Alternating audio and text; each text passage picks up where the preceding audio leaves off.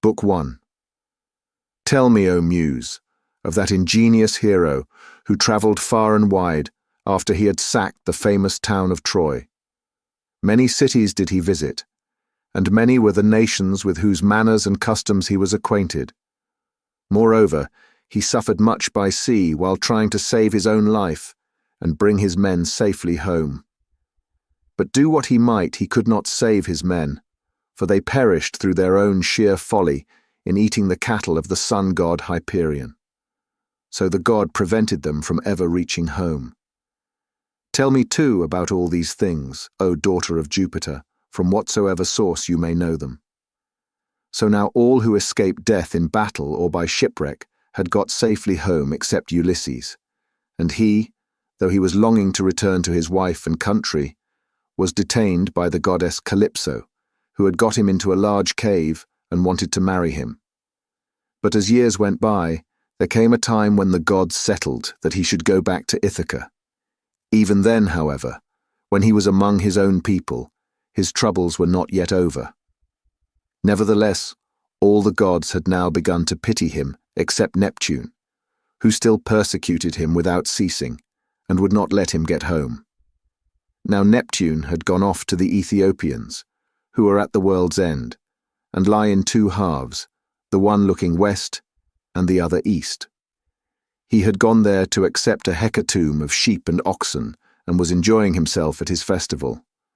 But the other gods met in the house of Olympian Jupiter, and the sire of gods and men spoke first. At that moment he was thinking of Odysseus, who had been killed by Agamemnon's son Orestes. So he said to the other gods, "See now how men lay blame upon us gods for what is after all nothing but their own folly. Look at Odysseus. He must needs make love to Agamemnon's wife unrighteously and then kill Agamemnon, though he knew it would be the death of him. For I sent Mercury to warn him not to do either of these things, inasmuch as Orestes would be sure to take his revenge when he grew up and wanted to return home. Mercury told him this in all good will, but he would not listen, and now he has paid for everything in full." Then Minerva said, "Father, son of Saturn, king of kings, it served Odysseus right, and so it would anyone else who does as he did. But Odysseus is neither here nor there. It is for Ulysses that my heart bleeds, when I think of his sufferings in that lonely sea-girt island, far away, poor man, from all his friends. It is an island covered with forest, in the very middle of the sea, and a goddess lives there, daughter of the magician Atlas, who looks after the bottom of the ocean and carries the great columns that keep heaven and earth asunder. This daughter of Atlas has got hold of poor unhappy Ulysses and keeps trying by every kind of blandishment to make him forget his home, so that he is tired of life and thinks of nothing but how he may once more see the smoke of his own chimneys. You, sir, take no heed of this, and yet when Ulysses was before Troy, did he not propitiate you with many a burnt sacrifice? Why then should you keep on being so angry with him?" And Jupiter said, "My child, what are you talking about? How can I forget Ulysses, than whom there is no more capable man on earth, nor more liberal in his offerings to the immortal gods that live in heaven? Bear in mind, however, that Neptune is still furious with Ulysses for having blinded an eye of Polyphemus, king of the Cyclops. Polyphemus is son to Neptune by the nymph Thoosa, daughter to the sea king Phorcys. Therefore, though he will not kill Ulysses outright, he torments him by preventing him from getting home. Still, let us lay our heads together and see how we can help him to return. Neptune will then be pacified, for if we are all of a mind, he can hardly stand out against us." And Minerva said, "Father, son of Saturn, king of kings, if then the gods now mean that Ulysses should get home, we should first send Mercury to the Ogygian island to tell Calypso that we have made up our minds and that he is to return. In the meantime, I will go to Ithaca to put heart into Ulysses' son Telemachus. I will embolden him to call the Achaeans in assembly and speak out to the suitors of his mother Penelope, who persist in eating up any number of his sheep and oxen. I will also conduct him to Sparta and to Pylos to see if he can hear anything about the return of his dear father, for this will make people speak well of him." So saying, she bound on her glittering golden sandals imperishable, with which she can fly like the wind over land or sea. She grasped the redoubtable bronze-shod spear, so stout and sturdy and strong, wherewith she quells the ranks of heroes who have displeased her, and down she darted from the topmost summits of Olympus, whereon forthwith she was in Ithaca, at the gateway of Ulysses' house, disguised as a visitor, Mentes, chief of the Taphians, and she held a bronze spear in her hand. There she found the lordly suitors seated on hides of the oxen which they had killed and eaten, and playing draughts in front of the house. Men servants and pages were bustling about to wait upon them, some mixing wine with water in the mixing bowls, some cleaning down the tables with wet sponges and laying them out again, and some cutting up great quantities of meat. Telemachus saw her long before anyone else did. He was sitting moodily among the suitors, thinking about his brave father, and how he would send them flying out of the house if he were to come to his own again and be honoured as in days gone by. Thus, brooding as he sat among them, he caught sight of Minerva and went straight to the gate, for he was vexed that a stranger should be kept waiting for admittance. He took her right hand in his own, and bade her give him her spear. "Welcome," said he, "to our house, and when you have partaken of food, you shall tell us what you have come for." He led the way as he spoke, and Minerva followed him.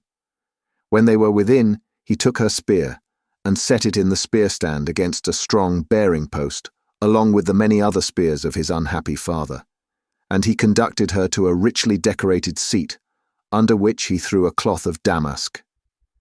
There was a footstool also for her feet, and he set another seat near her for himself, away from the suitors, that she might not be annoyed while eating by their noise and insolence, and that he might ask her more freely about his father.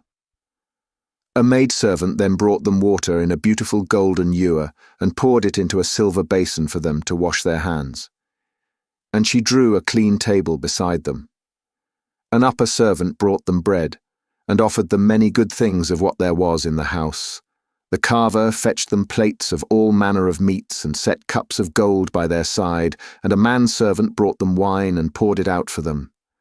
Then the suitors came in and took their places on the benches and seats. Forthwith men servants poured water over their hands, maids went round with the bread baskets, pages filled the mixing bowls with wine and water, and they laid their hands upon the good things that were before them. As soon as they had had enough to eat and drink, they wanted music and dancing, which are the crowning embellishments of a banquet, so a servant brought a lyre to Phemius, whom they compelled perforce to sing to them. As soon as he touched his lyre and began to sing, Telemachus spoke low to Minerva, with his head close to hers, that no man might hear. "I hope, sir," said he, "that you will not be offended with what I am going to say. Singing comes cheap to those who do not pay for it, and all this is done at the cost of one whose bones lie rotting in some wilderness or grinding to powder in the surf. If these men were to see my father come back to Ithaca, they would pray for longer legs rather than a longer purse, for money would not serve them. But he, alas, has fallen on an ill fate, and even when people do sometimes say that he is coming, we no longer heed them. We shall never see him again. And now, sir, tell me, and tell me true, who you are and where you come from.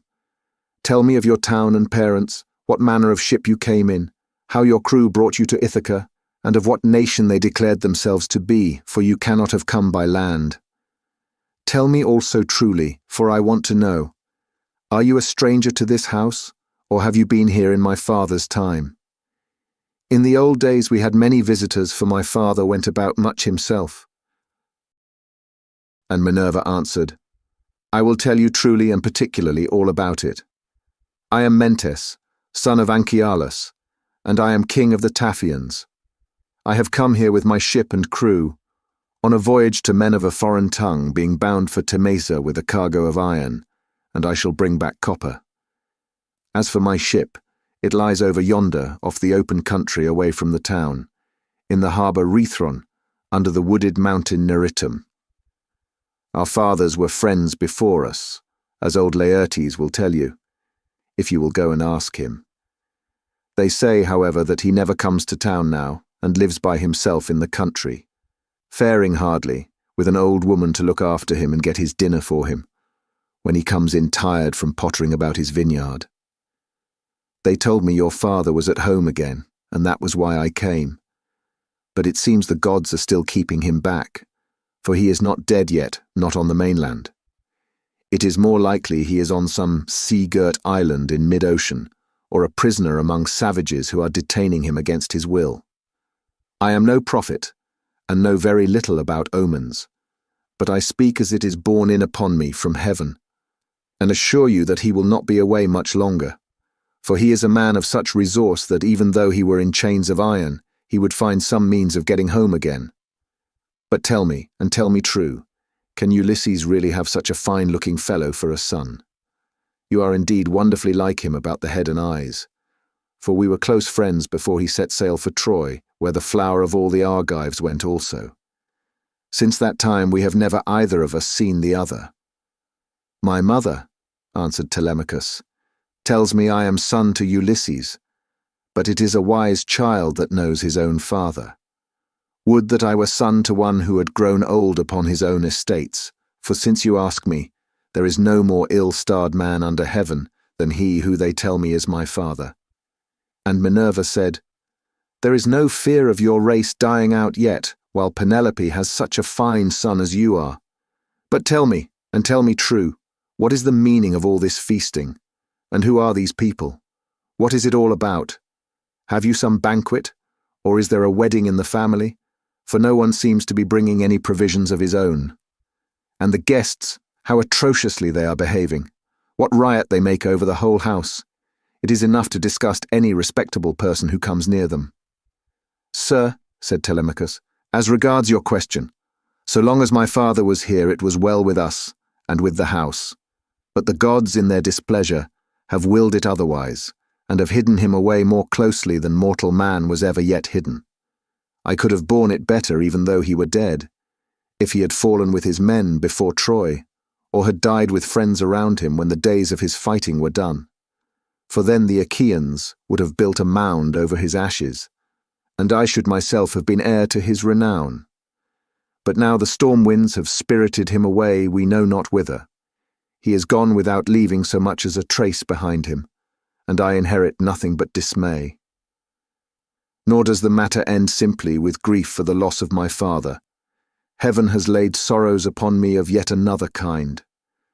For the chiefs from all our islands, Dulichium, Same, and the woodland island of Zakynthus, as also all the principal men of Ithaca itself, are eating up my house under the pretext of paying their court to my mother, who will neither point-blank say that she will not marry, nor yet bring matters to an end. So they are making havoc of my estate, and before long will do so also with myself. Is that so? Exclaimed Minerva. Then you do indeed want Ulysses home again. Give him his helmet, shield, and a couple of lances. And if he is the man he was when I first knew him in our house, drinking and making merry, he would soon lay his hands about these rascally suitors, were he to stand once more upon his own threshold. He was then coming from Ephyra, where he had been to beg poison for his arrows from Ilus, son of Mermerus. Ilus feared the ever-living gods and would not give him any, but my father let him have some, for he was very fond of him. If Ulysses is the man he then was, these suitors will have a short shrift and a sorry wedding. But there, it rests with heaven to determine whether he is to return and take his revenge in his own house or not. I would, however, urge you to set about trying to get rid of these suitors at once. Take my advice. Call the Achaean heroes in assembly tomorrow morning, lay your case before them, and call heaven to bear you witness. Bid the suitors take themselves off, each to his own place, And if your mother's mind is set on marrying again, let her go back to her father, who will find her a husband and provide her with all the marriage gifts that so dear a daughter may expect. As for yourself, let me prevail upon you to take the best ship you can get, with a crew of 20 men, and go in quest of your father who has so long been missing. Someone may tell you something, and people often hear things in this way, some heaven-sent message may direct you. First go to Pylos and ask Nestor. Thence go on to Sparta and visit Menelaus, for he got home last of all the Achaeans. If you hear that your father is alive and on his way home, you can put up with the waste these suitors will make for yet another 12 months.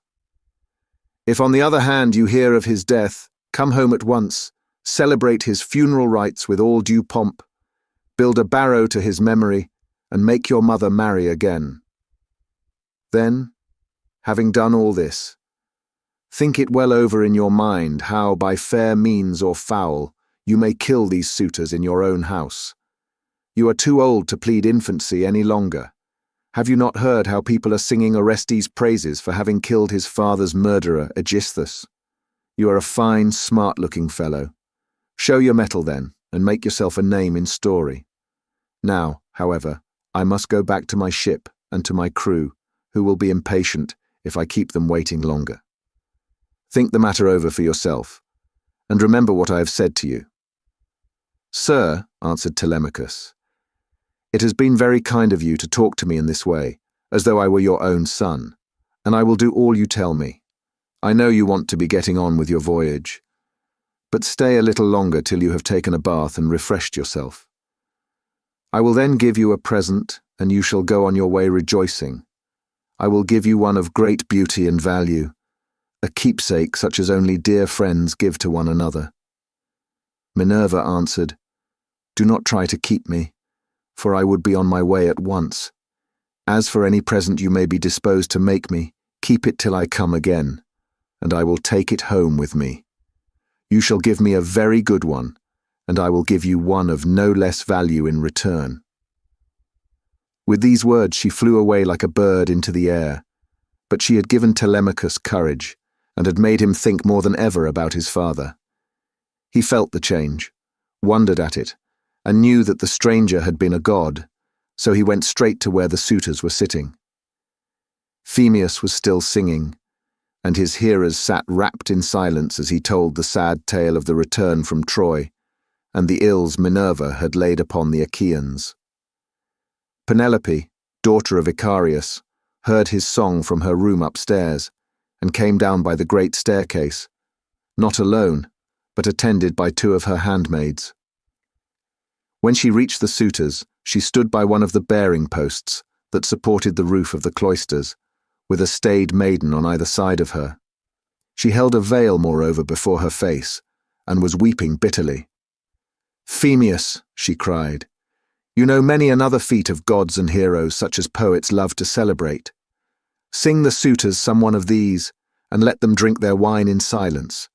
But cease this sad tale, for it breaks my sorrowful heart, and reminds me of my lost husband, whom I mourn ever without ceasing, and whose name was great over all Hellas and Middle Argos."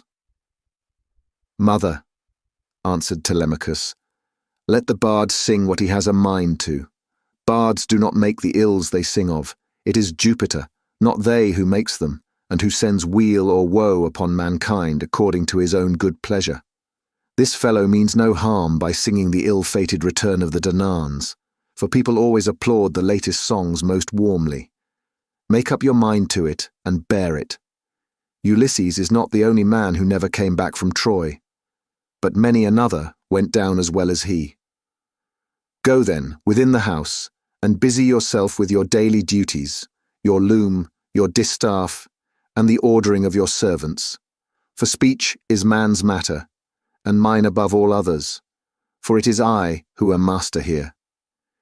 She went wandering back into the house, and laid her son's saying in her heart.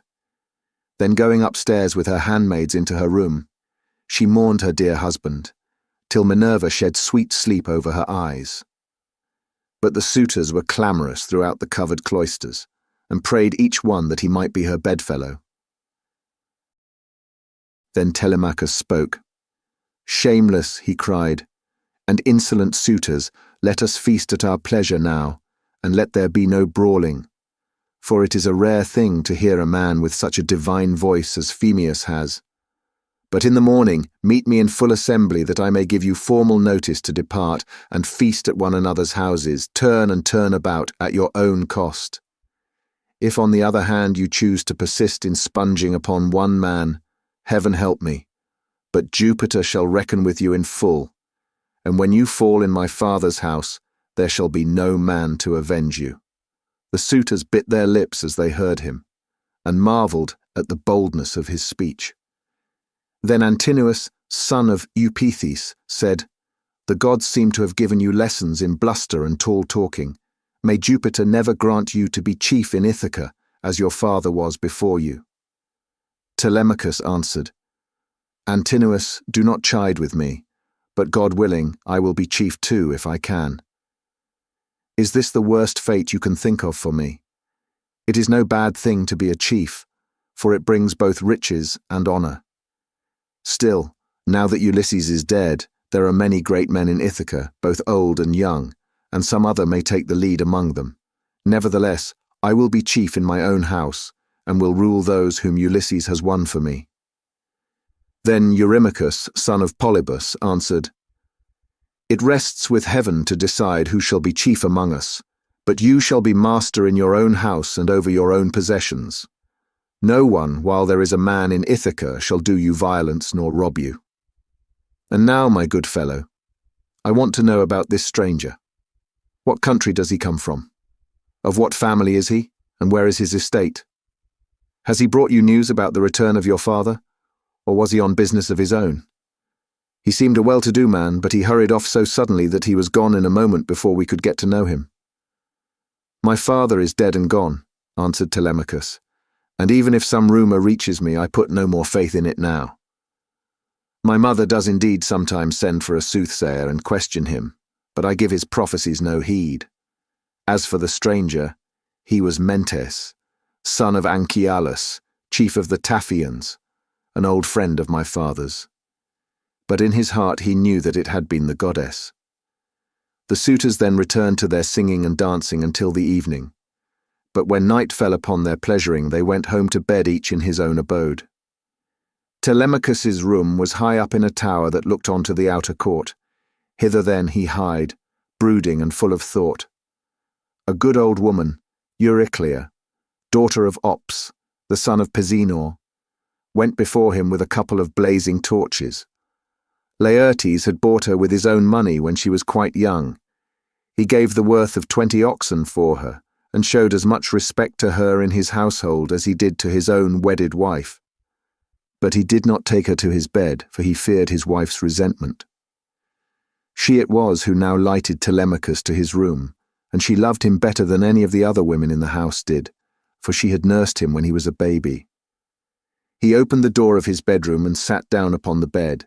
As he took off his shirt, he gave it to the good old woman, who folded it tidily up, and hung it for him over a peg by his bedside, after which she went out, pulled the door to by a silver catch, and drew the bolt home by means of the strap. But Telemachus, as he lay covered with a woolen fleece, kept thinking all night through of his intended voyage, and of the counsel that Minerva had given him. Book 2. Now when the child of morning, rosy-fingered dawn, appeared, Telemachus rose and dressed himself. He bound his sandals onto his comely feet, girded his sword about his shoulder, and left his room looking like an immortal god. He at once sent the criers round to call the people in assembly, so they called them, and the people gathered thereon. Then, when they were got together, he went to the place of assembly spear in hand, not alone, for his 2 hounds went with him. Minerva endowed him with a presence of such divine comeliness that all marvelled at him as he went by, and when he took his place in his father's seat, even the oldest counsellors made way for him. Egyptius, a man bent double with age and of infinite experience, was the first to speak. His son Antiphus had gone with Ulysses to Elos, land of noble steeds, But the savage Cyclops had killed him when they were all shut up in the cave, and had cooked his last dinner for him. He had 3 sons left, of whom 2 still worked on their father's land, while the third, Eurynomus, was one of the suitors. Nevertheless, their father could not get over the loss of Antiphus, and was still weeping for him when he began his speech. "Men of Ithaca," he said, "hear my words. From the day Ulysses left us, there has been no meeting of our counselors until now. Who then can it be, whether old or young, that finds it so necessary to convene us? Has he got wind of some host approaching, and does he wish to warn us? Or would he speak upon some other matter of public moment? I am sure he is an excellent person, and I hope Jupiter will grant him his heart's desire." Telemachus took this speech as of good omen and rose at once, for he was bursting with what he had to say. He stood in the middle of the assembly, and the good herald Pisanor brought him his staff. Then turning to Aegyptius, "Sir," said he, "it is I, as you will shortly learn, who have convened you, for it is I who am the most aggrieved. I have not got wind of any host approaching about which I would warn you, nor is there any matter of public moment on which I would speak. My grievance is purely personal, and turns on 2 great misfortunes which have fallen upon my house.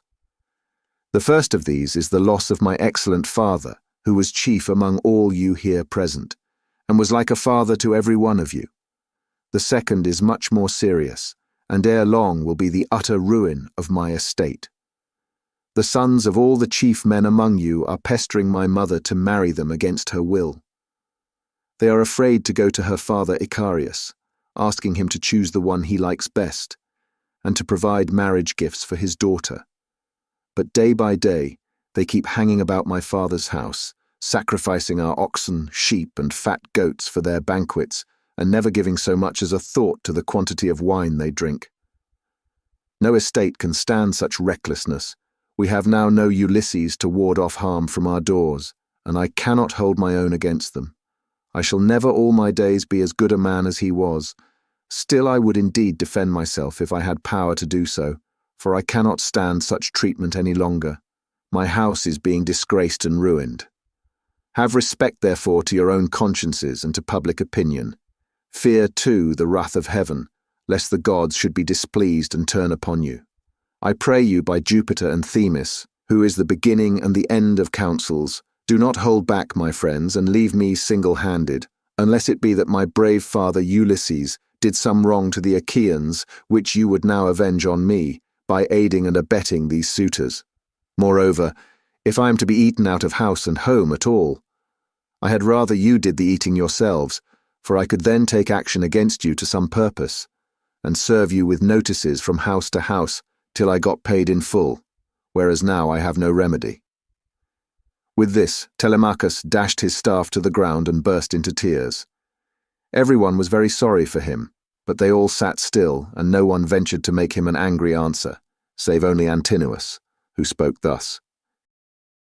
"Telemachus, insolent braggart that you are, how dare you try to throw the blame upon us suitors? It is your mother's fault, not ours, for she is a very artful woman. This 3 years past, and close on 4, she had been driving us out of our minds by encouraging each one of us and sending him messages without meaning one word of what she says. And then there was that other trick she played us. She set up a great tambour frame in her room and began to work on an enormous piece of fine needlework. 'Sweethearts,' said she, 'Ulysses is indeed dead. Still do not press me to marry again immediately. Wait, for I would not have skill in needlework perish unrecorded, till I have completed a pall for the hero Laertes, to be in readiness against the time when death shall take him. He is very rich, and the women of the place will talk if he is laid out without a pall.' This was what she said, and we assented, whereon we could see her working on her great web all day long, but at night she would unpick the stitches again by torchlight. She fooled us in this way for 3 years, and we never found her out. But as time wore on, and she was now in her 4th year, one of her maids who knew what she was doing told us, and we caught her in the act of undoing her work, so she had to finish it, whether she would or no. The suitors therefore make you this answer, that both you and the Achaeans may understand. Send your mother away, and bid her marry the man of her own and of her father's choice. For I do not know what will happen if she goes on plaguing us much longer with the airs she gives herself on the score of the accomplishments Minerva has taught her, and because she is so clever. We never yet heard of such a woman. We know all about Tyro, Alcmena, Mycenae, and the famous women of old, but they were nothing to your mother, any one of them. It was not fair of her to treat us in that way, and as long as she continues in the mind with which heaven has now endowed her, so long shall we go on eating up your estate. And I do not see why she should change, for she gets all the honor and glory, and it is you who pay for it, not she. Understand then that we will not go back to our lands, neither here nor elsewhere, till she has made her choice and married someone or other of us. Telemachus answered, Antinous, how can I drive the mother who bore me from my father's house? My father is abroad, and we do not know whether he is alive or dead. It will be hard on me if I have to pay Icarius the large sum which I must give him if I insist on sending his daughter back to him. Not only will he deal rigorously with me, but heaven will also punish me, for my mother, when she leaves the house, will call on the Erinyes to avenge her. Besides, it would not be a creditable thing to do, and I will have nothing to say to it. If you choose to take offense at this, leave the house and feast elsewhere at one another's houses at your own cost. Turn and turn about. If, on the other hand, you elect to persist in sponging upon one man, heaven help me, but Jove shall reckon with you in full, and when you fall in my father's house, there shall be no man to avenge you. As he spoke, Jove sent 2 eagles from the top of the mountain, and they flew on and on with the wind, sailing side by side in their own lordly flight. When they were right over the middle of the assembly, they wheeled and circled about, beating the air with their wings and glaring death into the eyes of them that were below. Then, fighting fiercely and tearing at one another, they flew off towards the right over the town. The people wondered as they saw them and asked each other what all this might be, whereon Halitherses, who was the best prophet and reader of omens among them, spoke to them plainly and in all honesty, saying, Hear me, men of Ithaca, and I speak more particularly to the suitors, for I see mischief brewing for them. Ulysses is not going to be away much longer. Indeed, he is close at hand to deal out death and destruction, not on them alone, but on many another of us who live in Ithaca. Let us then be wise in time and put a stop to this wickedness before he comes. Let the suitors do so of their own accord. It will be better for them, for I am not prophesying without due knowledge. Everything has happened to Ulysses as I foretold when the Argives set out for Troy, and he with them. I said that after going through much hardship and losing all his men, he should come home again in the 20th year, and that no one would know him. And now all this is coming true. Eurymachus, son of Polybus, then said, Go home, old man, and prophesy to your own children, or it may be worse for them. I can read these omens myself much better than you can. Birds are always flying about in the sunshine somewhere or other, but they seldom mean anything. Ulysses has died in a far country, and it is a pity you are not dead along with him, instead of prating here about omens and adding fuel to the anger of Telemachus, which is fierce enough as it is. I suppose you think he will give you something for your family, but I tell you, and it shall surely be, when an old man like you, who should know better, talks a young one over till he becomes troublesome. In the first place, his young friend will only fare so much the worse. He will take nothing by it, for the suitors will prevent this, and in the next, we will lay a heavier fine, sir, upon yourself than you will at all like paying, for it will bear hardly upon you. As for Telemachus, I warn him in the presence of you all to send his mother back to her father, who will find her a husband and provide her with all the marriage gifts so dear a daughter may expect. Till then, we shall go on harassing him with our suit, for we fear no man, and care neither for him, with all his fine speeches, nor for any fortune-telling of yours. You may preach as much as you please, but we shall only hate you the more. We shall go back and continue to eat up Telemachus's estate without paying him, till such time as his mother leaves off tormenting us by keeping us day after day on the tiptoe of expectation, each vying with the other in his suit for a prize of such rare perfection. Besides, we cannot go after the other women whom we should marry in due course, but for the way in which she treats us. Then Telemachus said, Eurymachus, and you other suitors, I shall say no more, and entreat you no further, for the gods and the people of Ithaca now know my story. Give me, then, a ship and a crew of 20 men to take me hither and thither, and I will go to Sparta and to Pylos in quest of my father, who has so long been missing. Someone may tell me something, and people often hear things in this way, some heaven-sent message may direct me. If I can hear of him as alive and on his way home, I will put up with the waste you suitors will make for yet another 12 months. If on the other hand I hear of his death, I will return at once, celebrate his funeral rites with all due pomp, build a barrow to his memory, and make my mother marry again. With these words he sat down, and Mentor, who had been a friend of Ulysses, and had been left in charge of everything with full authority over the servants, rose to speak. He then, plainly and in all honesty, addressed them thus. Hear me, men of Ithaca. I hope that you may never have a kind and well-disposed ruler any more, nor one who will govern you equitably. I hope that all your chiefs henceforward may be cruel and unjust, for there is not one of you but has forgotten Ulysses, who ruled you as though he were your father. I am not half so angry with the suitors, for if they choose to do violence in the naughtiness of their hearts, and wager their heads that Ulysses will not return, they can take the high hand and eat up his estate. But as for you others, I am shocked at the way in which you all sit still without even trying to stop such scandalous goings-on, which you could do if you chose, for you are many and they are few.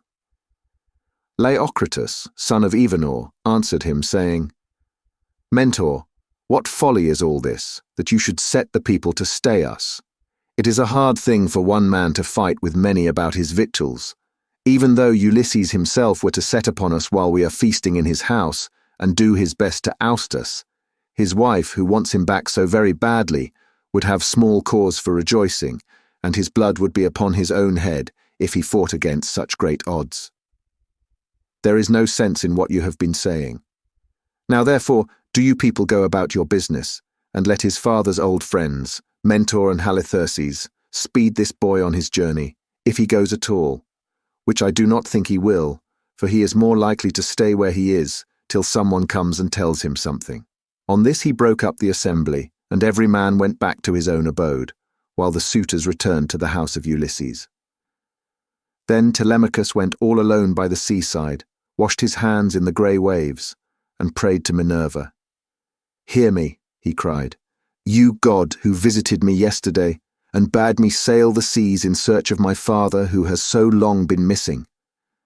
I would obey you, but the Achaeans, and more particularly the wicked suitors, are hindering me that I cannot do so. As he thus prayed, Minerva came close up to him in the likeness, and with the voice of Mentor. Telemachus, said she, if you are made of the same stuff as your father, you will be neither fool nor coward henceforward, for Ulysses never broke his word nor left his work half done. If then you take after him, your voyage will not be fruitless, but unless you have the blood of Ulysses and of Penelope in your veins, I see no likelihood of your succeeding. Sons are seldom as good men as their fathers, they are generally worse, not better. Still, as you are not going to be either fool or coward henceforward, and are not entirely without some share of your father's wise discernment, I look with hope upon your undertaking. But mind you never make common cause with any of those foolish suitors, for they have neither sense nor virtue, and give no thought to death and to the doom that will shortly fall on one and all of them, so that they shall perish on the same day. As for your voyage, it shall not be long delayed. Your father was such an old friend of mine that I will find you a ship, and will come with you myself.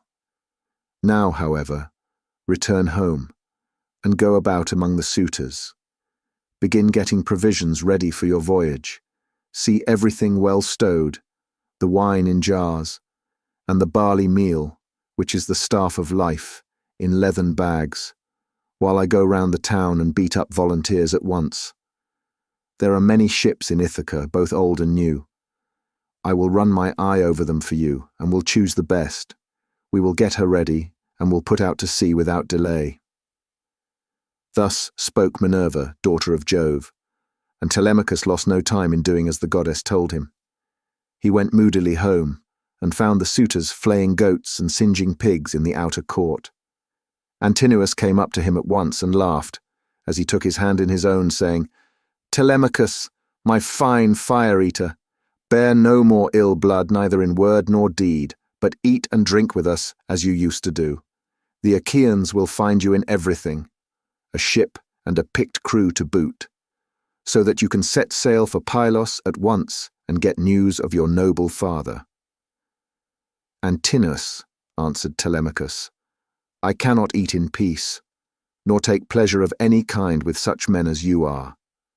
Was it not enough that you should waste so much good property of mine while I was yet a boy? Now that I am older and know more about it, I am also stronger, and whether here among this people or by going to Pylos, I will do you all the harm I can. I shall go, and my going will not be in vain, though thanks to you suitors I have neither ship nor crew of my own, and must be passenger, not captain." As he spoke, he snatched his hand from that of Antinous. Meanwhile the others went on getting dinner ready about the buildings, jeering at him tauntingly as they did so. "Telemachus," said one youngster, "means to be the death of us. I suppose he thinks he can bring friends to help him from Pylos, or again from Sparta, where he seems bent on going. Or will he go to Ephyra as well, for poison to put in our wine and kill us?" Another said, "Perhaps if Telemachus goes on board ship, he will be like his father, and perish far from his friends. In this case we should have plenty to do, for we could then divide up his property amongst us. As for the house, we can let his mother, and the man who marries her, have that." This was how they talked. But Telemachus went down into the lofty and spacious storeroom where his father's treasure of gold and bronze lay heaped up upon the floor, and where the linen and spare clothes were kept in open chests. Here, too, there was a store of fragrant olive oil, while casks of old well-ripened wine, unblended and fit for a god to drink, were ranged against the wall in case Ulysses should come home again after all. The room was closed, with well-made doors opening in the middle. Moreover, the faithful old housekeeper Euryclea, daughter of Ops the son of Pisenor, was in charge of everything both night and day. Telemachus called her to the storeroom and said, "Nurse, draw me off some of the best wine you have, after what you are keeping for my father's own drinking, in case, poor man, he should escape death and find his way home again after all. Let me have 12 jars, and see that they all have lids. Also, fill me some well-sewn leathern bags with barley meal, about 20 measures in all. Get these things put together at once, and say nothing about it. I will take everything away this evening as soon as my mother has gone upstairs for the night. I'm going to Sparta and to Pylos to see if I can hear anything about the return of my dear father." When Euryclea heard this, she began to cry, and spoke fondly to him, saying, "My dear child, whatever can have put such notion as that into your head? Where in the world do you want to go to? You, who are the one hope of the house. Your poor father is dead and gone in some foreign country nobody knows where, and as soon as your back is turned, these wicked ones here will be scheming to get you put out of the way, and will share all your possessions among themselves. Stay where you are among your own people, and do not go wandering and worrying your life out on the barren ocean." "Fear not, nurse," answered Telemachus. "My scheme is not without heaven's sanction, but swear that you will say nothing about all this to my mother, till I have been away some 10 or 12 days, unless she hears of my having gone and asks you, for I do not want her to spoil her beauty by crying." The old woman swore most solemnly that she would not, and when she had completed her oath, She began drawing off the wine into jars and getting the barley meal into the bags, while Telemachus went back to the suitors. Then Minerva bethought her of another matter. She took his shape and went round the town to each one of the crew, telling them to meet at the ship by sundown. She went also to Noemon, son of Phronius, and asked him to let her have a ship, which he was very ready to do.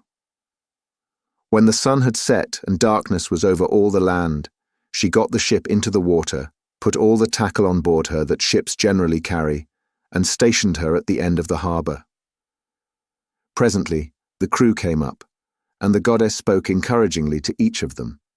Furthermore, she went to the house of Ulysses, and threw the suitors into a deep slumber. She caused their drink to fuddle them, and made them drop their cups from their hands, so that instead of sitting over their wine, they went back into the town to sleep, with their eyes heavy and full of drowsiness. Then she took the form and voice of Mentor, and called Telemachus to come outside. "Telemachus," said she, "the men are on board and at their oars, waiting for you to give your orders, so make haste and let us be off." On this she led the way, while Telemachus followed in her steps. When they got to the ship, they found the crew waiting by the waterside, and Telemachus said, "Now, my men, help me to get the stores on board. They are all put together in the cloister, and my mother does not know anything about it, nor any of the maidservants except one." With these words he led the way, and the others followed after. When they had brought the things as he told them, Telemachus went on board, Minerva going before him and taking her seat in the stern of the vessel, while Telemachus sat beside her. Then the men loosed the hawsers and took their places on the benches. Minerva sent them a fair wind from the west, that whistled over the deep blue waves, whereon Telemachus told them to catch hold of the ropes and hoist sail, and they did as he told them. They set the mast in its socket in the cross-plank, raised it, and made it fast with the forestays. Then they hoisted their white sails aloft with ropes of twisted ox-hide. As the sail bellied out with the wind, the ship flew through the deep blue water, and the foam hissed against her bows as she sped onward. Then they made all fast throughout the ship, filled the mixing bowls to the brim, and made drink offerings to the immortal gods that are from everlasting, but more particularly to the grey-eyed daughter of Jove. Thus, then, the ship sped on her way through the watches of the night from dark till dawn. Book 3. As the sun was rising from the fair sea into the firmament of heaven to shed light on mortals and immortals, they reached Pylos, the city of Neleus. Now the people of Pylos were gathered on the seashore to offer sacrifice of black bulls to Neptune, lord of the earthquake. There were 9 guilds with 500 men in each, and there were 9 bulls to each guild. As they were eating the inward meats and burning the thigh bones on the embers in the name of Neptune, Telemachus and his crew arrived, furled their sails, brought their ship to anchor, and went ashore. Minerva led the way, and Telemachus followed her. Presently she said, "Telemachus, you must not be in the least shy or nervous. You have taken this voyage to try and find out where your father is buried and how he came by his end. So go straight up to Nestor, that we may see what he has got to tell us. Beg of him to speak the truth, and he will tell no lies, for he is an excellent person." "But how, Mentor?" replied Telemachus. "Dare I go up to Nestor? And how am I to address him? I have never yet been used to holding long conversations with people, and am ashamed to begin questioning one who is so much older than myself." "Some things, Telemachus," answered Minerva, "will be suggested to you by your own instinct, and heaven will prompt you further, for I am assured that the gods have been with you from the time of your birth until now." She then went quickly on, and Telemachus followed in her steps till they reached the place where the guilds of the Pylian people were assembled. There they found Nestor sitting with his sons, while his company round him were busy getting dinner ready, and putting pieces of meat onto the spits while other pieces were cooking. When they saw the strangers, they crowded round them, took them by the hand, and bade them take their places. Nestor's son Pisistratus at once offered his hand to each of them, and seated them on some soft sheepskins that were lying on the sands near his father and his brother Thrasymedes. Then he gave them their portions of the inward meats and poured wine for them into a golden cup, handing it to Minerva first and saluting her at the same time.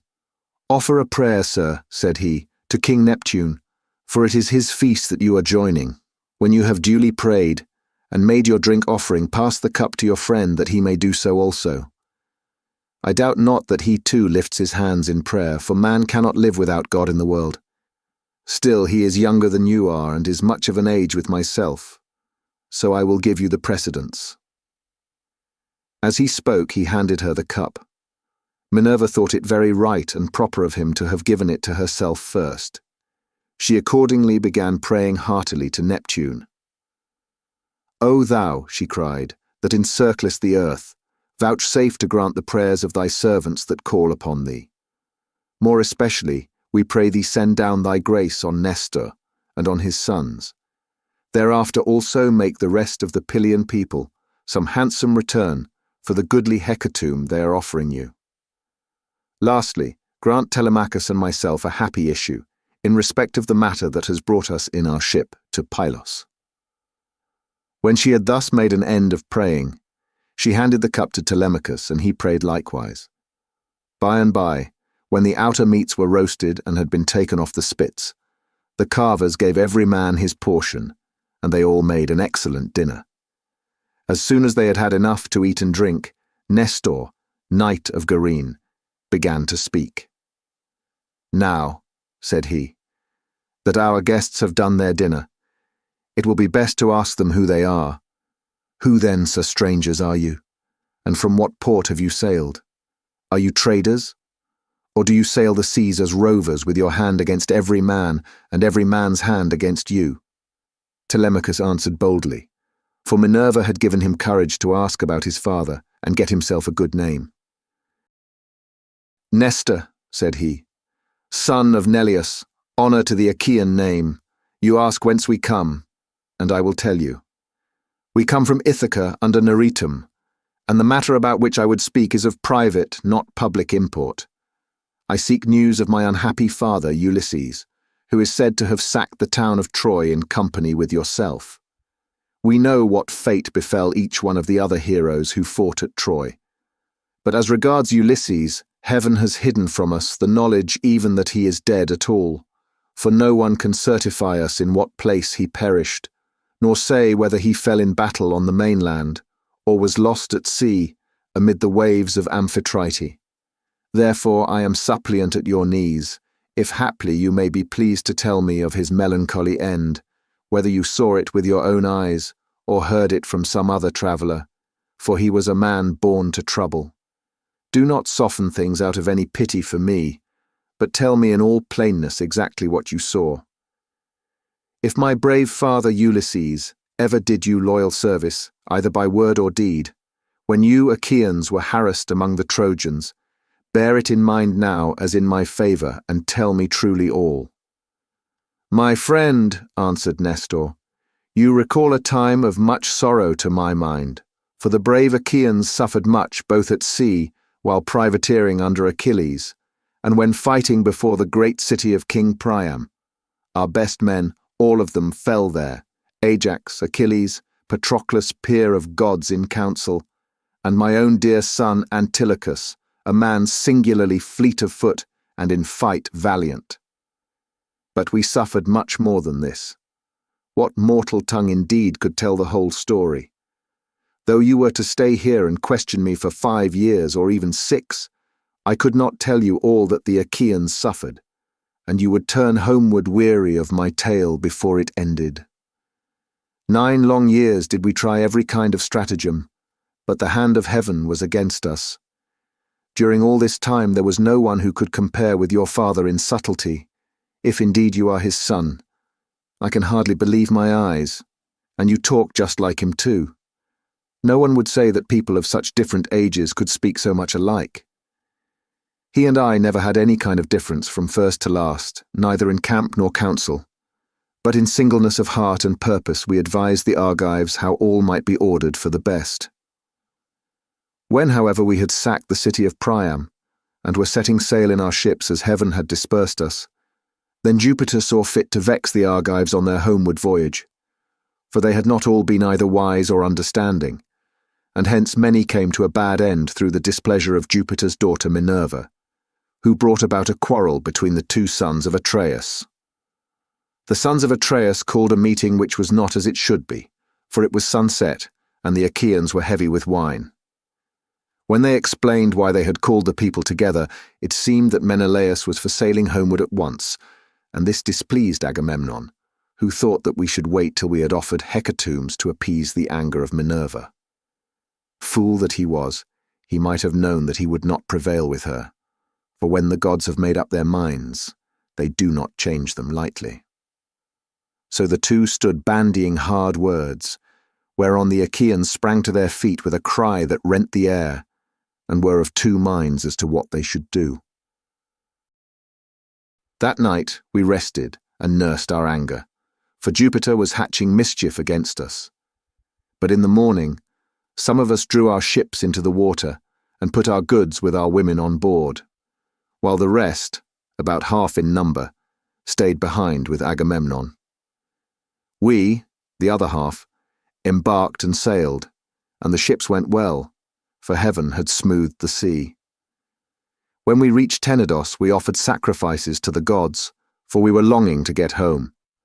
Cruel Jupiter, however, did not yet mean that we should do so, and raised a second quarrel in the course of which some among us turned their ships back again and sailed away under Ulysses to make their peace with Agamemnon.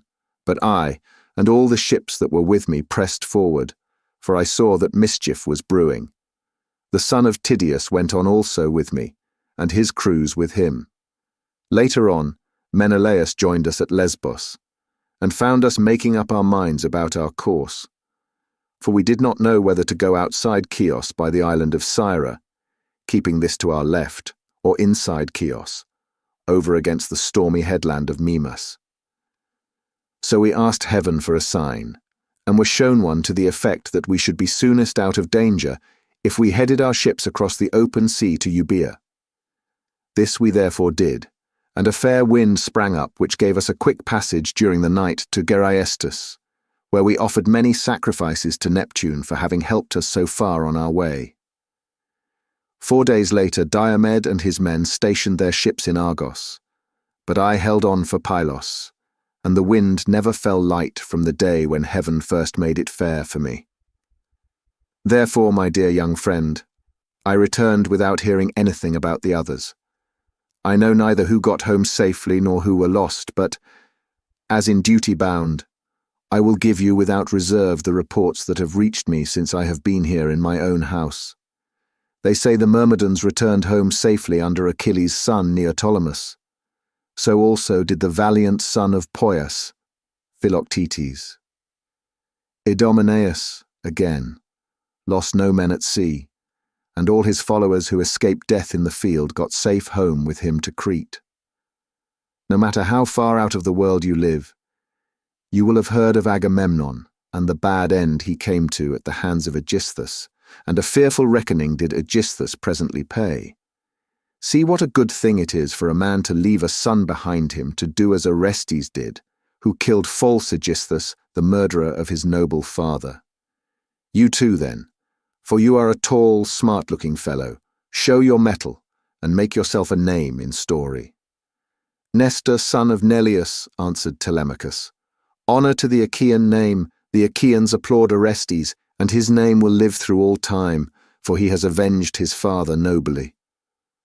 Would that heaven might grant me to do like vengeance on the insolence of the wicked suitors, who are ill-treating me and plotting my ruin. But the gods have no such happiness in store for me and for my father, so we must bear it as best we may. My friend, said Nestor, now that you remind me, I remember to have heard that your mother has many suitors, who are ill-disposed towards you and are making havoc of your estate. Do you submit to this tamely, or are public feeling and the voice of heaven against you? Who knows but what Ulysses may come back after all, and pay these scoundrels in full, either single-handed or with a force of Achaeans behind him. If Minerva were to take as great a liking to you as she did to Ulysses when we were fighting before Troy, for I never yet saw the gods so openly fond of anyone as Minerva then was of your father, if she would take as good care of you as she did of him, these wooers would soon some of them forget their wooing. Telemachus answered, I can expect nothing of the kind. It would be far too much to hope for. I dare not let myself think of it. Even though the gods themselves willed it, no such good fortune could befall me. On this Minerva said, Telemachus, what are you talking about? Heaven has a long arm if it is minded to save a man, and if it were me, I should not care how much I suffered before getting home, provided I could be safe when I was once there. I would rather this than get home quickly, and then be killed in my own house, as Agamemnon was, by the treachery of Aegisthus and his wife. Still, death is certain, and when a man's hour is come, not even the gods can save him, no matter how fond they are of him. Mentor, answered Telemachus, do not let us talk about it any more. There is no chance of my father's ever coming back. The gods have long since counselled his destruction.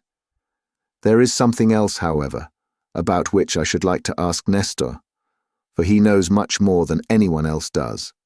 They say he has reigned for 3 generations, so that it is like talking to an immortal. Tell me, therefore, Nestor, and tell me true. How did Agamemnon come to die in that way? What was Menelaus doing? And how came false Aegisthus to kill so far better a man than himself?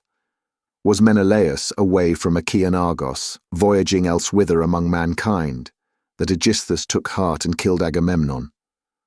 I will tell you truly, answered Nestor, and indeed you have yourself divined how it all happened. If Menelaus, when he got back from Troy, had found Aegisthus still alive in his house, there would have been no barrow heaped up for him, not even when he was dead, but he would have been thrown outside the city to dogs and vultures, and not a woman would have mourned him, for he had done a deed of great wickedness. But we were over there, fighting hard at Troy, and Aegisthus, who was taking his ease quietly in the heart of Argos, cajoled Agamemnon's wife Clytemnestra with incessant flattery. At first she would have nothing to do with his wicked scheme, for she was of a good, natural disposition. Moreover, there was a bard with her, to whom Agamemnon had given strict orders on setting out for Troy, that he was to keep guard over his wife. But when heaven had counselled her destruction, Aegisthus carried this bard off to a desert island and left him there for crows and seagulls to batten upon, after which he went willingly enough to the house of Aegisthus. Then he offered many burnt sacrifices to the gods, and decorated many temples with tapestries and gilding, for he had succeeded far beyond his expectations. Meanwhile, Menelaus and I were on our way home from Troy, on good terms with one another. When we got to Sunium, which is the point of Athens, Apollo, with his painless shafts, killed Phrontis, the steersman of Menelaus' ship, and never man knew better how to handle a vessel in rough weather, so that he died then and there with the helm in his hand, and Menelaus, though very anxious to press forward, had to wait in order to bury his comrade and give him his due funeral rites. Presently, when he too could put to sea again, and had sailed on as far as the Malian heads, Jupiter counselled evil against him, and made it blow hard till the waves ran mountains high. Here he divided his fleet, and took one half towards Crete, where the Sidonians dwell round about the waters of the river Iardanus. There is a high headland hereabouts, stretching out into the sea from a place called Gortin, and all along this part of the coast as far as Phaestus, the sea runs high when there is a south wind blowing. But after Phaestus, the coast is more protected, for a small headland can make a great shelter.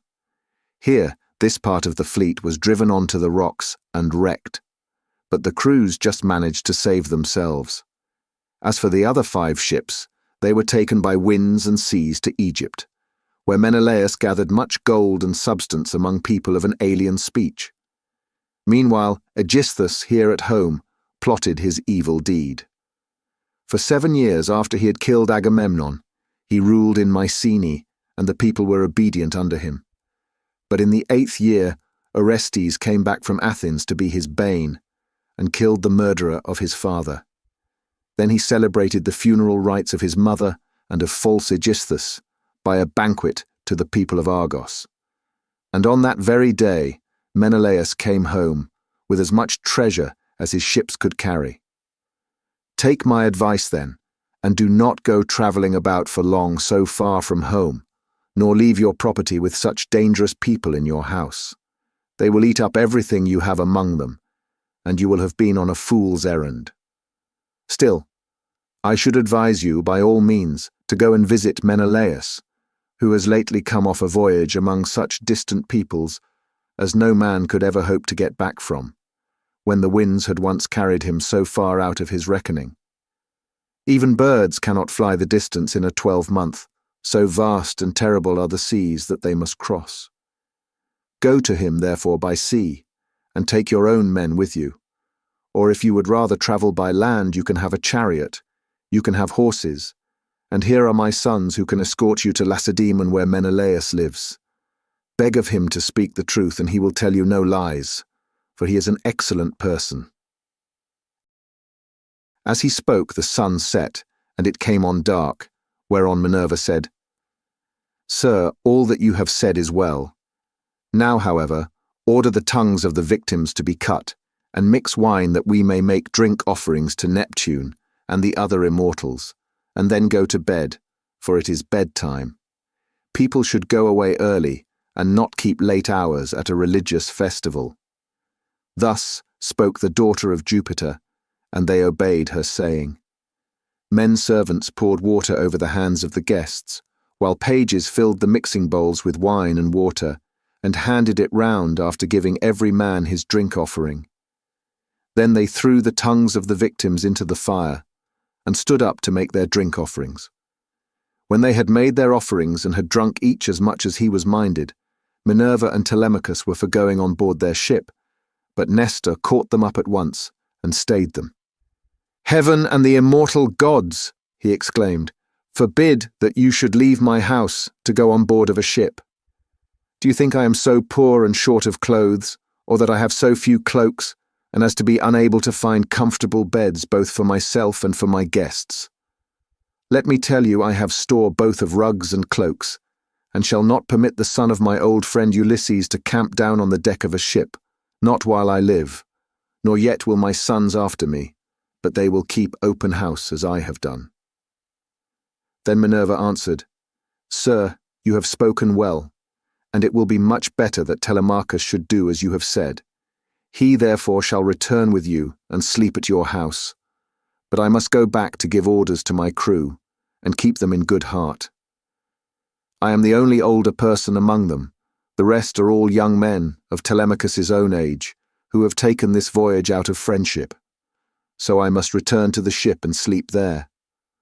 Moreover, tomorrow I must go to the Corconians, where I have a large sum of money long owing to me. As for Telemachus, now that he is your guest, send him to Lacedaemon in a chariot, and let one of your sons go with him. Be pleased to also provide him with your best and fleetest horses." When she had thus spoken, she flew away in the form of an eagle, and all marvelled as they beheld it. Nestor was astonished, and took Telemachus by the hand. "My friend," said he, "I see that you are going to be a great hero some day, since the gods wait upon you thus, while you are still so young. This can have been none other of those who dwell in heaven than Jove's redoubtable daughter, the Trito-born, who showed such favour towards your brave father among the Argives.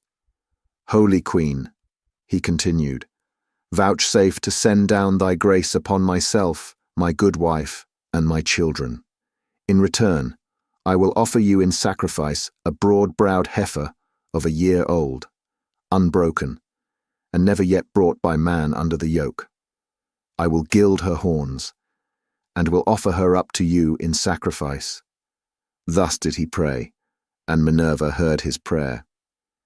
He then led the way to his own house, followed by his sons and sons-in-law. When they had got there and had taken their places on the benches and seats, he mixed them a bowl of sweet wine that was 11 years old, when the housekeeper took the lid off the jar that held it. As he mixed the wine, he prayed much and made drink offerings to Minerva, daughter of Aegis-bearing Jove.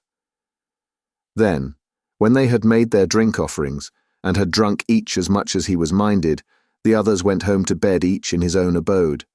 But Nestor put Telemachus to sleep in the room that was over the gateway, along with Pisistratus, who was the only unmarried son, now left him.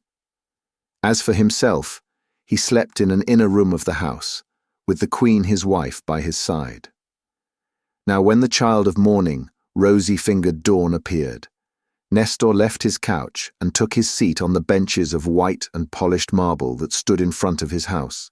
Here aforetime sat Neleus, peer of gods in council, but he was now dead, and had gone to the house of Hades. So Nestor sat in his seat, scepter in hand, as guardian of the public weal. His sons, as they left their rooms, gathered round him: Echephron, Stratius, Perseus, Aretus, and Thrasymedes. The sixth son was Pisistratus, and when Telemachus joined them, they made him sit with them. Nestor then addressed them. "My sons," said he, "make haste to do as I shall bid you. I wish first and foremost to propitiate the great goddess Minerva, who manifested herself visibly to me during yesterday's festivities. Go then, one or other of you to the plain. Tell the stockman to look me out a heifer, and come on here with it at once. Another must go to Telemachus's ship, and invite all the crew, leaving 2 men only in charge of the vessel. Someone else will run and fetch Odysseus the goldsmith, to gild the horns of the heifer. The rest, stay all of you where you are. Tell the maids in the house to prepare an excellent dinner, and to fetch seats and logs of wood for a burnt offering. Tell them also to bring me some clear spring water." On this they hurried off on their several errands. The heifer was brought in from the plain, and Telemachus's crew came from the ship. The goldsmith brought the anvil, hammer, and tongs, with which he worked his gold, and Minerva herself came to accept the sacrifice. Nestor gave out the gold, and the smith gilded the horns of the heifer, that the goddess might have pleasure in their beauty. Then Stratius and Echephron brought her in by the horns. Aretus fetched water from the house in a ewer that had a flower pattern on it, and in his other hand he held a basket of barley meal. Sturdy Thrasymedes stood by with a sharp axe, ready to strike the heifer, while Perseus held a bucket. Then Nestor began with washing his hands and sprinkling the barley meal, and he offered many a prayer to Minerva, as he threw a lock from the heifer's head upon the fire. When they had done praying and sprinkling the barley meal, Thrasymedes dealt his blow, and brought the heifer down with a stroke that cut through the tendons at the base of her neck, whereon the daughters and daughters-in-law of Nestor, and his venerable wife Eurydice, she was the eldest daughter to Clymenus, screamed with delight. Then they lifted the heifer's head from off the ground, and Pisistratus cut her throat. When she had done bleeding and was quite dead, they cut her up. They cut out the thigh bones all in due course, wrapped them round in 2 layers of fat, and set some pieces of raw meat on the top of them.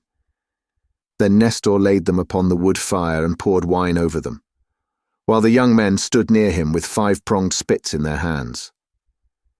When the thighs were burned and they had tasted the inward meats, they cut the rest of the meat up small, put the pieces on the spits, and toasted them over the fire. Meanwhile lovely Polycaste, Nestor's youngest daughter, washed Telemachus. When she had washed him and anointed him with oil, she brought him a fair mantle and shirt, and he looked like a god as he came from the bath and took his seat by the side of Nestor.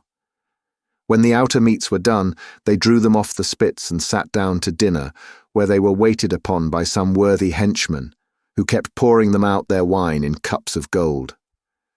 As soon as they had had enough to eat and drink, Nestor said, "Sons, put Telemachus's horses to the chariot that he may start at once." Thus did he speak, and they did even as he had said, and yoked the fleet horses to the chariot. The housekeeper packed them up a provision of bread, wine, and sweetmeats fit for the sons of princes. Then Telemachus got into the chariot, while Pisistratus gathered up the reins and took his seat beside him. He lashed the horses on and they flew forward, nothing loath, into the open country, leaving the high citadel of Pylos behind them. All that day did they travel, swaying the yoke upon their necks till the sun went down, and darkness was over all the land. Then they reached Pherae, where Diocles lived, who was son to Ortilochus and grandson to Alpheus. Here they passed the night, and Diocles entertained them hospitably. When the child of morning, rosy-fingered dawn appeared, they again yoked their horses and drove out through the gateway under the echoing gatehouse. Pisistratus lashed the horses on, and they flew forward, nothing loath. Presently they came to the cornlands of the open country, and in the course of time completed their journey, so well did their steeds take them. Now when the sun had set, and darkness was over the land. Book 4. They reached the low-lying city of Lacedaemon, where they drove straight to the abode of Menelaus and found him in his own house, feasting with his many clansmen, in honor of the wedding of his son, and also of his daughter, whom he was marrying to the son of that valiant warrior Achilles. He had given his consent and promised her to him while he was still at Troy, and now the gods were bringing the marriage about, so he was sending her with chariots and horses to the city of the Myrmidons, over whom Achilles' son was reigning. For his only son, he had found a bride from Sparta, the daughter of Elector. This son, Megapenthes, was born to him of a bondwoman, for heaven vouchsafed Helen no more children after she had borne Hermione, who was fair as golden Venus herself. So the neighbours and kinsmen of Menelaus were feasting and making merry in his house. There was a bard also to sing to them and play his lyre, while 2 tumblers went about performing in the midst of them, when the man struck up with his tune. Telemachus and the son of Nestor stayed their horses at the gate, whereon Eteoneus, servant to Menelaus, came out, and as soon as he saw them ran hurrying back into the house to tell his master. He went close up to him and said, "Menelaus, there are some strangers come here, 2 men who look like sons of Jupiter. What are we to do? Shall we take their horses out, or tell them to find friends elsewhere as they best can?" Menelaus was very angry and said, "Eteoneus, son of Boetus, you never used to be a fool, but now you talk like a simpleton. Take their horses out, of course, and show the strangers in, that they may have supper. You and I have stayed often enough at other people's houses before we got back here, where heaven grant that we may rest in peace henceforward." So Eteoneus bustled back and bade the other servants come with him. They took their sweating steeds from under the yoke, made them fast to the mangers, and gave them a feed of oats and barley mixed.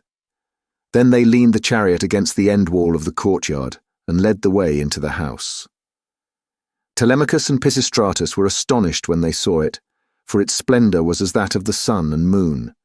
Then, when they had admired everything to their heart's content, they went into the bathroom and washed themselves. When the servants had washed them and anointed them with oil, they brought them woolen cloaks and shirts, and the 2 took their seats by the side of Menelaus. A maidservant brought them water in a beautiful golden ewer and poured it into a silver basin for them to wash their hands, and she drew a clean table beside them. An upper servant brought them bread and offered them many good things of what there was in the house, while the carver fetched them plates of all manner of meats and set cups of gold by their side. Menelaus then greeted them, saying, "Fall to and welcome. When you have done supper I shall ask who you are, for the lineage of such men as you cannot have been lost. You must be descended from a line of sceptre-bearing kings, for poor people do not have such sons as you are."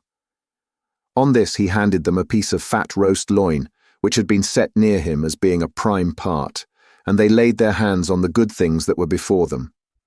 As soon as they had had enough to eat and drink, Telemachus said to the son of Nestor, with his head so close that no one might hear, "Look, Pisistratus, man after my own heart. See the gleam of bronze and gold, of amber, ivory and silver. Everything is so splendid that it is like seeing the palace of Olympian Jove. I am lost in admiration." Menelaus overheard him and said, No one, my sons, can hold his own with Jove, for his house and everything about him is immortal.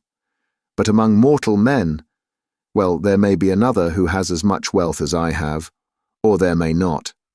But at all events, I have travelled much and have undergone much hardship, for it was nearly 8 years before I could get home with my fleet. I went to Cyprus, Phoenicia, and the Egyptians. I went also to the Ethiopians, the Sidonians, and the Arembians, and to Libya, where the lambs have horns as soon as they are born, and the sheep lamb down 3 times a year. Everyone in that country, whether master or man, has plenty of cheese, meat, and good milk, for the ewes yield all the year round. But while I was travelling and getting great riches among these people, my brother was secretly and shockingly murdered through the perfidy of his wicked wife, so that I have no pleasure in being lord of all this wealth. Whoever your parents may be, they must have told you about all this, and of my heavy loss in the ruin of a stately mansion fully and magnificently furnished. Would that I had only 1/3 of what I now have, so that I had stayed at home, and all those were living who perished on the plain of Troy, far from Argos. I often grieve as I sit here in my house, for one and all of them. At times I cry aloud for sorrow, but presently I leave off again, for crying is cold comfort and one soon tires of it. Yet grieve for these as I may, I do so for one man more than for them all. I cannot even think of him without loathing both food and sleep, so miserable does he make me, for no one of all the Achaeans worked so hard or risked so much as he did. He took nothing by it, and has left a legacy of sorrow to myself, for he has been gone a long time, and we know not whether he is alive or dead. His old father, his long-suffering wife Penelope, and his son Telemachus, whom he left behind him an infant in arms, are plunged in grief on his account. Thus spoke Menelaus, and the heart of Telemachus yearned as he bethought him of his father. Tears fell from his eyes as he heard him thus mentioned, so that he held his cloak before his face with both hands. When Menelaus saw this, he doubted whether to let him choose his own time for speaking, or to ask him at once and find what it was all about. While he was thus in 2 minds, Helen came down from her high, vaulted and perfumed room, looking as lovely as Diana herself. Adraste brought her a seat, Alcippe a soft woolen rug, while Philo fetched her the silver workbox which Alcandra, wife of Polybus, had given her. Polybus lived in Egyptian Thebes, which is the richest city in the whole world. He gave Menelaus 2 baths, both of pure silver, 2 tripods, and 10 talents of gold. Besides all this, his wife gave Helen some beautiful presents, to wit, a golden distaff and a silver workbox that ran on wheels, with a gold band round the top of it. Philo now placed this by her side, full of fine spun yarn, and a distaff charged with violet-coloured wool was laid upon the top of it. Then Helen took her seat, put her feet upon the footstool, and began to question her husband. "Do we know, Menelaus," said she, "the names of these strangers who have come to visit us? Shall I guess right or wrong? But I cannot help saying what I think. Never yet have I seen either man or woman so like somebody else. Indeed, when I look at him, I hardly know what to think, as this young man is like Telemachus, whom Ulysses left as a baby behind him, when you Achaeans went to Troy with battle in your hearts, on account of my most shameless self." "My dear wife," replied Menelaus, "I see the likeness just as you do. His hands and feet are just like Ulysses. So is his hair, with the shape of his head and the expression of his eyes. Moreover, when I was talking about Ulysses, and saying how much he had suffered on my account, tears fell from his eyes, and he hid his face in his mantle." Then Pisistratus said, "Menelaus, son of Atreus, you are right in thinking that this young man is Telemachus, but he is very modest, and is ashamed to come here and begin opening up discourse with one whose conversation is so divinely interesting as your own. My father Nestor sent me to escort him hither, for he wanted to know whether you could give him any counsel or suggestion." A son has always trouble at home when his father has gone away, leaving him without supporters. And this is how Telemachus is now placed, for his father is absent, and there is no one among his own people to stand by him." "Bless my heart," replied Menelaus. "Then I am receiving a visit from the son of a very dear friend, who suffered much hardship for my sake. I had always hoped to entertain him with most marked distinction when heaven had granted us a safe return from beyond the seas. I should have founded a city for him in Argos and built him a house. I should have made him leave Ithaca with his goods, his son, and all his people, and should have sacked for them some one of the neighboring cities that are subject to me.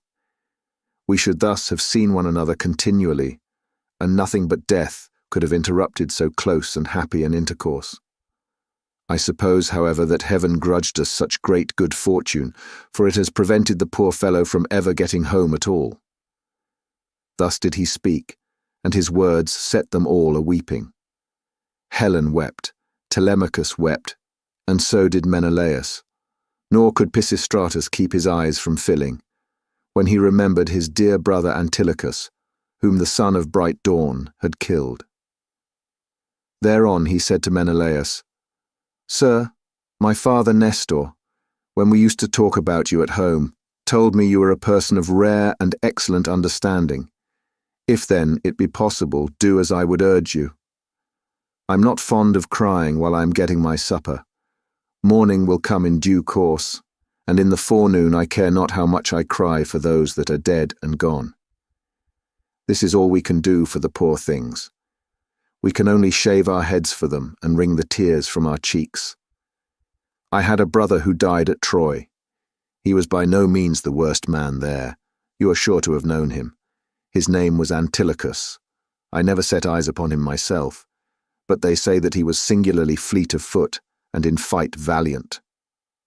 "Your discretion, my friend," answered Menelaus, "is beyond your years. It is plain you take after your father.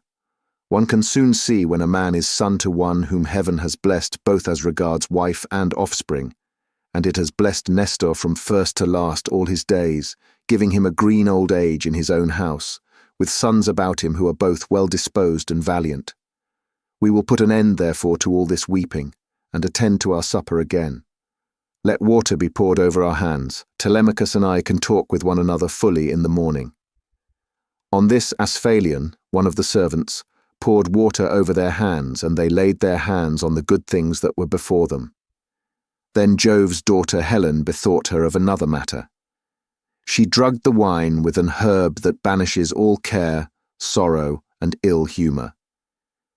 Whoever drinks wine thus drugged cannot shed a single tear all the rest of the day, not even though his father and mother both of them drop down dead, or he sees a brother or a son hewn in pieces before his very eyes. This drug, of such sovereign power and virtue, had been given to Helen by Polydamna, wife of Thorn, a woman of Egypt, where there grow all sorts of herbs, some good to put into the mixing bowl, and others poisonous.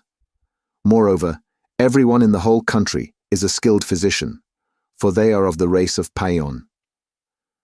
When Helen had put this drug in the bowl, and had told the servants to serve the wine round, she said, "Menelaus, son of Atreus, and you, my good friends, sons of honourable men, which is as Jove wills, for he is the giver both of good and evil, and can do what he chooses. Feast here as you will, and listen while I tell you a tale in season. I cannot indeed name every single one of the exploits of Ulysses, but I can say what he did when he was before Troy, and you Achaeans were in all sorts of difficulties. He covered himself with wounds and bruises, dressed himself all in rags, and entered the enemy's city looking like a menial or a beggar, and quite different from what he did when he was among his own people. In this disguise he entered the city of Troy, and no one said anything to him. I alone recognized him and began to question him, but he was too cunning for me. When, however, I had washed and anointed him, and had given him clothes, and after I had sworn a solemn oath not to betray him to the Trojans till he had got safely back to his own camp and to the ships, he told me all that the Achaeans meant to do. He killed many Trojans, and got much information before he reached the Argive camp, for all which things the Trojan women made lamentation. But for my own part I was glad, for my heart was beginning to yearn after my home, and I was unhappy about the wrong that Venus had done me in taking me over there, away from my country, my girl, and my lawful wedded husband, who is indeed by no means deficient either in person or understanding. Then Menelaus said, "All that you have been saying, my dear wife, is true. I have travelled much, and have had much to do with heroes, but I have never seen such another man as Ulysses. What endurance, too, and what courage he displayed within the wooden horse, wherein all the bravest of the Argives were lying in wait to bring death and destruction upon the Trojans. At that moment you came up to us. Some god who wished well to the Trojans must have set you onto it, and you had Deiphobus with you. 3 times did you go all round our hiding place and pat it. You called our chiefs each by his own name and mimicked all our wives. Diomed, Ulysses, and I from our seats inside heard what a noise you made. Diomed and I could not make up our minds whether to spring out then and there, or to answer you from inside. But Ulysses held us all in check. So we sat quite still, all except Anticlus, who was beginning to answer you, when Ulysses clapped his 2 brawny hands over his mouth and kept them there. It was this that saved us all, for he muzzled Anticlus till Minerva took you away again." "How sad," exclaimed Telemachus, "that all this was of no avail to save him, nor yet his own iron courage. But now, sir, be pleased to send us all to bed, that we may lie down and enjoy the blessed boon of sleep." On this, Helen told the maidservants to set beds in the room that was in the gatehouse, and to make them with good red rugs, and spread coverlets on the top of them with woolen cloaks for the guests to wear. So the maids went out, carrying a torch, and made the beds, to which a manservant presently conducted the strangers. Thus, then, did Telemachus and Pisistratus sleep there in the forecourt, while the son of Atreus lay in an inner room with lovely Helen by his side. When the child of morning, rosy-fingered dawn, appeared, Menelaus rose and dressed himself. He bound his sandals onto his comely feet, girded his sword about his shoulders, and left his room looking like an immortal god. Then, taking a seat near Telemachus, he said, "And what, Telemachus, has led you to take this long sea voyage to Lacedaemon? Are you on public or private business? Tell me all about it." "I have come, sir," replied Telemachus, "to see if you can tell me anything about my father. I am being eaten out of house and home. My fair estate is being wasted, and my house is full of miscreants who keep killing great numbers of my sheep and oxen on the pretence of paying their addresses to my mother. Therefore I am suppliant at your knees, if haply you may tell me about my father's melancholy end, whether you saw it with your own eyes or heard it from some other traveller, for he was a man born to trouble. Do not soften things out of any pity for myself, but tell me in all plainness exactly what you saw. If my brave father Ulysses ever did you loyal service, either by word or deed, when you Achaeans were harassed by the Trojans, bear it in mind now as in my favour, and tell me truly all." Menelaus, on hearing this, was very much shocked. "So," he exclaimed, "these cowards would usurp a brave man's bed. A hind might as well lay her newborn young in the lair of a lion, and then go off to feed in the forest, or in some grassy dell. The lion, when he comes back to his lair, will make short work with the pair of them, and so will Ulysses with these suitors. By Father Jove, Minerva, and Apollo, if Ulysses is still the man that he was when he wrestled with Philomelides in Lesbos, and threw him so heavily that all the Achaeans cheered him, if he is still such and were to come near these suitors, they would have a short shrift and a sorry wedding. As regards your questions, however, I will not prevaricate nor deceive you, but will tell you without concealment all that the old man of the sea told me. I was trying to come on here, but the gods detained me in Egypt, for my hecatombs had not given them full satisfaction, and the gods are very strict about having their dues. Now off Egypt, about as far as a ship can sail in a day with a good stiff breeze behind her, There is an island called Pharos. It has a good harbour from which vessels can get out into open sea when they have taken in water. And here the gods becalm me 20 days without so much as a breath of fair wind to help me forward.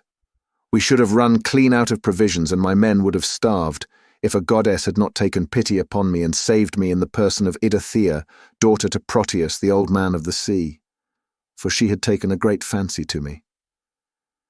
She came to me one day when I was by myself, as I often was, for the men used to go with their barbed hooks all over the island in the hope of catching a fish or two to save them from the pangs of hunger. "Stranger," said she, "it seems to me that you like starving in this way. At any rate, it does not greatly trouble you, for you stick here day after day without even trying to get away, though your men are dying by inches." "Let me tell you," said I, "whichever of the goddesses you may happen to be, that I am not staying here of my own accord, but must have offended the gods that live in heaven. Tell me therefore, for the gods know everything, which of the immortals it is that is hindering me in this way, and tell me also how I may sail the sea so as to reach my home." "Stranger," replied she, "I will make it all quite clear to you. There is an old immortal who lives under the sea hereabouts, and whose name is Proteus. He is an Egyptian, and people say he is my father. He is Neptune's head man and knows every inch of ground all over the bottom of the sea. If you can snare him and hold him tight, he will tell you about your voyage, what courses you are to take, and how you are to sail the sea so as to reach your home. He will also tell you, if you so will, all that has been going on at your house, both good and bad, while you have been away on your long and dangerous journey."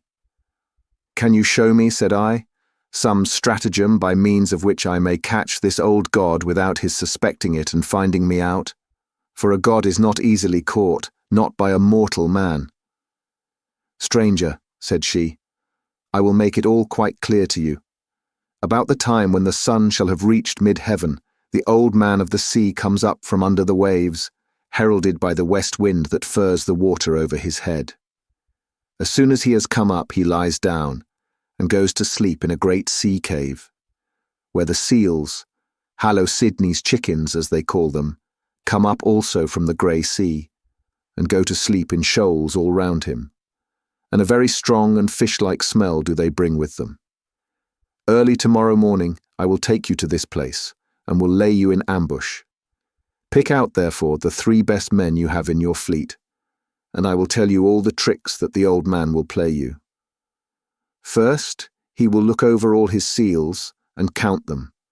Then, when he has seen them and tallied them on his 5 fingers, he will go to sleep among them, as a shepherd among his sheep. The moment you see that he is asleep, seize him. Put forth all your strength and hold him fast, for he will do his very utmost to get away from you. He will turn himself into every kind of creature that goes upon the earth, and will become also both fire and water. But you must hold him fast and grip him tighter and tighter, till he begins to talk to you, and comes back to what he was when you saw him go to sleep. Then you may slacken your hold and let him go, and you can ask him which of the gods it is that is angry with you, and what you must do to reach your home over the seas." Having so said, she dived under the waves, whereon I turned back to the place where my ships were ranged upon the shore, and my heart was clouded with care as I went along.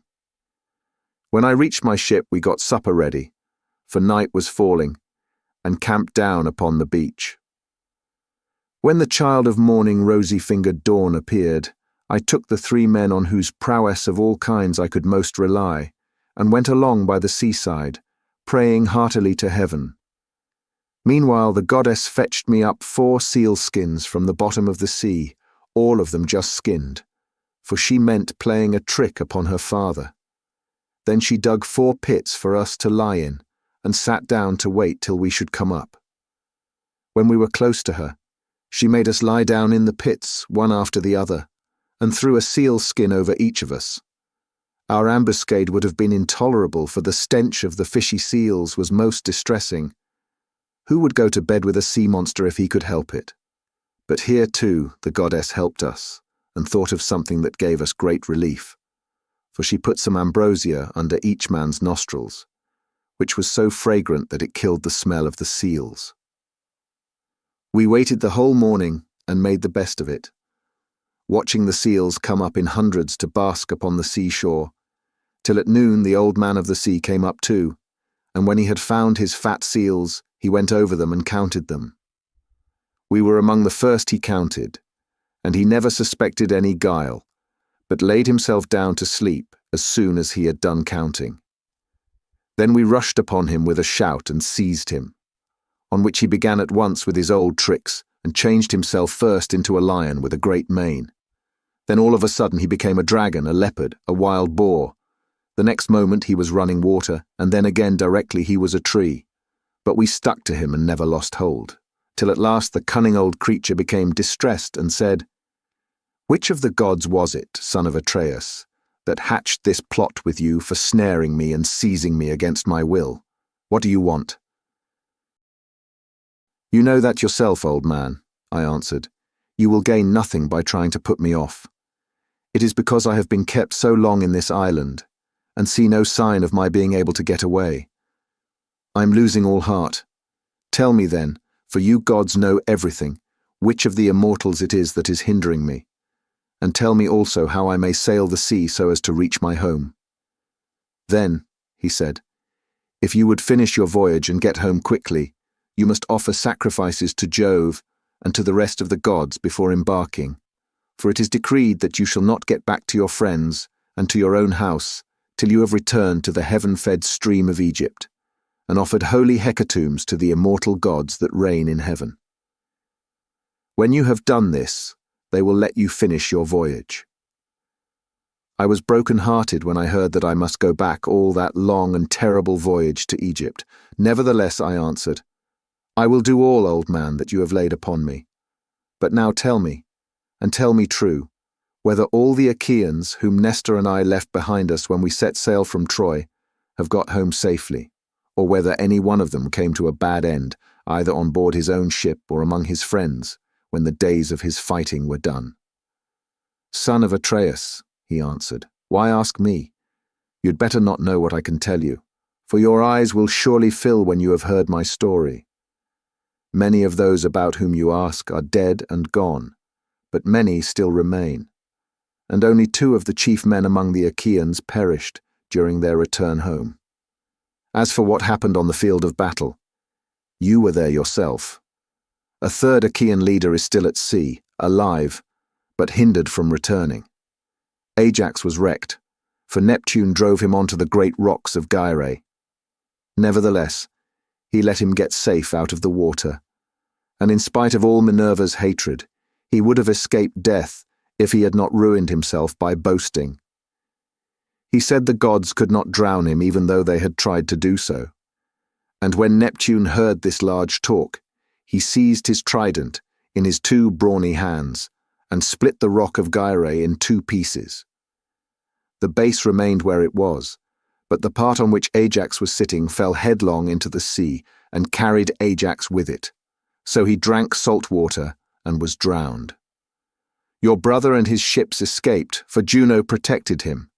But when he was just about to reach the high promontory of Malea, he was caught by a heavy gale, which carried him out to sea again, sorely against his will, and drove him to the foreland where Thyestes used to dwell, but where Odysseus was then living.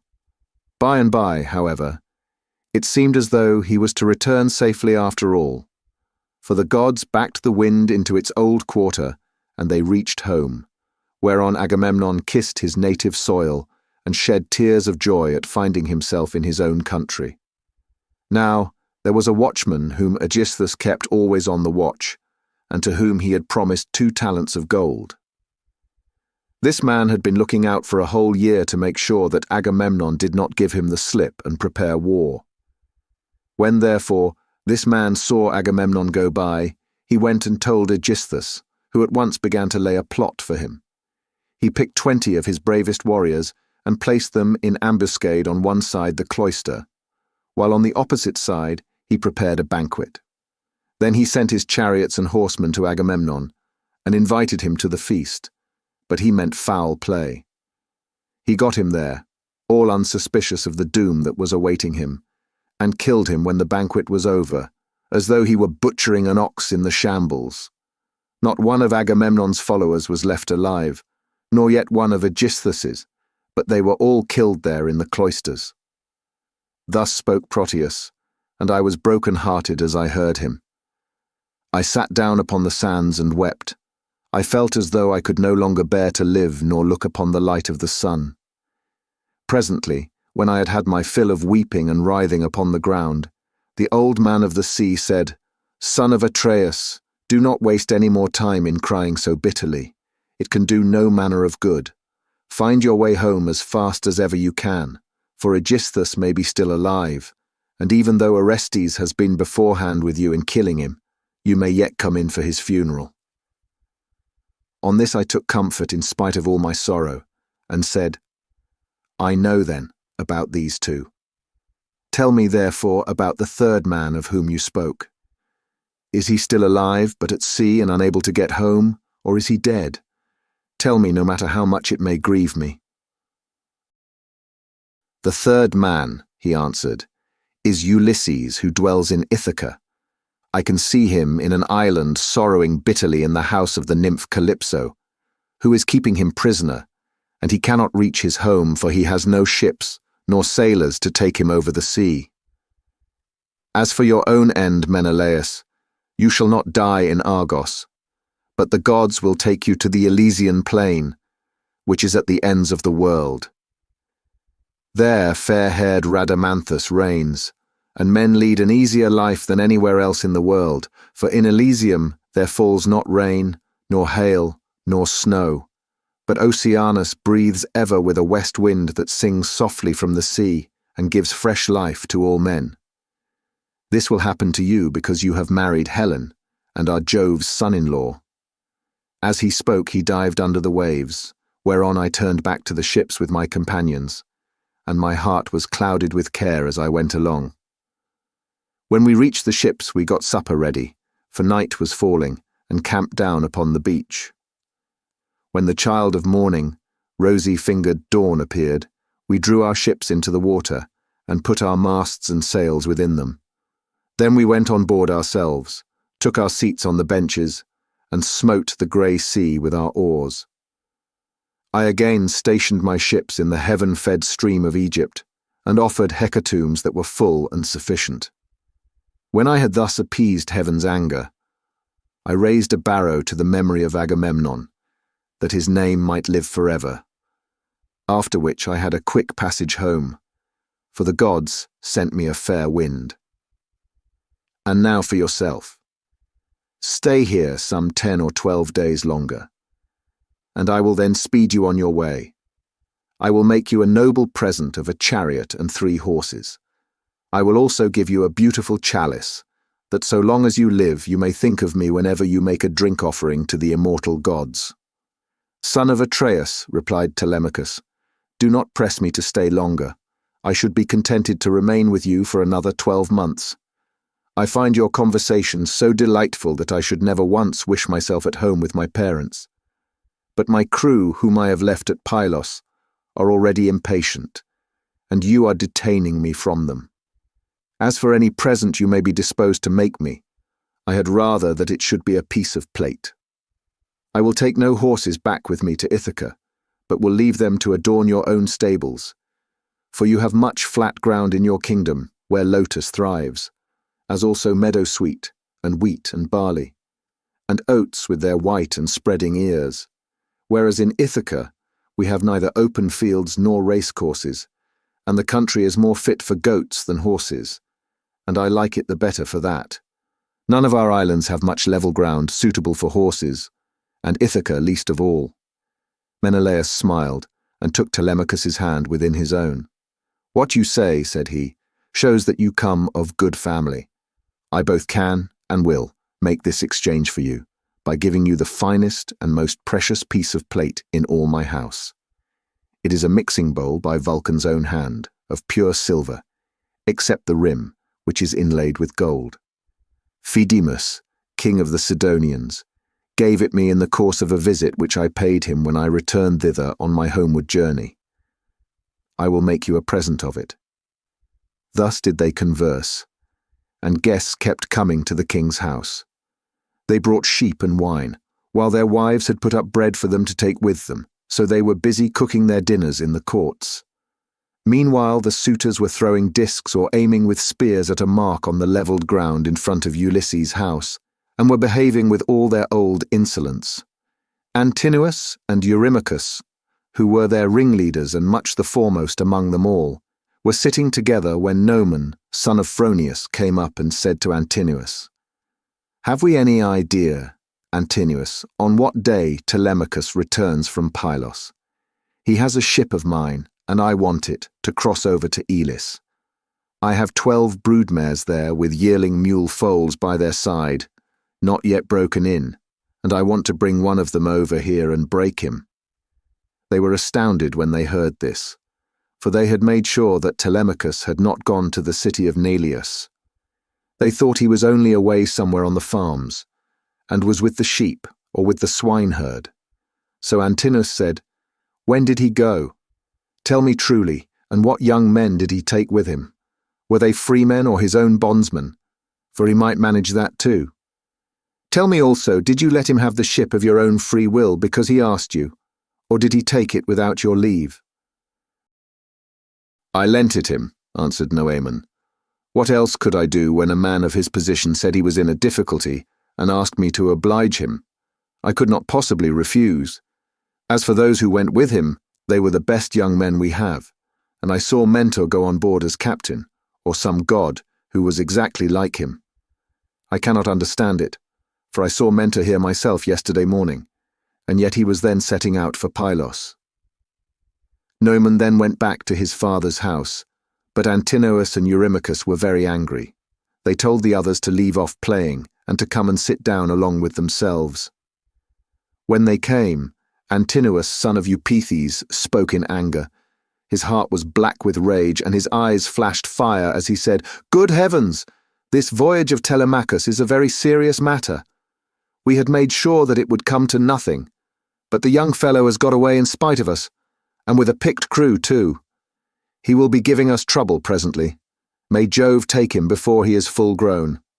Find me a ship, therefore, with a crew of 20 men, and I will lie in wait for him in the straits between Ithaca and Samos. He will then rue the day that he set out to try and get news of his father." Thus did he speak, and the others applauded his saying. They then all of them went inside the buildings. It was not long ere Penelope came to know what the suitors were plotting, for a manservant, Medon, overheard them from outside the outer court as they were laying their schemes within, and went to tell his mistress. As he crossed the threshold of her room, Penelope said, "Medon, what have the suitors sent you here for? Is it to tell the maids to leave their master's business and cook dinner for them? I wish they may neither woo nor dine henceforward, neither here nor anywhere else. But let this be the very last time, for the waste you all make of my son's estate. Did not your fathers tell you when you were children how good Ulysses had been to them, never doing anything high-handed, nor speaking harshly to anybody? Kings may say things sometimes, and they may take a fancy to one man and dislike another. But Ulysses never did an unjust thing by anybody, which shows what bad hearts you have, and that there is no such thing as gratitude left in this world." Then Medon said, "I wish, madam, that this were all, but they are plotting something much more dreadful now. May heaven frustrate their design. They are going to try and murder Telemachus, as he is coming home from Pylos and Lacedaemon, where he has been to get news of his father." Then Penelope's heart sank within her, and for a long time she was speechless.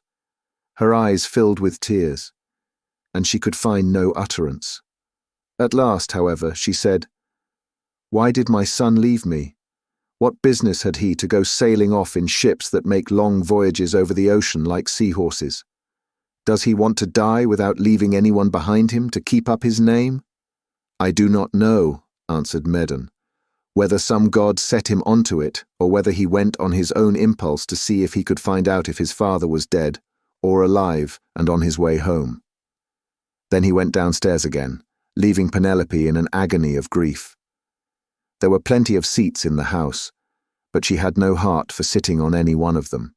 She could only fling herself on the floor of her own room and cry, whereon all the maids in the house, both old and young, gathered round her and began to cry too, till at last in a transport of sorrow she exclaimed, "My dears, heaven has been pleased to try me with more affliction than any other woman of my age and country.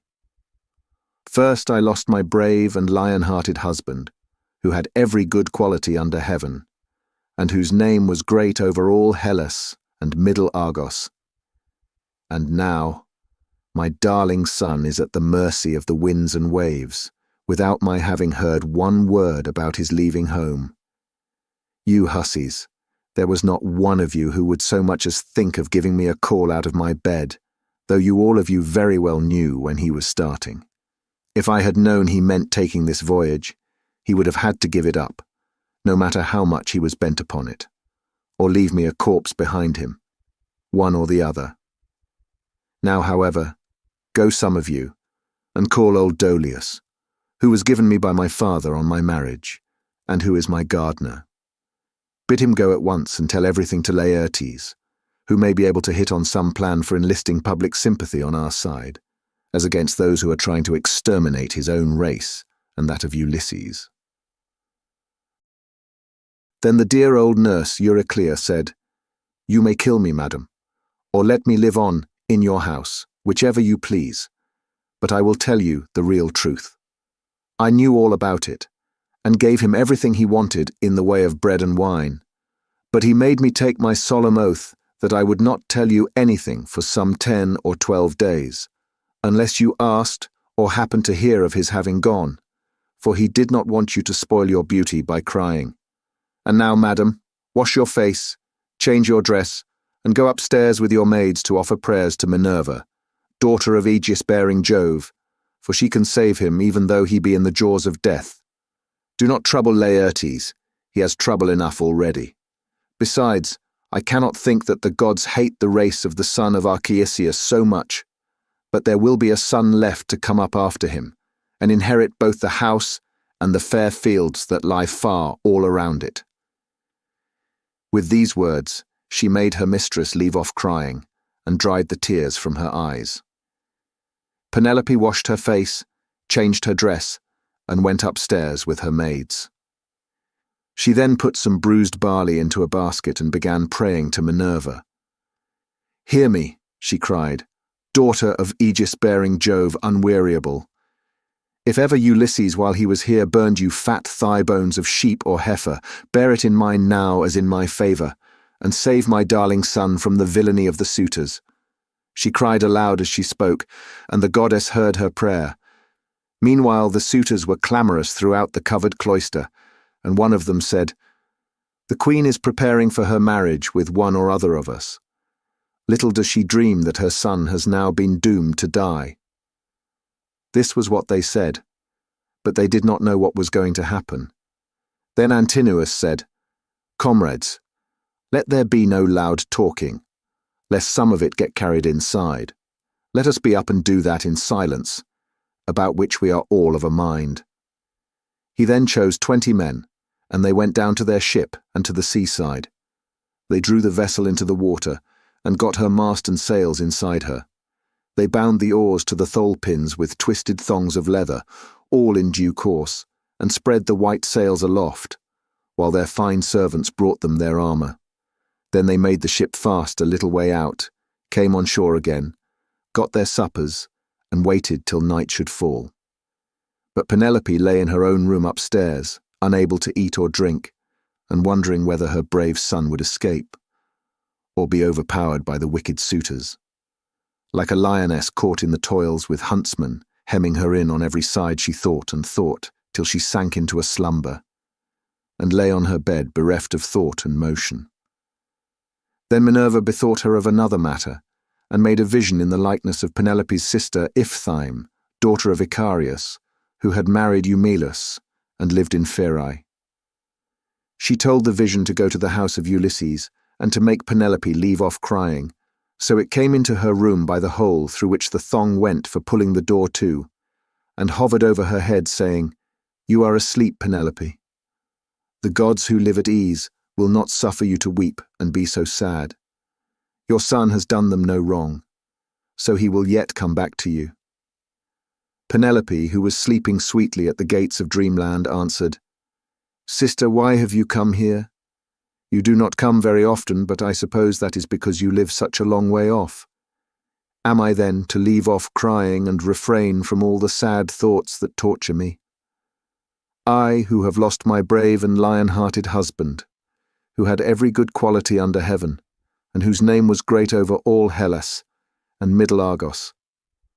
And now my darling son has gone off on board of a ship, a foolish fellow who has never been used to roughing it, nor to going about among gatherings of men. I am even more anxious about him than about my husband. I am all in a tremble when I think of him, lest something should happen to him, either from the people among whom he has gone, or by sea, for he has many enemies who are plotting against him, and are bent on killing him before he can return home." Then the vision said, "Take heart, and be not so much dismayed. There is one gone with him, whom many a man would be glad enough to have stand by his side, I mean Minerva. It is she who has compassion upon you, and who has sent me to bear you this message." "Then," said Penelope, "if you are a god, or have been sent here by divine commission, tell me also about that other unhappy one. Is he still alive, or is he already dead and in the house of Hades?"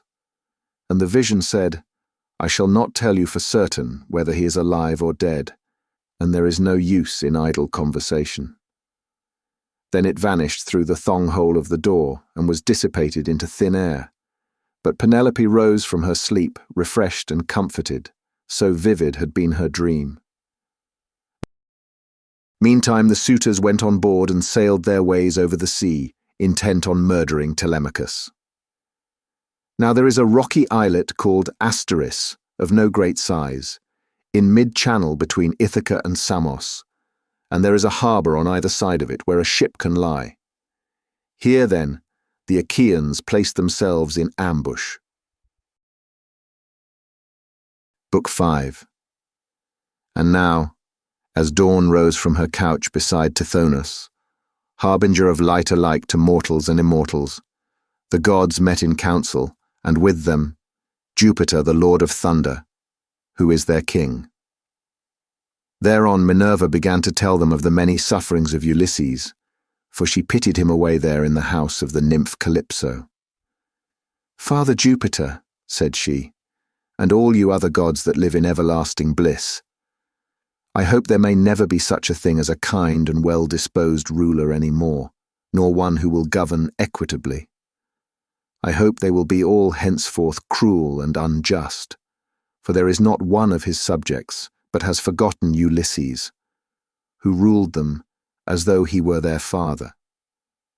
There he is, lying in great pain in an island where dwells the nymph Calypso, who will not let him go. And he cannot get back to his own country, for he can find neither ships nor sailors to take him over the sea. Furthermore, wicked people are now trying to murder his only son, Telemachus, who is coming home from Pylos and Lacedaemon, where he has been to see if he can get news of his father." "What, my dear, are you talking about?" replied her father. "Did you not send him there yourself, because you thought it would help Ulysses to get home and punish the suitors? Besides, you are perfectly able to protect Telemachus, and to see him safely home again, while the suitors have to come scurrying back without having killed him." When he had thus spoken, he said to his son Mercury, "Mercury, you are our messenger. Go therefore and tell Calypso, we have decreed that poor Ulysses is to return home. He is to be convoyed neither by gods nor men, but after a perilous voyage of 20 days upon a raft, he is to reach fertile Scheria, the land of the Phaeacians, who are near of kin to the gods, and will honor him as though he were one of ourselves. They will send him in a ship to his own country, and will give him more bronze and gold and raiment than he would have brought back from Troy, if he had had all his prize money and had got home without disaster. This is how we have settled that he shall return to his country and his friends." Thus he spoke, and Mercury, guide and guardian, slayer of Argus, did as he was told. Forthwith he bound on his glittering golden sandals, with which he could fly like the wind over land and sea. He took the wand with which he seals men's eyes in sleep or wakes them just as he pleases, and flew holding it in his hand over Pieria. Then he swooped down through the firmament till he reached the level of the sea, whose waves he skimmed like a cormorant that flies fishing every hole and corner of the ocean, and drenching its thick plumage in the spray. He flew and flew over many a weary wave.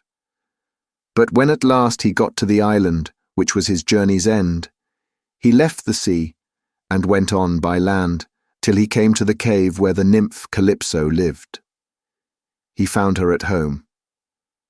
There was a large fire burning on the hearth, and one could smell from far the fragrant reek of burning cedar and sandalwood. As for herself, she was busy at her loom, shooting her golden shuttle through the warp and singing beautifully. Round her cave there was a thick wood of alder, poplar, and sweet-smelling cypress trees, wherein all kinds of great birds had built their nests, owls, hawks, and chattering sea crows that occupy their business in the waters. A vine loaded with grapes was trained and grew luxuriantly about the mouth of the cave. There were also 4 running rills of water in channels cut pretty close together and turned hither and thither so as to irrigate the beds of violets and luscious herbage over which they flowed. Even a god could not help being charmed with such a lovely spot, so Mercury stood still and looked at it. But when he had admired it sufficiently, he went inside the cave. Calypso knew him at once, for the gods all know each other, no matter how far they live from one another. But Ulysses was not within. He was on the seashore as usual, looking out upon the barren ocean with tears in his eyes, groaning and breaking his heart for sorrow. Calypso gave Mercury a seat and said, "Why have you come to see me, Mercury, honored and ever welcome? For you do not visit me often. Say what you want. I will do it for you at once if I can, and if it can be done at all. But come inside and let me set refreshment before you." As she spoke, she drew a table loaded with ambrosia beside him, and mixed him some red nectar. So Mercury ate and drank till he had had enough, and then said, "We are speaking god and goddess to one another, and you ask me why I have come here, and I will tell you truly, as you would have me do. Jove sent me. It was no doing of mine. Who could possibly want to come all this way over the sea where there are no cities full of people to offer me sacrifices or choice hecatombs? Nevertheless, I had to come, for none of us other gods can cross Jove, nor transgress his orders. He says that you have here the most ill-starred of all those who fought 9 years before the city of King Priam, and sailed home in the 10th year after having sacked it. On their way home, they sinned against Minerva, who raised both wind and waves against them, so that all his brave companions perished, and he alone was carried hither by wind and tide. Jove says that you are to let this man go at once, for it is decreed that he shall not perish here, far from his own people, but shall return to his house and country and see his friends again." Calypso trembled with rage when she heard this. "You gods," she exclaimed, "ought to be ashamed of yourselves. You are always jealous and hate seeing a goddess take a fancy to a mortal man, and live with him in open matrimony. So when rosy-fingered Dawn made love to Orion, you precious gods were all of you furious, till Diana went and killed him in Ortygia. So again when Ceres fell in love with Iasion, and yielded to him in a thrice-ploughed fallow field, Jove came to hear of it before so very long, and killed Iasion with his thunderbolts. And now you are angry with me too because I have a man here. I found the poor creature sitting all alone astride of a keel, for Jove had struck his ship with lightning and sunk it in mid-ocean, so that all his crew were drowned, while he himself was driven by wind and waves onto my island. I got fond of him and cherished him, and had set my heart on making him immortal, so that he should never grow old all his days. Still I cannot cross Jove, nor bring his counsels to nothing. Therefore, if he insists upon it, Let the man go beyond the seas again. But I cannot send him anywhere myself, for I have neither ships nor men who can take him. Nevertheless, I will readily give him such advice, in all good faith, as will be likely to bring him safely to his own country. Then send him away, said Mercury, or Jove will be angry with you and punish you. On this he took his leave, and Calypso went out to look for Ulysses, for she had heard Jove's message. She found him sitting upon the beach with his eyes ever filled with tears, and dying of sheer homesickness, for he had got tired of Calypso, and though he was forced to sleep with her in the cave by night, it was she, not he, that would have it so. As for the daytime, he spent it on the rocks and on the seashore, weeping, crying aloud for his despair, and always looking out upon the sea. Calypso then went close up to him and said, "My poor fellow, you shall not stay here grieving and fretting your life out any longer. I'm going to send you away of my own free will, so go, cut some beams of wood, and make yourself a large raft with an upper deck that it may carry you safely over the sea. I will put bread, wine, and water on board to save you from starving. I will also give you clothes and will send you a fair wind to take you home, if the gods in heaven so will it, for they know more about these things, and can settle them better than I can." Ulysses shuddered as he heard her. "Now, goddess," he answered, "there is something behind all this. You cannot be really meaning to help me home when you bid me do such a dreadful thing as put to sea on a raft. Not even a well-found ship with a fair wind could venture on such a distant voyage. Nothing that you can say or do shall make me go on board a raft, unless you first solemnly swear that you mean me no mischief." Calypso smiled at this, and caressed him with her hand. "You know a great deal," said she, "but you are quite wrong here. May heaven above and earth below be my witnesses, with the waters of the river Styx. And this is the most solemn oath which a blessed God can take, that I mean you no sort of harm, and am only advising you to do exactly what I should do myself in your place. I am dealing with you quite straightforwardly. My heart is not made of iron, and I am very sorry for you."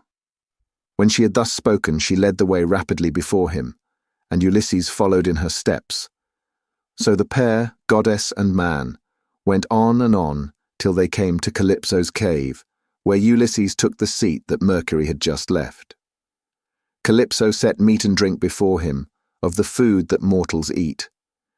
But her maids brought ambrosia and nectar for herself, and they laid their hands on the good things that were before them. When they had satisfied themselves with meat and drink, Calypso spoke, saying, "Ulysses, noble son of Laertes, so you would start home to your own land at once? Good luck go with you, but if you could only know how much suffering is in store for you before you get back to your own country, you would stay where you are, keep house along with me, and let me make you immortal, no matter how anxious you may be to see this wife of yours, of whom you are thinking all the time, day after day. Yet I flatter myself that I am no whit less tall or well-looking than she is, for it is not to be expected that a mortal woman should compare in beauty with an immortal." "Goddess," replied Ulysses, "do not be angry with me about this. I am quite aware that my wife Penelope is nothing like so tall or so beautiful as yourself. She is only a woman, whereas you are an immortal. Nevertheless, I want to get home and can think of nothing else. If some god wrecks me when I am on the sea, I will bear it and make the best of it. I have had infinite trouble both by land and sea already, so let this go with the rest." Presently the sun set, and it became dark, whereon the pair retired into the inner part of the cave and went to bed. When the child of morning rosy-fingered dawn appeared, Ulysses put on his shirt and cloak, while the goddess wore a dress of a light gossamer fabric, very fine and graceful, with a beautiful golden girdle about her waist and a veil to cover her head.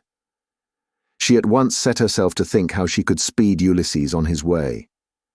So she gave him a great bronze axe that suited his hands.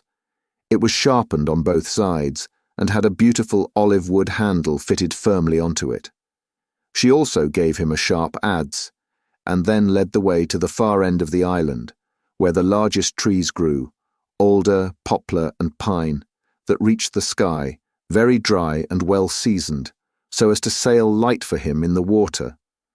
Then, when she had shown him where the best trees grew, Calypso went home, leaving him to cut them, which he soon finished doing. He cut down 20 trees in all, and adzed them smooth, squaring them by rule in good workmanlike fashion. Meanwhile Calypso came back with some augers, so he bored holes with them, and fitted the timbers together with bolts and rivets. He made the raft as broad as a skilled shipwright makes the beam of a large vessel, and he fixed a deck on top of the ribs, and ran a gunwale all round it. He also made a mast with a yardarm, and a rudder to steer with. He fenced the raft all round with wicker hurdles as a protection against the waves, and then he threw on a quantity of wood. By and by Calypso brought him some linen to make the sails, and he made these too, excellently, making them fast with braces and sheets.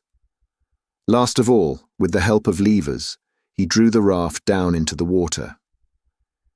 In 4 days he had completed the whole work, and on the 5th Calypso sent him from the island after washing him and giving him some clean clothes. She gave him a goatskin full of black wine, and another larger one of water. She also gave him a wallet full of provisions, and found him in much good meat. Moreover, she made the wind fair and warm for him, and gladly did Ulysses spread his sail before it, while he sat and guided the raft skillfully by means of the rudder. He never closed his eyes, but kept them fixed on the Pleiades, on late-setting booties, and on the Bear, which men also call the Wain, and which turns round and round where it is, facing Orion, and alone, never dipping into the stream of Oceanus, for Calypso had told him to keep this to his left. Days 7 and 10 did he sail over the sea, and on the 18th, the dim outlines of the mountains on the nearest part of the Phaeacian coast appeared, rising like a shield on the horizon. But King Neptune, who was returning from the Ethiopians, caught sight of Ulysses a long way off, from the mountains of the Stormy.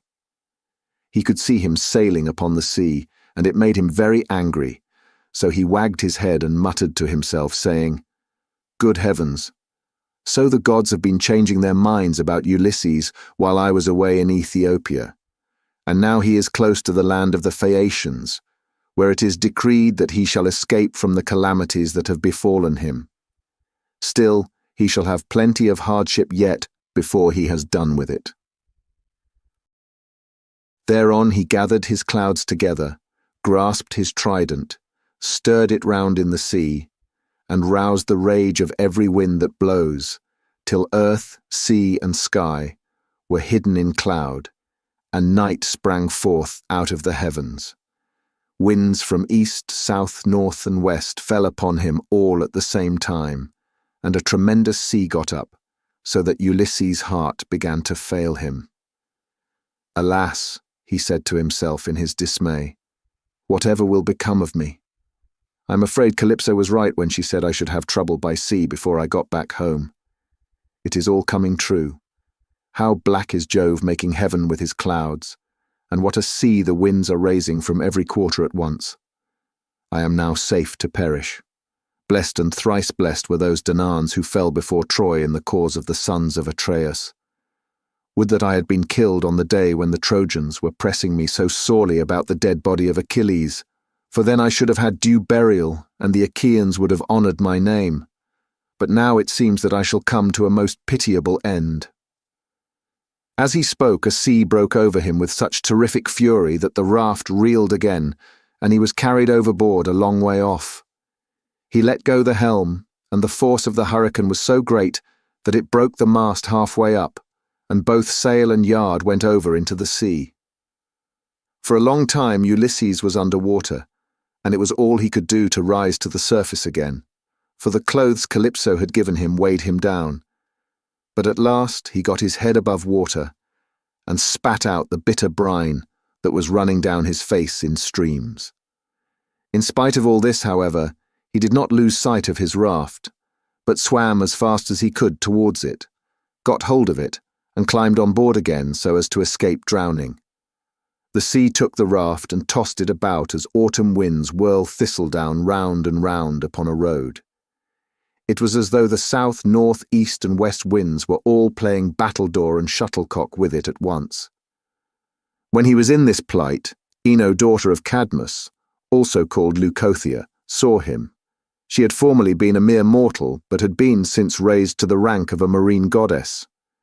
Seeing in what great distress Ulysses now was, she had compassion upon him, and rising like a seagull from the waves, took her seat upon the raft. "My poor good man," said she, "why is Neptune so furiously angry with you? He is giving you a great deal of trouble, but for all his bluster he will not kill you. You seem to be a sensible person. Do then as I bid you. Strip, leave your raft to drive before the wind, and swim to the Phaeacian coast where better luck awaits you, and here take my veil and put it round your chest. It is enchanted, and you can come to no harm so long as you wear it. As soon as you touch land, take it off, throw it back as far as you can into the sea, and then go away again." With these words, she took off her veil and gave it him. Then she dived down again like a seagull and vanished beneath the dark blue waters. But Ulysses did not know what to think. "Alas," he said to himself in his dismay, "this is only some one or other of the gods who is luring me to ruin by advising me to quit my raft. At any rate, I will not do so at present, for the land where she said I should be quit of all troubles seemed to be still a good way off. I know what I will do. I am sure it will be best. No matter what happens, I will stick to the raft as long as her timbers hold together. But when the sea breaks her up, I will swim for it. I do not see how I can do any better than this." While he was thus in two minds, Neptune sent a terrible great wave that seemed to rear itself above his head till it broke right over the raft, which then went to pieces as though it were a heap of dry chaff tossed about by a whirlwind. Ulysses got astride of one plank and rode upon it as if he were on horseback. He then took off the clothes Calypso had given him, bound Ino's veil under his arms, and plunged into the sea, meaning to swim on shore. King Neptune watched him as he did so, and wagged his head, muttering to himself and saying, "There now, swim up and down as you best can till you fall in with well-to-do people. I do not think you will be able to say that I have let you off too lightly." On this he lashed his horses and drove to Aegae, where his palace is. But Minerva resolved to help Ulysses, so she bound the ways of all the winds except one, and made them lie quite still. But she roused a good stiff breeze from the north, that should lay the waters till Ulysses reached the land of the Phaeacians, where he would be safe. Thereon he floated about for 2 nights and 2 days in the water, with a heavy swell on the sea and death staring him in the face. But when the 3rd day broke, the wind fell, and there was a dead calm without so much as a breath of air stirring. As he rose on the swell, he looked eagerly ahead, and could see land quite near. Then, as children rejoice when their dear father begins to get better after having for a long time borne sore affliction, sent him by some angry spirit, but the gods deliver him from evil, so was Ulysses thankful when he again saw land and trees, and swam on with all his strength that he might once more set foot upon dry ground. When, however, he got within earshot, he began to hear the surf thundering up against the rocks, for the swell still broke against them with a terrific roar. Everything was enveloped in spray. There were no harbours where a ship might ride, nor shelter of any kind, but only headlands, low-lying rocks, and mountain tops. Ulysses' heart now began to fail him, and he said despairingly to himself, "Alas, Jove has let me see land after swimming so far that I had given up all hope, but I can find no landing place, for the coast is rocky and surf-beaten. The rocks are smooth and rise sheer from the sea, with deep water close under them, so that I cannot climb out for want of foothold. I am afraid some great wave will lift me off my legs and dash me against the rocks as I leave the water, which would give me a sorry landing. If, on the other hand, I swim further in search of some shelving beach or harbour, a hurricane may carry me out to sea again sorely against my will, or heaven may send some great monster of the deep to attack me. For Amphitrite breeds many such, and I know that Neptune is very angry with me. While he was thus in two minds, a wave caught him and took him with such force against the rocks that he would have been smashed and torn to pieces if Minerva had not shown him what to do. He caught hold of the rock with both hands and clung to it, groaning with pain till the wave retired, so he was saved that time. But presently the wave came on again and carried him back with it far into the sea, tearing his hands as the suckers of a polypus are torn when someone plucks it from its bed, and the stones come up along with it. Even so did the rocks tear the skin from his strong hands, and then the wave drew him deep down under the water. Here poor Ulysses would have certainly perished even in spite of his own destiny, if Minerva had not helped him to keep his wits about him. He swam seaward again, beyond reach of the surf that was beating against the land, and at the same time he kept looking towards the shore to see if he could find some haven or a spit that should take the waves aslant. By and by, as he swam on, he came to the mouth of a river, and here he thought would be the best place, for there were no rocks, and it afforded shelter from the wind. He felt that there was a current, so he prayed inwardly and said, "Hear me, O king, whoever you may be, and save me from the anger of the sea god Neptune, for I approach you prayerfully. Anyone who has lost his way has at all times a claim even upon the gods. Wherefore in my distress I draw near to your stream, and cling to the knees of your riverhood. Have mercy upon me, O king, for I declare myself your suppliant." Then the god stayed his stream and stilled the waves, making all calm before him, and bringing him safely into the mouth of the river. Here at last Ulysses' knees and strong hands failed him, for the sea had completely broken him. His body was all swollen, and his mouth and nostrils ran down like a river with seawater, so that he could neither breathe nor speak, and lay swooning from sheer exhaustion. Presently, when he had got his breath and came to himself again, he took off the scarf that Ino had given him, and threw it back into the salt stream of the river, whereon Ino received it into her hands, from the wave that bore it towards her. Then he left the river, laid himself down among the rushes, and kissed the bounteous earth. "Alas," he cried to himself in his dismay, "whatever will become of me, and how is it all to end? If I stay here upon the riverbed through the long watches of the night, I am so exhausted that the bitter cold and damp may make an end of me. For towards sunrise there will be a keen wind blowing from off the river. If, on the other hand, I climb the hillside, find shelter in the woods, and sleep in some thicket, I may escape the cold and have a good night's rest. But some savage beast may take advantage of me and devour me." In the end he deemed it best to take to the woods, and he found one upon some high ground not far from the water. There he crept beneath 2 shoots of olive that grew from a single stalk, the one an ungrafted sucker, while the other had been grafted. No wind, however squally, could break through the cover they afforded, nor could the sun's rays pierce them, nor the rain get through them, so closely did they grow into one another. Ulysses crept under these, and began to make himself a bed to lie on, for there was a great litter of dead leaves lying about, enough to make a covering for 2 or 3 men even in hard winter weather. He was glad enough to see this, so he laid himself down and heaped the leaves all around him.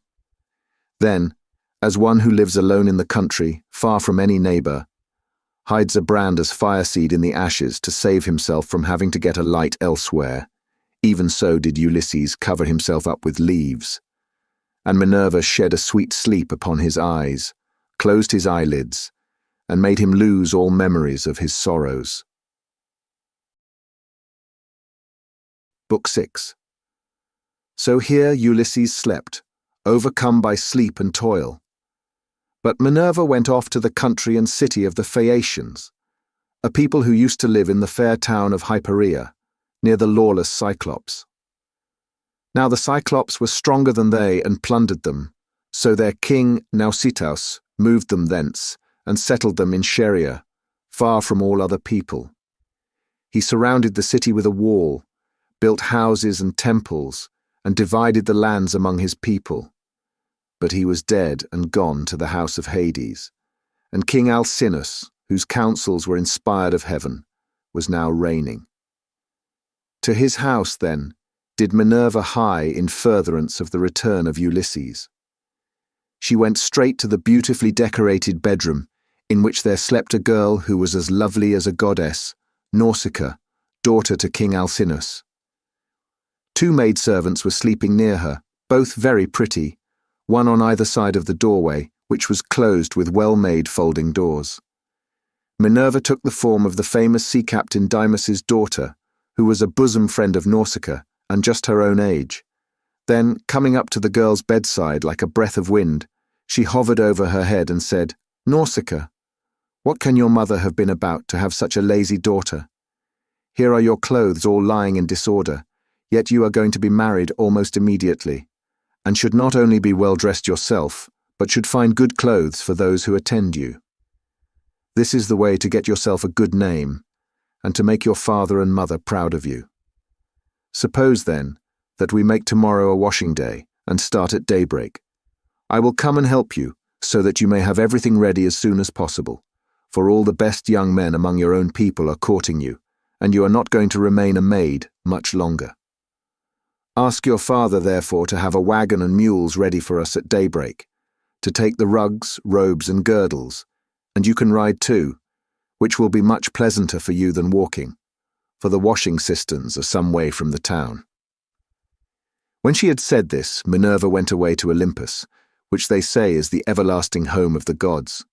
Here no wind beats roughly, and neither rain nor snow can fall, but it abides in everlasting sunshine and in a great peacefulness of light, wherein the blessed gods are illumined for ever and ever. This was the place to which the goddess went when she had given instructions to the girl.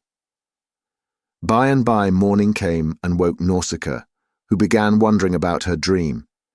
She therefore went to the other end of the house to tell her father and mother all about it, and found them in their own room. Her mother was sitting by the fireside spinning her purple yarn with her maids around her, and she happened to catch her father just as he was going out to attend a meeting of the town council, which the Phaeacian alderman had convened. She stopped him and said, "Papa dear, could you manage to let me have a good big wagon?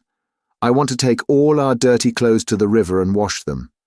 You are the chief man here, so it is only right that you should have a clean shirt when you attend meetings of the council. Moreover, you have 5 sons at home, 2 of them married, while the other 3 are good-looking bachelors. You know they always like to have clean linen when they go to a dance, and I've been thinking about all this." She did not say a word about her own wedding, for she did not like to, but her father knew and said, "You shall have the mules, my love, and whatever else you have a mind for. Be off with you, and the men shall get you a good strong wagon with a body to it that will hold all your clothes."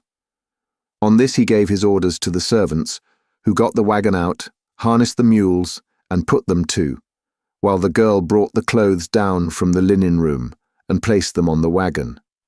Her mother prepared her a basket of provisions with all sorts of good things, and a goat skin full of wine. The girl now got into the wagon, and her mother gave her also a golden cruse of oil, that she and her women might anoint themselves. Then she took the whip and reins, and lashed the mules on, whereon they set off, and their hooves clattered on the road. They pulled without flagging, and carried not only Nausicaa and her wash of clothes, but the maids also who were with her.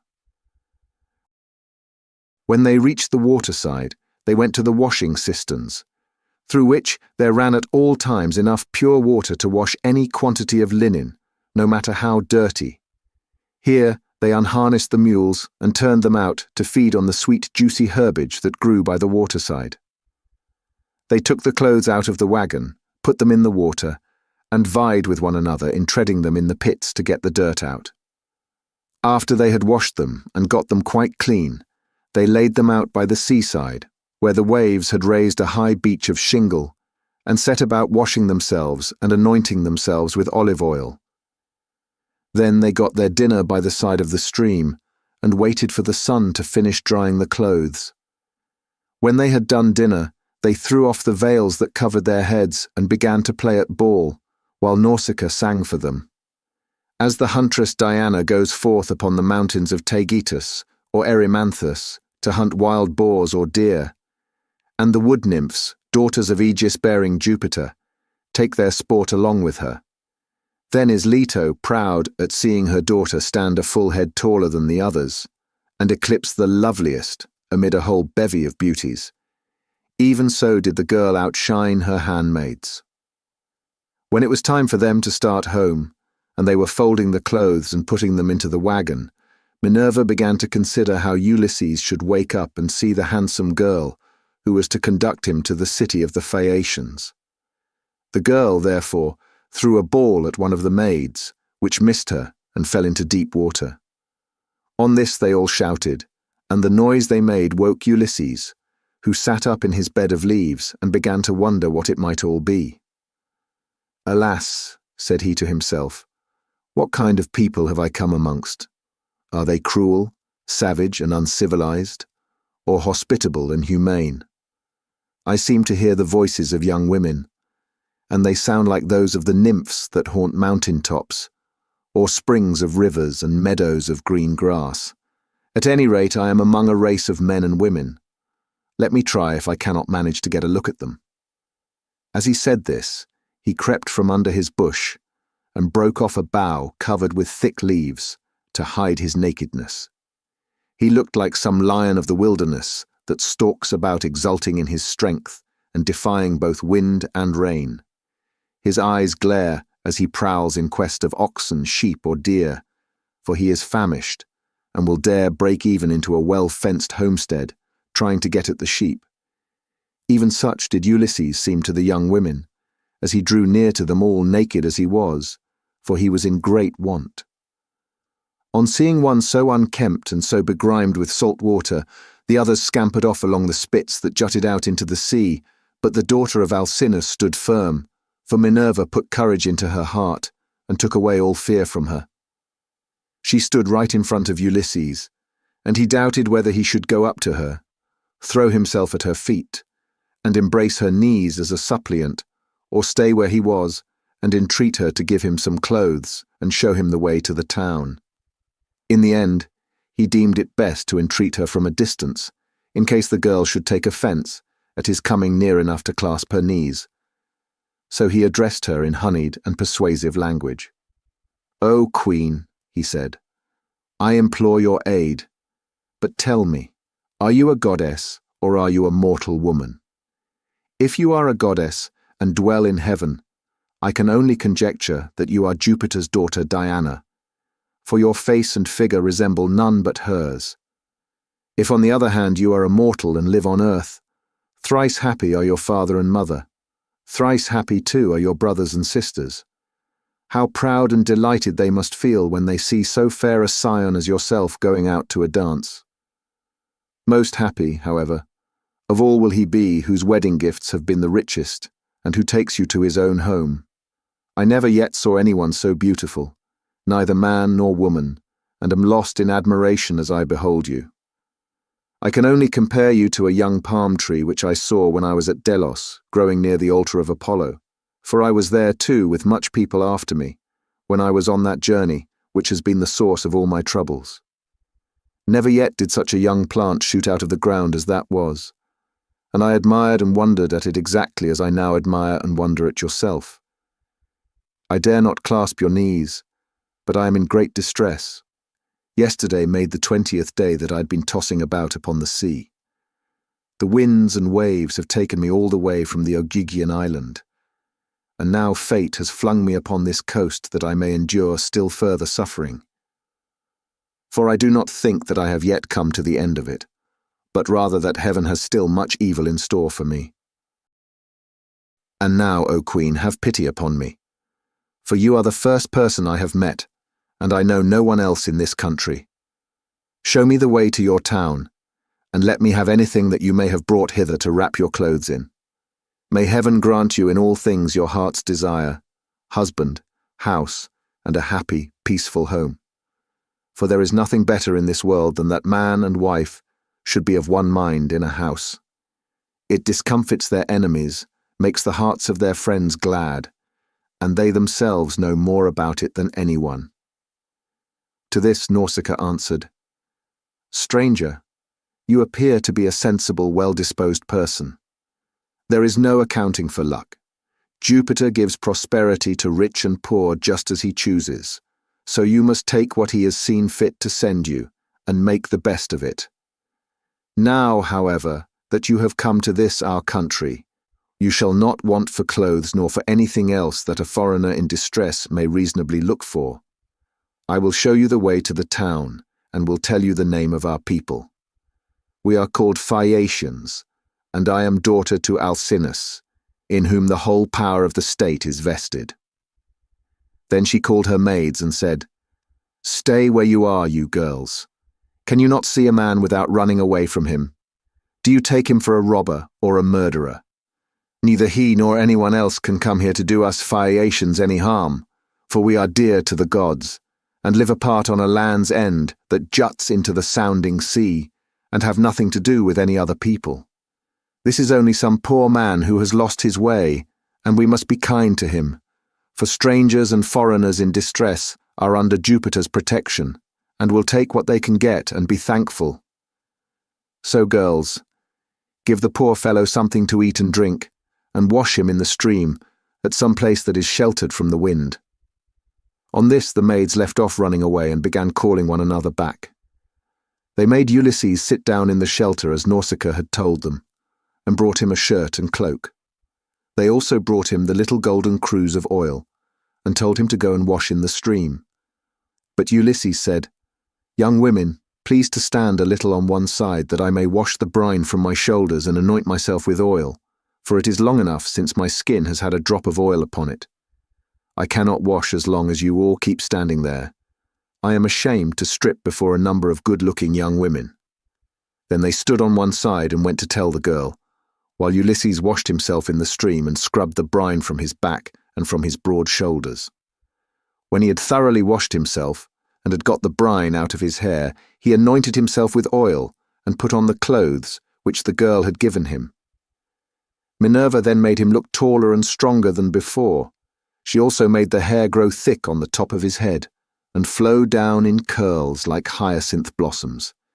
She glorified him about the head and shoulders, as a skillful workman, who has studied art of all kinds under Vulcan, and Minerva enriches a piece of silver plate by gilding it. And his work is full of beauty. Then he went and sat down a little way off upon the beach, looking quite young and handsome, and the girl gazed on him with admiration. Then she said to her maids, "Hush, my dears, for I want to say something. I believe the gods who live in heaven have sent this man to the Phaeacians. When I first saw him I thought him plain, but now his appearance is like that of the gods who dwell in heaven. I should like my future husband to be just such another as he is, if he would only stay here and not want to go away.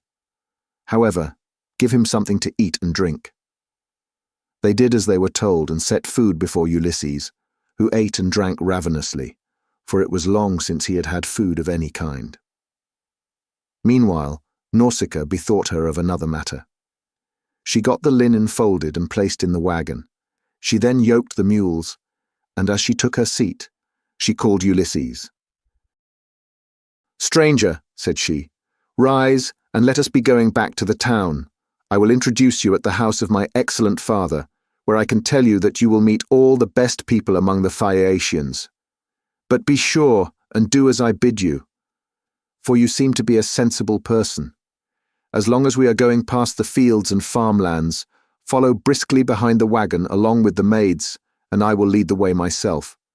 Presently, however, we shall come to the town, where you will find a high wall running all round it, and a good harbour on either side with a narrow entrance into the city, and the ships will be drawn up by the roadside, for everyone has a place where his own ship can lie. You will see the marketplace with a temple of Neptune in the middle of it, and paved with large stones bedded in the earth. Here people deal in ship's gear of all kinds, such as cables and sails, and here too are the places where oars are made, for the Phaeacians are not a nation of archers. They know nothing about bows and arrows, but are a seafaring folk, and pride themselves on their masts, oars, and ships, with which they travel far over the sea. I am afraid of the gossip and scandal that may be set on foot against me later on, for the people here are very ill-natured, and some low fellow, if he met us, might say, 'Who is this fine-looking stranger that is going about with Nausicaa? Where did she find him?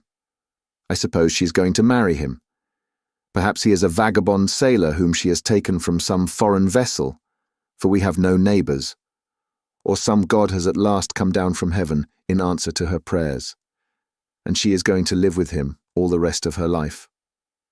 It would be a good thing if she would take herself off and find a husband somewhere else, for she will not look at one of the many excellent young Phaeacians who are in love with her.' This is the kind of disparaging remark that would be made about me, and I could not complain, for I should myself be scandalized at seeing any other girl do the like, and go about with men in spite of everybody, while her father and mother were still alive, and without having been married in the face of all the world. If, therefore, you want my father to give you an escort and to help you home, do as I bid you. You will see a beautiful grove of poplars by the roadside dedicated to Minerva. It has a well in it and a meadow all round it. Here my father has a field of rich garden ground, about as far from the town as a man's voice will carry. Sit down there and wait for a while till the rest of us can get into the town and reach my father's house. Then, when you think we must have done this, come into the town and ask the way to the house of my father Alcinous. You will have no difficulty in finding it. Any child will point it out to you, for no one else in the whole town has anything like such a fine house as he has. When you have got past the gates and through the outer court, go right across the inner court till you come to my mother. You will find her sitting by the fire and spinning her purple wool by firelight. It is a fine sight to see her as she leans back against one of the bearing posts with her maids all ranged behind her.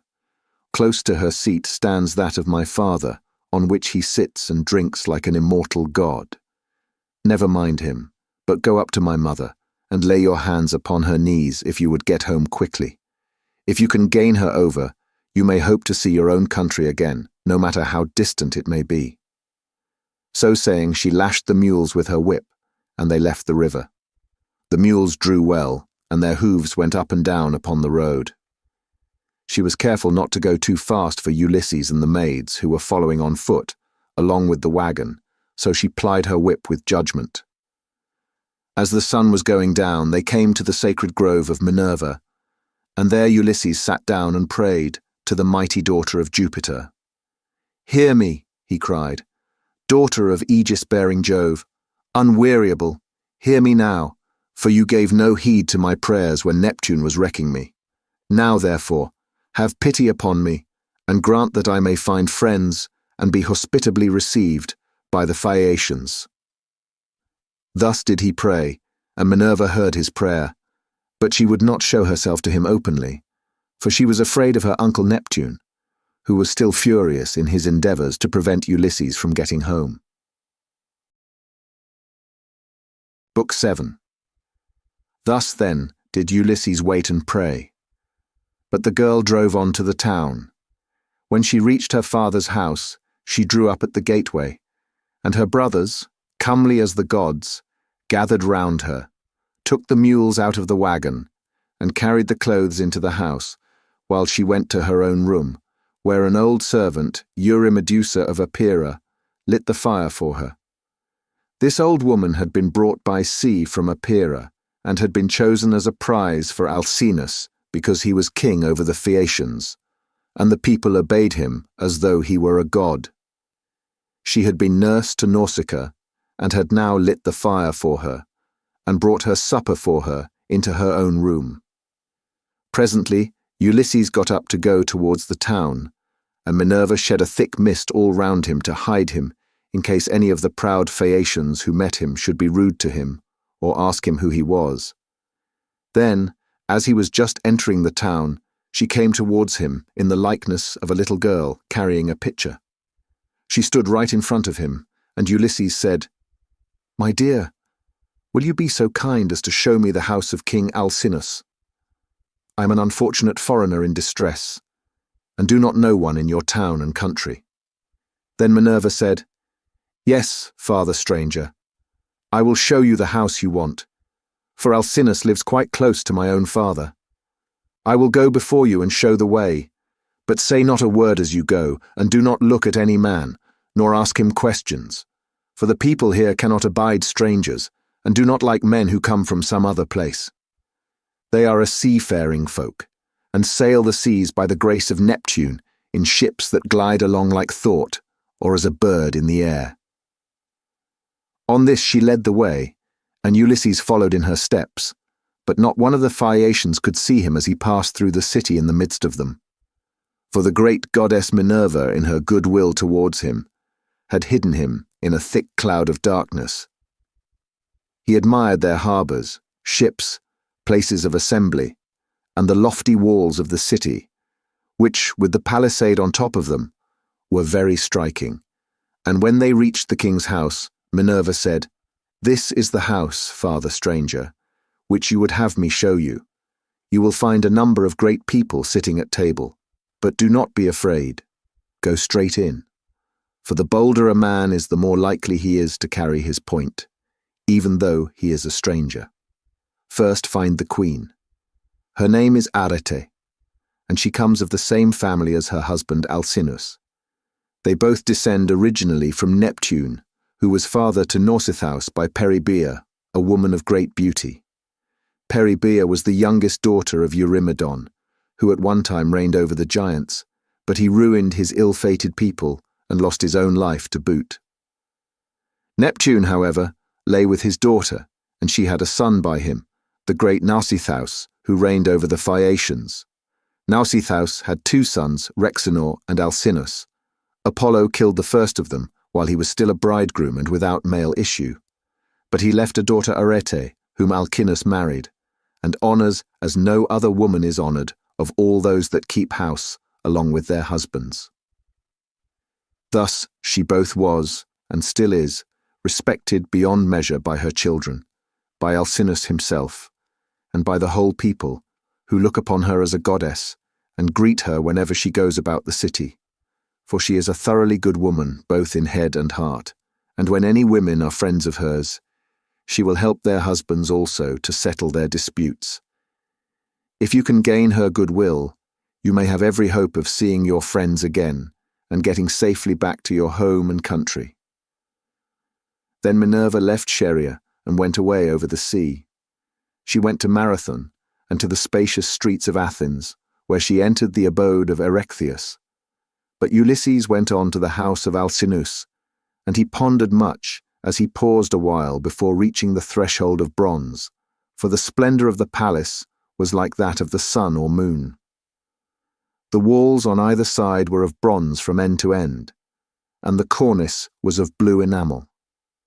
The doors were gold, and hung on pillars of silver that rose from a floor of bronze, while the lintel was silver and the hook of the door was of gold. On either side there stood gold and silver mastiffs, which Vulcan, with his consummate skill, had fashioned expressly to keep watch over the palace of King Alcinous. So they were immortal and could never grow old. Seats were ranged all along the wall, here and there from one end to the other, with coverings of fine woven work which the women of the house had made. Here the chief persons of the Phaeacians used to sit and eat and drink, for there was abundance at all seasons, and there were golden figures of young men with lighted torches in their hands, raised on pedestals to give light by night to those who were at table. There are 50 maidservants in the house, some of whom are always grinding rich yellow grain at the mill, while others work at the loom or sit and spin, and their shuttles go backwards and forwards like the fluttering of aspen leaves, while the linen is so closely woven that it will turn oil. As the Phaeacians are the best sailors in the world, so their women excel all others in weaving, for Minerva has taught them all manner of useful arts, and they are very intelligent. Outside the gate of the outer court there is a large garden of about 4 acres, with a wall all round it. It is full of beautiful trees, pears, pomegranates, and the most delicious apples. There are luscious figs also, and olives in full growth. The fruits never rot nor fail all the year round, neither winter nor summer, for the air is so soft that a new crop ripens before the old has dropped. Pear grows on pear, apple on apple, and fig on fig, and so also with the grapes. For there is an excellent vineyard. On the level ground of a part of this, the grapes are being made into raisins. In another part, they are being gathered. Some are being trodden in the wine tubs. Others further on have shed their blossom and are beginning to show fruit. Others again are just changing colour. In the furthest part of the ground, there are beautifully arranged beds of flowers that are in bloom all the year round. 2 streams go through it, the one turned in ducts throughout the whole garden, while the other is carried under the ground of the outer court to the house itself, and the townspeople draw water from it. Such, then, were the splendours with which the gods had endowed the house of King Alcinous. So here Ulysses stood for a while and looked about him, but when he had looked long enough, he crossed the threshold and went within the precincts of the house. There he found all the chief people among the Phaeacians making their drink offerings to Mercury, which they always did the last thing before going away for the night. He went straight through the court, still hidden by the cloak of darkness in which Minerva had enveloped him, till he reached Arete and King Alcinous. Then he laid his hands upon the knees of the queen, and at that moment the miraculous darkness fell away from him, and he became visible. Everyone was speechless with surprise at seeing a man there, but Ulysses began at once with his petition. "Queen Arete," he exclaimed, "daughter of great Rhexenor, in my distress I humbly pray you, as also your husband and these your guests, whom may heaven prosper with long life and happiness, and may they leave their possessions to their children, and all the honours conferred upon them by the state, to help me home to my own country as soon as possible, for I have been long in trouble and away from my friends." Then he sat down on the hearth among the ashes, and they all held their peace, till presently the old hero Icanius, who was an excellent speaker and an elder among the Phaeacians, plainly and in all honesty addressed them thus. "Alcinous," said he, "it is not creditable to you that a stranger should be seen sitting among the ashes of your hearth. Everyone is waiting to hear what you are about to say. Tell him, then, to rise and take a seat on a stool inlaid with silver, and bid your servants mix some wine and water, that we may make a drink offering to Jupiter the Lord of Thunder, who takes all well-disposed suppliants under his protection, and let the housekeeper give him some supper, of whatever there may be in the house." When Alcinous heard this, he took Ulysses by the hand, raised him from the hearth, and bade him take the seat of Laodamas, who had been sitting beside him, and was his favourite son. A maidservant then brought him water in a beautiful golden ewer, and poured it into a silver basin for him to wash his hands, and she drew a clean table beside him. An upper servant brought him bread and offered him many good things of what there was in the house, and Ulysses ate and drank. Then Alcinous said to one of the servants, "Pontonous, mix a cup of wine, and hand it round that we may make drink offerings to Jupiter the Lord of Thunder, who is the protector of all well-disposed suppliants." Pontonous then mixed wine and water, and handed it round after giving every man his drink offering. When they had made their offerings, and had drunk each as much as he was minded, Alcinous said, "Aldermen and town councillors of the Phaeacians, hear my words. You have had your supper, so now go home to bed. Tomorrow morning I shall invite a still larger number of aldermen, and will give a sacrificial banquet in honour of our guest.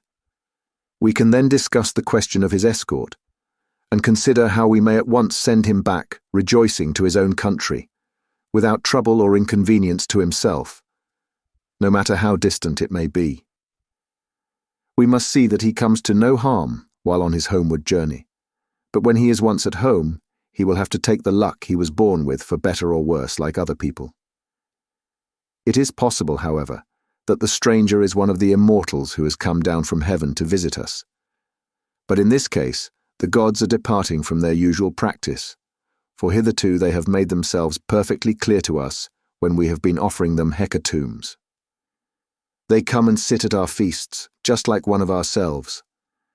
and if any solitary wayfarer happens to stumble upon someone or other of them, they affect no concealment, for we are as near of kin to the gods as the Cyclops and the savage giants are." Then Ulysses said, "Pray, Alcinous, do not take any such notion into your head. I have nothing of the immortal about me, neither in body nor mind, and most resemble those among you who are the most afflicted. Indeed, were I to tell you all that heaven has seen fit to lay upon me, you would say that I was still worse off than they are. Nevertheless, let me sup in spite of sorrow, for an empty stomach is a very importunate thing, and thrusts itself on a man's notice no matter how dire his distress. I'm in great trouble, yet it insists that I shall eat and drink, bids me lay aside all memory of my sorrows, and dwell only on the due replenishing of itself. As for yourselves, do as you propose, and at break of day set about helping me to get home. I shall be content to die if I may first once more behold my property, my bondsmen, and all the greatness of my house." Thus did he speak. Everyone approved his saying, and agreed that he should have his escort inasmuch as he had spoken reasonably. Then when they had made their drink offerings, and had drunk each as much as he was minded, they went home to bed every man in his own abode, leaving Ulysses in the cloister with Arete and Alcinous, while the servants were taking the things away after supper. Arete was the first to speak, for she recognized the shirt, cloak, and good clothes that Ulysses was wearing, as the work of herself and of her maids. So she said, "Stranger, before we go any further, there is a question I should like to ask you. Who and whence are you, and who gave you those clothes? Did you not say you had come here from beyond the sea?" And Ulysses answered, "It would be a long story, madam, were I to relate in full the tale of my misfortunes, for the hand of heaven has been laid heavy upon me. But as regards your question, there is an island far away in the sea, which is called the Ogygian. Here dwells the cunning and powerful goddess Calypso, daughter of Atlas. She lives by herself far from all neighbors, human or divine. Fortune, however, brought me to her hearth all desolate and alone, for Jupiter struck my ship with his thunderbolts and broke it up in mid-ocean. My brave comrades were drowned, every man of them, but I stuck to the keel and was carried hither and thither for the space of 9 days, till at last, during the darkness of the 10th night, the gods brought me to the Ogygian island, where the great goddess Calypso lives. She took me in and treated me with the utmost kindness. Indeed, she wanted to make me immortal that I might never grow old, but she could not persuade me to let her do so. I stayed with Calypso 7 years straight on end, and watered the good clothes she gave me with my tears during the whole time. But at last, when the 8th year came round, she bade me depart of her own free will, either because Jove had told her she must, or because she had changed her mind. She sent me from her island on a raft, which she provisioned with abundance of bread and wine. Moreover, she gave me good stout clothing, and sent me a wind that blew both warm and fair. Days 7 and 10 did I sail over the sea, and on the 18th I caught sight of the first outlines of the mountains upon your coast, and glad indeed was I to set eyes upon them. Nevertheless, there was still much trouble in store for me, for at this point Neptune would let me go no further, and raised a great storm against me. The sea was so terribly high that I could no longer keep to my raft, which went to pieces under the fury of the gale, and I had to swim for it, till wind and current brought me to your shores.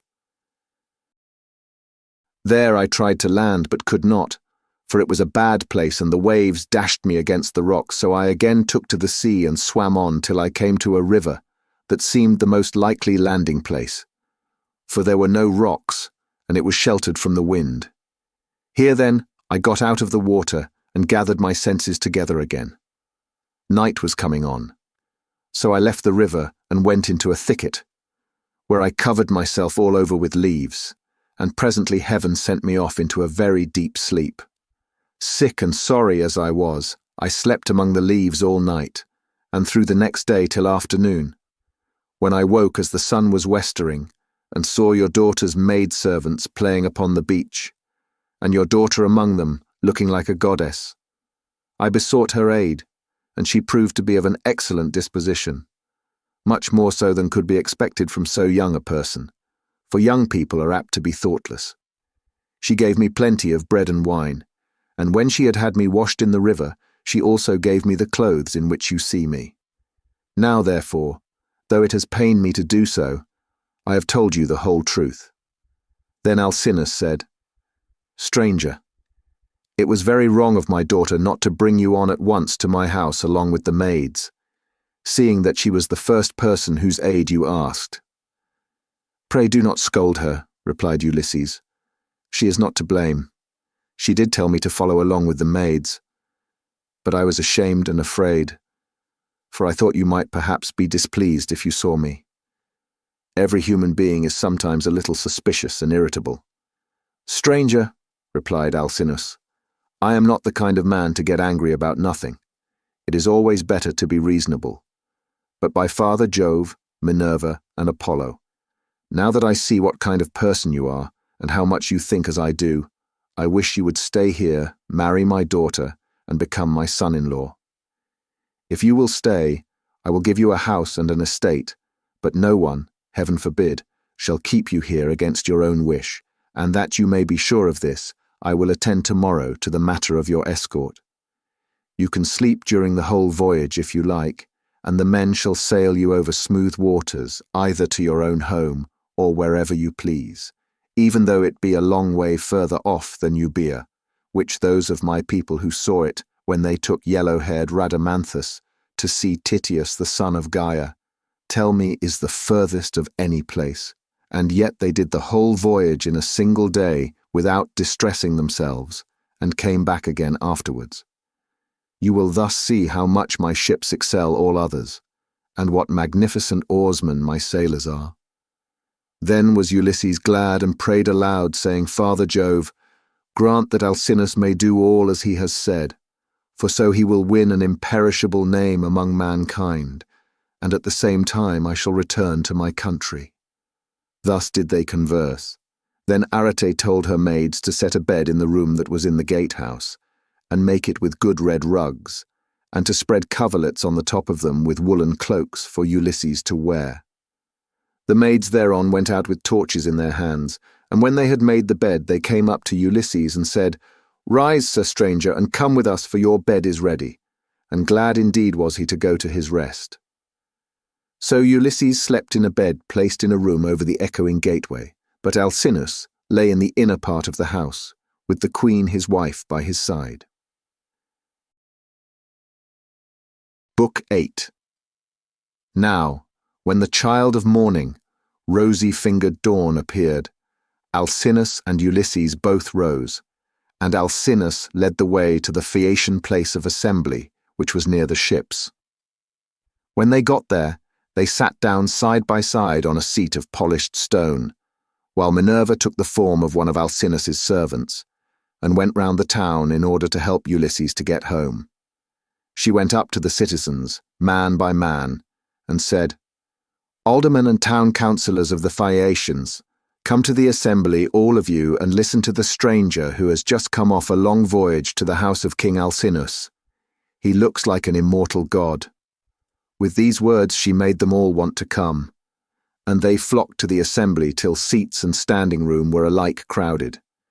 Everyone was struck with the appearance of Ulysses, for Minerva had beautified him about the head and shoulders, making him look taller and stouter than he really was, that he might impress the Phaeacians favourably as being a very remarkable man, and might come off well in the many trials of skill to which they would challenge him. Then, when they were got together, Alcinous spoke. "Hear me," said he, "aldermen and town councillors of the Phaeacians, that I may speak even as I am minded. This stranger, whoever he may be, has found his way to my house from somewhere or other, either east or west. He wants an escort and wishes to have the matter settled. Let us then get one ready for him, as we have done for others before him. Indeed, No one who ever yet came to my house has been able to complain of me for not speeding on his way soon enough.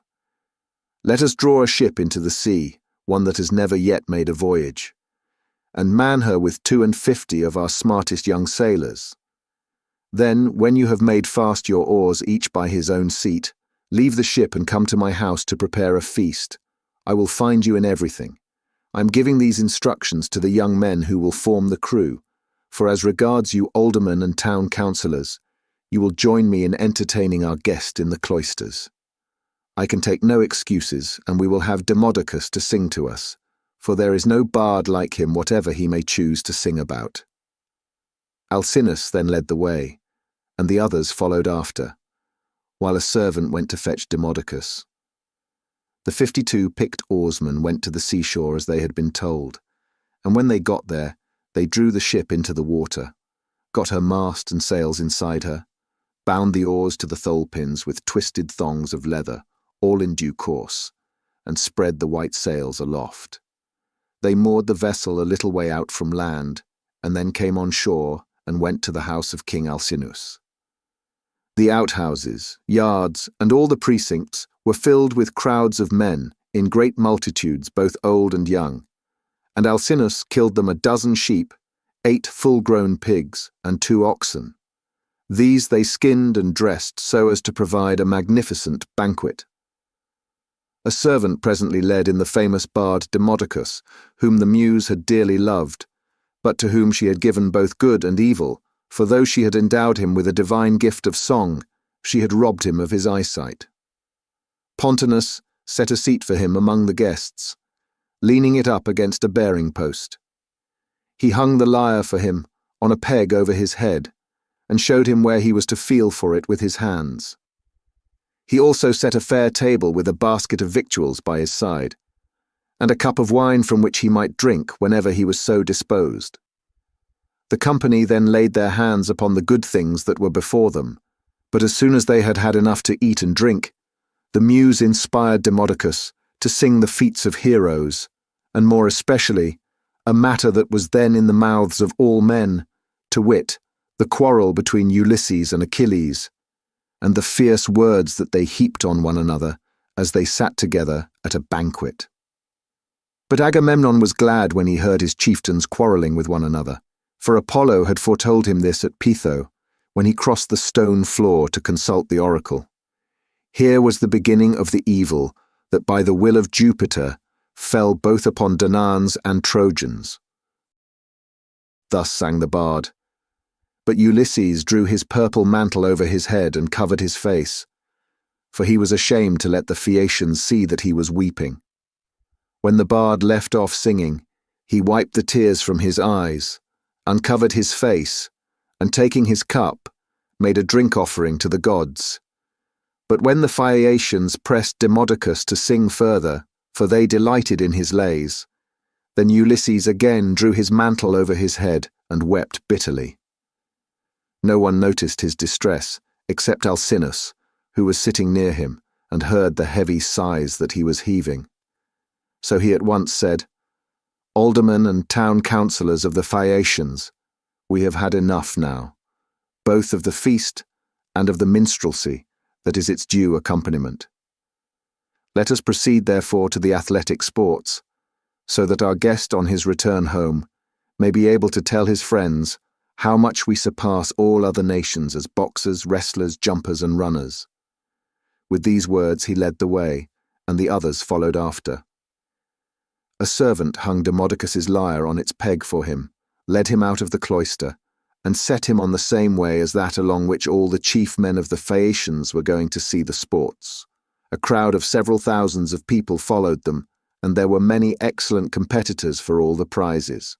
Acroneos, Ochialus, Elatreus, Nautius, Primnius, Anchialus, Eretmeus, Pontius, Prorius, Thune, Anabasinius, and Amphialus, son of Polyneus, son of Tecton. There was also Euryalus, son of Naubolus, who was like Mars himself, and was the best-looking man among the Phaeacians, except Laodamas. 3 sons of Alcinous, Laodamas, Halios, and Clytonius competed also. The foot races came first. The course was set out for them from the starting post, and they raised a dust upon the plain as they all flew forward at the same moment. Clytonius came in first by a long way. He left everyone else behind him by the length of the furrow that a couple of mules can plough in a fallow field.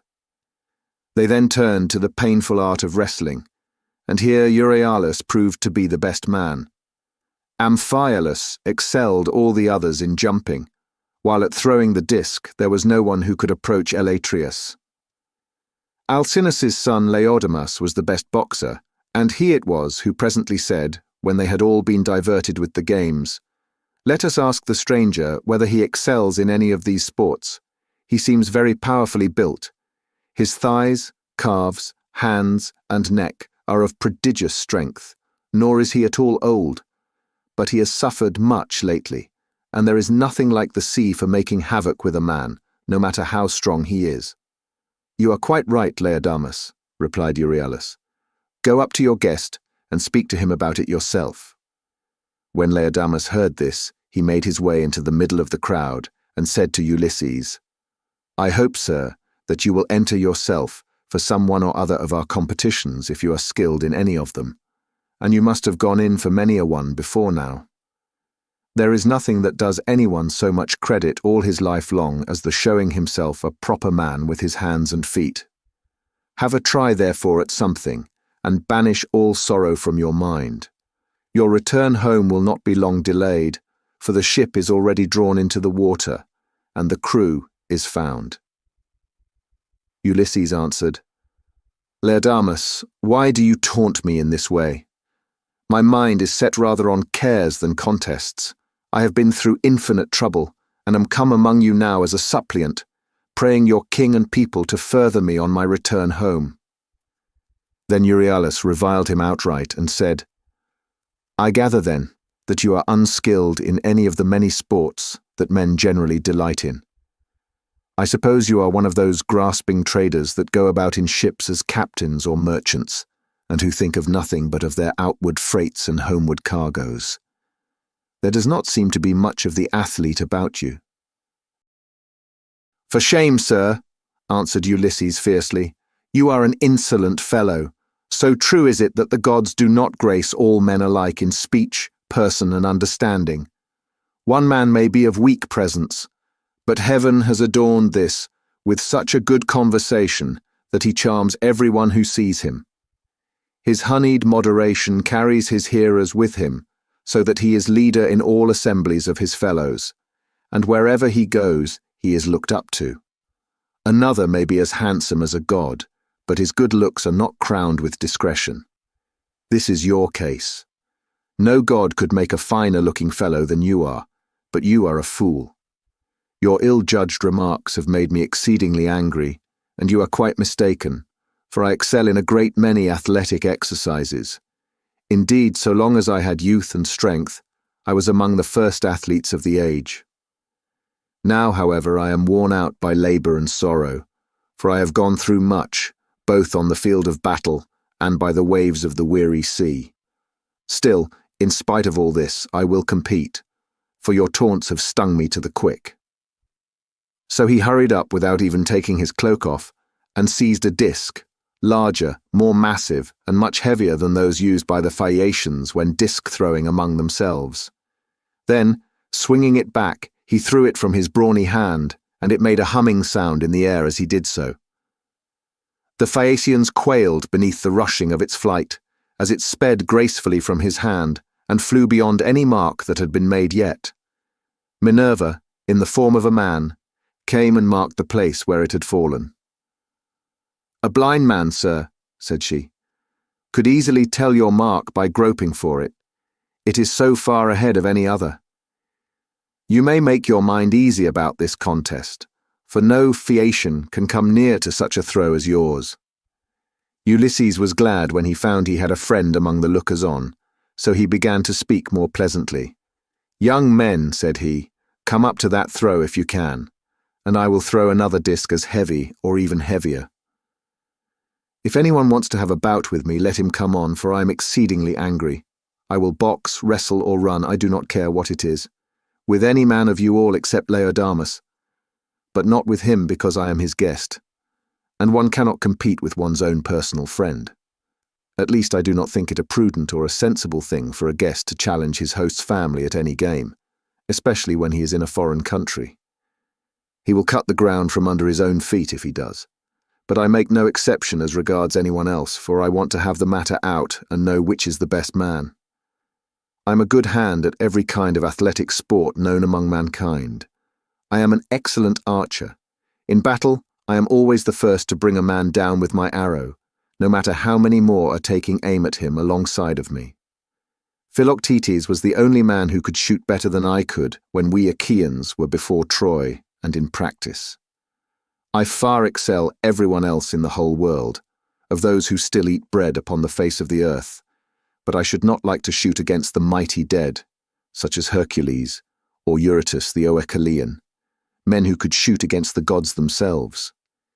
This, in fact, was how Eurytus came prematurely by his end, for Apollo was angry with him and killed him because he challenged him as an archer.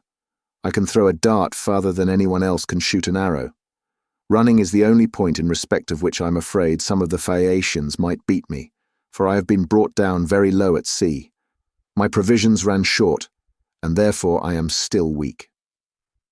They all held their peace, except King Alcinous, who began, "Sir, we have had much pleasure in hearing all that you have told us, from which I understand that you are willing to show your prowess, as having been displeased with some insolent remarks that have been made to you by one of our athletes, and which could never have been uttered by anyone who knows how to talk with propriety. I hope you will apprehend my meaning, and will explain to any one of your chief men who may be dining with yourself and your family when you get home, that we have an hereditary aptitude for accomplishments of all kinds. We are not particularly remarkable for our boxing, nor yet as wrestlers, but we are singularly fleet of foot and are excellent sailors. We are extremely fond of good dinners, music and dancing. We also like frequent changes of linen, warm baths and good beds. So now, please, some of you who are the best dancers set about dancing, that our guest on his return home may be able to tell his friends how much we surpass all other nations as sailors, runners, dancers and minstrels. Demodocus has left his lyre at my house, so run someone or other of you and fetch it for him." On this, a servant hurried off to bring the lyre from the king's house, and the 9 men who had been chosen as stewards stood forward. It was their business to manage everything connected with the sports, so they made the ground smooth and marked a wide space for the dancers. Presently, the servant came back with Demodocus's lyre, and he took his place in the midst of them, whereon the best young dancers in the town began to foot and trip it so nimbly that Ulysses was delighted with the merry twinkling of their feet. Meanwhile the bard began to sing the loves of Mars and Venus, and how they first began their intrigue in the house of Vulcan. Mars made Venus many presents, and defiled King Vulcan's marriage bed, so the sun, who saw what they were about, told Vulcan. Vulcan was very angry when he heard such dreadful news, so he went to his smithy brooding mischief, got his great anvil into its place, and began to forge some chains which none could either unloose or break, so that they might stay there in that place. When he had finished his snare, he went into his bedroom, and festooned the bedposts all over with chains like cobwebs. He also let many hang down from the great beam of the ceiling. Not even a god could see them, so fine and subtle were they. As soon as he had spread the chains all over the bed, he made as though he was setting out for the fair state of Lemnos, which of all places in the world was the one he was most fond of. But Mars kept no blind lookout, and as soon as he saw him start, hurried off to his house, burning with love for Venus. Now Venus had just come in from a visit to her father Jupiter, and was about sitting down when Mars came inside the house, and said, as he took her hand in his own, "Let us go to the couch of Vulcan. He's not at home, but has gone off to Lemnos among the Sintians, whose speech is barbarous." She was nothing loath. So they went to the couch to take their rest, whereon they were caught in the toils which cunning Vulcan had spread for them, and could neither get up nor stir hand or foot, but found too late that they were in a trap, Then Vulcan came up to them, for he had turned back before reaching Lemnos, when his scout the sun told him what was going on. He was in a furious passion and stood in the vestibule making a dreadful noise as he shouted to all the gods. "Father Jupiter," he cried, "and all you other blessed gods who live forever, come here and see the ridiculous and disgraceful sight that I will show you. Jupiter's daughter Venus is always dishonoring me because I am lame. She is in love with Mars, who is handsome and clean-built, whereas I am a cripple. But my parents are to blame for that, not I. They ought never to have begotten me. Come and see the pair together asleep on my bed. It makes me furious to look at them. They are very fond of one another, but I do not think they will lie there longer than they can help, nor do I think that they will sleep much. There, however, they shall stay till her father has repaid me the sum I gave him for his baggage of a daughter, who is fair but not honest." On this the gods gathered to the house of Vulcan. Earth-encircling Neptune came, and Mercury the bringer of luck, and King Apollo, but the goddesses stayed at home, all of them, for shame. Then the givers of all good things stood in the doorway, and the blessed gods roared with inextinguishable laughter as they saw how cunning Vulcan had been, whereon one would turn towards his neighbour, saying, "Ill deeds do not prosper, and the weak confound the strong. See how limping Vulcan, lame as he is, has caught Mars, who is the fleetest god in heaven, and now Mars will be cast in heavy damages." Thus did they converse. But King Apollo said to Mercury, "Messenger Mercury, giver of good things, you would not care how strong the chains were, would you, if you could sleep with Venus?" "King Apollo," answered Mercury, "I only wish I might get the chance, though there were 3 times as many chains, and you might look on, all of you gods and goddesses, but I would sleep with her if I could." The immortal gods burst out laughing as they heard him, but Neptune took it all seriously, and kept on imploring Vulcan to set Mars free again. "Let him go," he cried, "and I will undertake, as you require, that he shall pay you all the damages that are held reasonable among the immortal gods." "Do not," replied Vulcan, "ask me to do this. A bad man's bond is bad security. What remedy could I enforce against you if Mars should go away and leave his debts behind him, along with his chains?" "Vulcan," said Neptune, "if Mars goes away without paying his damages, I will pay you myself." So Vulcan answered, "In this case I cannot, and must not, refuse you." Thereon he loosed the bonds that bound them, and as soon as they were free, they scampered off, Mars to Thrace, and laughter-loving Venus to Cyprus and to Paphos, where is her grove and her altar fragrant with burnt offerings. Here the Graces bathed her, and anointed her with oil of ambrosia such as the immortal gods make use of, and they clothed her in raiment of the most enchanting beauty. Thus sang the bard, and both Ulysses and the seafaring Phaeacians were charmed as they heard him. Then Alcinous told Laodamas and Helios to dance alone, for there was no one to compete with them. So they took a red ball which Polybus had made for them, and one of them bent himself backwards and threw it up towards the clouds, while the other jumped from off the ground and caught it with ease before it came down again. When they had done throwing the ball straight up into the air, they began to dance, and at the same time kept on throwing it backwards and forwards to one another, while all the young men in the ring applauded and made a great stamping with their feet.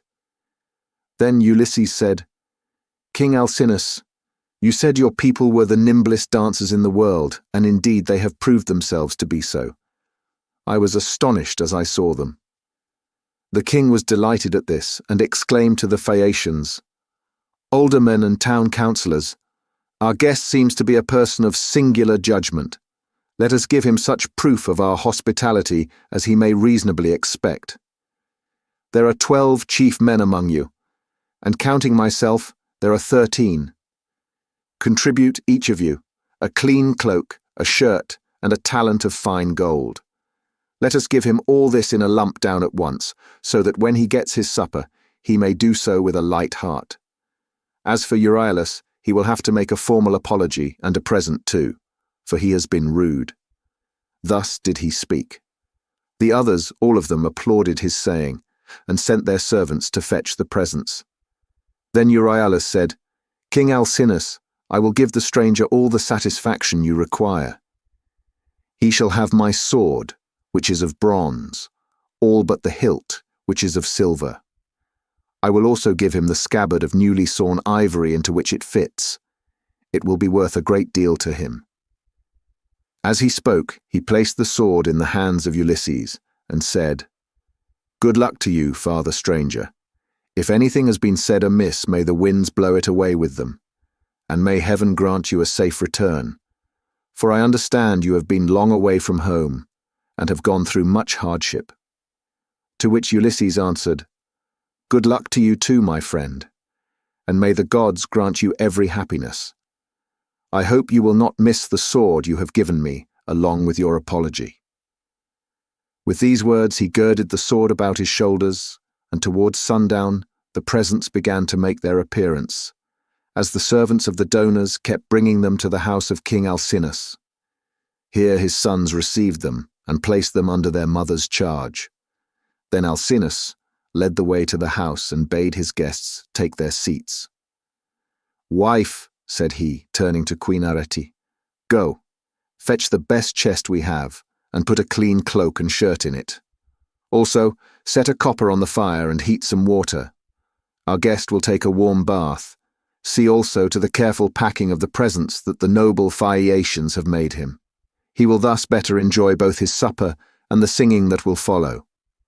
I shall myself give him this golden goblet, which is of exquisite workmanship, that he may be reminded of me for the rest of his life, whenever he makes a drink offering to Jupiter or to any of the gods." Then Arete told her maids to set a large tripod upon the fire as fast as they could, whereon they set a tripod full of bath water onto a clear fire. They threw on sticks to make it blaze, and the water became hot as the flame played about the belly of the tripod. Meanwhile, Arete brought a magnificent chest from her own room, and inside it she packed all the beautiful presents of gold and raiment which the Phaeacians had brought. Lastly, she added a cloak and a good shirt from Alcinous, and said to Ulysses, "See to the lid yourself, and have the whole bound round at once, for fear anyone should rob you by the way when you are asleep in your ship." When Ulysses heard this, he put the lid on the chest and made it fast with a bond that Circe had taught him. He had done so before an upper servant told him to come to the bath and wash himself. He was very glad of a warm bath, for he had had no one to wait upon him ever since he left the house of Calypso, who, as long as he remained with her, had taken as good care of him as though he had been a god. When the servants had done washing and anointing him with oil, and had given him a clean cloak and shirt, he left the bathroom and joined the guests who were sitting over their wine. Lovely Nausicaa stood by one of the bearing posts supporting the roof of the cloister, and admired him as she saw him pass. "Farewell, stranger," said she. "Do not forget me when you are safe at home again, for it is to me first that you owe a ransom for having saved your life." And Ulysses said, "Nausicaa, daughter of great Alcinous, may Jupiter, the mighty husband of Juno, grant that I may reach my home. So shall I bless you as my guardian angel all my days, for it was you who saved me." When he had said this, he seated himself beside Alcinous. Supper was then served, and the wine was mixed for drinking. A servant led in the favourite bard Demodocus, and set him in the midst of the company, near one of the bearing posts supporting the cloister, that he might lean against it. Then Ulysses cut off a piece of roast pork, with plenty of fat, for there was abundance left on the joint, and said to a servant, "Take this piece of pork over to Demodocus, and tell him to eat it. For all the pain his lays may cause me, I will salute him none the less.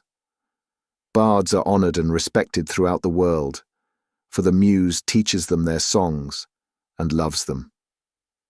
The servant carried the pork in his fingers over to Demodocus, who took it and was very much pleased. They then laid their hands on the good things that were before them, and as soon as they had had to eat and drink, Ulysses said to Demodocus, "Demodocus, there is no one in the world whom I admire more than I do you. You must have studied under the Muse, Jupiter's daughter, and under Apollo. So accurately do you sing the return of the Achaeans with all their sufferings and adventures. If you were not there yourself, you must have heard it all from someone who was. Now, however, change your song and tell us of the wooden horse which Epeius made with the assistance of Minerva, and which Ulysses got by stratagem into the fort of Troy after freighting it with the men who afterwards sacked the city. If you will sing this tale aright, I will tell all the world how magnificently heaven has endowed you." The bard inspired of heaven took up the story at the point where some of the Argives set fire to their tents and sailed away, while others, hidden within the horse, were waiting with Ulysses in the Trojan place of assembly.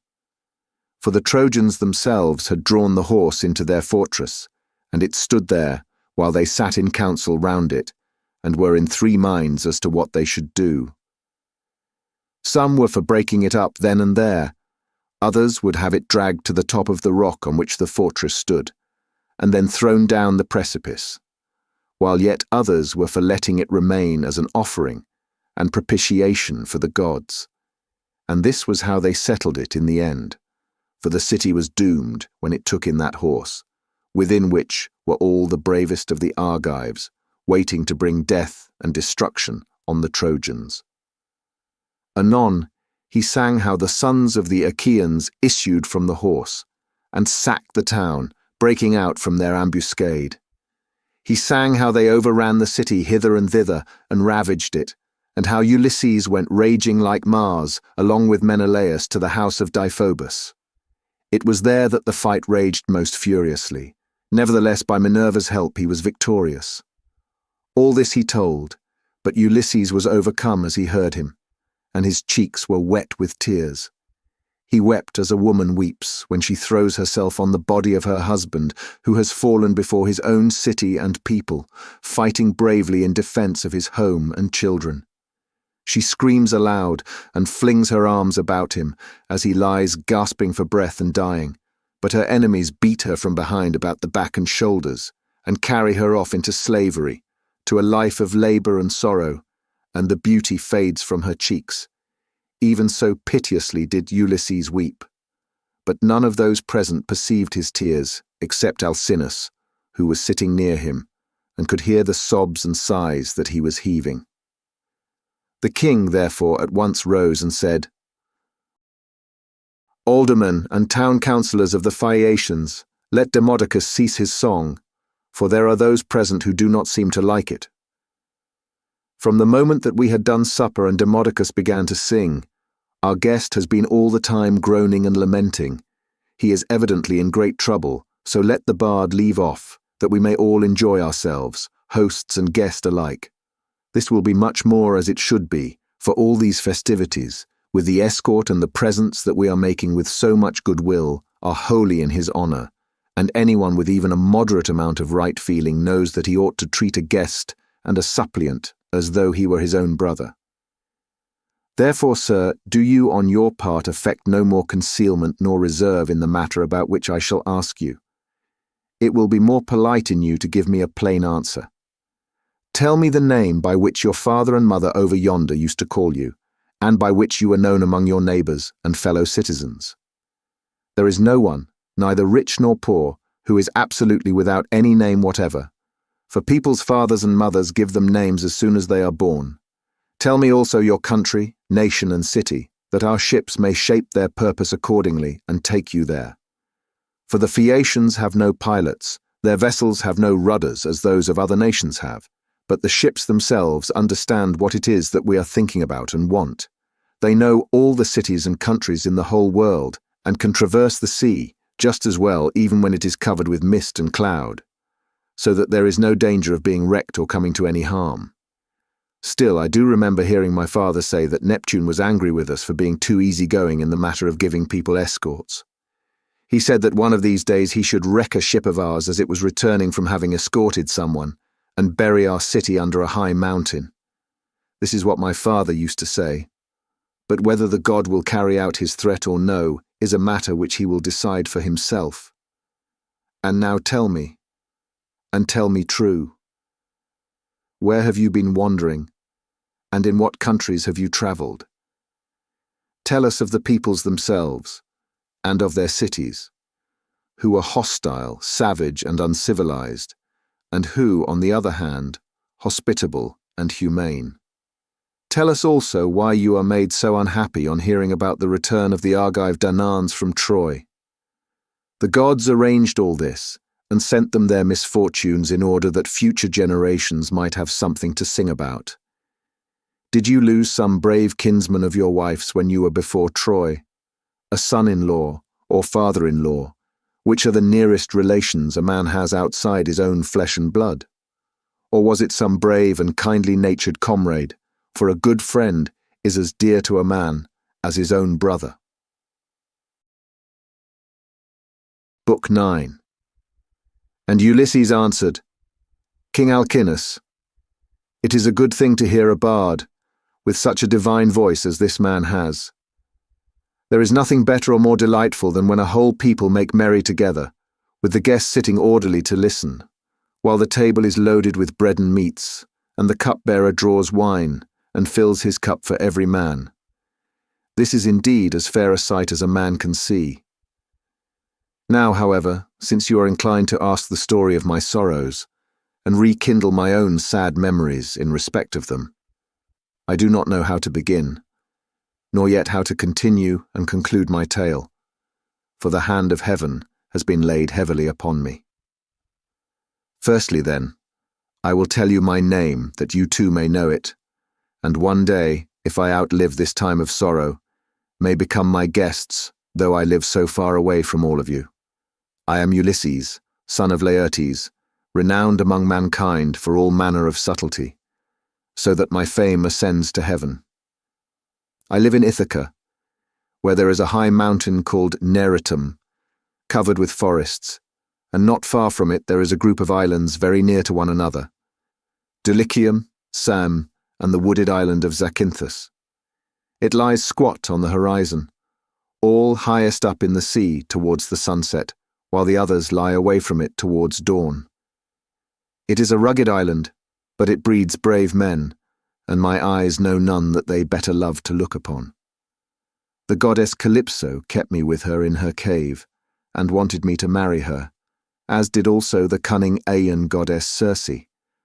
But they could neither of them persuade me, for there is nothing dearer to a man than his own country and his parents, and however splendid a home he may have in a foreign country, if it be far from father or mother, he does not care about it.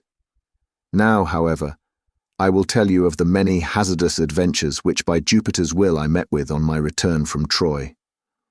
When I had set sail thence, the wind took me first to Ismarus, which is the city of the Cicones. There I sacked the town and put the people to the sword. We took their wives, and also much booty, which we divided equitably amongst us, so that none might have reason to complain. I then said that we had better make off at once, but my men very foolishly would not obey me, so they stayed there drinking much wine and killing great numbers of sheep and oxen on the seashore. Meanwhile, the Cicones cried out for help to other Cicones who lived inland. These were more in number and stronger, and they were more skilled in the art of war, for they could fight either from chariots or on foot as the occasion served. In the morning, therefore, they came as thick as leaves and bloom in summer, and the hand of heaven was against us, so that we were hard pressed. They set the battle in array near the ships, and the hosts aimed their bronze-shod spears at one another. So long as the day waxed and it was still morning, we held our own against them, though they were more in number than we. But as the sun went down, towards the time when men loosed their oxen, the Cicones got the better of us, and we lost 6 men from every ship we had, so we got away with those that were left. Thence we sailed onward with sorrow in our hearts, but glad to have escaped death, though we had lost our comrades, nor did we leave till we had thrice invoked each one of the poor fellows who had perished by the hands of the Cicones. Then Jupiter raised the north wind against us till it blew a hurricane, so that land and sky were hidden in thick clouds, and night sprang forth out of the heavens. We let the ships run before the gale, but the force of the wind tore our sails to tatters, so we took them down for fear of shipwreck, and rowed our hardest towards the land. There we lay 2 days and 2 nights, suffering much alike from toil and distress of mind. But on the morning of the 3rd day we again raised our masts, set sail, and took our places, letting the wind and steersman direct our ship. I should have got home at that time unharmed, had not the north wind and the currents been against me as I was doubling Cape Malea, and set me off my course hard by the island of Cythera. I was driven thence by foul winds for a space of 9 days upon the sea, but on the 10th day we reached the land of the lotus eaters, who live on a food that comes from a kind of flower. Here we landed to take in fresh water, and our crews got their midday meal on the shore near the ships. When they had eaten and drunk, I sent 2 of my company to see what manner of men the people of the place might be, and they had a 3rd man under them. They started at once and went about among the lotus eaters, who did them no hurt, but gave them to eat of the lotus, which was so delicious that those who ate of it left off caring about home, and did not even want to go back and say what had happened to them, but were for staying and munching lotus with the lotus eaters, without thinking further of their return. Nevertheless, though they wept bitterly, I forced them back to the ships, and made them fast under the benches. Then I told the rest to go on board at once, lest any of them should taste of the lotus, and leave off wanting to get home. So they took their places, and smote the grey sea with their oars. We sailed hence, always in much distress, till we came to the land of the lawless and inhuman Cyclopes. Now the Cyclopes neither plant nor plough, but trust in providence and live on such wheat, barley, and grapes as grow wild without any kind of tillage, and their wild grapes yield them wine, as the sun and the rain may grow them. They have no laws nor assemblies of the people, but live in caves on the tops of high mountains. Each is lord and master in his family, and they take no account of their neighbours. Now off their harbour there lies a wooded and fertile island not quite close to the land of the Cyclopes, but still not far. It is overrun with wild goats that breed there in great numbers and are never disturbed by foot of man.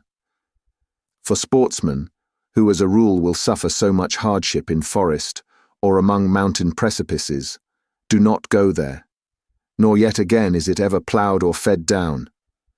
But it lies a wilderness, untilled and unsown from year to year, and has no living thing upon it, but only goats. For the Cyclopes have no ships, nor yet shipwrights who could make ships for them. They cannot therefore go from city to city, or sail over the sea to one another's country, as people who have ships can do. If they had had these, they would have colonized the island, for it is a very good one, and would yield everything in due season. There are meadows that in some places come right down to the seashore, well watered and full of luscious grass. Grapes would do there excellently. There is level land for ploughing, and it would always yield heavily at harvest time, for the soil is deep. There is a good harbour where no cables are wanted, nor yet anchors, nor need a ship be moored. But all one has to do is to beach one's vessel, and stay there till the wind becomes fair, for putting out to sea again. At the head of the harbour there is a spring of clear water coming out of a cave, and there are poplars growing all round it. Here we entered, but so dark was the night that some god must have brought us in, for there was nothing whatever to be seen. A thick mist hung all round our ships. The moon was hidden behind a mass of clouds so that no one could have seen the island if he had looked for it. Nor were there any breakers to tell us we were close inshore before we found ourselves upon the land itself. When, however, we had beached the ships, we took down the sails, went ashore, and camped upon the beach till daybreak. When the child of morning, rosy-fingered dawn appeared, we admired the island and wandered all over it. while the nymphs, Jupiter's daughters, roused the wild goats that we might get some meat for our dinner. On this we fetched our spears and bows and arrows from the ships, and dividing ourselves into 3 bands, began to shoot the goats. Heaven sent us excellent sport. I had 12 ships with me, and each ship got 9 goats, while my own ship had 10. Thus through the livelong day, to the going down of the sun, we ate and drank our fill, and we had plenty of wine left, for each one of us had taken many jars full when we sacked the city of the Cicones, and this had not yet run out.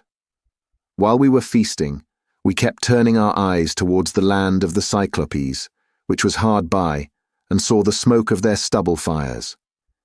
We could almost fancy we heard their voices and the bleating of their sheep and goats. But when the sun went down and it came on dark, we camped down upon the beach, and next morning I called a council.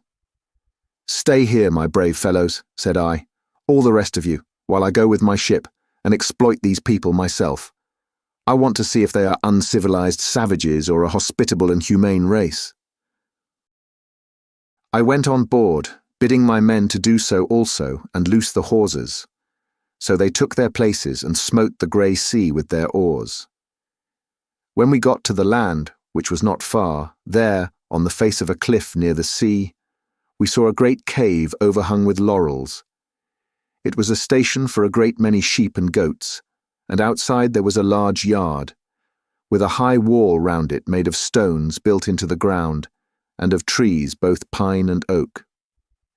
This was the abode of a huge monster, who was then away from home shepherding his flocks. He would have nothing to do with other people, but led the life of an outlaw. He was a horrid creature, not like a human being at all, but resembling rather some crag that stands out boldly against the sky on the top of a high mountain. I told my men to draw the ship ashore, and stay where they were, all but the 12 best among them, who were to go along with myself. I also took a goatskin of sweet black wine, which had been given me by Maron, son of Euanthes, who was priest of Apollo, the patron god of Ismarus, and lived within the wooded precincts of the temple. When we were sacking the city, we respected him and spared his life, as also his wife and child. So he made me some presents of great value, 7 talents of fine gold and a bowl of silver, with 12 jars of sweet wine, unblended, and of the most exquisite flavour. Not a man nor maid in the house knew about it, but only himself, his wife, and 1 housekeeper. When he drank it, he mixed 20 parts of water to 1 of wine, and yet the fragrance from the mixing bowl was so exquisite that it was impossible to refrain from drinking. I filled a large skin with this wine, and took a wallet full of provisions with me, for my mind misgave me that I might have to deal with some savage who would be of great strength and would respect neither right nor law. We soon reached his cave, but he was out shepherding, so we went inside and took stock of all that we could see.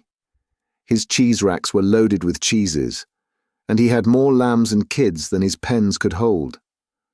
They were kept in separate flocks. First there were the hoggets, then the oldest of the younger lambs, and lastly the very young ones, all kept apart from one another.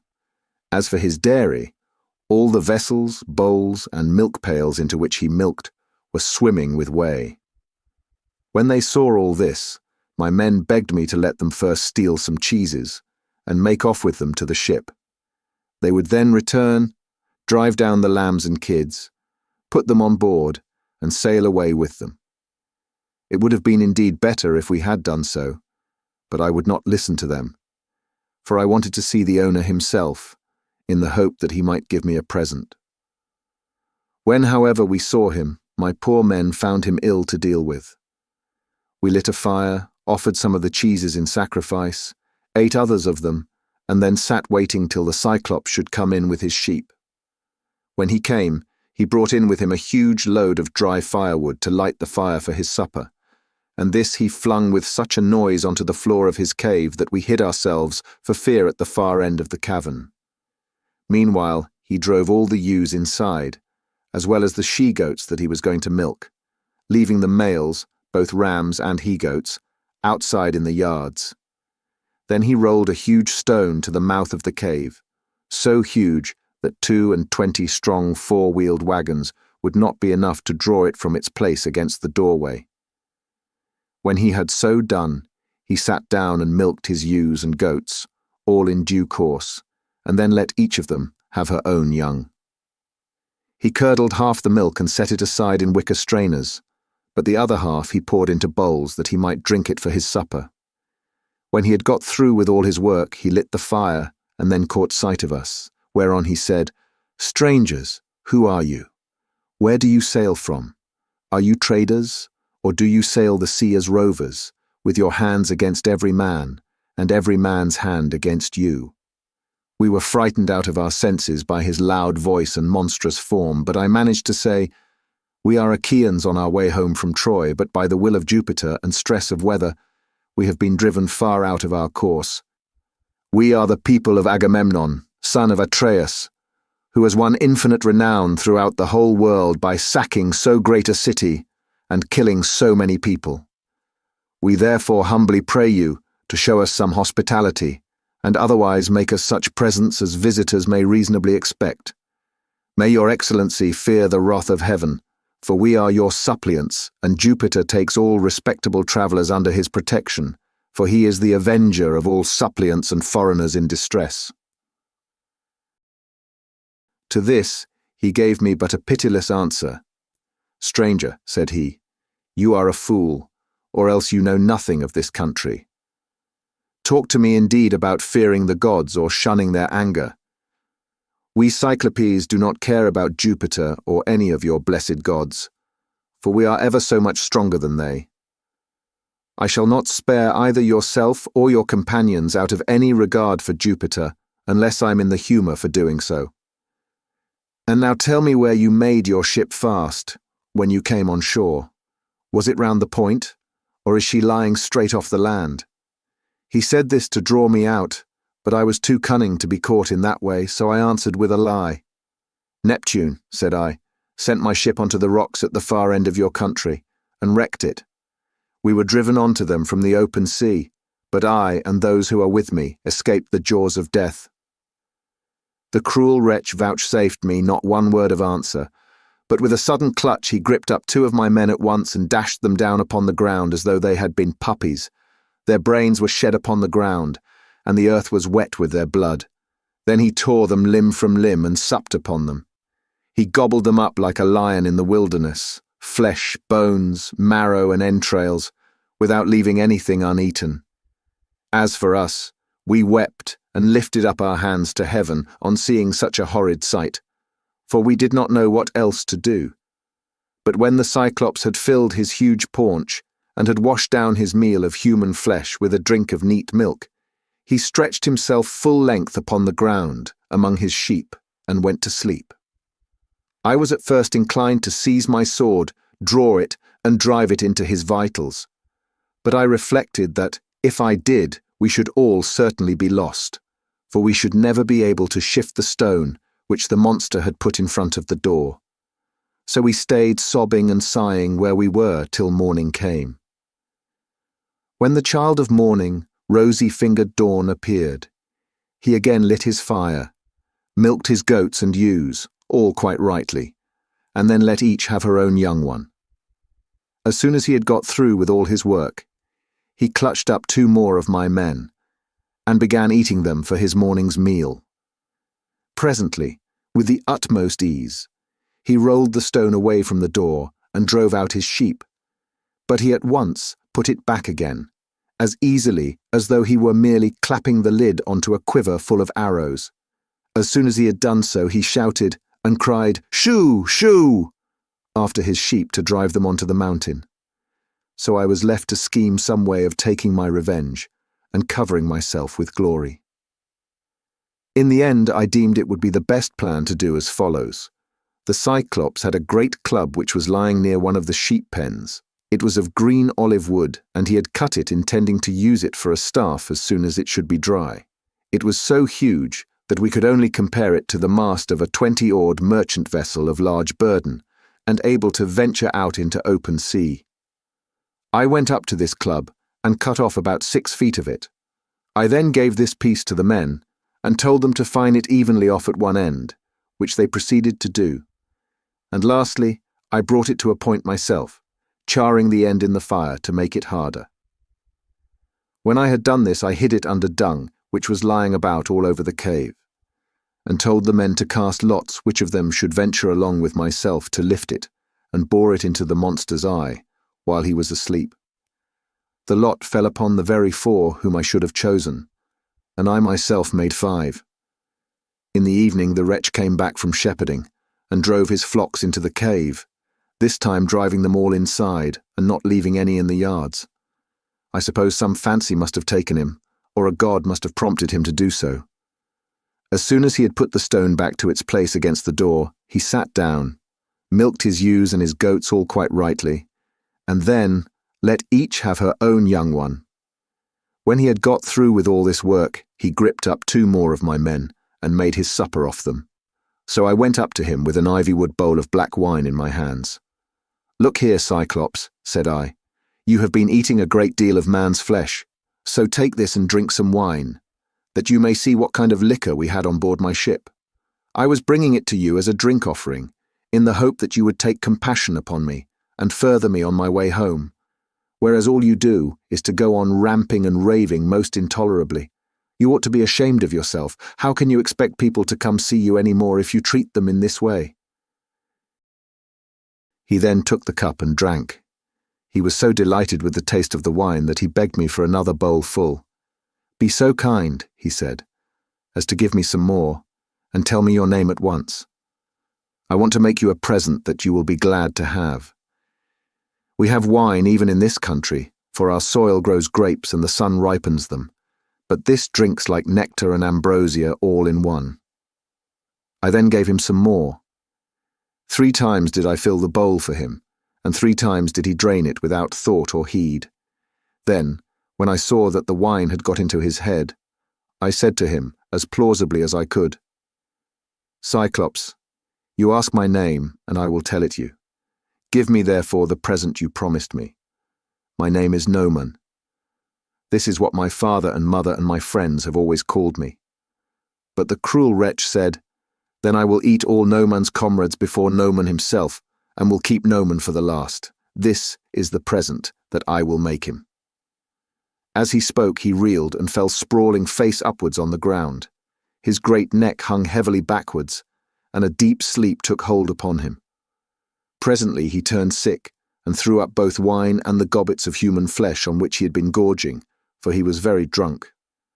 Then I thrust the beam of wood far into the embers to heat it, and encouraged my men lest any of them should turn faint-hearted. When the wood, green though it was about to blaze, I drew it out of the fire, glowing with heat, and my men gathered round me, for heaven had filled their hearts with courage. We drove the sharp end of the beam into the monster's eye, and bearing upon it with all my weight, I kept turning it round and round, as though I were boring a hole in a ship's plank with an auger, which 2 men with a wheel and strap can keep on turning as long as they choose. Even thus did we bore the red-hot beam into his eye, till the boiling blood bubbled all over it as we worked it round and round, so that the steam from the burning eyeball scalded his eyelids and eyebrows, and the roots of the eye sputtered in the fire. As a blacksmith plunges an axe or hatchet into cold water to temper it, for it is this that gives strength to the iron, and it makes a great hiss as he does so, even thus did the Cyclops' eye hiss round the beam of olive wood, and his hideous yells made the cave ring again. We ran away in a fright, but he plucked the beam all besmirched with gore from his eye, and hurled it from him, in a frenzy of rage and pain, shouting as he did so to the other Cyclopes, who lived on the bleak headlands near him. So they gathered from all quarters round his cave when they heard him crying, and asked what was the matter with him. "What ails you, Polyphemus?" said they, "that you make such a noise, breaking the stillness of the night, and preventing us from being able to sleep? Surely no man is carrying off your sheep. Surely no man is trying to kill you either by fraud or by force." But Polyphemus shouted to them from inside the cave, "No man is killing me by fraud, no man is killing me by force." "Then," said they, "if no man is attacking you, you must be ill. When Jupiter makes people ill, there is no help for it, and you had better pray to your father Neptune." Then they went away, and I laughed inwardly at the success of my clever stratagem. But the Cyclops, groaning and in an agony of pain, felt about with his hands till he found the stone and took it from the door. Then he sat in the doorway and stretched his hands in front of it to catch anyone going out with the sheep, for he thought I might be foolish enough to attempt this. As for myself, I kept on puzzling to think how I could best save my own life and those of my companions. I schemed and schemed, as one who knows that his life depends upon it, for the danger was very great. In the end, I deemed that this plan would be the best. The male sheep were well grown and carried a heavy black fleece, so I bound them noiselessly in threes together, with some of the withies on which the wicked monster used to sleep. There was to be a man under the middle sheep, and the two on either side were to cover him, so that there were 3 sheep to each man. As for myself, there was a ram finer than any of the others, so I caught hold of him by the back, ensconced myself in the thick wool under his belly, and hung on patiently to his fleece, face upwards, keeping a firm hold on it all the time. Thus then did we wait in great fear of mind till morning came. But when the child of morning, rosy-fingered dawn, appeared, the male sheep hurried out to feed, while the ewes remained bleating about the pens waiting to be milked, for their udders were full to bursting. But their master, in spite of all his pain, felt the backs of all the sheep as they stood upright, without being sharp enough to find out that the men were underneath their bellies. As the ram was going out, last of all, heavy with its fleece and with the weight of my crafty self, Polyphemus laid hold of it and said, "My good ram, what is it that makes you the last to leave my cave this morning? You are not wont to let the ewes go before you, but lead the mob with a run, whether to flowery mead or bubbling fountain, and are the first to come home again at night. But now you lag last of all. Is it because you know your master has lost his eye, and are sorry because that wicked no-man and his horrid crew have got him down in his drink and blinded him? But I will have his life yet. If you could understand and talk, you would tell me where the wretch is hiding, and I would dash his brains upon the ground till they flew all over the cave. I should thus have some satisfaction for the harm this no-good no-man has done me." As he spoke, he drove the ram outside. But when we were a little way out from the cave and yards, I first got from under the ram's belly, and then freed my comrades. As for the sheep, which were very fat, by constantly heading them in the right direction, we managed to drive them down to the ship. The crew rejoiced greatly at seeing those of us who had escaped death, but wept for the others whom the Cyclops had killed. However, I made signs to them by nodding and frowning that they were to hush their crying, and told them to get all the sheep on board at once and put out to sea. So they went aboard, took their places, and smote the grey sea with their oars. Then, when I had got as far out as my voice would reach, I began to jeer at the Cyclops. "Cyclops," said I, "you should have taken better measure of your man before eating up his comrades in your cave. You wretch, eat up your visitors in your own house? You might have known that your sin would find you out, and now Jupiter and the other gods have punished you." He got more and more furious as he heard me, so he tore the top from off a high mountain and flung it just in front of my ship, so that it was within a little of hitting the end of the rudder. The sea quaked as the rock fell into it, and the wash of the wave it raised carried us back towards the mainland, and forced us towards the shore. But I snatched up a long pole and kept the ship off, making signs to my men by nodding my head that they must row for their lives, whereon they laid out with a will. When we had got twice as far as we were before, I was for jeering at the Cyclops again. But the men begged and prayed of me to hold my tongue. "Do not," they exclaimed, "be mad enough to provoke this savage creature further. He has thrown one rock at us already, which drove us back again to the mainland, and we made sure it had been the death of us. If he had then heard any further sound of voices, he would have pounded our heads and our ship's timbers into a jelly. With the rugged rocks he would have heaved at us, for he can throw them a long way. But I would not listen to them, and shouted out to him in my rage, "Cyclops, if anyone asks you who it was that put your eye out and spoiled your beauty, say it was the valiant warrior Ulysses, son of Laertes, who lives in Ithaca." On this he groaned and cried out, "Alas, alas, then the old prophecy about me is coming true. There was a prophet here at one time, a man both brave and of great stature, Telemachus son of Eurymus, who was an excellent seer, and did all the prophesying for the Cyclopes till he grew old. He told me that all this would happen to me some day, and said I should lose my sight by the hand of Ulysses. I have been all along expecting someone of imposing presence and superhuman strength, whereas he turns out to be a little insignificant weakling who has managed to blind my eye by taking advantage of me in my drink. Come here then, Ulysses, that I may make you presents to show my hospitality and urge Neptune to help you forward on your journey, for Neptune and I are father and son. He, if he so will, shall heal me, which no one else, neither god nor man, can do." Then I said, "I wish I could be as sure of killing you outright and sending you down to the house of Hades as I am that it will take more than Neptune to cure that eye of yours." On this he lifted up his hands to the firmament of heaven and prayed, saying, "Hear me, great Neptune, if I am indeed your own true-begotten son, grant that Ulysses may never reach his home alive, or if he must get back to his friends at last, let him do so late and in sore plight after losing all his men. Let him reach his home in another man's ship and find trouble in his house." Thus did he pray, and Neptune heard his prayer. Then he picked up a rock much larger than the first, swung it aloft and hurled it with prodigious force. It fell just short of the ship, but was within a little of hitting the end of the rudder. The sea quaked as the rock fell into it, and the wash of the wave it raised drove us onwards on our way towards the shore of the island. When at last we got to the island where we had left the rest of our ships, we found our comrades lamenting us and anxiously awaiting our return.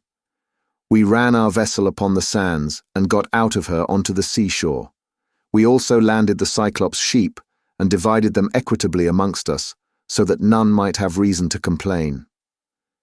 As for the ram, my companions agreed that I should have it as an extra share, so I sacrificed it on the seashore and burned its thigh bones to Jupiter, who is the Lord of all.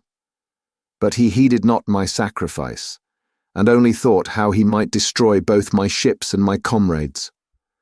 Thus through the livelong day to the going down of the sun, we feasted our fill on meat and drink.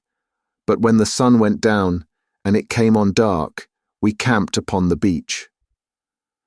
When the child of morning rosy-fingered dawn appeared, I bade my men on board and loose the hawsers. Then they took their places and smote the grey sea with their oars, so we sailed on with sorrow in our hearts, but glad to have escaped death, though we had lost our comrades.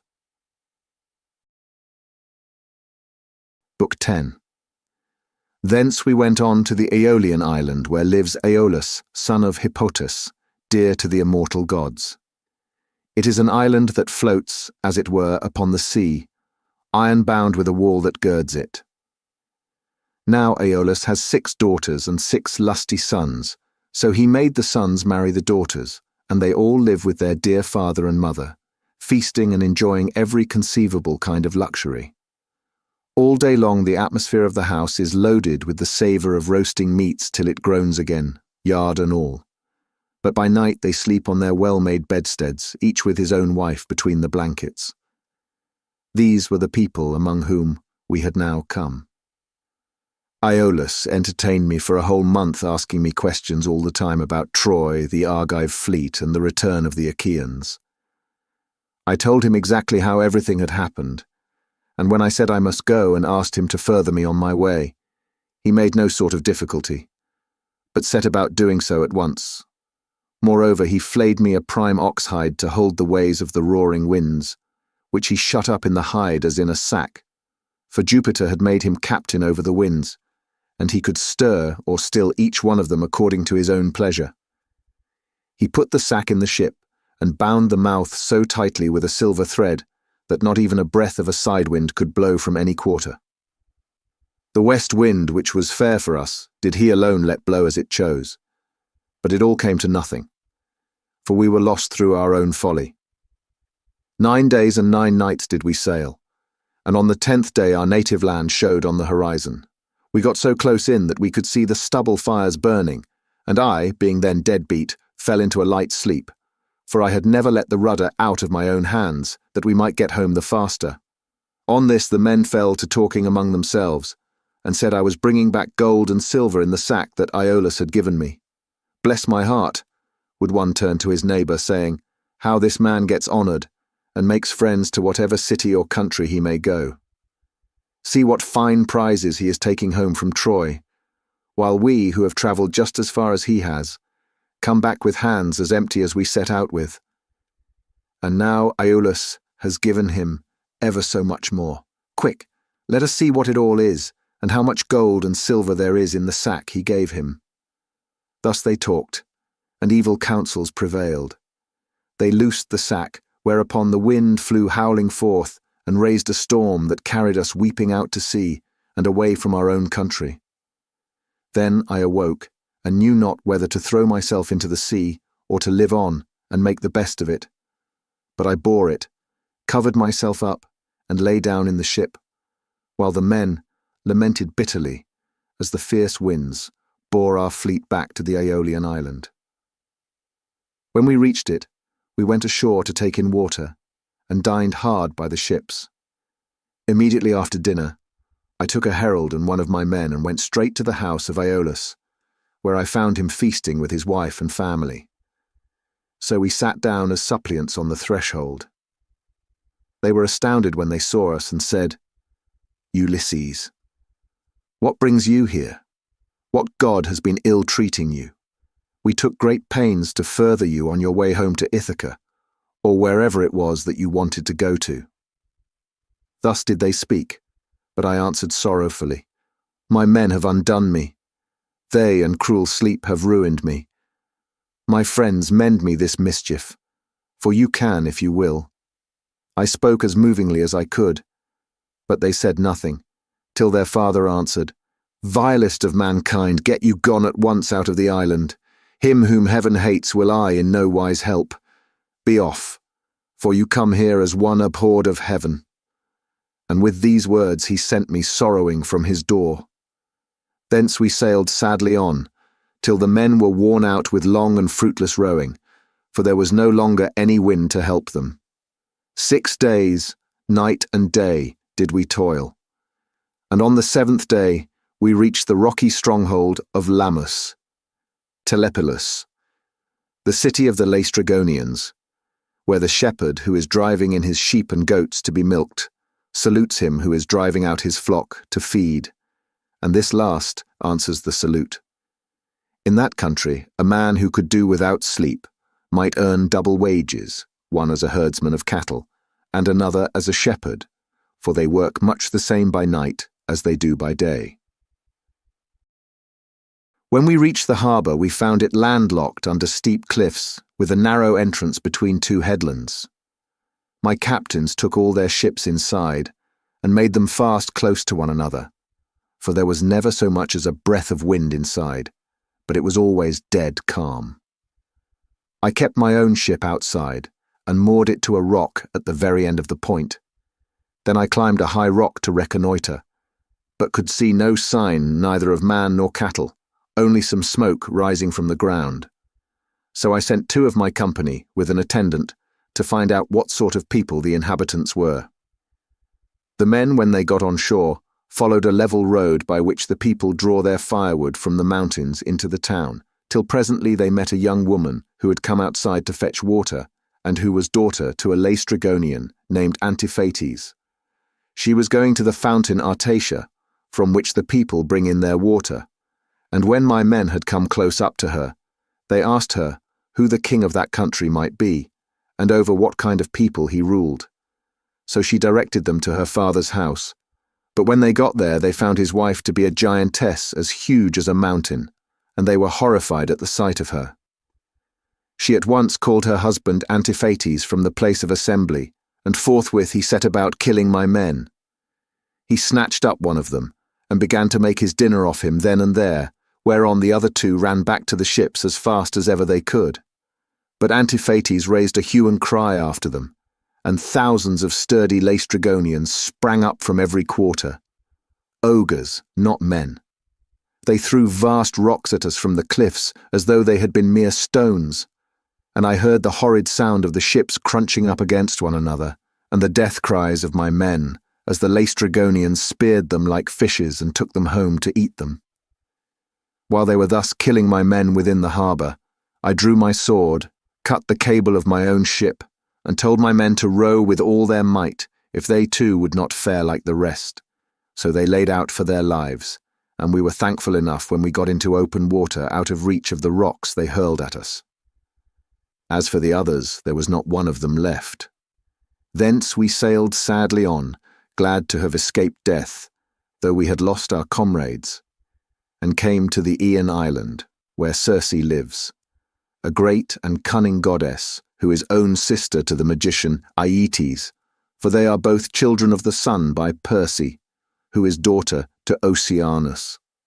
We brought our ship into a safe harbour without a word, for some god guided us thither, and having landed, we lay there for 2 days and 2 nights, worn out in body and mind. When the morning of the 3rd day came, I took my spear and my sword, and went away from the ship to reconnoitre, and see if I could discover signs of human handiwork, or hear the sound of voices. Climbing to the top of a high lookout, I espied the smoke of Circe's house rising upwards amid a dense forest of trees, and when I saw this, I doubted whether, having seen the smoke, I would not go on at once and find out more. But in the end I deemed it best to go back to the ship, give the men their dinners, and send some of them instead of going myself. When I had nearly got back to the ship, some god took pity upon my solitude, and sent a fine antlered stag right into the middle of my path. He was coming down his pasture in the forest to drink of the river, for the heat of the sun drove him, and as he passed, I struck him in the middle of the back. The bronze point of the spear went clean through him, and he lay groaning in the dust until the life went out of him. Then I set my foot upon him, drew my spear from the wound, and laid it down. I also gathered rough grass and rushes, and twisted them into a fathom or so of good, stout rope, with which I bound the 4 feet of the noble creature together. Having so done, I hung him round my neck, and walked back to the ship leaning upon my spear, for the stag was much too big for me to be able to carry him on my shoulder, steadying him with one hand. As I threw him down in front of the ship, I called the men and spoke cheeringly man by man to each of them. "Look here, my friends," said I. "We are not going to die so much before our time after all, and at any rate we will not starve so long as we have got something to eat and drink on board." On this, they uncovered their heads upon the seashore, and admired the stag, for he was indeed a splendid fellow. Then, when they had feasted their eyes upon him sufficiently, they washed their hands and began to cook him for dinner. Thus, through the livelong day to the going down of the sun, we stayed there eating and drinking our fill. But when the sun went down and it came on dark, we camped upon the seashore. When the child of morning, rosy-fingered dawn, appeared, I called a council and said, "My friends, we are in very great difficulties. Listen therefore to me. We have no idea where the sun either sets or rises, so that we do not even know east from west.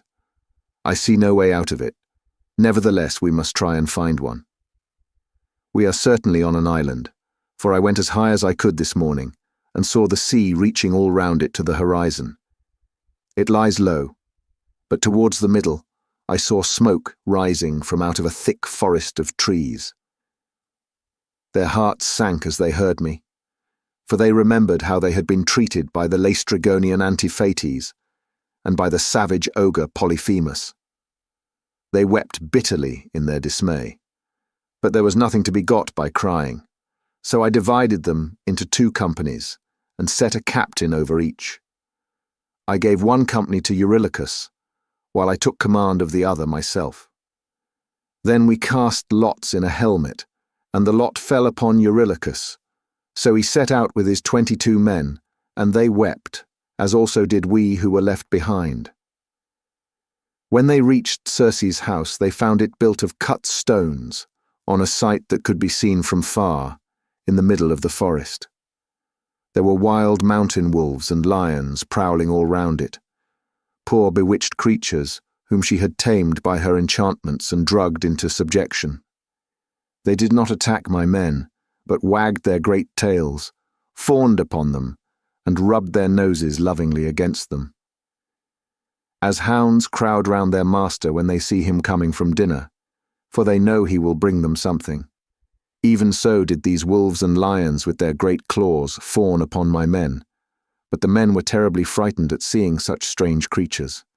Presently they reached the gates of the goddess's house, and as they stood there, they could hear Circe within, singing most beautifully as she worked at her loom, making a web so fine, so soft, and of such dazzling colours as no one but a goddess could weave. On this Polites, whom I valued and trusted more than any other of my men, said, "There is someone inside working at a loom and singing most beautifully. The whole place resounds with it. Let us call her and see whether she is woman or goddess." They called her, and she came down, unfastened the door, and bade them enter. They, thinking no evil, followed her, all except Eurylochus, who suspected mischief and stayed outside. When she had got them into her house, she set them upon benches and seats, and mixed them a mess with cheese, honey, meal, and Pramnian wine, but she drugged it with wicked poisons to make them forget their homes. And when they had drunk, she turned them into pigs by a stroke of her wand, and shut them up in her pigsties. They were like pigs, head, hair, and all, and they grunted just as pigs do, but their senses were the same as before, and they remembered everything. Thus then were they shut up squealing, and Circe threw them some acorns and beech mast such as pigs eat. But Eurylochus hurried back to tell me about the sad fate of our comrades. He was so overcome with dismay that though he tried to speak, he could find no words to do so. His eyes filled with tears, and he could only sob and sigh, till at last we forced his story out of him, and he told us what had happened to the others. "We went," said he, "as you told us, through the forest, and in the middle of it there was a fine house built with cut stones in a place that could be seen from far. There we found a woman, or else she was a goddess, working at her loom and singing sweetly, so the men shouted to her and called her, whereon she at once came down, opened the door, and invited us in. The others did not suspect any mischief, so they followed her into the house. But I stayed where I was, for I thought there might be some treachery. From that moment I saw them no more, for not one of them ever came out, though I sat a long time watching for them. Then I took my sword of bronze and slung it over my shoulders. I also took my bow, and told Eurylochus to come back with me and show me the way. But he laid hold of me with both his hands and spoke piteously, saying, "Sir, do not force me to go with you, but let me stay here, for I know you will not bring one of them back with you, nor even return alive yourself.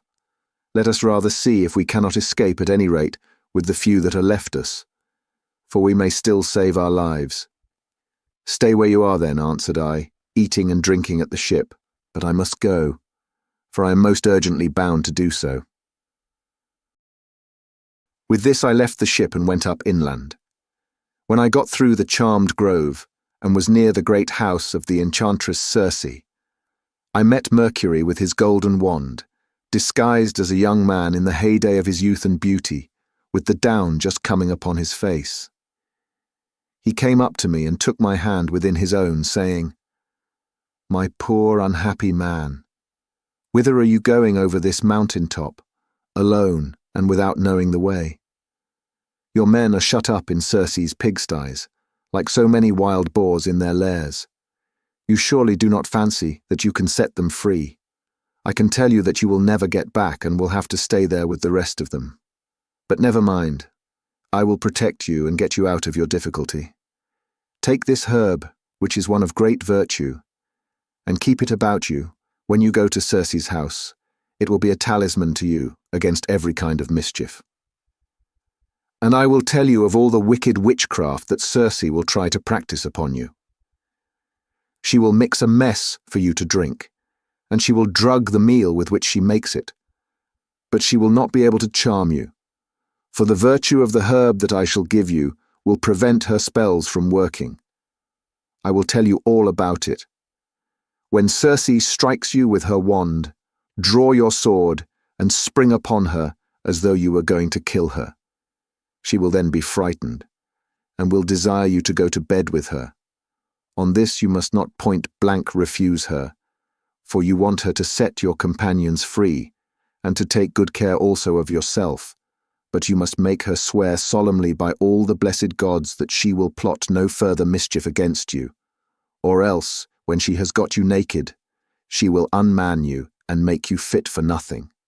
As he spoke, he pulled the herb out of the ground and showed me what it was like. The root was black, while the flower was as white as milk. The gods call it moly, and mortal men cannot uproot it, but the gods can do whatever they like. Then Mercury went back to high Olympus, passing over the wooded island. But I fared onward to the house of Circe, and my heart was clouded with care as I walked along. When I got to the gates, I stood there and called the goddess, and as soon as she heard me, she came down, opened the door, and asked me to come in. So I followed her, much troubled in my mind. She set me on a richly decorated seat inlaid with silver. There was a footstool also under my feet, and she mixed a mess in a golden goblet for me to drink. But she drugged it, for she meant me mischief. When she had given it to me, and I had drunk it without its charming me, she struck me with her wand. "There now," she cried, "be off to the pigsty and make your lair with the rest of them." But I rushed at her with my sword drawn as though I would kill her, whereon she fell with a loud scream, clasped my knees, and spoke piteously, saying, "Who and whence are you? From what place and people have you come? How can it be that my drugs have no power to charm you? Never yet was any man able to stand so much as a taste of the herb I gave you. You must be spell-proof. Surely you can be none other than the bold hero Ulysses, who Mercury always said would come here some day with his ship, while on his way home from Troy. So be it then. Sheathe your sword, and let us go to bed, that we may make friends and learn to trust each other." And I answered, "Circe, how can you expect me to be friendly with you when you have just been turning all my men into pigs? And now that you have got me here myself, you mean me mischief when you ask me to go to bed with you, and will unman me and make me fit for nothing. I shall certainly not consent to go to bed with you unless you will first take your solemn oath to plot no further harm against me." So she swore at once as I had told her, and when she had completed her oath, then I went to bed with her. Meanwhile, her 4 servants, who are her housemaids, set about their work. They are the children of the groves and fountains, and of the holy waters that run down into the sea. One of them spread a fair purple cloth over a seat, and laid a carpet underneath it. Another brought tables of silver up to the seats, and set them with baskets of gold. A third mixed some sweet wine with water in a silver bowl, and put golden cups upon the tables, while the fourth brought in water and set it to boil in a large cauldron over a good fire which she had lighted. When the water in the cauldron was boiling, she poured cold water into it till it was just as I liked it, and then she set me in a bath and began washing me from the cauldron about the head and shoulders, to take the tire and stiffness out of my limbs. As soon as she had done washing me and anointing me with oil, she arrayed me in a good cloak and shirt and led me to a richly decorated seat inlaid with silver. There was a footstool also under my feet. A maidservant then brought me water in a beautiful golden ewer and poured it into a silver basin for me to wash my hands, and she drew a clean table beside me. An upper servant brought me bread and offered me many things of what there was in the house. And then Circe bade me eat, but I would not, and sat without heeding what was before me, still moody and suspicious. When Circe saw me sitting there without eating, and in great grief, she came to me and said, "Ulysses, why do you sit like that as though you were dumb, gnawing at your own heart, and refusing both meat and drink? Is it that you are still suspicious? You ought not to be, for I have already sworn solemnly that I will not hurt you." And I said, "Circe, no man with any sense of what is right can think of either eating or drinking in your house until you have set his friends free and let him see them. If you want me to eat and drink, you must free my men and bring them to me, that I may see them with my own eyes." When I had said this, she went straight through the court, with her wand in her hand, and opened the pigsty doors. My men came out like so many prime hogs, and stood looking at her, but she went about among them, and anointed each with a second drug, whereon the bristles that the bad drug had given them fell off, and they became men again, younger than they were before, and much taller and better looking. They knew me at once, seized me each of them by the hand, and wept for joy till the whole house was filled with the sound of their hallooing, and Circe herself was so sorry for them that she came up to me and said, "Ulysses, noble son of Laertes, go back at once to the sea where you have left your ship, and first draw it onto the land. Then hide all your ship's gear and property in some cave, and come back here with your men." I agreed to this, so I went back to the seashore, and found the men at the ship weeping and wailing most piteously. When they saw me, the silly blubbering fellows began frisking round me as calves break out and gambol round their mothers, when they see them coming home to be milked after they have been feeding all day, and the homestead resounds with their lowing. They seemed as glad to see me as though they had got back to their own rugged Ithaca, where they had been born and bred. "Sir," said the affectionate creatures, "we are as glad to see you back as though we had got safe home to Ithaca. But tell us all about the fate of our comrades." I spoke comfortingly to them and said, "We must draw our ship onto the land and hide the ship's gear with all our property in some cave. Then come with me, all of you, as fast as you can to Circe's house, where you will find your comrades eating and drinking in the midst of great abundance." On this the men would have come with me at once, but Eurylochus tried to hold them back and said, "Alas, poor wretches that we are, what will become of us? Rush not on your ruin by going to the house of Circe, who will turn us all into pigs or wolves or lions, and we shall have to keep guard over her house. Remember how the Cyclops treated us when our comrades went inside his cave, and Ulysses with them. It was all through his sheer folly that those men lost their lives." When I heard him, I was in two minds whether or not to draw the keen blade that hung by my sturdy thigh and cut his head off, in spite of his being a near relation of my own. But the men interceded for him and said, "Sir, if it may so be, let this fellow stay here and mind the ship, but take the rest of us with you to Circe's house." On this we all went inland, and Eurylochus was not left behind after all, but came on too, for he was frightened by the severe reprimand that I'd given him. Meanwhile, Circe had been seeing that the men who had been left behind were washed and anointed with olive oil. She had also given them woolen cloaks and shirts. And when we came, we found them all comfortably at dinner in her house. As soon as the men saw each other face to face and knew one another, they wept for joy and cried aloud till the whole palace rang again. Thereon Circe came up to me and said, "Ulysses, noble son of Laertes, tell your men to leave off crying. I know how much you have all of you suffered at sea, and how ill you have fared among cruel savages on the mainland. But that is over now. So stay here, and eat and drink till you are once more as strong and hearty as you were when you left Ithaca. For at present you are weakened both in body and mind.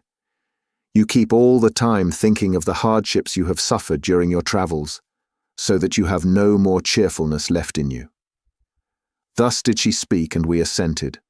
We stayed with Circe for a whole 12-month, feasting upon an untold quantity both of meat and wine.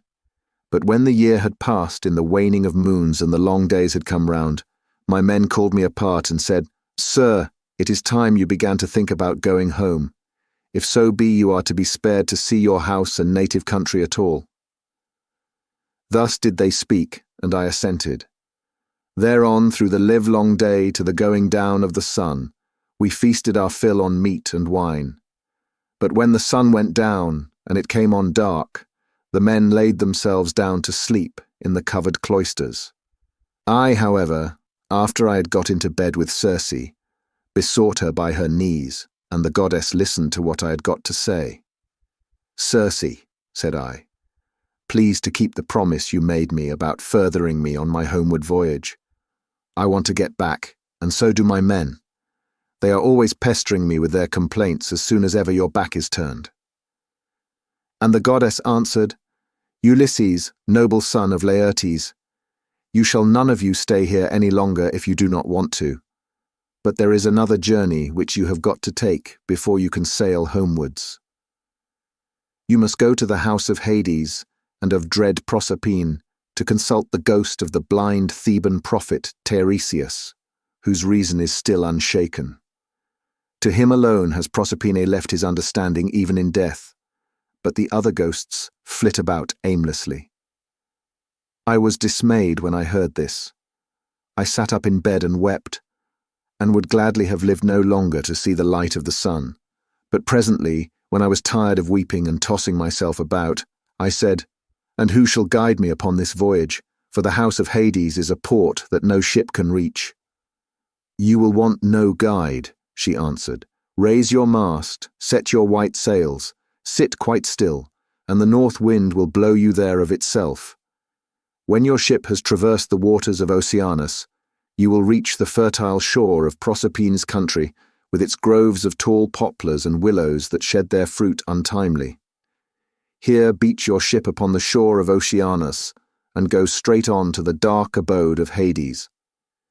You will find it near the place where the rivers Periphlagathon and Cocytus, which is a branch of the river Styx, flow into Acheron, and you will see a rock near it, just where the two roaring rivers run into one another. When you have reached this spot, as I now tell you, dig a trench a cubit or so in length, breadth, and depth, and pour into it as a drink offering to all the dead, first honey mixed with milk, then wine, and in the third place water, sprinkling white barley meal over the whole.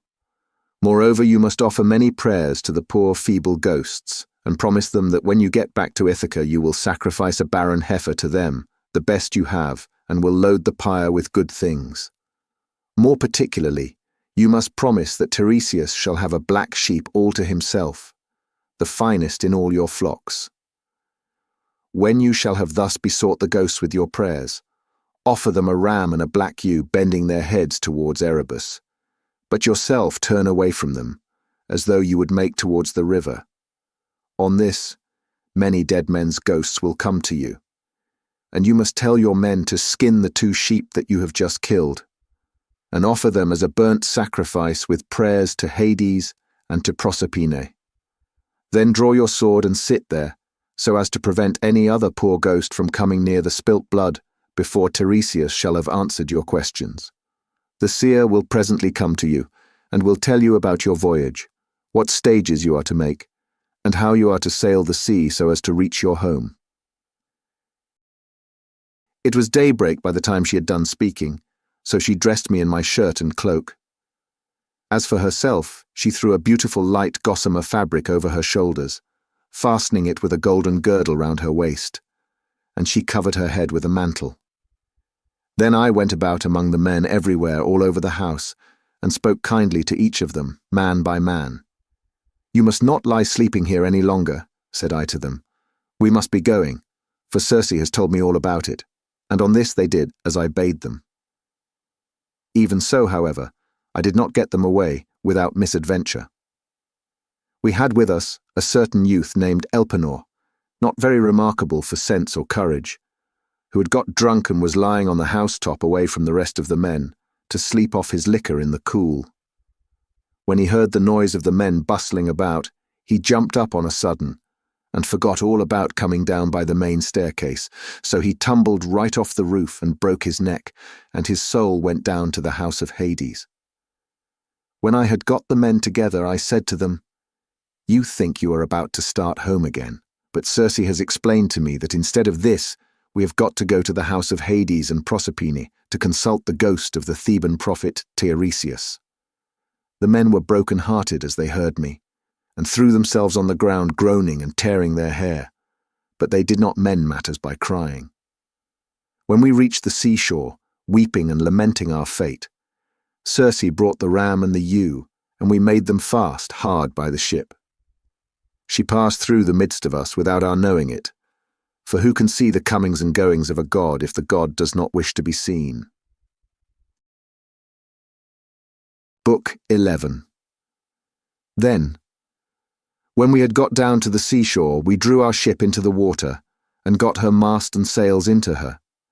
We also put the sheep on board, and took our places, weeping and in great distress of mind. Circe, that great and cunning goddess, sent us a fair wind that blew dead aft, and stayed steadily with us, keeping our sails all the time well filled. So we did whatever wanted doing to the ship's gear, and let her go, as the wind and helmsman headed her. All day long her sails were full as she held her course over the sea, but when the sun went down and darkness was over all the earth, we got into the deep waters of the river Oceanus, where lie the land and city of the Cimmerians, who live enshrouded in mist and darkness which the rays of the sun never pierce, neither at his rising nor as he goes down again out of the heavens, but the poor wretches live in one long, melancholy night. When we got there, we beached the ship, took the sheep out of her, and went along by the waters of Oceanus, till we came to the place of which Circe had told us. Here Perimedes and Eurylochus held the victims, while I drew my sword and dug the trench a cubit each way. I made a drink offering to all the dead, first with honey and milk, then with wine, and thirdly with water, and I sprinkled white barley meal over the whole, praying earnestly to the poor feckless ghosts, and promising them that when I got back to Ithaca I would sacrifice a barren heifer for them, the best I had, and would load the pyre with good things. I also particularly promised that Tiresias should have a black sheep to himself, the best in all my flocks. When I had prayed sufficiently to the dead, I cut the throats of the 2 sheep, and let the blood run into the trench, whereon the ghosts came trooping up from Erebus, brides, young bachelors, old men worn out with toil, maids who had been crossed in love, and brave men who had been killed in battle, with their armour still smirched with blood. They came from every quarter, and flitted round the trench with a strange kind of screaming sound that made me turn pale with fear. When I saw them coming, I told the men to be quick, and flay the carcasses of the 2 dead sheep, and make burnt offerings of them, and at the same time to repeat prayers to Hades and to Proserpine. But I sat where I was, with my sword drawn, and would not let the poor, feckless ghosts come near the blood, till Tiresias should have answered my questions. The first ghost that came was that of my comrade Elpenor, for he had not yet been laid beneath the earth. We had left his body unwaked and unburied in Circe's house, for we had had too much else to do. I was very sorry for him, and cried when I saw him. "Elpenor," said I, "how did you come down here into this gloom and darkness? You have got here on foot quicker than I have with my ship." "Sir," he answered with a groan, "it was all bad luck, and my own unspeakable drunkenness. I was lying asleep on the top of Circe's house, and never thought of coming down again by the great staircase, but fell right off the roof and broke my neck, so my soul came down to the house of Hades. And now I beseech you, by all those whom you have left behind you, though they are not here, by your wife, by the father who brought you up when you were a child, and by Telemachus, who is the one hope of your house, do what I shall now ask you. I know that when you leave this limbo, you will again hold your ship for the Aeaean island. Do not go thence, leaving me unwaked and unburied behind you, or I may bring heaven's anger upon you. But burn me with whatever armor I have, build a barrow for me on the seashore, that may tell people in days to come what a poor, unlucky fellow I was, and plant over my grave the oar I used to row with, when I was yet alive, and with my messmates. And I said, my poor fellow, I will do all that you have asked of me. Thus then did we sit and hold sad talk with one another, I on the one side of the trench with my sword held over the blood, and the ghost of my comrade saying all this to me from the other side.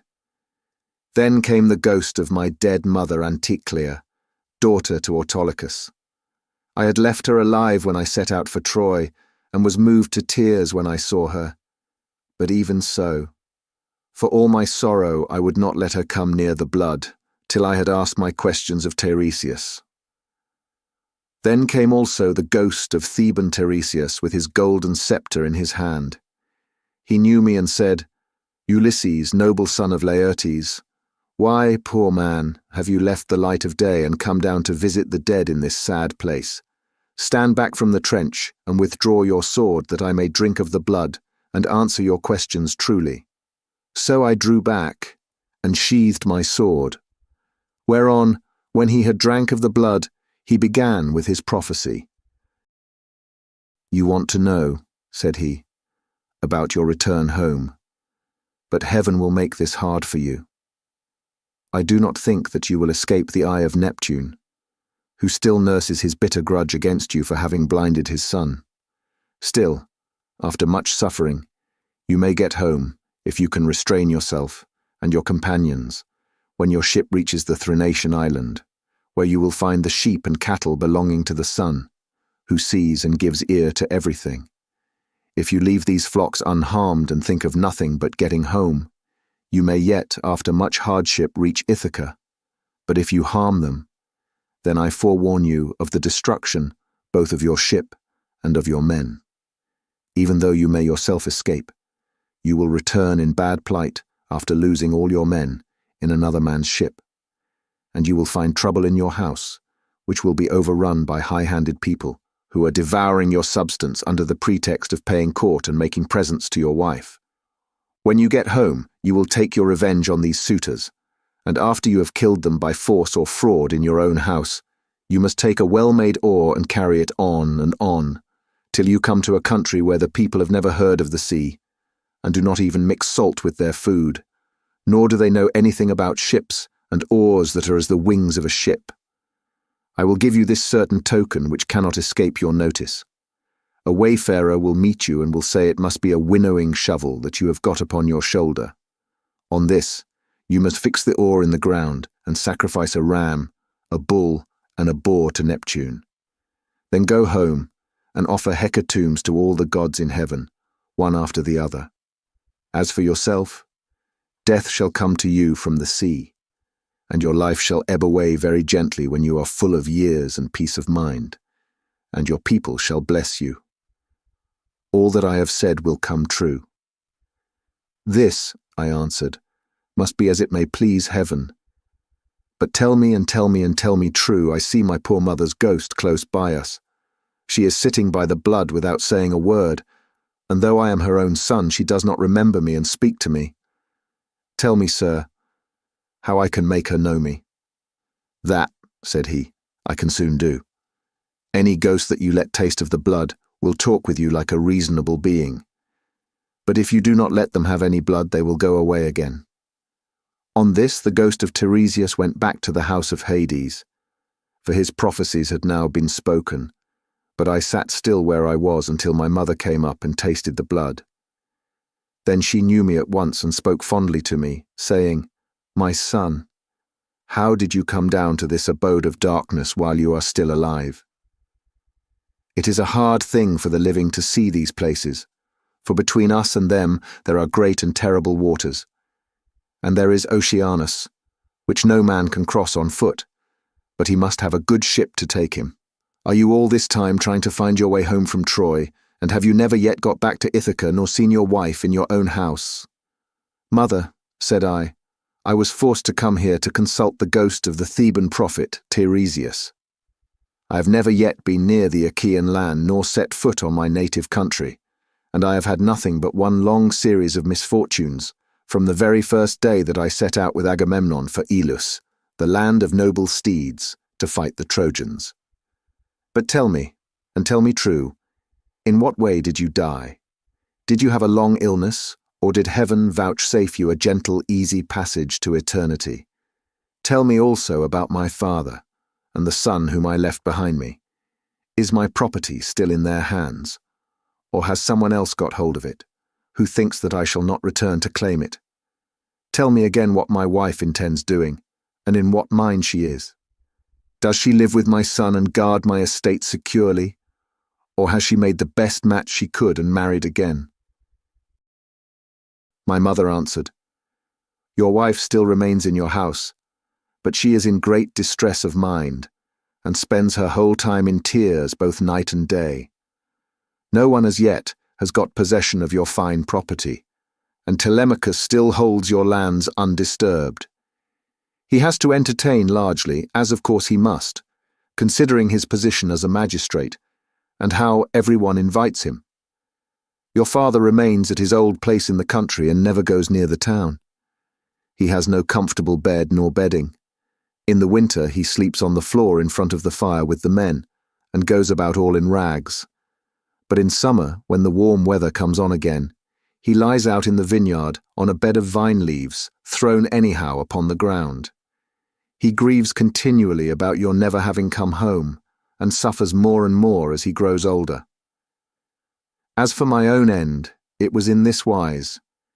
Heaven did not take me swiftly and painlessly in my own house, nor was I attacked by any illness such as those that generally wear people out and kill them. But my longing to know what you were doing, and the force of my affection for you, this it was that was the death of me. Then I tried to find some way of embracing my poor mother's ghost. Thrice I sprang towards her, and tried to clasp her in my arms, but each time she flitted from my embrace as if it were a dream or phantom. And being touched to the quick, I said to her, Mother, why do you not stay still when I would embrace you? If we could throw our arms around one another, we might find sad comfort in the sharing of our sorrows even in the house of Hades. Does Proserpine want to lay a still further load of grief upon me by mocking me with a phantom only? My son, she answered, most ill-fated of all mankind, it is not Proserpine that is beguiling you, but all people are like this when they are dead. The sinews no longer hold the flesh and bones together.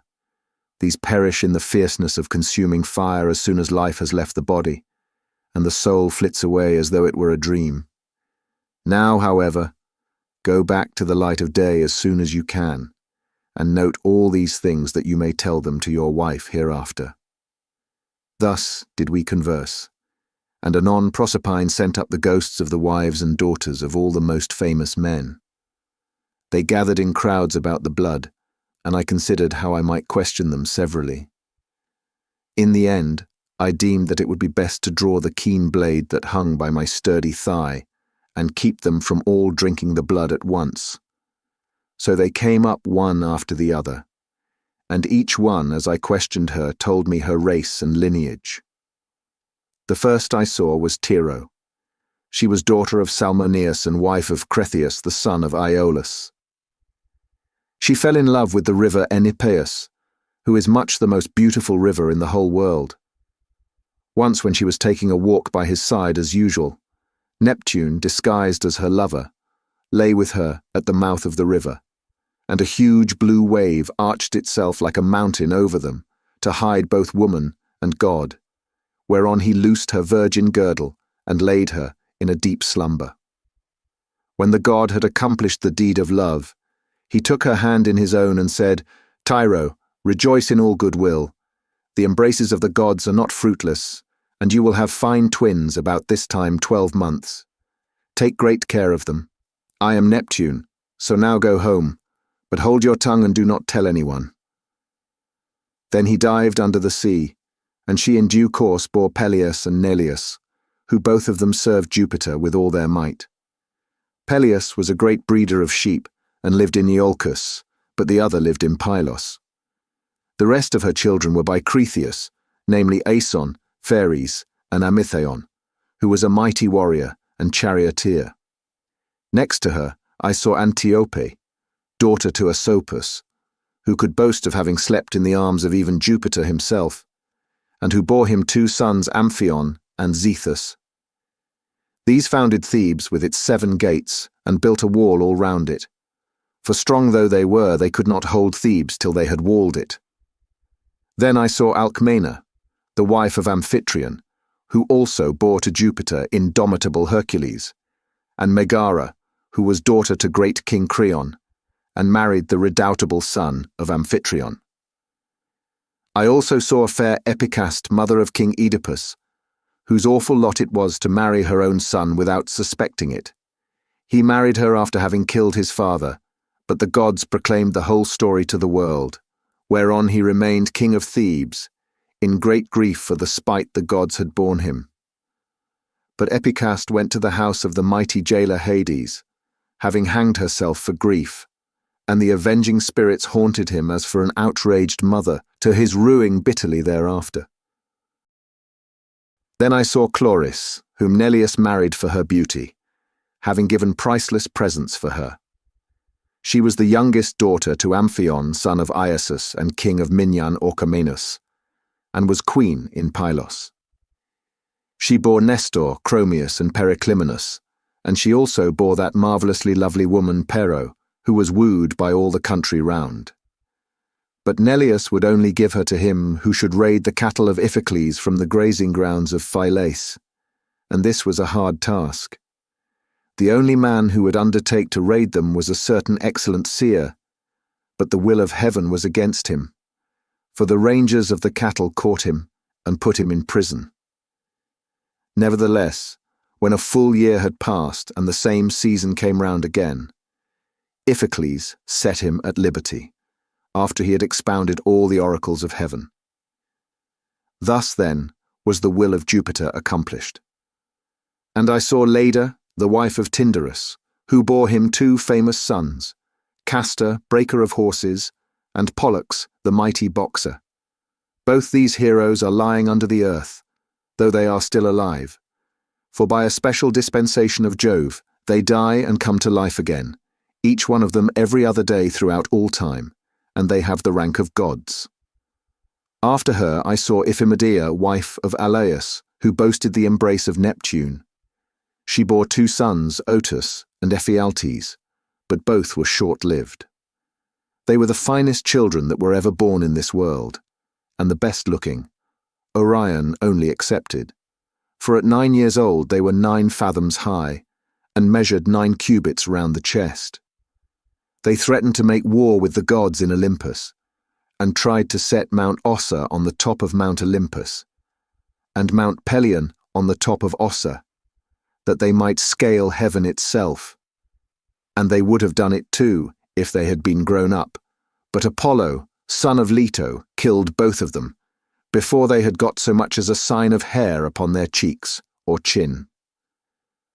Then I saw Phaedra, and Procris, and fair Ariadne, daughter of the magician Minos, whom Theseus was carrying off from Crete to Athens, but he did not enjoy her, for before he could do so, Diana killed her in the island of Dia on account of what Bacchus had said against her. I also saw Maera and Clymene and hateful Eriphyle, who sold her own husband for gold.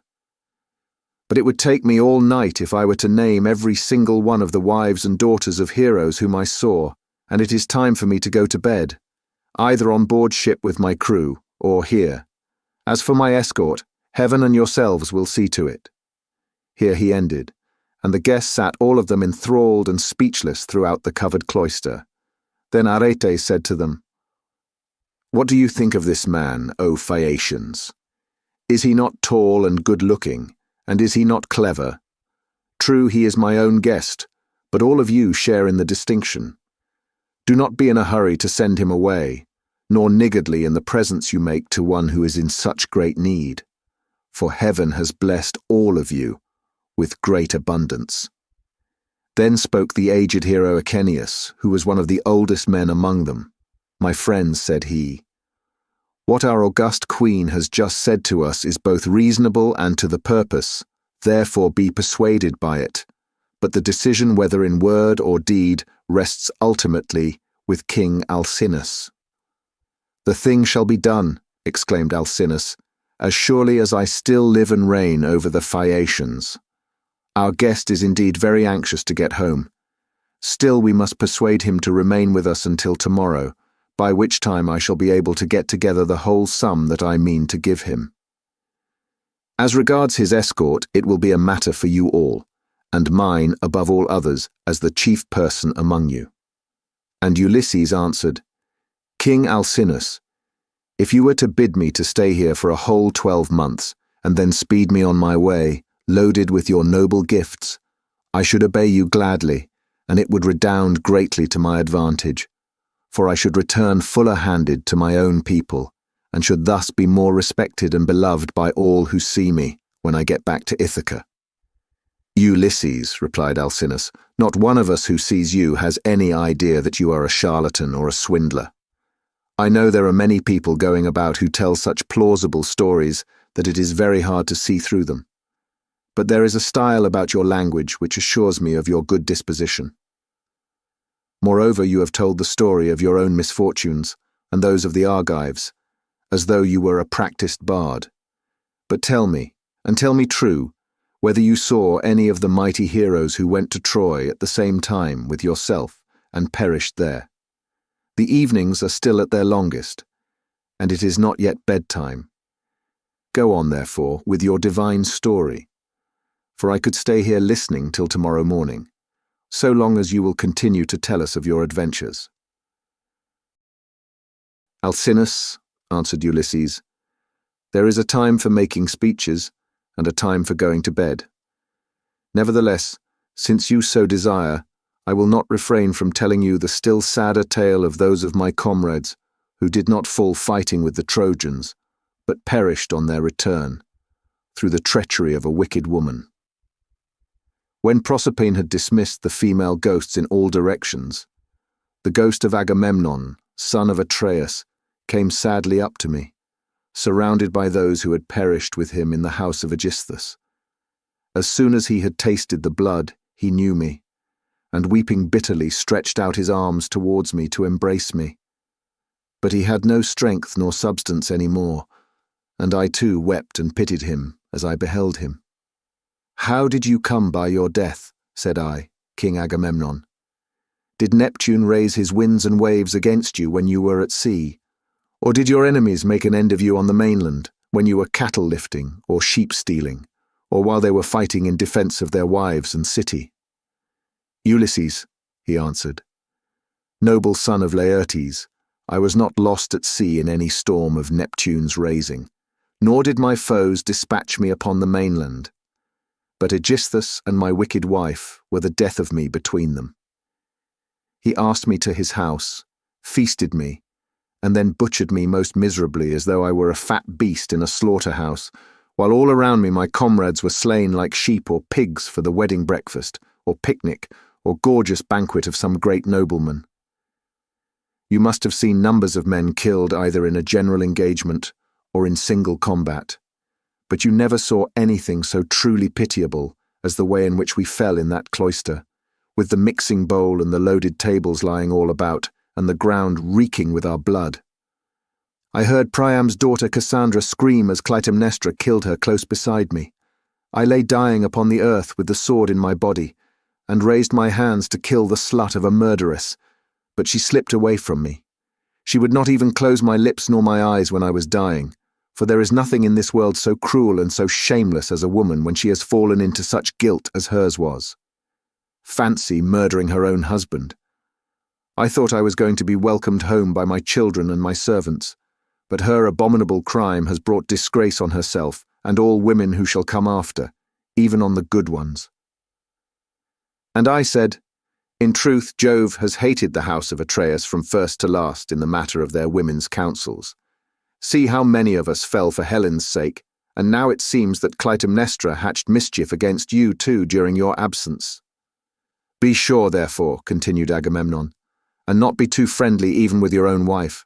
Do not tell her all that you know perfectly well yourself. Tell her a part only, and keep your own counsel about the rest. Not that your wife Ulysses is likely to murder you, for Penelope is a very admirable woman, and has an excellent nature. We left her a young bride with an infant at her breast when we set out for Troy. This child no doubt is now grown up happily to man's estate, and he and his father will have a joyful meeting and embrace one another, as it is right they should do, whereas my wicked wife did not even allow me the happiness of looking upon my son, but killed me ere I could do so. Furthermore I say, and lay my saying to your heart, do not tell people when you are bringing your ship to Ithaca, but steal a march upon them, for after all this there is no trusting women. But now tell me, and tell me true, can you give me any news of my son Orestes? Is he in Orchomenus, or at Pylos, or is he at Sparta with Menelaus? For I presume that he is still living. And I said, Agamemnon, why do you ask me? I do not know whether your son is alive or dead, and it is not right to talk when one does not know.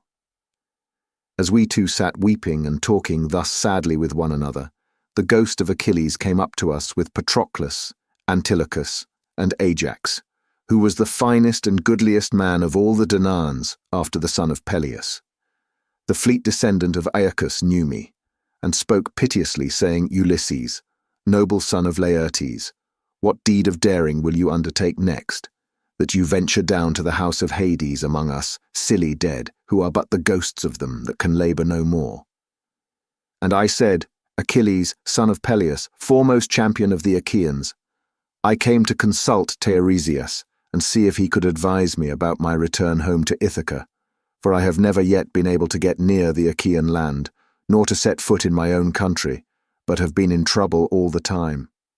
As for you, Achilles, no one was ever yet so fortunate as you have been, nor ever will be, for you were adored by all us Argives as long as you were alive. And now that you are here, you are a great prince among the dead. Do not, therefore, take it so much to heart, even if you are dead. Say not a word, he answered, in death's favour. I would rather be a paid servant in a poor man's house and be above ground than king of kings among the dead. But give me news about my son. Is he gone to the wars, and will he be a great soldier? Or is this not so? Tell me also if you have heard anything about my father Peleus. Does he still rule among the Myrmidons, or do they show him no respect throughout Hellas and Phthia, now that he is old and his limbs fail him? Could I but stand by his side in the light of day, with the same strength that I had when I killed the bravest of our foes upon the plain of Troy?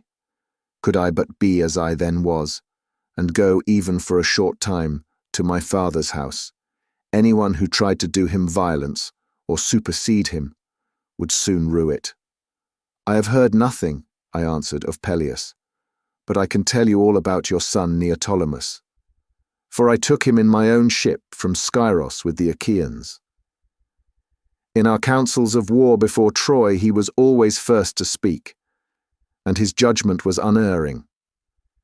Nestor and I were the only two who could surpass him, and when it came to fighting on the plain of Troy, he would never remain with the body of his men, but would dash on far in front, foremost of them all in valour. Many a man did he kill in battle. I cannot name every single one of those whom he slew while fighting on the side of the Argives, but will only say how he killed that valiant hero Eurypylus, son of Telephus, who was the handsomest man I ever saw, except Memnon. Many others also of the Cetians fell around him by reason of a woman's bribes.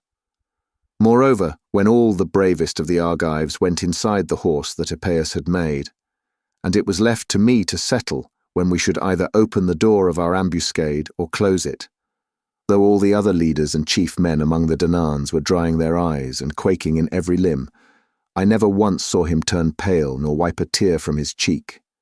He was all the time urging me to break out from the horse, grasping the handle of his sword and his bronze-shod spear, and breathing fury against the foe. Yet when we had sacked the city of Priam, he got his handsome share of the prize money, and went on board, such is the fortune of war, without a wound upon him, neither from a thrown spear nor in close combat, for the rage of Mars is a matter of great chance. When I had told him this, the ghost of Achilles strode off across a meadow full of asphodel, exulting over what I had said concerning the prowess of his son. The ghosts of other dead men stood near me and told me each his own melancholy tale, but that of Ajax, son of Telamon, alone held aloof, still angry with me for having won the cause in our dispute about the armor of Achilles. Thetis had offered it as a prize, but the Trojan prisoners and Minerva were the judges. Would that I had never gained the day in such a contest, for it cost the life of Ajax, who was foremost of all the Danaans after the son of Peleus, alike in stature and prowess.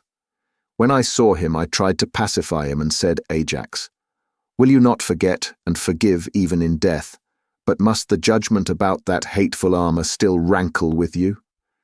It cost us Argives dear enough to lose such a tower of strength as you were to us. We mourned you as much as we mourned Achilles, son of Peleus himself. Nor can the blame be laid on anything but on the spite which Jove bore against the Danaans, for it was this that made him counsel your destruction. Come hither, therefore, bring your proud spirit into subjection, and hear what I can tell you. He would not answer, but turned away to Erebus and to the other ghosts. Nevertheless, I should have made him talk to me in spite of his being so angry, or I should have gone on talking to him, only that there were still others among the dead whom I desired to see. Then I saw Minos, son of Jove, with his golden scepter in his hand, sitting in judgment on the dead, and the ghosts were gathered sitting and standing round him in the spacious house of Hades, to learn his sentences upon them. After him I saw huge Orion, in a meadow full of asphodel, driving the ghosts of the wild beasts that he had killed upon the mountains, and he had a great bronze club in his hand, unbreakable for ever and ever. And I saw Tityus, son of Gaia, stretched upon the plain, and covering some 9 acres of ground. 2 vultures on either side of him were digging their beaks into his liver, and he kept on trying to beat them off with his hands, but could not, for he had violated Jove's mistress Leto, as she was going through Panopeus on her way to Pytho. I saw also the dreadful fate of Tantalus, who stood in a lake that reached his chin. He was dying to quench his thirst, but could never reach the water, for whenever the poor creature stooped to drink, it dried up and vanished, so that there was nothing but dry ground, parched by the spite of heaven. There were tall trees, moreover, that shed their fruit over his head, pears, pomegranates, apples, sweet figs, and juicy olives. But whenever the poor creature stretched out his hand to take some, the wind tossed the branches back again to the clouds. And I saw Sisyphus at his endless task, raising his prodigious stone with both his hands. With hands and feet he tried to roll it up to the top of the hill, but always, just before he could roll it over onto the other side, its weight would be too much for him, and the pitiless stone would come thundering down again onto the plain. Then he would begin trying to push it uphill again, and the sweat ran off him, and the steam rose after him. After him I saw mighty Hercules, but it was his phantom only, for he is feasting ever with the immortal gods, and has lovely Hebe to wife, who is the daughter of Jove and Juno. The ghosts were screaming round him like scared birds flying all whithers. He looked black as night with his bare bow in his hands, and his arrow on the string, glaring around as though ever on the point of taking aim. About his breast there was a wondrous golden belt adorned in the most marvellous fashion with bears, wild boars, and lions with gleaming eyes. There was also war, battle, and death. The man who made that belt, do what he might, would never be able to make another like it. Hercules knew me at once when he saw me, and spoke piteously, saying, "My poor Ulysses, noble son of Laertes, are you too leading the same sorry kind of life that I did when I was above ground? I was son of Jove, but I went through an infinity of suffering, for I became bondsman to one who was far beneath me, a low fellow who set me all manner of labours. He once sent me here to fetch the hellhound, for he did not think he could find anything harder for me than this, but I got the hound out of Hades and brought him to him, for Mercury and Minerva helped me. On this, Hercules went down again into the house of Hades, but I stayed where I was, in case some other of the mighty dead should come to me. And I should have seen still other of them that are gone before, whom I would fain have seen, Theseus and Pirithous, glorious children of the gods. But so many thousands of ghosts came round me, and uttered such appalling cries, that I was panic-stricken, lest Proserpine should send up from the house of Hades the head of that awful monster Gorgon. On this I hastened back to my ship, and ordered my men to go on board at once, and loose the hawsers. So they embarked and took their places, whereon the ship went down the stream of the river Oceanus. We had to row at first, but presently a fair wind sprang up. Book 12. After we were clear of the river Oceanus, and had got out into the open sea, we went on till we reached the Aeaean island where there is dawn and sunrise as in other places. We then drew our ship onto the sands and got out of her onto the shore, where we went to sleep and waited till day should break. Then, when the child of morning, rosy-fingered dawn, appeared, I sent some men to Circe's house to fetch the body of Elpenor. We cut firewood from a wood where the headland jutted out into the sea, and after we had wept over him and lamented him, we performed his funeral rites. When his body and armour had been burned to ashes, we raised a cairn, set a stone over it, and at the top of the cairn we fixed the oar that he had been used to row with. While we were doing all this, Circe, who knew that we had got back from the house of Hades, dressed herself and came to us as fast as she could, and her maidservants came with her, bringing us bread, meat, and wine. Then she stood in the midst of us and said, "You have done a bold thing in going down alive to the house of Hades, and you will have died twice, to other people's once. Now then, stay here for the rest of the day, feast your fill, and go on with your voyage at daybreak tomorrow morning. In the meantime, I will tell Ulysses about your course, and will explain everything to him so as to prevent your suffering from misadventure either by land or sea." We agreed to do as she had said, and feasted through the livelong day to the going down of the sun. But when the sun had set and it came on dark, the men laid themselves down to sleep by the stern cables of the ship. Then Circe took me by the hand and bade me be seated away from the others, while she reclined by my side and asked me all about our adventures. "So far so good," said she, when I had ended my story, "and now pay attention to what I'm about to tell you. Heaven itself indeed will recall it to your recollection. First you will come to the Sirens, who enchant all who come near them. If anyone unwarily draws in too close and hears the singing of the Sirens, his wife and children will never welcome him home again, for they sit in a green field and warble him to death with the sweetness of their song. There is a great heap of dead men's bones lying all around with the flesh still rotting off them. Therefore pass these Sirens by, and stop your men's ears with wax that none of them may hear.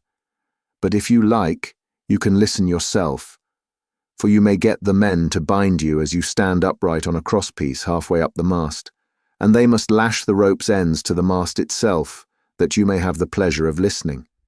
If you beg and pray the men to unloose you, then they must bind you faster. When your crew have taken you past these Sirens, I cannot give you coherent directions as to which of two courses you are to take. I will lay the two alternatives before you, and you must consider them for yourself. On the one hand there are some overhanging rocks, against which the deep blue waves of Amphitrite beat with terrific fury. The blessed gods call these rocks the Wanderers. Here, not even a bird may pass. No, not even the timid doves that bring ambrosia to Father Jupiter. But the sheer rock always carries off one of them, and Father Jupiter has to send another to make up their number. No ship that ever yet came to these rocks has got away again, but the waves and whirlwinds of fire are freighted with wreckage and with the bodies of dead men. The only vessel that ever sailed and got through was the famous Argo on her way from the house of Aeetes, and she too would have gone against these great rocks, only that Juno piloted her past them for the love she bore to Jason. Of these two rocks, the one reaches heaven, and its peak is lost in a dark cloud. This never leaves it, so that the top is never clear, not even in summer and early autumn. No man, though he had 20 hands and 20 feet, could get a foothold on it and climb it, for it runs sheer up, as smooth as though it had been polished. In the middle of it, there is a large cavern, looking west and turned towards Erebus. You must take your ship this way, but the cave is so high up that not even the stoutest archer could send an arrow into it. Inside it, Scylla sits and yelps, with a voice that you might take to be that of a young hound. But in truth, she is a dreadful monster, and no one, not even a god, could face her without being terror-struck. She has 12 misshapen feet and 6 necks of the most prodigious length, and at the end of each neck she has a frightful head with 3 rows of teeth in each, all set very close together, so that they would crunch anyone to death in a moment.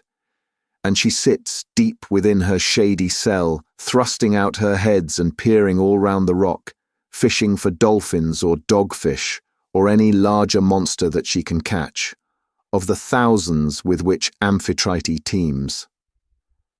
No ship ever yet got past her without losing some men, for she shoots out all her heads at once and carries off a man in each mouth.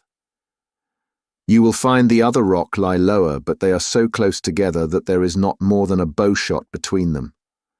A large fig tree in full leaf grows upon it, and under it lies the sucking whirlpool of Charybdis. 3 times in the day does she vomit forth her waters, and 3 times she sucks them down again. See that you be not there when she is sucking, for if you are, Neptune himself could not save you. You must hug the Scylla side, and drive ship by as fast as you can, for you had better lose 6 men than your whole crew.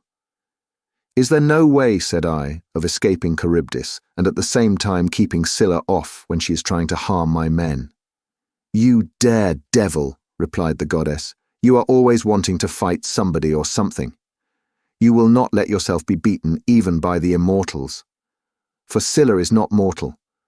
Moreover, she is savage, extreme, rude, cruel, and invincible. There is no help for it. Your best chance will be to get by her as fast as ever you can. For if you dawdle about her rock while you are putting on your armour, she may catch you with a second cast of her 6 heads, and snap up another 6 of your men, so drive your ship past her at full speed, and roar out lustily to Crataeis, who is Scylla's dam. Bad luck to her. She will then stop her from making a second raid upon you. You will now come to the Thrinacian island, and here you will see many herds of cattle and flocks of sheep belonging to the sun god. 7 herds of cattle and 7 flocks of sheep, with 50 head in each flock. They do not breed, nor do they become fewer in number, and they are tended by the goddesses Phaethusa and Lampeti, who are children of the sun god Hyperion, by Neaera. Their mother, when she had borne them, and had done suckling them, sent them to the Thrinacian island, which was a long way off, to live there and look after their father's flocks and herds. If you leave these flocks unharmed, and think of nothing but getting home, you may yet after much hardship reach Ithaca. But if you harm them, then I forewarn you of the destruction both of your ship and of your comrades, and even though you may yourself escape, you will return late, in bad plight, after losing all your men. Here she ended, and dawn enthroned in gold began to show in heaven, whereon she returned inland. I then went on board, and told my men to loose the ship from her moorings. So they at once got into her, took their places, and began to smite the grey sea with their oars. Presently the great and cunning goddess Circe befriended us with a fair wind that blew dead aft, and stayed steadily with us, keeping our sails well filled, so we did whatever wanted doing to the ship's gear, and let her go as wind and helmsman headed her. Then, being much troubled in mind, I said to my men, "My friends, it is not right that one or two of us alone should know the prophecies that Circe has made me. I will therefore tell you about them, so that whether we live or die, we may do so with our eyes open." First she said we were to keep clear of the Sirens, who sit and sing most beautifully in a field of flowers, but she said I might hear them myself so long as no one else did. Therefore take me and bind me to the crosspiece halfway up the mast. Bind me as I stand upright, with a bond so fast that I cannot possibly break away, and lash the rope's ends to the mast itself. If I beg and pray you to set me free, then bind me more tightly still. I had hardly finished telling everything to the men before we reached the island of the two Sirens, for the wind had been very favourable. Then all of a sudden it fell dead calm. There was not a breath of wind nor a ripple upon the water, so the men furled the sails and stowed them. Then taking to their oars, they whitened the water with the foam they raised in rowing. Meanwhile I took a large wheel of wax and cut it up small with my sword. Then I kneaded the wax in my strong hands till it became soft, which it soon did between the kneading and the rays of the sun god, son of Hyperion. Then I stopped the ears of all my men, and they bound me hands and feet to the mast as I stood upright on the crosspiece. But they went on rowing themselves. When we had got within earshot of the land, and the ship was going at a good rate, the Sirens saw that we were getting inshore and began with their singing. "Come here," they sang, "renowned Ulysses, honour to the Achaean name, and listen to our two voices." No one ever sailed past us without staying to hear the enchanting sweetness of our song. And he who listens will go on his way not only charmed, but wiser, for we know all the ills that the gods laid upon the Argives and Trojans before Troy, and can tell you everything that is going to happen over the whole world. They sang these words most musically, and as I longed to hear them further I made signs by frowning to my men that they should set me free. But they quickened their stroke, and Eurylochus and Perimedes bound me with still stronger bonds, till we had got out of hearing of the Sirens' voices. Then my men took the wax from their ears and unbound me. Immediately after we had got past the island, I saw a great wave from which spray was rising, and I heard a loud roaring sound. The men were so frightened that they loosed hold of their oars, for the whole sea resounded with the rushing of the waters, but the ship stayed where it was, for the men had left off rowing. I went round, therefore, and exhorted them man by man not to lose heart.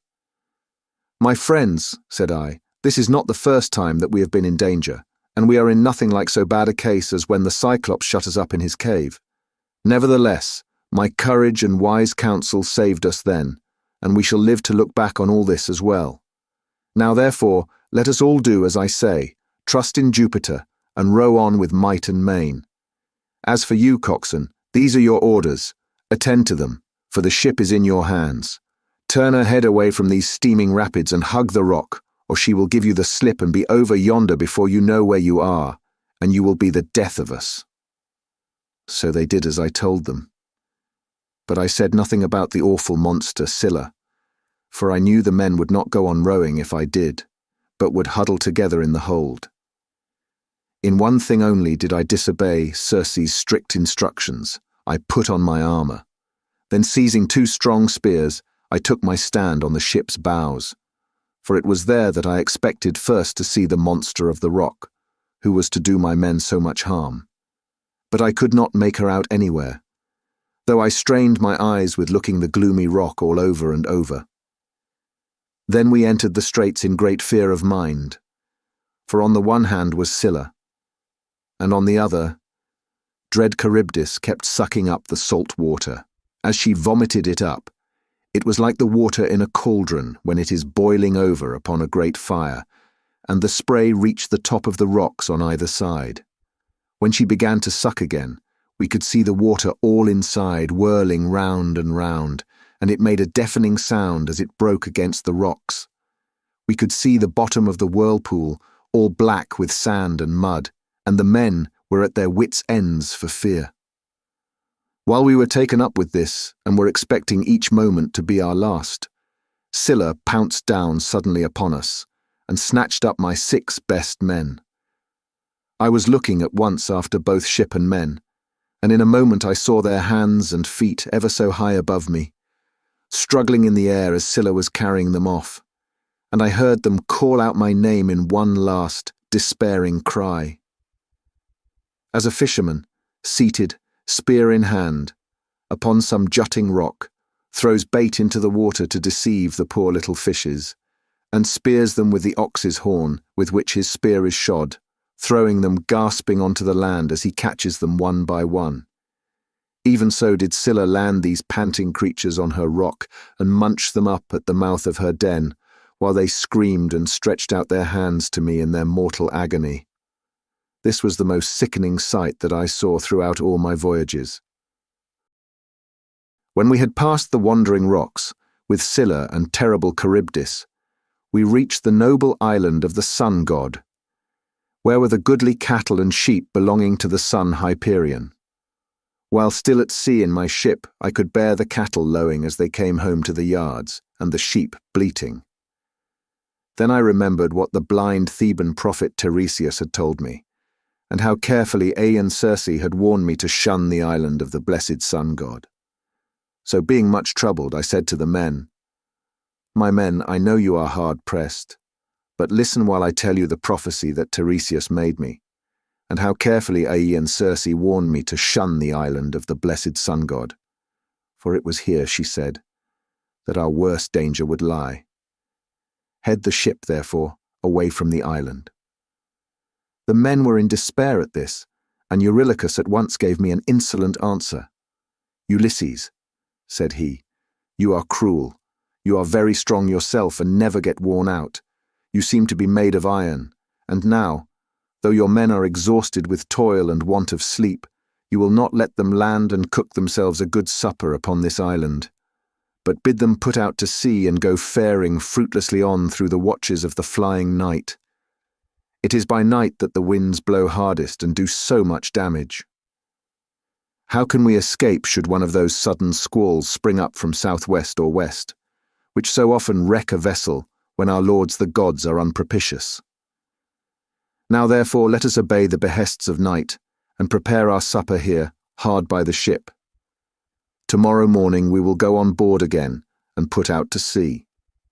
Thus spoke Eurylochus, and the men approved his words.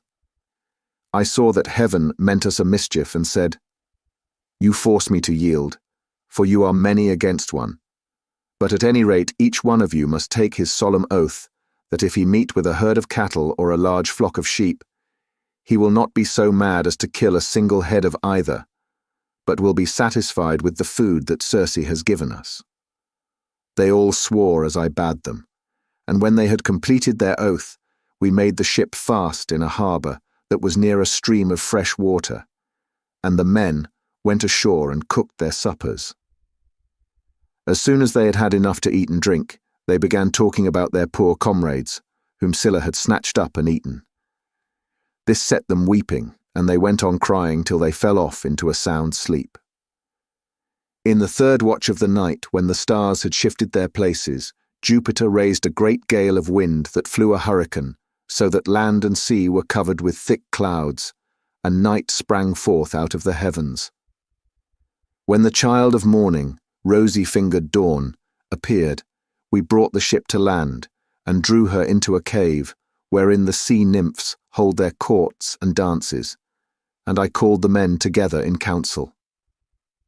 "My friends," said I, "we have meat and drink in the ship, let us mind, therefore, and not touch the cattle, or we shall suffer for it, for these cattle and sheep belong to the mighty sun, who sees and gives ear to everything." And again they promised that they would obey. For a whole month the wind blew steadily from the south, and there was no other wind, but only south and east. As long as corn and wine held out, the men did not touch the cattle when they were hungry.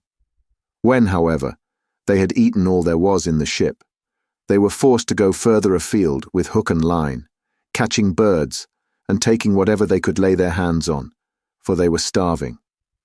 One day, therefore, I went up inland that I might pray heaven to show me some means of getting away. When I had gone far enough to be clear of all my men, and had found a place that was well sheltered from the wind, I washed my hands and prayed to all the gods in Olympus till by and by they sent me off into a sweet sleep.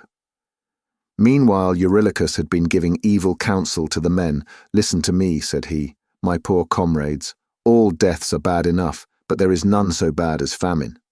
Why should not we drive in the best of these cows and offer them in sacrifice to the immortal gods? If we ever get back to Ithaca, we can build a fine temple to the sun god and enrich it with every kind of ornament. If, however, he is determined to sink our ship out of revenge for these horned cattle, and the other gods are of the same mind, I for one would rather drink salt water once for all and have done with it, than be starved to death by inches in such a desert island as this is." Thus spoke Eurylochus, and the men approved his words. Now the cattle, so fair and goodly, were feeding not far from the ship. The men therefore drove in the best of them, and they all stood round them saying their prayers, and using young oak shoots instead of barley meal, for there was no barley left. When they had done praying, they killed the cows and dressed their carcasses. They cut out the thigh bones, wrapped them round in 2 layers of fat, and set some pieces of raw meat on top of them. They had no wine with which to make drink offerings over the sacrifice while it was cooking, so they kept pouring on a little water from time to time, while the inward meats were being grilled. Then, when the thigh bones were burned and they had tasted the inward meats, they cut the rest up small and put the pieces upon the spits. By this time my deep sleep had left me, and I turned back to the ship and to the seashore. As I drew near, I began to smell hot roast meat, so I groaned out a prayer to the immortal gods. "Father Jupiter," I exclaimed, "and all you other gods who live in everlasting bliss, you have done me a cruel mischief by the sleep into which you have sent me. See what fine work these men of mine have been making in my absence." Meanwhile Lampetie went straight off to the sun, and told him we had been killing his cows, whereon he flew into a great rage, and said to the immortals, "Father Jupiter, and all you other gods who live in everlasting bliss, I must have vengeance on the crew of Ulysses' ship. They have had the insolence to kill my cows, which were the one thing I loved to look upon, whether I was going up to heaven or down again. If they do not square accounts with me about my cows, I will go down to Hades and shine there among the dead."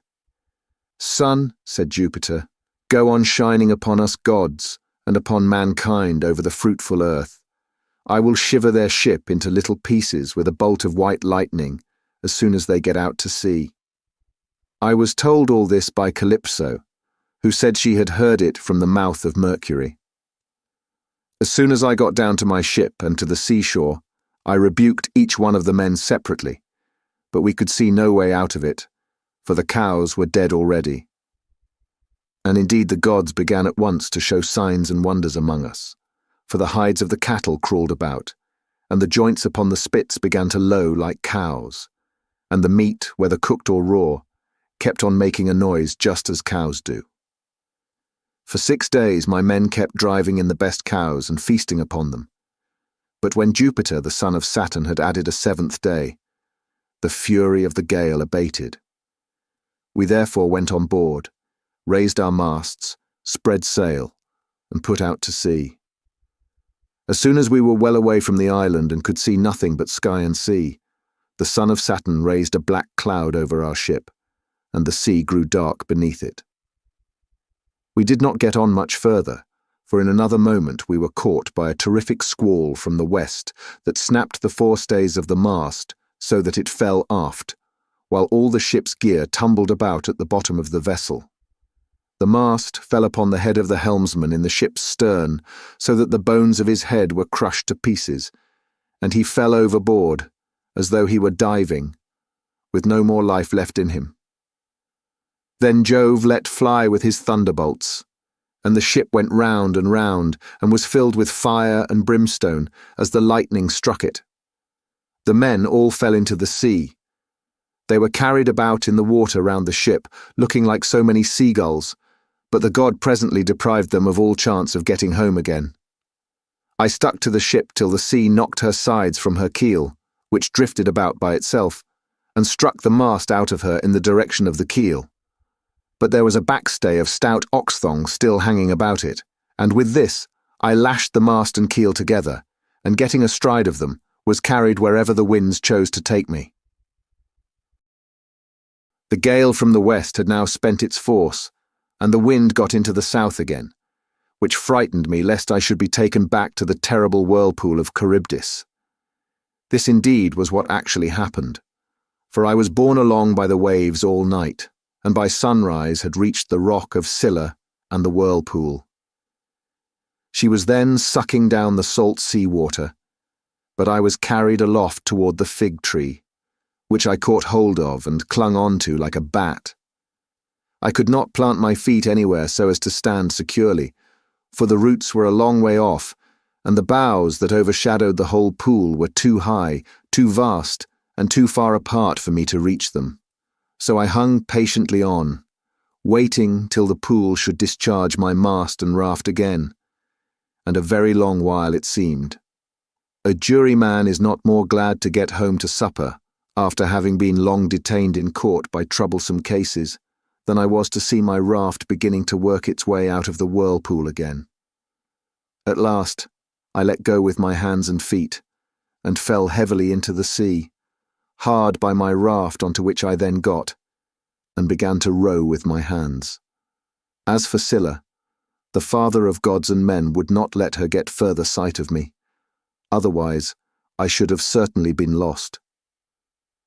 Hence, I was carried along for 9 days, till on the 10th night, the gods stranded me on the Ogygian island, where dwells the great and powerful goddess Calypso. She took me in and was kind to me, but I need say no more about this, for I told you and your noble wife all about it yesterday, and I hate saying the same thing over and over again. Book 13. Thus did he speak, and they all held their peace throughout the covered cloister, enthralled by the charm of his story, till presently Alcinous began to speak. "Ulysses," said he, "now that you have reached my house, I doubt not you will get home without further misadventure, no matter how much you have suffered in the past. To you others, however, who come here night after night to drink my choicest wine and listen to my bard, I would insist as follows. Our guest has already packed up the clothes, wrought gold and other valuables which you have brought for his acceptance. Let us now, therefore, present him further, each one of us, with a large tripod and a cauldron. We will recoup ourselves by the levy of a general rate, for private individuals cannot be expected to bear the burden of such a handsome present." Everyone approved of this, and then they went home to bed, each in his own abode. When the child of morning, rosy-fingered Dawn, appeared, they hurried down to the ship and brought their cauldrons with them. Alcinous went on board and saw everything so securely stowed under the ship's benches that nothing could break adrift and injure the rowers. Then they went to the house of Alcinous to get dinner, and he sacrificed a bull for them in honor of Jupiter, who is the lord of all. They set the steaks to grill and made an excellent dinner, after which the inspired bard Demodocus, who was a favorite with everyone, sang to them, but Ulysses kept on turning his eyes towards the sun, as though to hasten his setting, for he was longing to be on his way. As one who has been all day ploughing a fallow field with a couple of oxen keeps thinking about his supper and is glad when night comes that he may go and get it, for it is all his legs can do to carry him, even so did Ulysses rejoice when the sun went down, and he at once said to the Phaeacians, addressing himself more particularly to King Alcinous, "Sir, and all of you, farewell. Make your drink offerings and send me on my way rejoicing, for you have fulfilled my heart's desire by giving me an escort and making me presents, which heaven grant that I may turn to good account. May I find my admirable wife living in peace among friends, and may you whom I leave behind me give satisfaction to your wives and children. May heaven vouchsafe you every good grace, and may no evil thing come among your people." Thus did he speak. His hearers, all of them, approved his saying, and agreed that he should have his escort inasmuch as he had spoken reasonably. Alcinous therefore said to his servant, "Pontonous, mix some wine and hand it round to everybody, that we may offer a prayer to Father Jupiter and speed our guest upon his way." Pontonous mixed the wine and handed it to everyone in turn. The others, each from his own seat, made a drink offering to the blessed gods that live in heaven. But Ulysses rose and placed the double cup in the hands of Queen Arete. "Farewell, Queen," said he. "Henceforward and forever, till age and death, the common lot of mankind, lay their hands upon you. I now take my leave. Be happy in this house with your children, your people, and with King Alcinous." As he spoke, he crossed the threshold, and Alcinous sent a man to conduct him to his ship and to the seashore. Arete also sent some maidservants with him, one with a clean shirt and cloak, another to carry his strongbox, and a third with corn and wine. When they got to the waterside, the crew took these things and put them on board, with all the meat and drink. But for Ulysses, they spread a rug and a linen sheet on deck, that he might sleep soundly in the stern of the ship. Then he too went on board, and lay down without a word. But the crew took every man his place, and loosed the hawser from the pierced stone to which it had been bound. Thereon, when they began rowing out to sea, Ulysses fell into a deep, sweet, and almost death-like slumber. The ship bounded forward on her way as a four-in-hand chariot flies over the course when the horses feel the whip. Her prow curvetted, as it were the neck of a stallion, and a great wave of dark blue water seethed in her wake. She held steadily on her course, and even a falcon, swiftest of all birds, could not have kept pace with her. Thus then, she cut her way through the water, carrying one who was as cunning as the gods, but who was now sleeping peacefully, forgetful of all that he had suffered, both on the field of battle and by the waves of the weary sea. When the bright star that heralds the approach of dawn began to show, the ship drew near to land. Now there is in Ithaca a haven of the old merman Phorcys, which lies between 2 points that break the line of the sea and shut the harbour in. These shelter it from the storms of wind and sea that rage outside, so that, when once within it, a ship may lie without being even moored. At the head of this harbour there is a large olive tree, and at no great distance a fine overarching cavern sacred to the nymphs who are called naiads. There are mixing bowls within it, and wine jars of stone, and the bees hive there.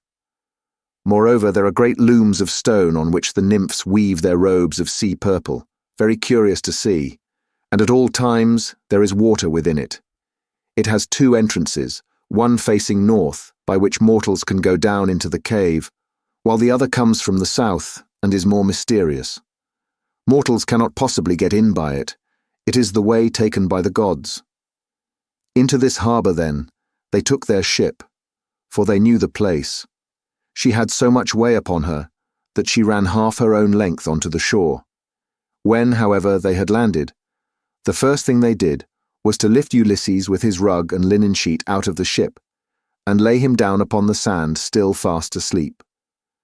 Then they took out the presents which Minerva had persuaded the Phaeacians to give him, when he was setting out on his voyage homewards. They put these all together by the root of the olive tree, away from the road for fear some passer-by might come and steal them before Ulysses awoke, and then they made the best of their way home again. But Neptune did not forget the threats with which he had already threatened Ulysses, so he took counsel with Jupiter. "Father Jupiter," said he, "I shall no longer be held in any sort of respect among you gods if mortals like the Phaeacians, who are my own flesh and blood, show such small regard for me. I said I would let Ulysses get home when he had suffered sufficiently. I did not say that he should never get home at all, for I knew you had already nodded your head about it and promised that he should do so. But now they have brought him in a ship fast asleep and have landed him in Ithaca after loading him with more magnificent presents of bronze, gold, and raiment than he would ever have brought back from Troy if he had had his share of the spoil and got home without misadventure. And Jove answered, "What, O Lord of the earthquake, are you talking about? The gods are by no means wanting in respect for you. It would be monstrous were they to insult one so old and honored as you are. As regards mortals, however, if any of them is indulging in insolence and treating you disrespectfully, it will always rest with yourself to deal with him as you may think proper. So do just as you please." "I should have done so at once," replied Neptune, "if I were not anxious to avoid anything that might displease you. Now, therefore, I should like to wreck the Phaeacian ship as it is returning from its escort. This will stop them from escorting people in future, and I should also like to bury their city under a huge mountain." "My good friend," answered Jove, "I should recommend you, at the very moment when the people from the city are watching the ship on her way, to turn it into a rock near the land and looking like a ship. This will astonish everybody, and you can then bury their city under the mountain." When earth-encircling Neptune heard this, he went to Scheria, where the Phaeacians live, and stayed there till the ship, which was making rapid way, had got close in. Then he went up to it, turned it into stone, and drove it down with the flat of his hand so as to root it in the ground. After this he went away. The Phaeacians then began talking among themselves, and one would turn towards his neighbour, saying, "Bless my heart, who is it that can have rooted the ship in the sea just as she was getting into port? We could see the whole of her only a moment ago." This was how they talked, but they knew nothing about it, and Alcinous said, "I remember now the old prophecy of my father. He said that Neptune would be angry with us for taking everyone so safely over the sea, and would one day wreck a Phaeacian ship as it was returning from an escort, and bury our city under a high mountain. This was what my old father used to say, and now it is all coming true. Now therefore let us all do as I say. In the first place we must leave off giving people escorts when they come here, and in the next let us sacrifice 12 picked bulls to Neptune, that he may have mercy upon us, and not bury our city under the high mountain." When the people heard this, they were afraid, and got ready the bulls. Thus did the chiefs and rulers of the Phaeacians pray to King Neptune, standing round his altar. And at the same time, Ulysses woke up once more upon his own soil. He had been so long away that he did not know it again. Moreover, Jove's daughter Minerva had made it a foggy day, so that people might not know of his having come, and that she might tell him everything without either his wife or his fellow citizens and friends recognizing him until he had taken his revenge upon the wicked suitors. Everything, therefore, seemed quite different to him. The long straight tracks, the harbours, the precipices, and the goodly trees appeared all changed as he started up and looked upon his native land. So he smote his thighs with the flat of his hands and cried aloud despairingly. "Alas," he exclaimed, "among what manner of people am I fallen? Are they savage and uncivilized, or hospitable and humane? Where shall I put all this treasure, and which way shall I go? I wish I had stayed over there with the Phaeacians, or I could have gone to some other great chief, who would have been good to me and given me an escort. As it is, I do not know where to put my treasure, and I cannot leave it here for fear somebody else should get hold of it. In good truth, the chiefs and rulers of the Phaeacians have not been dealing fairly by me, and have left me in the wrong country. They said they would take me back to Ithaca, and they have not done so. May Jove, the protector of suppliants, chastise them, for he watches over everybody and punishes those who do wrong. Still, I suppose I must count my goods and see if the crew have gone off with any of them." He counted his goodly coppers and cauldrons, his gold and all his clothes, but there was nothing missing. Still he kept grieving about not being in his own country, and wandered up and down by the shore of the sounding sea, bewailing his hard fate. Then Minerva came up to him disguised as a young shepherd of delicate and princely mien, with a good cloak folded double about her shoulders. She had sandals on her comely feet and held a javelin in her hand. Ulysses was glad when he saw her and went straight up to her. "My friend," said he, "you are the first person whom I have met with in this country. I salute you, therefore, and beg you to be well disposed towards me. Protect these my goods, and myself too, for I embrace your knees and pray to you as though you were a god. Tell me then, and tell me truly, what land and country is this? Who are its inhabitants? Am I on an island, or is this the seaboard of some continent?" Minerva answered, "Stranger, you must be very simple, or must have come from somewhere a long way off, not to know what country this is. It is a very celebrated place, and everybody knows it east and west. It is rugged and not a good driving country, but it is by no means a bad island for what there is of it. It grows any quantity of corn and also wine, for it is watered both by rain and dew. It breeds cattle also and goats. All kinds of timber grow here, and there are watering places where the water never runs dry. So, sir, the name of Ithaca is known even as far as Troy, which I understand to be a long way off from this Achaean country." Ulysses was glad at finding himself, as Minerva told him, in his own country, and he began to answer, but he did not speak the truth, and made up a lying story in the instinctive wiliness of his heart. "I heard of Ithaca," said he, "when I was in Crete beyond the seas, and now it seems I have reached it with all these treasures. I have left as much more behind me for my children, but am flying because I killed Orsilochus, son of Idomeneus, the fleetest runner in Crete. I killed him because he wanted to rob me of the spoils I had got from Troy with so much trouble and danger, both on the field of battle and by the waves of the weary sea. He said I had not served his father loyally at Troy as vassal, but had set myself up as an independent ruler. So I lay in wait for him with one of my followers by the roadside, and speared him as he was coming into town from the country. It was a very dark night and nobody saw us.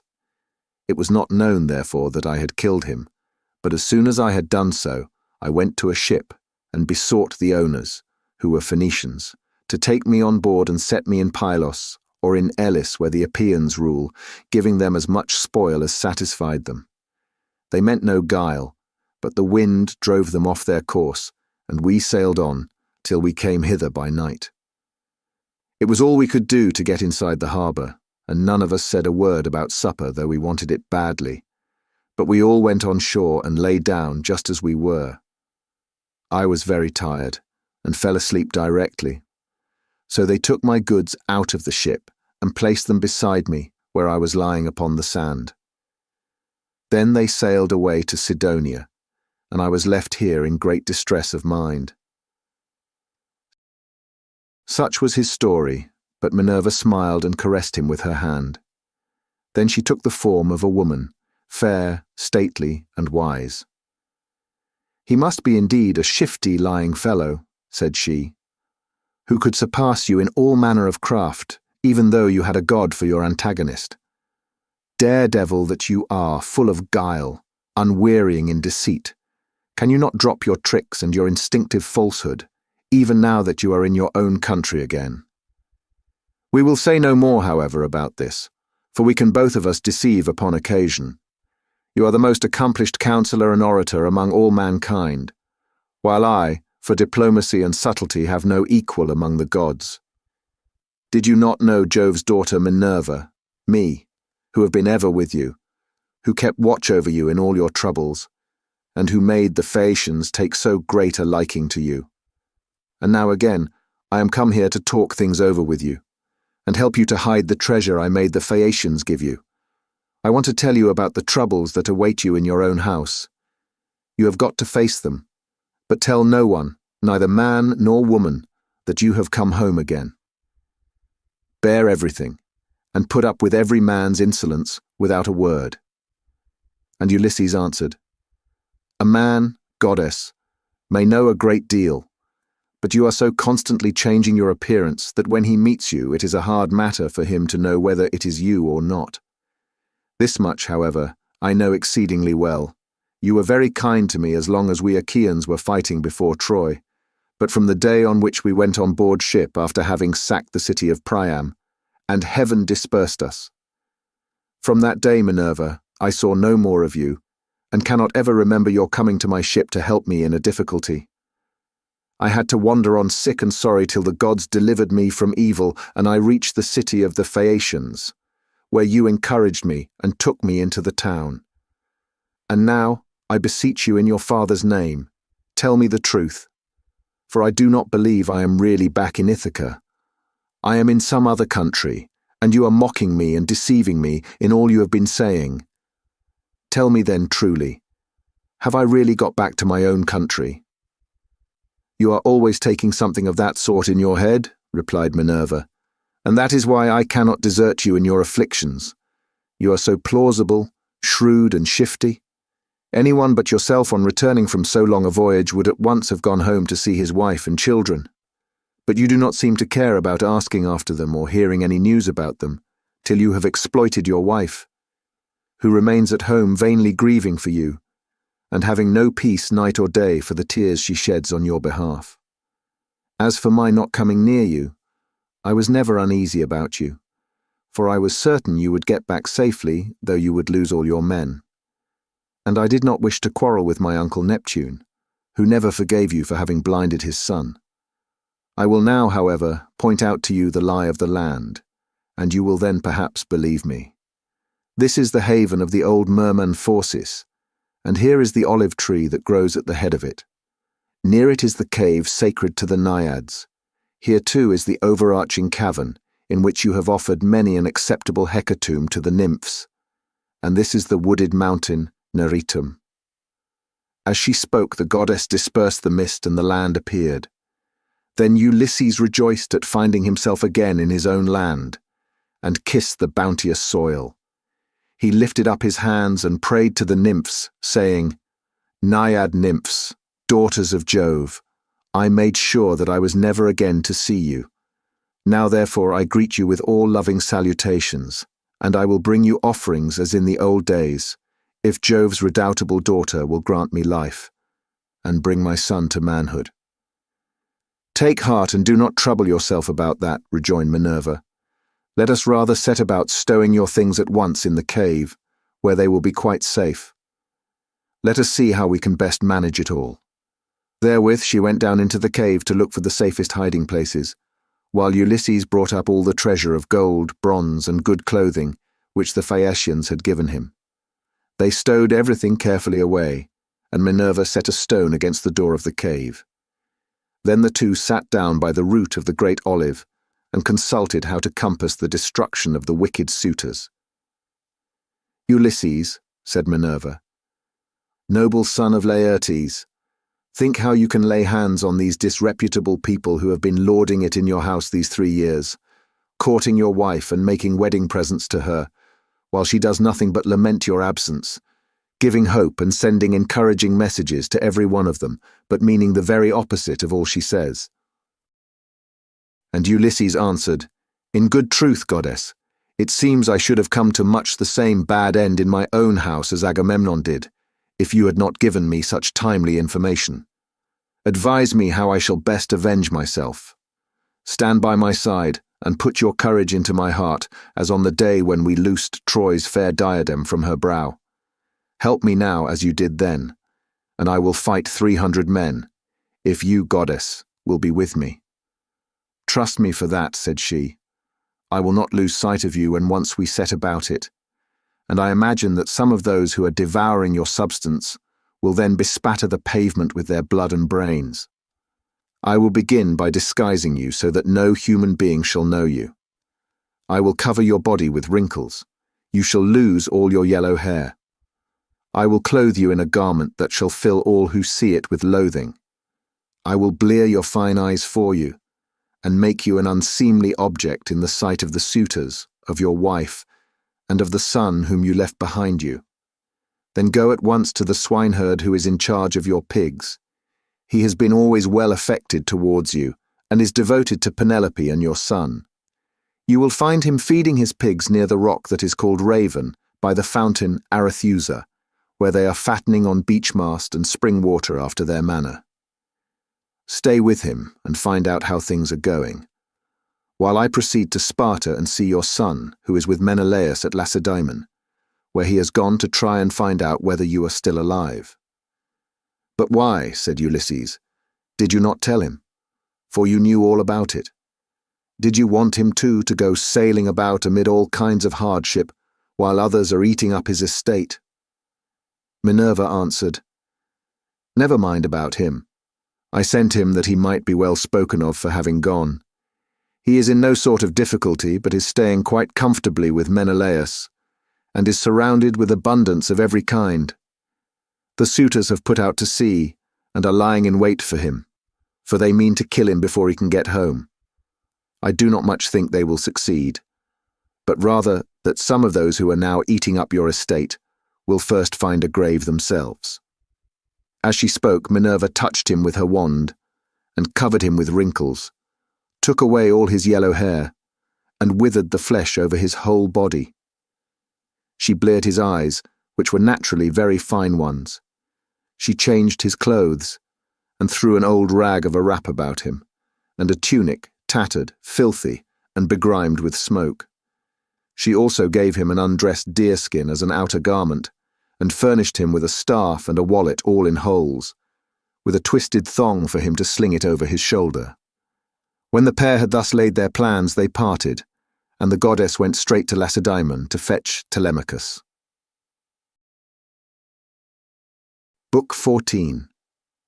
Ulysses now left the haven, and took the rough track up through the wooded country and over the crest of the mountain, till he reached the place where Minerva had said that he would find the swineherd, who was the most thrifty servant he had. He found him sitting in front of his hut, which was by the yards that he had built on a site which could be seen from far. He had made them spacious and fair to see, with a free run for the pigs all round them. He had built them during his master's absence, of stones which he had gathered out of the ground, without saying anything to Penelope or Laertes, and he had fenced them on top with thorn bushes. Outside the yard, he had run a strong fence of oaken posts, split, and set pretty close together, while inside he had built 12 sties near one another for the sows to lie in. There were 50 pigs wallowing in each sty, all of them breeding sows, but the boars slept outside and were much fewer in number, for the suitors kept on eating them, and the swineherd had to send them the best he had continually. There were 360 boar pigs, and the herdsman's 4 hounds, which were as fierce as wolves, slept always with them. The swineherd was at that moment cutting out a pair of sandals from a good stout ox hide. 3 of his men were out herding the pigs in one place or another, and he had sent the 4th to town with a boar that he had been forced to send the suitors, that they might sacrifice it and have their fill of meat. When the hounds saw Ulysses, they set up a furious barking and flew at him. But Ulysses was cunning enough to sit down and loose his hold of the stick that he had in his hand. Still, he would have been torn by them in his own homestead had not the swineherd dropped his ox hide, rushed full speed through the gate of the yard, and driven the dogs off by shouting and throwing stones at them. Then he said to Ulysses, "Old man, the dogs were likely to have made short work of you, and then you would have got me into trouble. The gods have given me quite enough worries without that, for I have lost the best of masters, and am in continual grief on his account. I have to attend swine for other people to eat, while he, if he yet lives to see the light of day, is starving in some distant land. But come inside, and when you have had your fill of bread and wine, tell me where you come from and all about your misfortunes." On this the swineherd led the way into the hut and bade him sit down. He strewed a good thick bed of rushes upon the floor, and on the top of this he threw the shaggy chamois skin, a great thick one, on which he used to sleep by night.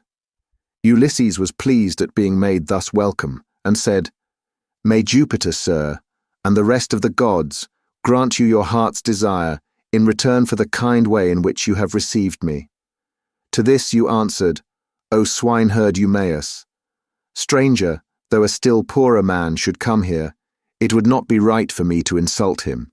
For all strangers and beggars are from Jupiter. You must take what you can get and be thankful, for servants live in fear when they have young lords for their masters. And this is my misfortune now, for heaven has hindered the return of him who would have been always good to me, and given me something of my own, a house, a piece of land, a good-looking wife, and all else that a liberal master allows a servant who has worked hard for him, and whose labour the gods have prospered as they have mine in the situation which I hold. If my master had grown old here, he would have done great things by me. But he is gone, and I wish that Helen's whole race were utterly destroyed, for she has been the death of many a good man.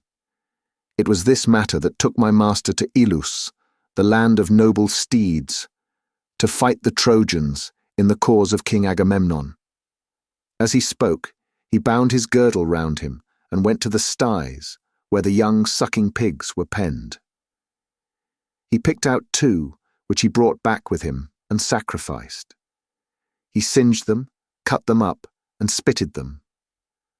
When the meat was cooked, he brought it all in, and set it before Ulysses, hot and still on the spit, whereon Ulysses sprinkled it over with white barley meal. The swineherd then mixed wine in a bowl of ivy wood, and taking a seat opposite Ulysses, told him to begin. "Fall to, stranger," said he, "on a dish of servant's pork. The fat pigs have to go to the suitors, who eat them up without shame or scruple. But the blessed gods love not such shameful doings, and respect those who do what is lawful and right. Even the fierce freebooters who go raiding on other people's land, and Jupiter gives them their spoil. Even they, when they have filled their ships and got home again, live conscience-stricken and look fearfully for judgment. But some god seems to have told these people that Ulysses is dead and gone. They will not therefore go back to their own homes and make their offers of marriage in the usual way, but waste his estate by force, without fear or stint. Not a day or night comes out of heaven, but they sacrifice not 1 victim nor 2 only, and they take the run of his wine, for he was exceedingly rich. No other great man either in Ithaca or on the mainland is as rich as he was. He had as much as 20 men put together. I will tell you what he had. There are 12 herds of cattle upon the mainland, and as many flocks of sheep. There are also 12 droves of pigs, while his own men and hired strangers feed him 12 widely spreading herds of goats. Here in Ithaca he runs even large flocks of goats on the far end of the island, and they are in the charge of excellent goat herds. Each one of these sends the suitors the best goat in the flock every day. As for myself, I am in charge of the pigs that you see here, and I have to keep picking out the best I have and sending it to them." This was his story, but Ulysses went on eating and drinking ravenously without a word, brooding his revenge. When he had eaten enough and was satisfied, the swineherd took the bowl, from which he usually drank, filled it with wine, and gave it to Ulysses, who was pleased, and said as he took it in his hands, "My friend, who was this master of yours that bought you and paid for you, so rich and so powerful as you tell me? You say he perished in the cause of King Agamemnon. Tell me who he was, in case I may have met with such a person. Jupiter and the other gods know, but I may be able to give you news of him, for I have travelled much." Eumaeus answered, "Old man, no traveller who comes here with news will get Ulysses' wife and son to believe his story. Nevertheless, tramps in want of a lodging keep coming with their mouths full of lies, and not a word of truth. Every one who finds his way to Ithaca goes to my mistress and tells her falsehoods, whereon she takes them in, makes much of them, and asks them all manner of questions, crying all the time as women will when they have lost their husbands. And you too, old man, for a shirt and a cloak would doubtless make up a very pretty story. But the wolves and birds of prey have long since torn Ulysses to pieces, or the fishes of the sea have eaten him, and his bones are lying buried deep in sand upon some foreign shore. He is dead and gone, and a bad business it is for all his friends, for me especially. Go where I may, I shall never find so good a master, not even if I were to go home to my mother and father, where I was bred and born. I do not so much care, however, about my parents now, though I should dearly like to see them again in my own country. It is the loss of Ulysses that grieves me most. I cannot speak of him without reverence, though he is here no longer, for he was very fond of me, and took such care of me that wherever he may be I shall always honour his memory. My friend, replied Ulysses, you are very positive and very hard of belief about your master's coming home again.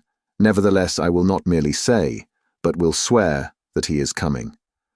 Do not give me anything for my news till he has actually come. You may then give me a shirt and cloak of good wear if you will. I am in great want, but I will not take anything at all till then, for I hate a man, even as I hate hellfire, who lets his poverty tempt him into lying. I swear by King Jupiter, by the rites of hospitality, and by that hearth of Ulysses to which I have now come, that all will surely happen as I have said it will. Ulysses will return in this selfsame year. With the end of this moon and the beginning of the next, he will be here to do vengeance on all those who are ill-treating his wife and son. To this you answered, O swineherd Eumaeus. Old man, you will neither get paid for bringing good news, nor will Ulysses ever come home. Drink your wine in peace, and let us talk about something else. Do not keep on reminding me of all this. It always pains me when anyone speaks about my honoured master. As for your oath, we will let it alone, but I only wish he may come, as do Penelope, his old father Laertes, and his son Telemachus. I am terribly unhappy too about this same boy of his. He was running up fast into manhood, and bade fair to be no worse man, face and figure, than his father, but someone, either God or man, has been unsettling his mind, so he has gone off to Pylos to try and get news of his father, and the suitors are lying in wait for him as he is coming home, in the hope of leaving the house of Odysseus without a name in Ithaca. But let us say no more about him, and leave him to be taken, or else to escape if the son of Saturn holds his hand over him to protect him. And now, old man, tell me your own story. Tell me also, for I want to know who you are and where you come from. Tell me of your town and parents, what manner of ship you came in, how crew brought you to Ithaca, and from what country they profess to come. For you cannot have come by land. And Ulysses answered, I will tell you all about it. If there were meat and wine enough, and we could stay here in the hut, with nothing to do but to eat and drink while the others go to their work, I could easily talk on for a whole 12 months, without ever finishing the story of the sorrows with which it has pleased heaven to visit me. I am by birth a Cretan. My father was a well-to-do man, who had many sons born in marriage, whereas I was the son of a slave whom he had purchased for a concubine. Nevertheless, my father Castor, son of Hylax, whose lineage I claim and who was held in the highest honour among the Cretans for his wealth, prosperity, and the valour of his sons, put me on the same level with my brothers who had been born in wedlock.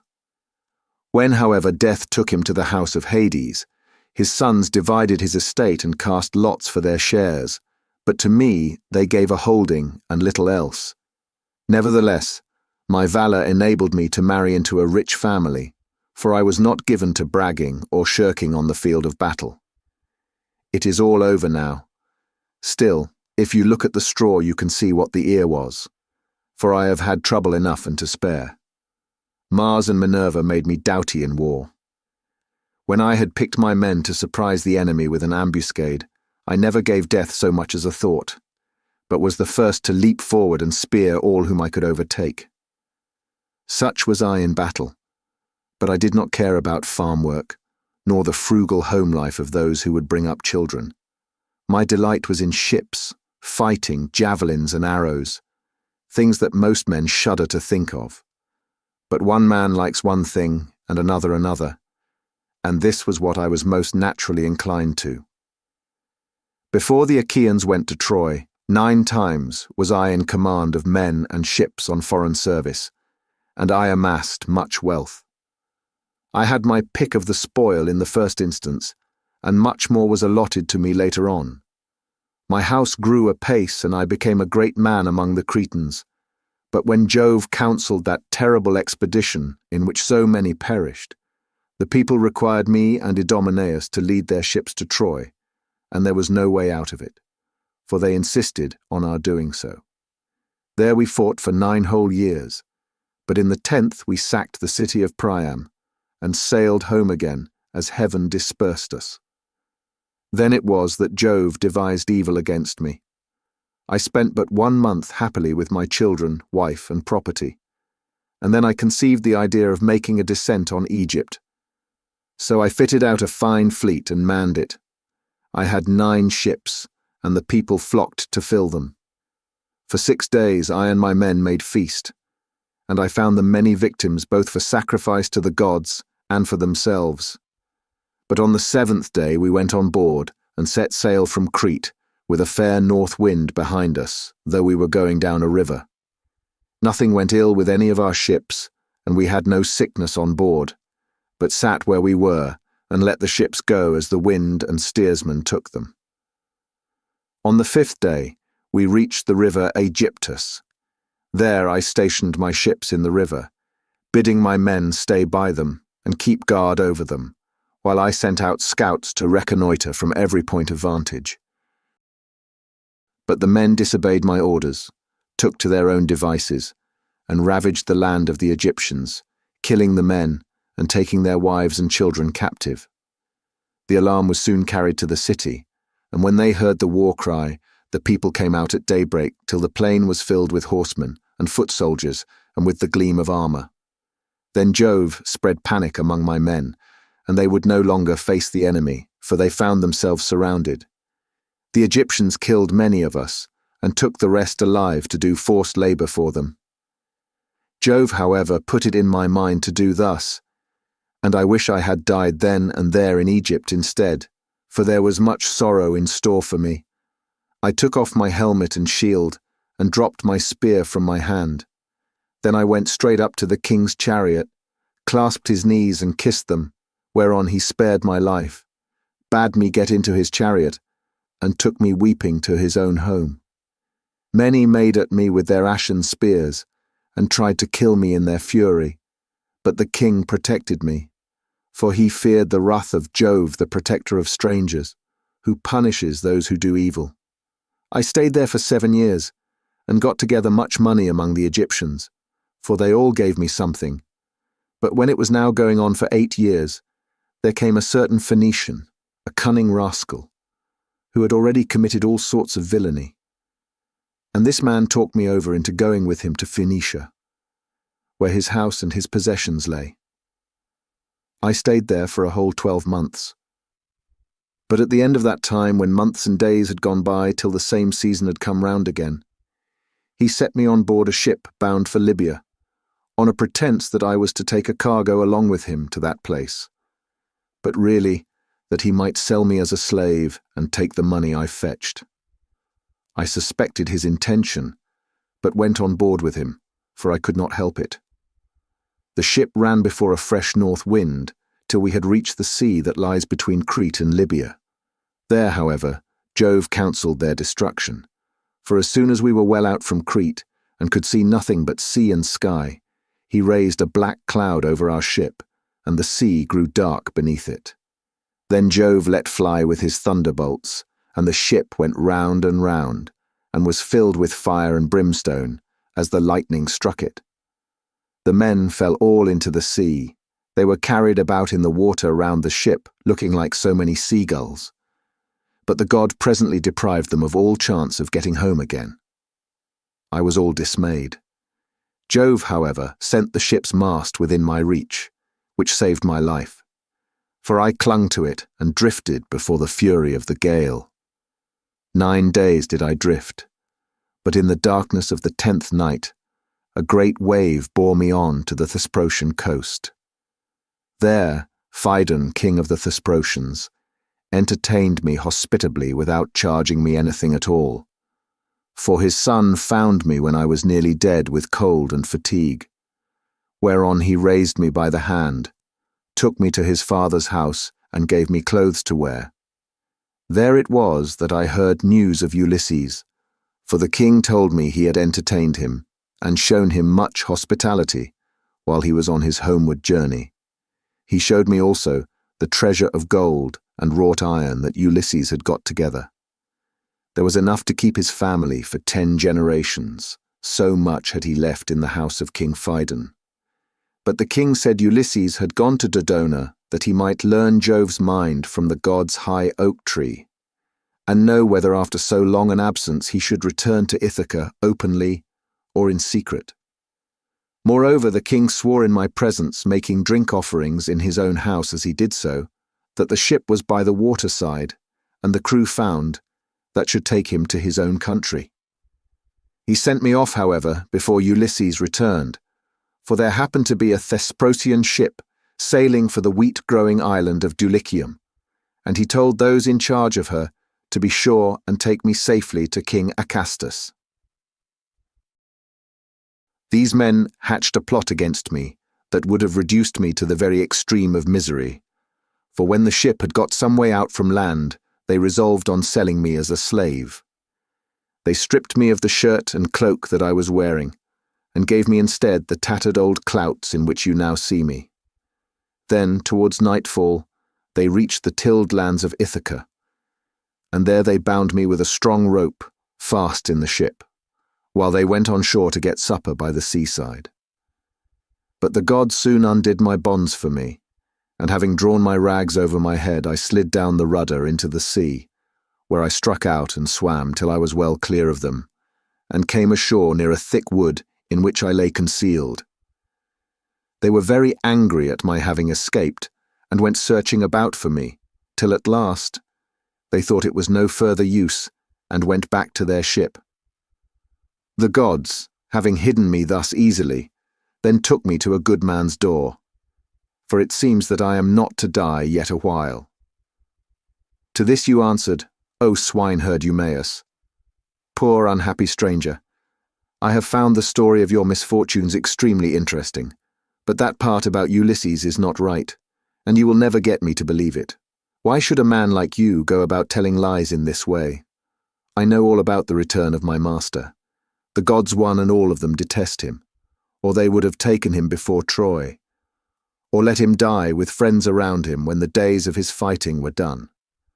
For then the Achaeans would have built a mound over his ashes, and his son would have been heir to his renown. But now the storm winds have spirited him away, we know not whither. As for me, I live out of the way here with the pigs, and never go to the town unless when Penelope sends for me on the arrival of some news about Ulysses. Then they all sit round and ask questions, both those who grieve over the king's absence and those who rejoice at it, because they can eat up his property without paying for it. For my own part, I have never cared about asking anyone else since the time when I was taken in by an Aetolian, who had killed a man and come a long way, till at last he reached my station, and I was very kind to him. He said he had seen Ulysses with Idomeneus among the Cretans, refitting his ships which had been damaged in a gale. He said Ulysses would return in the following summer or autumn with his men, and that he would bring back much wealth. And now you unfortunate old man, since fate has brought you to my door, do not try to flatter me in this way with vain hopes. It is not for any such reason that I shall treat you kindly, but only out of respect for Jove, the god of hospitality, as fearing him and pitying you. Ulysses answered, I see that you are of an unbelieving mind. I have given you my oath, and yet you will not credit me. Let us then make a bargain, and call all the gods in heaven to witness it. If your master comes home, give me a cloak and shirt of good wear, and send me to Dulichium, where I want to go. But if he does not come as I say he will, set your men on to me, and tell them to throw me from yonder precipice, as a warning to tramps not to go about the country telling lies. And a pretty figure I should cut then, replied Eumaeus, both now and hereafter, if I were to kill you after receiving you into my hut and showing you hospitality. I should have to say my prayers in good earnest if I did. But it is just supper time, and I hope my men will come in directly, that we may cook something savoury for supper." Thus did they converse, and presently the swineherds came up with the pigs, which were then shut up for the night in their sties, and a tremendous squealing they made as they were being driven into them. But Eumaeus called to his men and said, "Bring in the best pig you have, that I may sacrifice him for this stranger, and we will take toll of him ourselves. We have had trouble enough this long time feeding pigs, while others reap the fruit of our labour." On this he began chopping firewood, while the others brought in a fine fat 5-year-old boar pig and set it at the altar. Eumaeus did not forget the gods, for he was a man of good principles, so the first thing he did was to cut bristles from the pig's face and throw them into the fire, praying to all the gods as he did so that Ulysses might return home again. Then he clubbed the pig with a billet of oak which he had kept back when he was chopping the firewood and stunned it, while the others slaughtered and singed it. Then they cut it up, and Eumaeus began by putting raw pieces from each joint onto some of the fat. These he sprinkled with barley meal and laid upon the embers. They cut the rest of the meat up small, put the pieces upon the spits, and roasted them till they were done. When they had taken them off the spits, they threw them onto the dresser in a heap. The swineherd, who was a most equitable man, then stood up to give everyone his share. He made 7 portions. One of these he set apart for Mercury, the son of Maia, and the nymphs, praying to them as he did so. The others he dealt out to the men man by man. He gave Ulysses some slices cut lengthways down the loin as a mark of especial honour, and Ulysses was much pleased. "I hope, Eumaeus," said he, "that Jove will be as well disposed towards you as I am, for the respect you are showing to an outcast like myself." To this you answered, "O swineherd Eumaeus, eat, my good fellow, and enjoy your supper, such as it is. God grants this and withholds that, just as he thinks right, for he can do whatever he chooses." As he spoke, he cut off the first piece and offered it as a burnt sacrifice to the immortal gods. Then he made them a drink offering, put the cup in the hands of Ulysses, and sat down to his own portion. Mesaulius brought them their bread. The swineherd had brought this man on his own account from among the Taphians during his master's absence, and had paid for him with his own money without saying anything either to his mistress or Laertes. They then laid their hands upon the good things that were before them, and when they had had enough to eat and drink, Mesaulius took away what was left of the bread, and they all went to bed after having made a hearty supper. Now the night came on stormy and very dark, for there was no moon. It poured without ceasing, and the wind blew strong from the west, which is a wet quarter. So Ulysses thought he would see whether Eumaeus, in the excellent care he took of him, would take off his own cloak and give it him, or make one of his men give him one. "Listen to me," said he, "Eumaeus and the rest of you. When I have said a prayer, I will tell you something. It is the wine that makes me talk in this way. Wine will make even a wise man fall to singing. It will make him chuckle and dance and say many a word that he had better leave unspoken. Still, as I have begun, I will go on. Would that I were still young and strong as when we got up an ambuscade before Troy. Menelaus and Ulysses were the leaders, but I was in command also, for the other 2 would have it so. When we had come up to the wall of the city, we crouched down beneath our armour, and lay there under cover of the reeds and thick brushwood that grew about the swamp. It came on to freeze with a north wind blowing. The snow fell small and fine like hoarfrost, and our shields were coated thick with rime. The others had all got cloaks and shirts and slept comfortably enough with their shields about their shoulders, but I had carelessly left my cloak behind me, not thinking that I should be too cold, and had gone off in nothing but my shirt and shield. When the night was 2/3 through and the stars had shifted their places, I nudged Ulysses, who was close to me, with my elbow, and he at once gave me his ear. "Ulysses," said I, This cold will be the death of me, for I have no cloak. Some god fooled me into setting off with nothing on but my shirt, and I do not know what to do."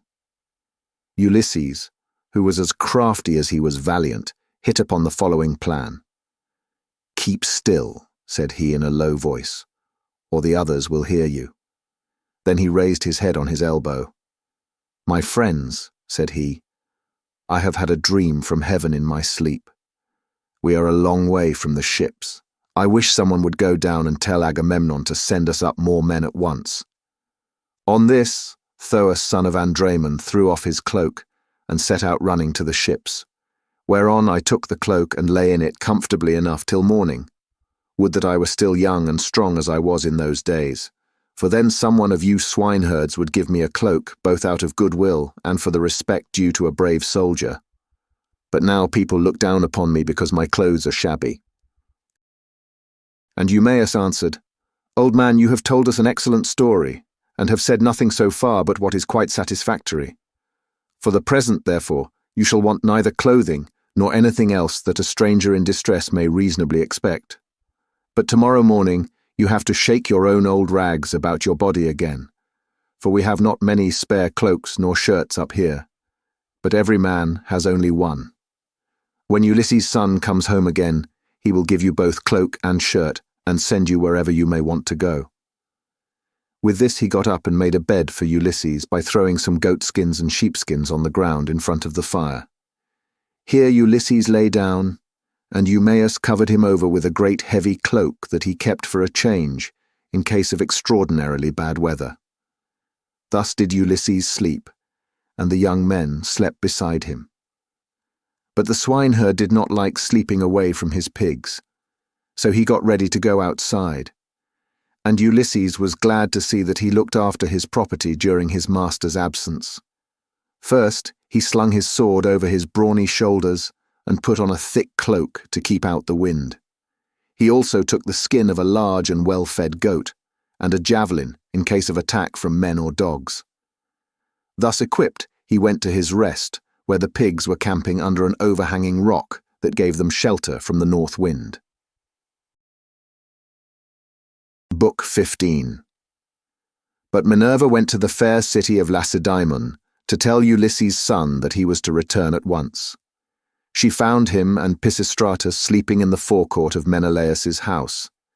Pisistratus was fast asleep, but Telemachus could get no rest all night for thinking of his unhappy father, so Minerva went close up to him and said, "Telemachus, you should not remain so far away from home any longer, nor leave your property with such dangerous people in your house. They will eat up everything you have among them, and you will have been on a fool's errand.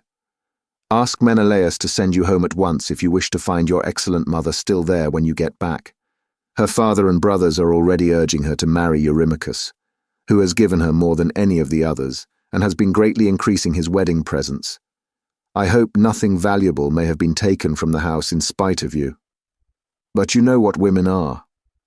They always want to do the best they can for the man who marries them, and never give another thought to the children of their first husband, nor to their father either, when he is dead and done with.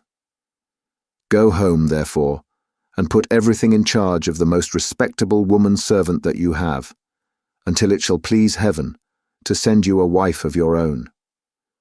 Let me tell you also of another matter which you had better attend to. The chief men among the suitors are lying in wait for you in the strait between Ithaca and Samos, and they mean to kill you before you can reach home. I do not much think they will succeed. It is more likely that some of those who are now eating up your property will find a grave themselves. Sail night and day, and keep your ship well away from the islands. The God who watches over you and protects you will send you a fair wind. As soon as you get to Ithaca, send your ship and men onto the town, but yourself go straight to the swineherd who has charge of your pigs. He is well disposed towards you. Stay with him, therefore, for the night, and then send him to Penelope to tell her that you have got back safe from Pylos." Then she went back to Olympus, but Telemachus stirred Pisistratus with his heel to rouse him, and said, "Wake up, Pisistratus, and yoke the horses to the chariot, for we must set off home." But Pisistratus said, No matter what hurry we are in, we cannot drive in the dark. It will be morning soon. Wait till Menelaus has brought his presents and put them in the chariot for us. And let him say goodbye to us in the usual way. So long as he lives, a guest should never forget a host who has shown him kindness." As he spoke, day began to break, and Menelaus, who had already risen, leaving Helen in bed, came towards them. When Telemachus saw him, he put on his shirt as fast as he could, threw a great cloak over his shoulders, and went out to meet him. "Menelaus," said he, "let me go back now to my own country, for I want to get home." And Menelaus answered, "Telemachus, if you insist on going, I will not detain you. I do not like to see a host either too fond of his guest or too rude to him. Moderation is best in all things, and not letting a man go when he wants to do so is as bad as telling him to go if he would like to stay.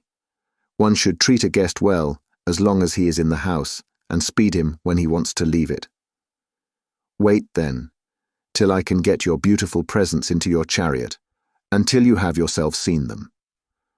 I will tell the women to prepare a sufficient dinner for you of what there may be in the house. It will be at once more proper and cheaper for you to get your dinner before setting out on such a long journey. If, moreover, you have a fancy for making a tour in Hellas or in the Peloponnese, I will yoke my horses, and will conduct you myself through all our principal cities. No one will send us away empty-handed.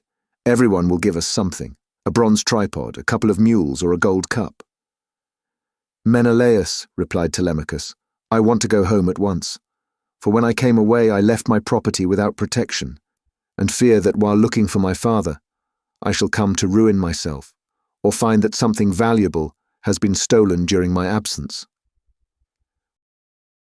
When Menelaus heard this, he immediately told his wife and servants to prepare a sufficient dinner from what there might be in the house.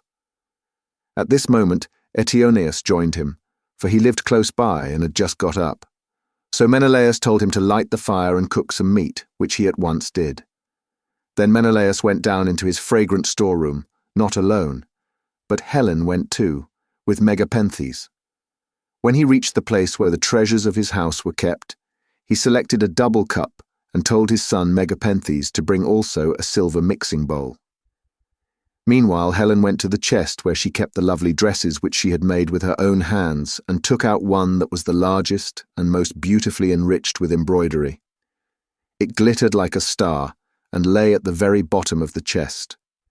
Then they all came back through the house again till they got to Telemachus, and Menelaus said, "Telemachus, may Jupiter, the mighty husband of Juno, bring you safely home according to your desire.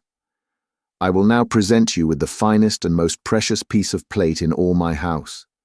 It is a mixing bowl of pure silver, except the rim, which is inlaid with gold, and it is the work of Vulcan. Phaedamus, king of the Sidonians, made me a present of it in the course of a visit that I paid him while I was on my return home. I should like to give it to you." With these words, he placed the double cup in the hands of Telemachus, while Megapenthes brought the beautiful mixing bowl and set it before him. Hard by stood lovely Helen, with the robe ready in her hand. "I too, my son," said she, "have something for you as a keepsake from the hand of Helen. It is for your bride to wear upon her wedding day. Till then, get your dear mother to keep it for you. Thus may you go back rejoicing to your own country and to your home." So saying, she gave the robe over to him, and he received it gladly. Then Pisistratus put the presents into the chariot, and admired them all as he did so. Presently Menelaus took Telemachus and Pisistratus into the house, and they both sat down to table. A maidservant brought them water in a beautiful golden ewer, and poured it into a silver basin for them to wash their hands, and she drew a clean table beside them. An upper servant brought them bread, and offered them many good things of what there was in the house.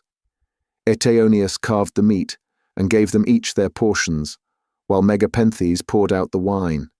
Then they laid their hands upon the good things that were before them. But as soon as they had had enough to eat and drink, Telemachus and Pisistratus yoked the horses and took their places in the chariot. They drove out through the inner gateway and under the echoing gatehouse of the outer court, and Menelaus came after them with a golden goblet of wine in his right hand, that they might make a drink offering before they set out. He stood in front of the horses and pledged them, saying, "Farewell to both of you. See that you tell Nestor how I have treated you, for he was as kind to me as any father could be while we Achaeans were fighting before Troy." "We will be sure, sir," answered Telemachus, "to tell him everything as soon as we see him. I wish I were as certain of finding Ulysses returned when I get back to Ithaca, that I might tell him of the very great kindness you have shown me, and of the many beautiful presents I am taking with me." As he was thus speaking, a bird flew on his right hand, an eagle with a great white goose in its talons, which it had carried off from the farmyard, and all the men and women were running after it and shouting. It came quite close up to them, and flew away on their right hands in front of the horses. When they saw it, they were glad, and their hearts took comfort within them, whereon Pisistratus said, "Tell me, Menelaus, has heaven sent this omen for us, or for you?" Menelaus was thinking what would be the most proper answer for him to make, but Helen was too quick for him and said, "I will read this matter as heaven has put it in my heart, and as I doubt not that it will come to pass. The eagle came from the mountain where it was bred, and has its nest, and in like manner Ulysses, after having travelled far and suffered much, will return to take his revenge, if indeed he is not back already and hatching mischief for the suitors." "May Jupiter so grant it," replied Telemachus. "If it should prove to be so, I will make vows to you as though you were a god, even when I am at home." As he spoke, he lashed his horses and they started off at full speed through the town towards the open country. They swayed the yoke upon their necks and travelled the whole day long till the sun set and darkness was over all the land. Then they reached Pherae, where Diocles lived, who was son of Ortilochus, the son of Alpheus. There they passed the night and were treated hospitably. When the child of morning, rosy-fingered dawn, appeared, they again yoked their horses and their places in the chariot. They drove out through the inner gateway and under the echoing gatehouse of the outer court. Then Pisistratus lashed his horses on, and they flew forward nothing loath. Ere long they came to Pylos, and then Telemachus said, "Pisistratus, I hope you will promise to do what I am going to ask you. You know our fathers were old friends before us. Moreover, we are both of an age, and this journey has brought us together still more closely. Do not, therefore, take me past my ship, but leave me there, for if I go to your father's house he will try to keep me in the warmth of his good will towards me. And I must go home at once." Pisistratus thought how he should do as he was asked, and in the end he deemed it best to turn his horses towards the ship, and put Menelaus's beautiful presents of gold and raiment in the stern of the vessel. Then he said, "Go on board at once, and tell your men to do so also, before I can reach home to tell my father. I know how obstinate he is, and am sure he will not let you go. He will come down here to fetch you, and he will not go back without you. But he will be very angry." With this, he drove his goodly steeds back to the city of the Pelians, and soon reached his home. But Telemachus called the men together and gave his orders. "Now, my men," said he, "get everything in order on board the ship, and let us set out home." Thus did he speak, and they went on board even as he had said. But as Telemachus was thus busied, praying also, and sacrificing to Minerva in the ship's stern, there came to him a man from a distant country, a seer, who was flying from Argos because he had killed a man.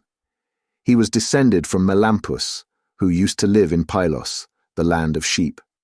He was rich and owned a great house, but he was driven into exile by the great and powerful king Neleus.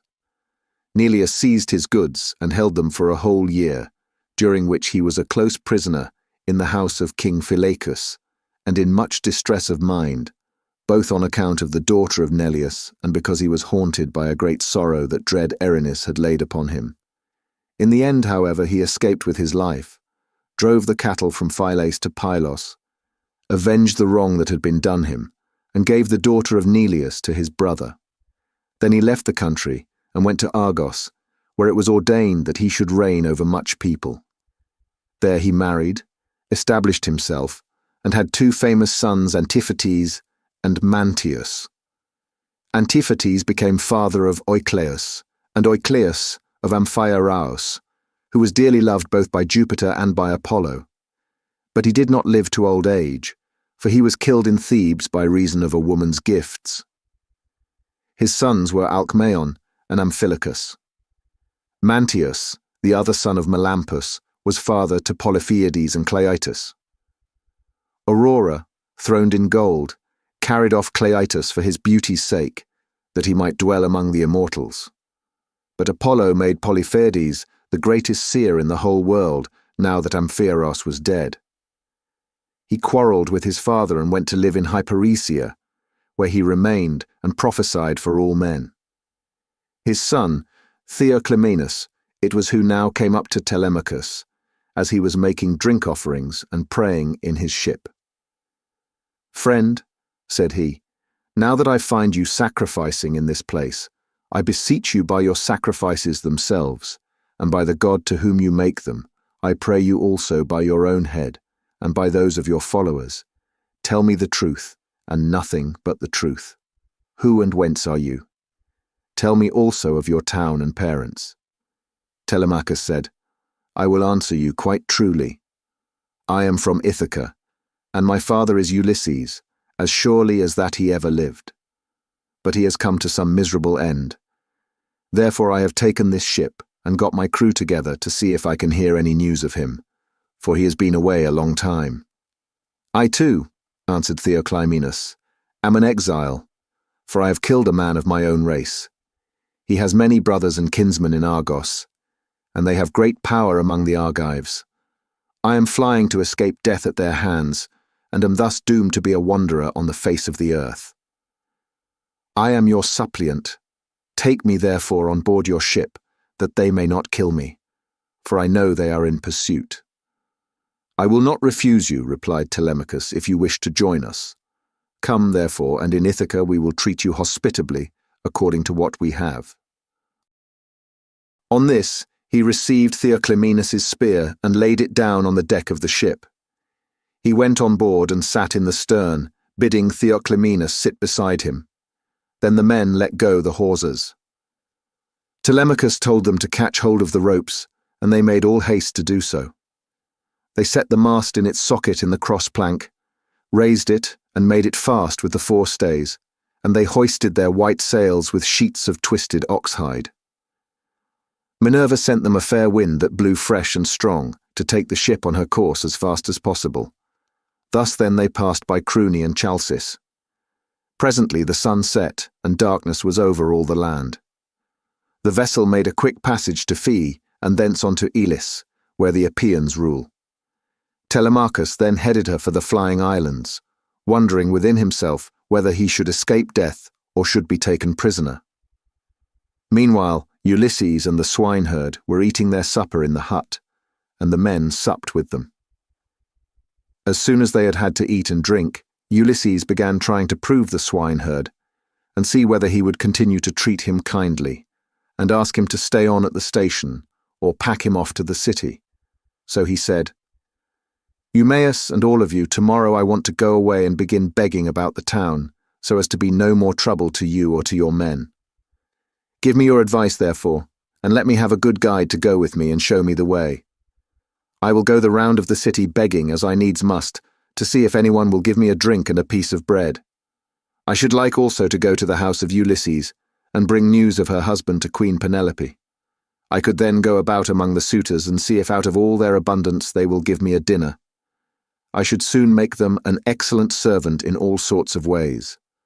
Listen and believe when I tell you that by the blessing of Mercury, who gives grace and good name to the works of all men, there is no one living who would make a more handy servant than I should, to put fresh wood on the fire, chop fuel, carve, cook, pour out wine, and do all those services that poor men have to do for their betters." The swineherd was very much disturbed when he heard this. "Heaven help me," he exclaimed. "Whatever can have put such a notion as that into your head? If you go near the suitors, you will be undone to a certainty, for their pride and insolence reach the very heavens. They would never think of taking a man like you for a servant. Their servants are all young men, well-dressed, wearing good cloaks and shirts, with well-looking faces and their hair always tidy. The tables are kept quite clean, and are loaded with bread, meat, and wine. Stay where you are, then. You are not in anybody's way. I do not mind your being here.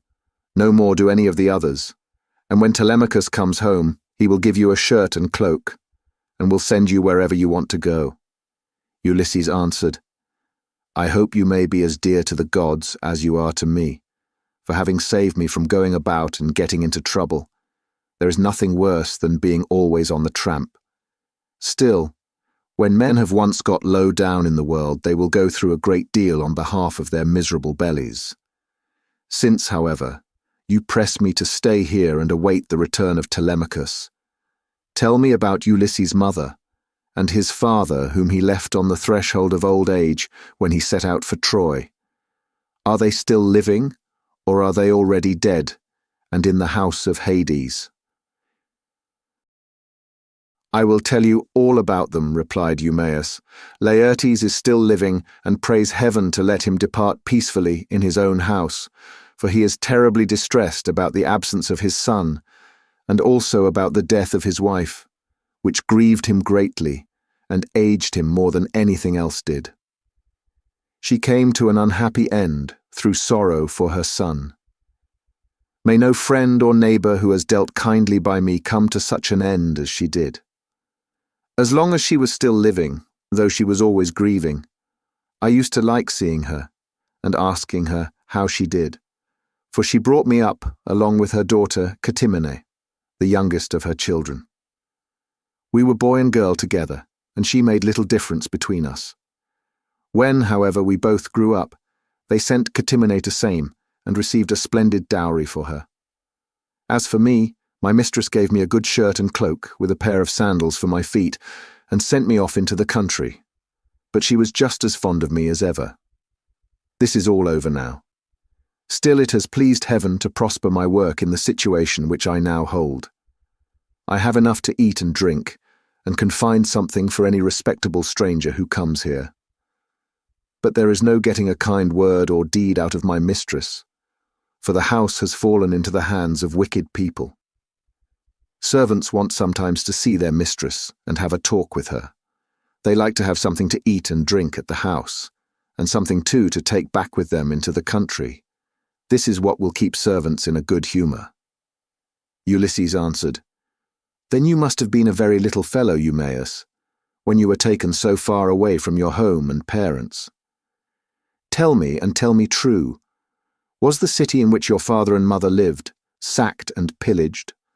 Or did some enemies carry you off when you were alone tending sheep or cattle, ship you off here, and sell you for whatever your master gave them?" "Stranger," replied Eumaeus, "as regards your question, sit still, make yourself comfortable, drink your wine, and listen to me. The nights are now at their longest. There is plenty of time both for sleeping and sitting up talking together. You ought not to go to bed till bedtime. Too much sleep is as bad as too little. If any one of the others wishes to go to bed, let him leave us and do so. He can then take my master's pigs out when he has done breakfast in the morning. We too will sit here eating and drinking in the hut, and telling one another stories about our misfortunes. For when a man has suffered much, and been buffeted about in the world, he takes pleasure in recalling the memory of sorrows that have long gone by. As regards your question, then, my tale is as follows. You may have heard of an island called Circe that lies over above Ortygia, where the land begins to turn round and look in another direction. It is not very thickly peopled, but the soil is good, with much pasture fit for cattle and sheep, and it abounds with wine and wheat. Dearth never comes there, nor are the people plagued by any sickness, but when they grow old, Apollo comes with Diana and kills them with his painless shafts. It contains 2 communities, and the whole country is divided between these 2. My father Odysseus, son of Ormenus, a man comparable to the gods, reigned over both, Now to this place there came some cunning traders from Phoenicia, for the Phoenicians are great mariners, in a ship which they had freighted with gewgaws of all kinds. There happened to be a Phoenician woman in my father's house, very tall and comely, and an excellent servant. These scoundrels got hold of her one day when she was washing near their ship, seduced her, and cajoled her in ways that no woman can resist, no matter how good she may be by nature. The man who had seduced her asked her who she was and where she came from, and on this she told him her father's name. "I come from Sidon," said she, "and am daughter to Arybas, a man rolling in wealth. One day as I was coming into the town from the country, some Taphian pirates seized me and took me here over the sea, where they sold me to the man who owns this house, and he gave them their price for me." The man who had seduced her then said, "Would you like to come along with us to see the house of your parents and your parents themselves? They are both alive and are said to be well off." "I will do so gladly," answered she, "if you men will first swear me a solemn oath that you will do me no harm by the way." They all swore as she told them, and when they had completed their oath the woman said, "Hush, and if any of your men meets me in the street or at the well, do not let him speak to me, for fear someone should go and tell my master, in which case he would suspect something. He would put me in prison, and would have all of you murdered. Keep your own counsel, therefore. Buy your merchandise as fast as you can, and send me word when you have done loading. I will bring as much gold as I can lay my hands on, and there is something else also that I can do towards paying my fare. I am nurse to the son of the good man of the house, a funny little fellow just able to run about. I will carry him off in your ship, and you will get a great deal of money for him if you take him and sell him in foreign parts." On this, she went back to the house. The Phoenicians stayed a whole year till they had loaded their ship with much precious merchandise, and then, when they had got freight enough, they sent to tell the woman. Their messenger, a very cunning fellow, came to my father's house, bringing a necklace of gold with amber beads strung among it, and while my mother and the servants had it in their hands, admiring it and bargaining about it, he made a sign quietly to the woman, and then went back to the ship, whereon she took me by the hand and led me out of the house. In the forepart of the house she saw the tables set with the cups of guests who had been feasting with my father, as being in attendance on him. These were now all gone to a meeting of the public assembly, so she snatched up 3 cups and carried them off in the bosom of her dress, while I followed her, for I knew no better. The sun was now set, and darkness was over all the land, so we hurried on as fast as we could till we reached the harbour, where the Phoenician ship was lying. When they had got on board, they sailed their ways over the sea, taking us with them. And Jupiter sent then a fair wind.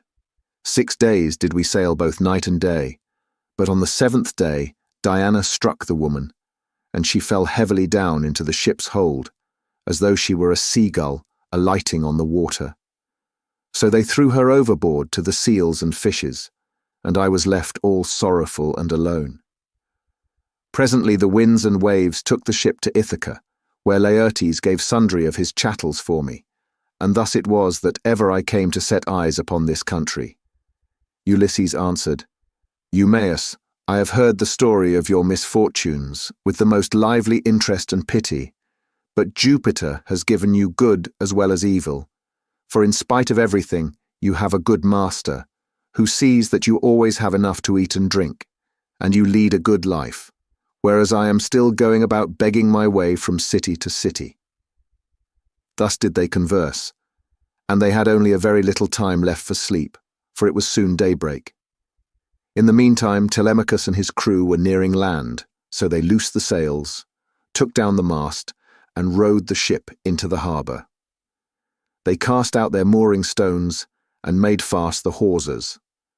They then got out upon the seashore, mixed their wine, and got dinner ready. As soon as they had had enough to eat and drink, Telemachus said, "Take the ship onto the town, but leave me here, for I want to look after the herdsmen on one of my farms. In the evening, when I have seen all I want, I will come down to the city, and tomorrow morning in return for your trouble, I will give you all a good dinner with meat and wine." Then Theoclymenus said, "And what, my dear young friend, is to become of me? To whose house among all your chief men am I to repair? Or shall I go straight to your own house, and to your mother?" "At any other time," replied Telemachus, "I should have bidden you go to my own house, for you would find no want of hospitality. At the present moment, however, you would not be comfortable there, for I shall be away, and my mother will not see you. She does not often show herself even to the suitors, but sits at her loom, weaving in an upper chamber, out of their way. But I can tell you a man whose house you can go to. I mean Eurymachus the son of Polybus, who is held in the highest estimation by everyone in Ithaca. He is much the best man and the most persistent wooer of all those who are paying court to my mother and trying to take Ulysses's place. Jove, however, in heaven alone, knows whether or not they will come to a bad end before the marriage takes place." As he was speaking, a bird flew by upon his right hand, a hawk, Apollo's messenger. It held a dove in its talons, and the feathers, as it tore them off, fell to the ground midway between Telemachus and the ship. On this, Theoclymenus called him apart and caught him by the hand. "Telemachus," said he, "that bird did not fly on your right hand, without having been sent there by some god. As soon as I saw it, I knew it was an omen. It means that you will remain powerful, and that there will be no house in Ithaca more royal than your own." "I wish it may prove so," answered Telemachus. "If it does, I will show you so much goodwill and give you so many presents that all who meet you will congratulate you." Then he said to his friend Piraeus, "Piraeus, son of Clytius, you have throughout shown yourself the most willing to serve me of all those who have accompanied me to Pylos. I wish you would take this stranger to your own house and entertain him hospitably till I can come for him." And Piraeus answered, "Telemachus, you may stay away as long as you please, but I will look after him for you, and he shall find no lack of hospitality." As he spoke, he went on board and bade the others do so also, and loose the hawsers, so they took their places in the ship.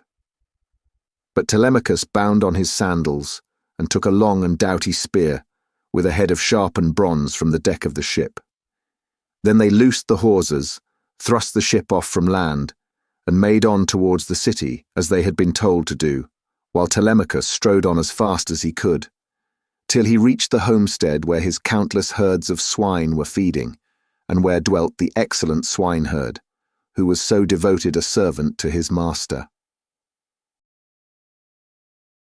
Book 16. Meanwhile, Ulysses and the swineherd had lit a fire in the hut, and were getting breakfast ready at daybreak, for they had sent the men out with the pigs. When Telemachus came up, the dogs did not bark, but fawned upon him. So Ulysses, hearing the sound of feet and noticing that the dogs did not bark, said to Eumaeus, "Eumaeus, I hear footsteps. I suppose one of your men or someone of your acquaintance is coming here, for the dogs are fawning upon him and not barking." The words were hardly out of his mouth before his son stood at the door.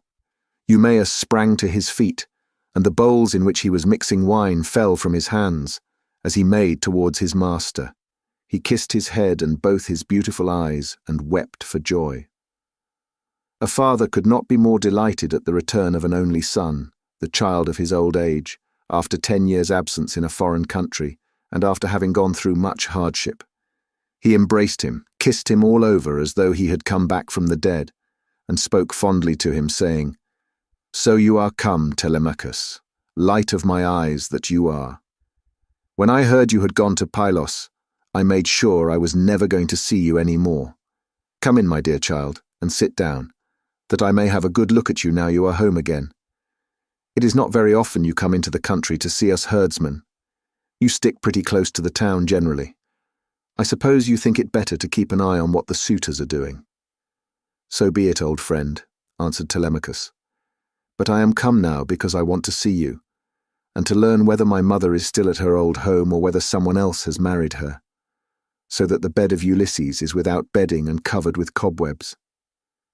She is still at the house, replied Eumaeus, grieving and breaking her heart, and doing nothing but weep both night and day continually. As he spoke, he took Telemachus's spear, whereon he crossed the stone threshold and came inside. Ulysses rose from his seat to give him place as he entered, but Telemachus checked him. "Sit down, stranger," said he. "I can easily find another seat, and there is one here who will lay it for me." Ulysses went back to his own place, and Eumaeus strewed some green brushwood on the floor and threw a sheepskin on top of it for Telemachus to sit upon. Then the swineherd brought them platters of cold meat, the remains from what they had eaten the day before, and he filled the bread baskets with bread as fast as he could. He mixed wine also in bowls of ivy wood, and took his seat facing Ulysses. Then they laid their hands on the good things that were before them, and as soon as they had had enough to eat and drink, Telemachus said to Eumaeus, "Old friend, where does this stranger come from? How did his crew bring him to Ithaca, and who were they? For assuredly he did not come here by land." To this you answered, "O swineherd Eumaeus, my son, I will tell you the real truth. He says he is a Cretan, and that he has been a great traveller. At this moment he is running away from a Thesprotian ship, and has taken refuge at my station, so I will put him into your hands. Do whatever you like with him, only remember that he is your suppliant." "I am very much distressed," said Telemachus, "by what you have just told me. How can I take this stranger into my house? I am as yet young, and am not strong enough to hold my own if any man attacks me. My mother cannot make up her mind whether to stay where she is and look after the house out of respect for public opinion and the memory of her husband, or whether the time is now come for her to take the best man of those who are wooing her and the one who will make her the most advantageous offer. Still, as the stranger has come to your station, I will find him a cloak and shirt of good wear, with a sword and sandals, and will send him wherever he wants to go. Or if you like, you can keep him here at the station, and I will send him clothes and food, that he may be no burden on you and on your men. But I will not have him go near the suitors, for they are very insolent, and are sure to ill-treat him in a way that would greatly grieve me. No matter how valiant a man may be, he can do nothing against numbers, for they will be too strong for him." Then Ulysses said, "Sir, it is right that I should say something myself. I am much shocked about what you have said about the insolent way in which the suitors are behaving in despite of such a man as you are. Tell me, do you submit to such treatment tamely, or has some god set your people against you?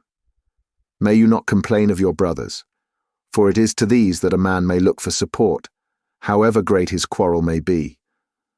I wish I were as young as you are, and in my present mind. If I were son to Ulysses, or indeed Ulysses himself, I would rather someone came and cut my head off, but I would go to the house and be the bane of every one of these men. If they were too many for me, I being single-handed, I would rather die fighting in my own house than see such disgraceful sights day after day, strangers grossly maltreated, and men dragging the women servants about the house in an unseemly way, wine drawn recklessly, and bread wasted all to no purpose, for an end that shall never be accomplished." And Telemachus answered, "I will tell you truly everything. There is no enmity between me and my people, nor can I complain of brothers, to whom a man may look for support however great his quarrel may be. Jupiter has made us a race of only sons. Laertes was the only son of Arceisius, and Ulysses only son of Laertes. I am myself the only son of Ulysses, who left me behind him when he went away, so that I have never been of any use to him. Hence it comes that my house is in the hands of numberless marauders, for the chiefs from all the neighbouring islands, Dulichium, Same, Zacynthus, as also all the principal men of Ithaca itself, are eating up my house under the pretext of paying court to my mother, who will neither say point blank that she will not marry, nor yet bring matters to an end. So they are making havoc of my estate, and before long will do so with myself into the bargain. The issue, however, rests with heaven, But do you, old friend Eumaeus, go at once and tell Penelope that I am safe and have returned from Pylos. Tell it to herself alone, and then come back here, without letting anyone else know, for there are many who are plotting mischief against me." "I understand and heed you," replied Eumaeus. "You need instruct me no further. Only as I am going that way, say whether I had not better let poor Laertes know that you are returned. He used to superintend the work on his farm in spite of his bitter sorrow about Ulysses, and he would eat and drink at will, along with his servants. But they tell me that from the day on which you set out for Pylos, he has neither eaten nor drunk as he ought to do, nor does he look after his farm, but sits weeping and wasting the flesh from off his bones." "More's the pity," answered Telemachus. "I am sorry for him, but we must leave him to himself just now. If people could have everything their own way, the first thing I should choose would be the return of my father. But go and give your message. Then make haste back again, and do not turn out of your way to tell Laertes. Tell my mother to send one of her women secretly with the news at once, and let him hear it from her." Thus did he urge the swineherd. Eumaeus therefore took his sandals, bound them to his feet, and started for the town. Minerva watched him well off the station, and then came up to it in the form of a woman, fair, stately, and wise.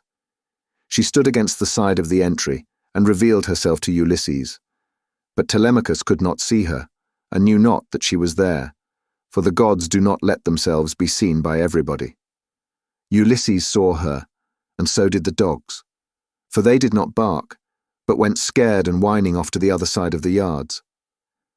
She nodded her head and motioned to Ulysses with her eyebrows, whereon he left the hut and stood before her outside the main wall of the yards. Then she said to him, "Ulysses, noble son of Laertes, it is now time for you to tell your son. Do not keep him in the dark any longer, but lay your plans for the destruction of the suitors, and then make for the town. I will not be long in joining you, for I too am eager for the fray." As she spoke, she touched him with her golden wand. First she threw a fair clean shirt and cloak about his shoulders. Then she made him younger and of more imposing presence. She gave him back his colour, filled out his cheeks, and let his beard become dark again. Then she went away, and Ulysses came back inside the hut. His son was astounded when he saw him, and turned his eyes away, for fear he might be looking upon a god. "Stranger," said he, "how suddenly you have changed from what you were a moment or two ago. You are dressed differently, and your colour is not the same. Are you someone or other of the gods that live in heaven? If so, be propitious to me, till I can make you due sacrifice and offerings of wrought gold. Have mercy upon me." And Ulysses said, "I am no god. Why should you take me for one? I am your father, on whose account you grieve and suffer so much at the hands of lawless men." As he spoke, he kissed his son, and a tear fell from his cheek onto the ground, for he had restrained all tears till now. But Telemachus could not yet believe that it was his father, and said, "You are not my father, but some god is flattering me with vain hopes that I may grieve the more hereafter. No mortal man could of himself contrive to do as you have been doing, and make yourself old and young at a moment's notice, unless a god were with him. A second ago you were old and all in rags, and now you are like some god come down from heaven." Ulysses answered, "Telemachus, you ought not to be so immeasurably astonished at my being really here. There is no other Ulysses who will come hereafter. Such as I am, it is I, who after long wandering and much hardship have got home in the 20th year to my own country. What you wonder at is the work of the redoubtable goddess Minerva, who does with me whatever she will, for she can do what she pleases. At one moment she makes me like a beggar, and the next I am a young man with good clothes on my back. It is an easy matter for the gods who live in heaven to make any man look either rich or poor."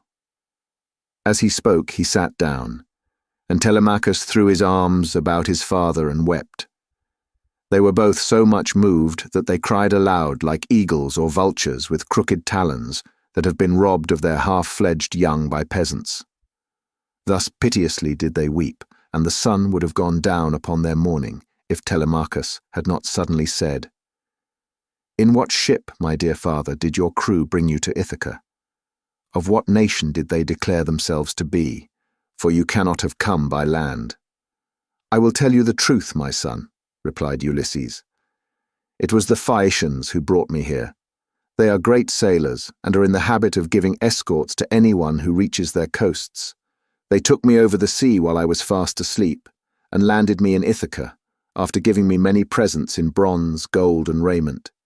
These things, by heaven's mercy, are lying concealed in a cave, and I am now come here on the suggestion of Minerva that we may consult about killing our enemies.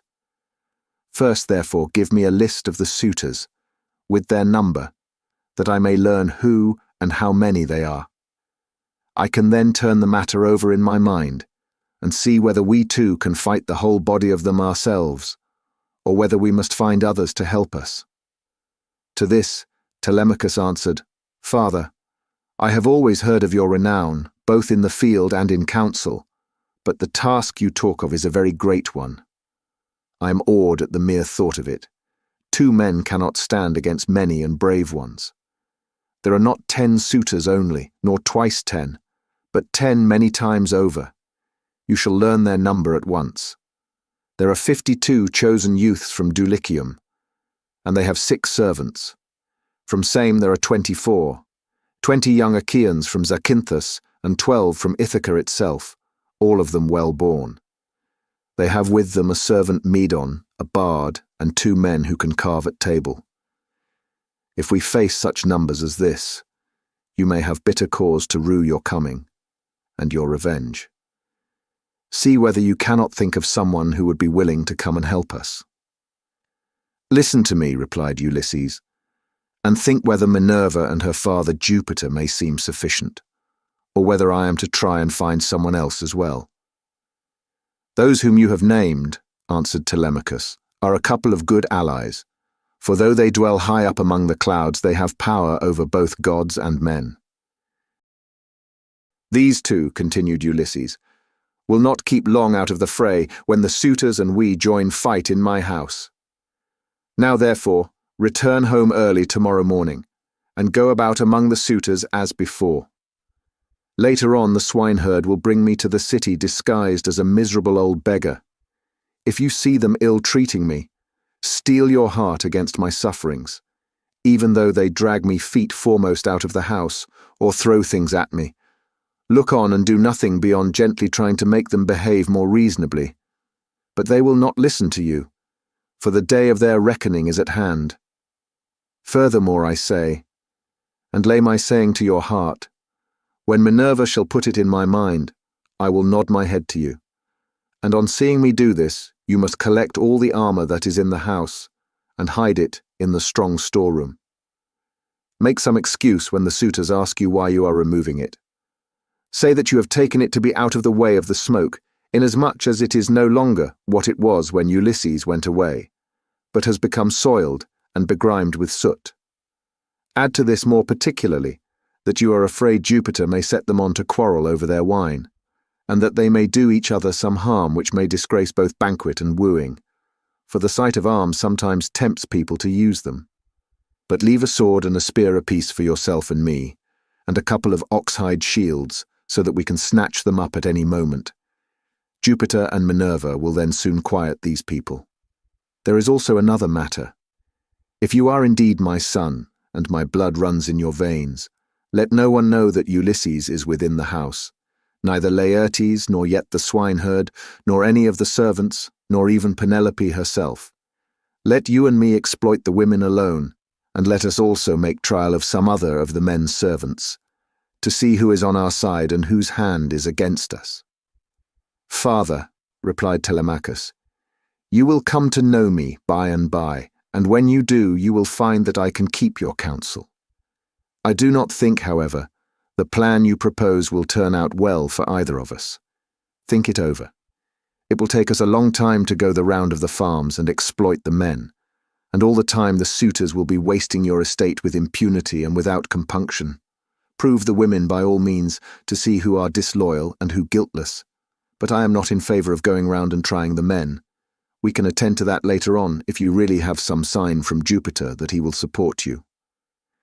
Thus did they converse, and meanwhile the ship which had brought Telemachus and his crew from Pylos had reached the town of Ithaca. When they had come inside the harbour, they drew the ship onto the land. Their servants came and took their armour from them, and they left all the presents at the house of Clytius.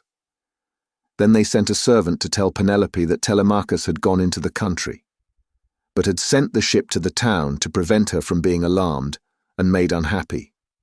This servant and Eumaeus happened to meet when they were both on the same errand of going to tell Penelope. When they reached the house, the servant stood up and said to the queen in the presence of the waiting women, "Your son, madam, is now returned from Pylos." But Eumaeus went close up to Penelope and said privately all that her son had bidden him tell her. When he had given his message, he left the house with its outbuildings and went back to his pigs again.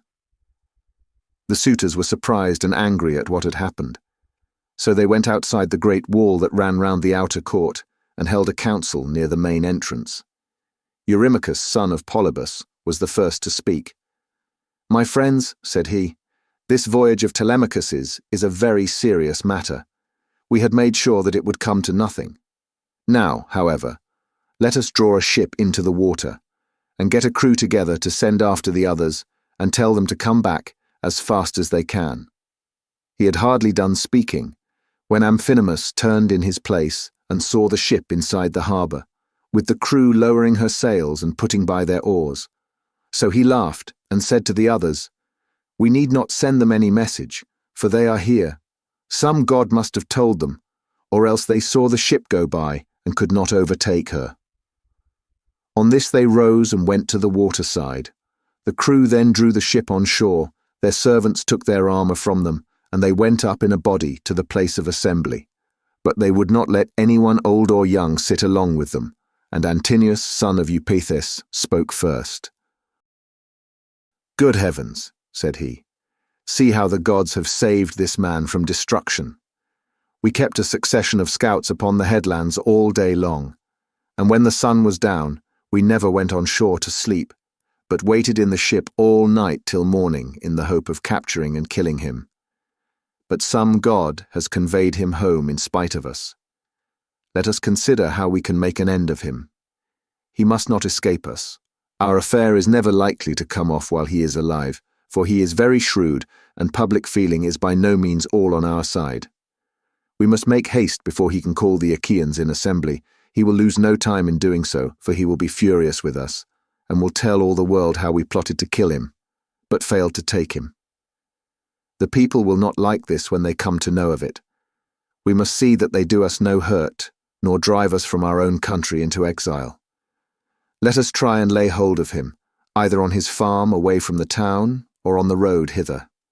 Then we can divide up his property amongst us, and let his mother and the man who marries her have the house.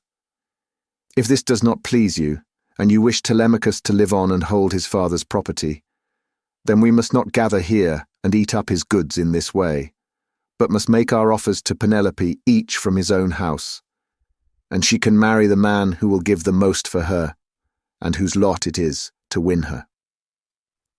They all held their peace until Amphinomus rose to speak. He was the son of Nisus, who was son to King Aretias, and he was foremost among all the suitors from the wheat-growing and well-grassed island of Dulichium. His conversation, moreover, was more agreeable to Penelope than that of any of the other suitors, for he was a man of good natural disposition. "My friends," said he, speaking to them plainly and in all honesty, "I am not in favour of killing Telemachus. It is a heinous thing to kill one who is of noble blood. Let us first take counsel of the gods, and if the oracles of Jove advise it, I will both help to kill him myself and will urge everyone else to do so. But if they dissuade us, I would have you hold your hands." Thus did he speak, and his words pleased them well. So they rose forthwith and went to the house of Ulysses, where they took their accustomed seats. Then Penelope resolved that she would show herself to the suitors. She knew of the plot against Telemachus, for the servant Medon had overheard their counsels and had told her.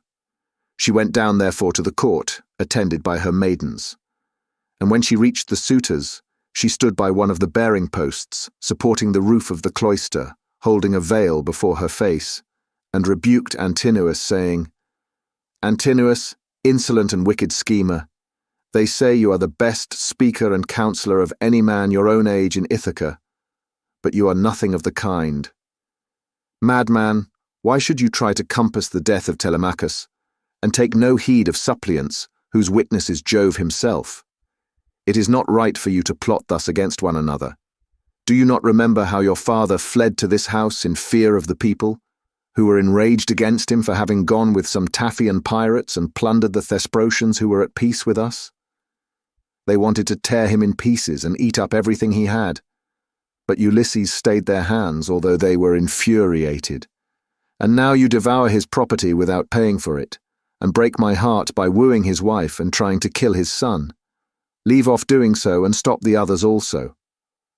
To this Eurymachus, son of Polybus, answered, "Take heart, Queen Penelope, daughter of Icarius, and do not trouble yourself about these matters. The man is not yet born, nor never will be, who shall lay hands upon your son Telemachus, while I yet live to look upon the face of the earth. I say, and it shall surely be, that my spear shall be reddened with his blood. For many a time has Ulysses taken me on his knees, held wine up to my lips to drink, and put pieces of meat into my hands. Therefore, Telemachus is much the dearest friend I have, and has nothing to fear from the hands of us suitors. Of course, if death comes to him from the gods, he cannot escape it." He said this to quiet her, but in reality, he was plotting against Telemachus. Then Penelope went upstairs again, and mourned her husband till Minerva shed sleep over her eyes. In the evening, Eumaeus got back to Ulysses and his son, who had just sacrificed a young pig of a year old and were helping one another to get supper ready.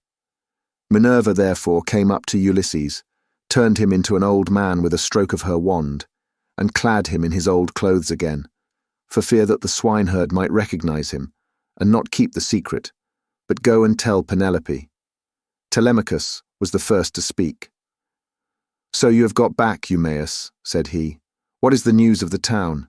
Have the suitors returned, or are they still waiting over yonder to take me on my way home?" "I did not think of asking about that," replied Eumaeus, "when I was in the town. I thought I would give my message and come back as soon as I could. I met a man sent by those who had gone with you to Pylos, and he was the first to tell the news to your mother, but I can say what I saw with my own eyes. I had just got on to the crest of the hill of Mercury above the town, when I saw a ship coming into harbour with a number of men in her. They had many shields and spears, and I thought it was the suitors, but I cannot be sure." On hearing this, Telemachus smiled to his father, but so that Eumaeus could not see him. Then, when they had finished their work and the meal was ready, they ate it, and every man had his full share, so that all were satisfied. As soon as they had had enough to eat and drink, they lay down to rest and enjoyed the boon of sleep. Book 17. When the child of morning, rosy-fingered dawn, appeared, Telemachus bound on his sandals and took a strong spear that suited his hands, for he wanted to go into the city. "Old friend," said he to the swineherd, "I will now go to the town and show myself to my mother, for she will never leave off grieving till she has seen me. As for this unfortunate stranger, take him to the town and let him beg there of anyone who will give him a drink and a piece of bread. I have trouble enough of my own and cannot be burdened with other people. If this makes him angry so much, the worse for him, but I like to say what I mean." Then Ulysses said, "Sir, I do not want to stay here. A beggar can always do better in town than country, for anyone who likes can give him something. I am too old to care about remaining here at the beck and call of a master. Therefore, let this man do as you have just told him, and take me to the town as soon as I have had a warm by the fire, and the day has got a little heat in it. My clothes are wretchedly thin, and this frosty morning I shall be perished with cold, for you say the city is some way off." On this, Telemachus strode off through the yards, brooding his revenge upon the suitors. When he reached home, he stood his spear against a bearing post of the cloister, crossed the stone floor of the cloister itself, and went inside. Nurse Euryclea saw him long before anyone else did. She was putting the fleeces onto the seats, and she burst out crying as she ran up to him. All the other maids came up too, and covered his head and shoulders with their kisses. Penelope came out of her room looking like Diana or Venus, and wept as she flung her arms about her son. She kissed his forehead and both his beautiful eyes. "Light of my eyes," she cried as she spoke fondly to him, "so you are come home again. I made sure I was never going to see you any more. To think of your having gone off to Pylos without saying anything about it or obtaining my consent. But come, tell me what you saw." "Do not scold me, mother," answered Telemachus, "nor vex me, seeing what a narrow escape I have had. But wash your face, change your dress, go upstairs with your maids, and promise full and sufficient hecatombs to all the gods, if Jupiter will only grant us our revenge upon the suitors. I must now go to the place of assembly to invite a stranger who has come back with me from Pylos. I sent him on with my crew, and told Piraeus to take him home and look after him till I could come for him myself." She heeded her son's words, washed her face, changed her dress, and vowed full and sufficient hecatombs to all the gods, if they would only vouchsafe her revenge upon the suitors. Telemachus went through and out of the cloisters spear in hand, not alone, for his 2 fleet dogs went with him. Minerva endowed him with a presence of such divine comeliness that all marvelled at him as he went by, and the suitors gathered round him with fair words in their mouths and malice in their hearts. But he avoided them, and went to sit with Mentor, Antiphus, and Halitherses, old friends of his father's house, and they made him tell them all that had happened to him. Then Piraeus came up with Theoclymenus, whom he had escorted through the town to the place of assembly, whereon Telemachus at once joined them. Piraeus was first to speak.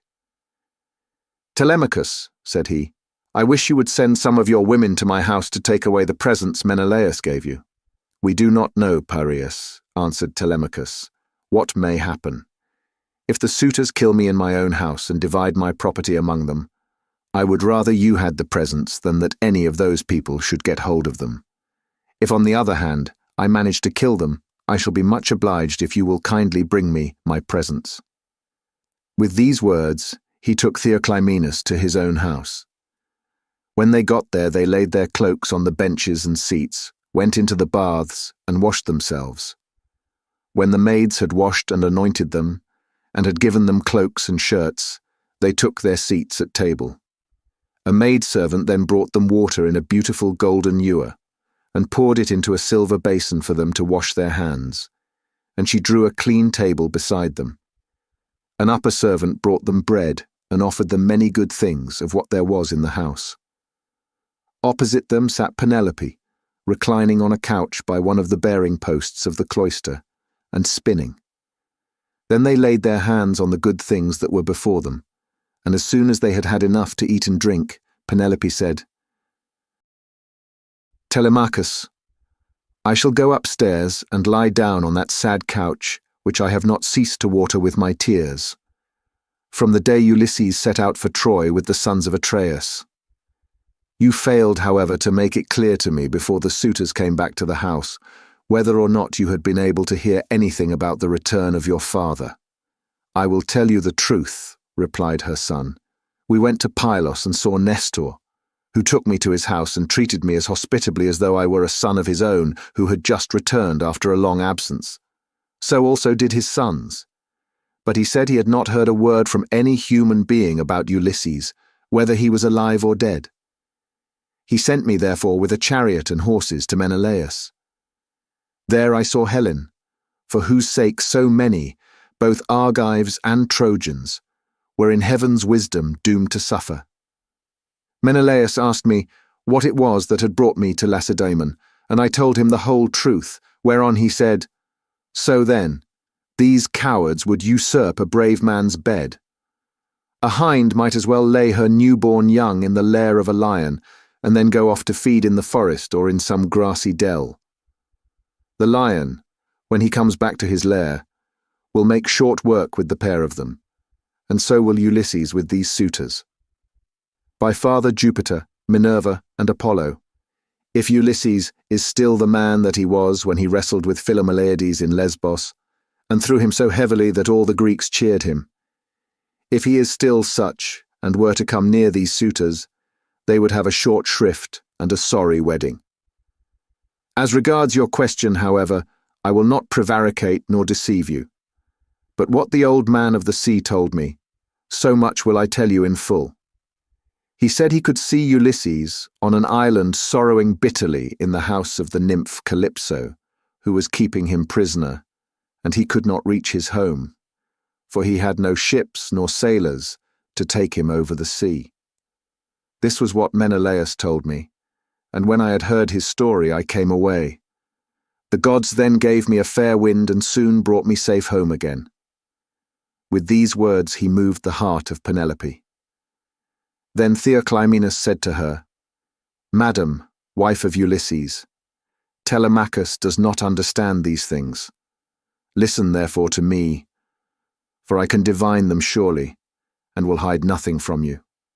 May Jupiter, the King of Heaven, be my witness, and the rites of hospitality, with that hearth of Ulysses to which I now come, that Ulysses himself is even now in Ithaca, and either going about the country or staying in one place, is inquiring into all these evil deeds and preparing a day of reckoning for the suitors.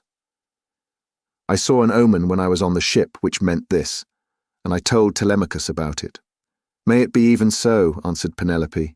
If your words come true, you shall have such gifts and such goodwill from me that all who see you shall congratulate you." Thus did they converse. Meanwhile the suitors were throwing discs or aiming with spears at a mark on the levelled ground in front of the house, and behaving with all their old insolence. But when it was now time for dinner, and the flock of sheep and goats had come into the town from all the country round, with their shepherds as usual, then Medon, who was their favourite servant, and who waited upon them at table, said, "Now then, my young masters, you have had enough sport, so come inside, that we may get dinner ready. Dinner is not a bad thing at dinner time." They left their sports as he told them, and when they were within the house they laid their cloaks on the benches and seats inside, and then sacrificed some sheep, goats, pigs, and a heifer, all of them fat and well grown. Thus they made ready for their meal. In the meantime, Ulysses and the swineherd were about starting for the town, and the swineherd said, "Stranger, I suppose you still want to go to town today, as my master said you were to do. For my own part, I should have liked you to stay here as a station hand. But I must do as my master tells me, or he will scold me later on, and a scolding from one's master is a very serious thing.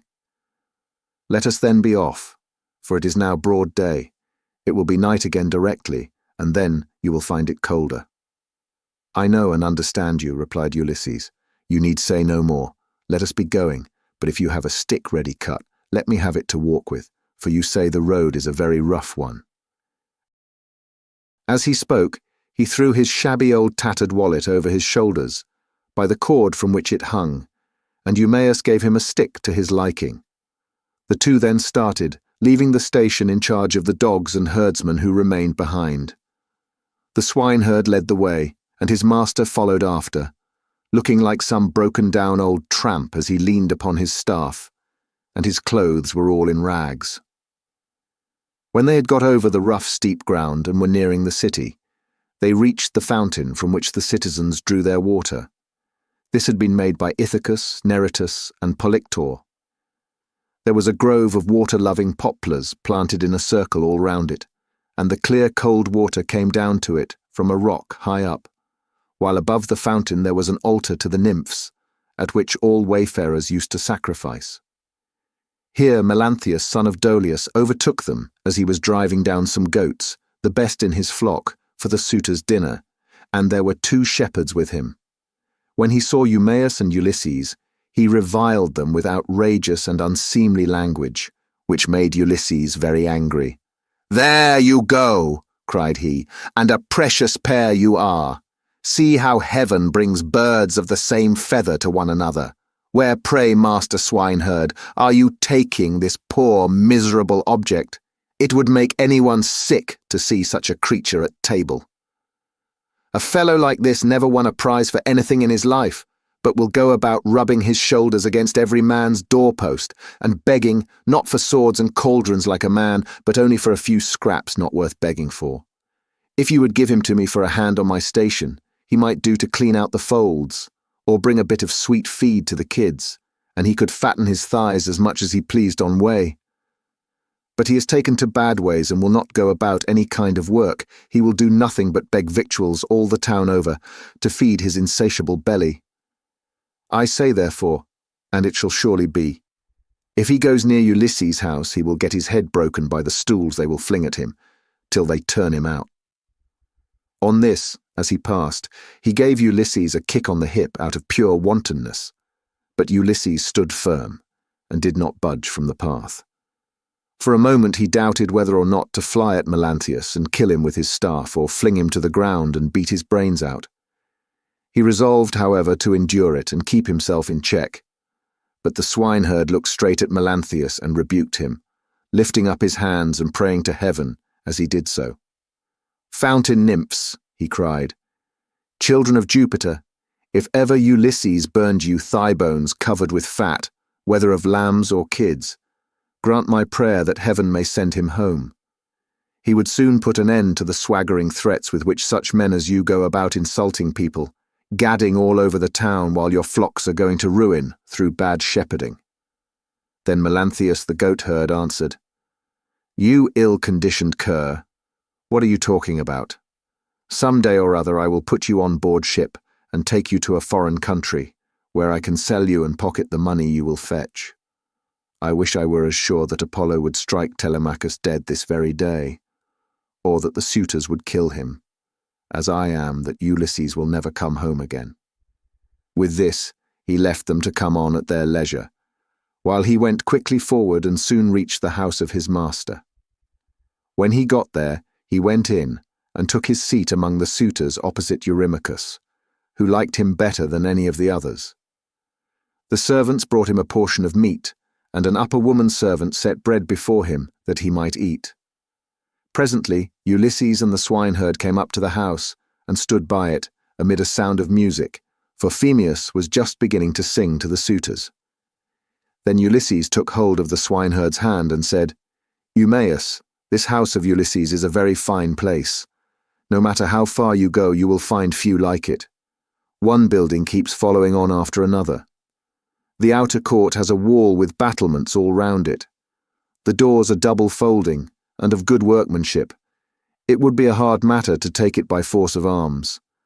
I perceive too that there are many people banqueting within it, for there is a smell of roast meat, and I hear a sound of music which the gods have made to go along with feasting."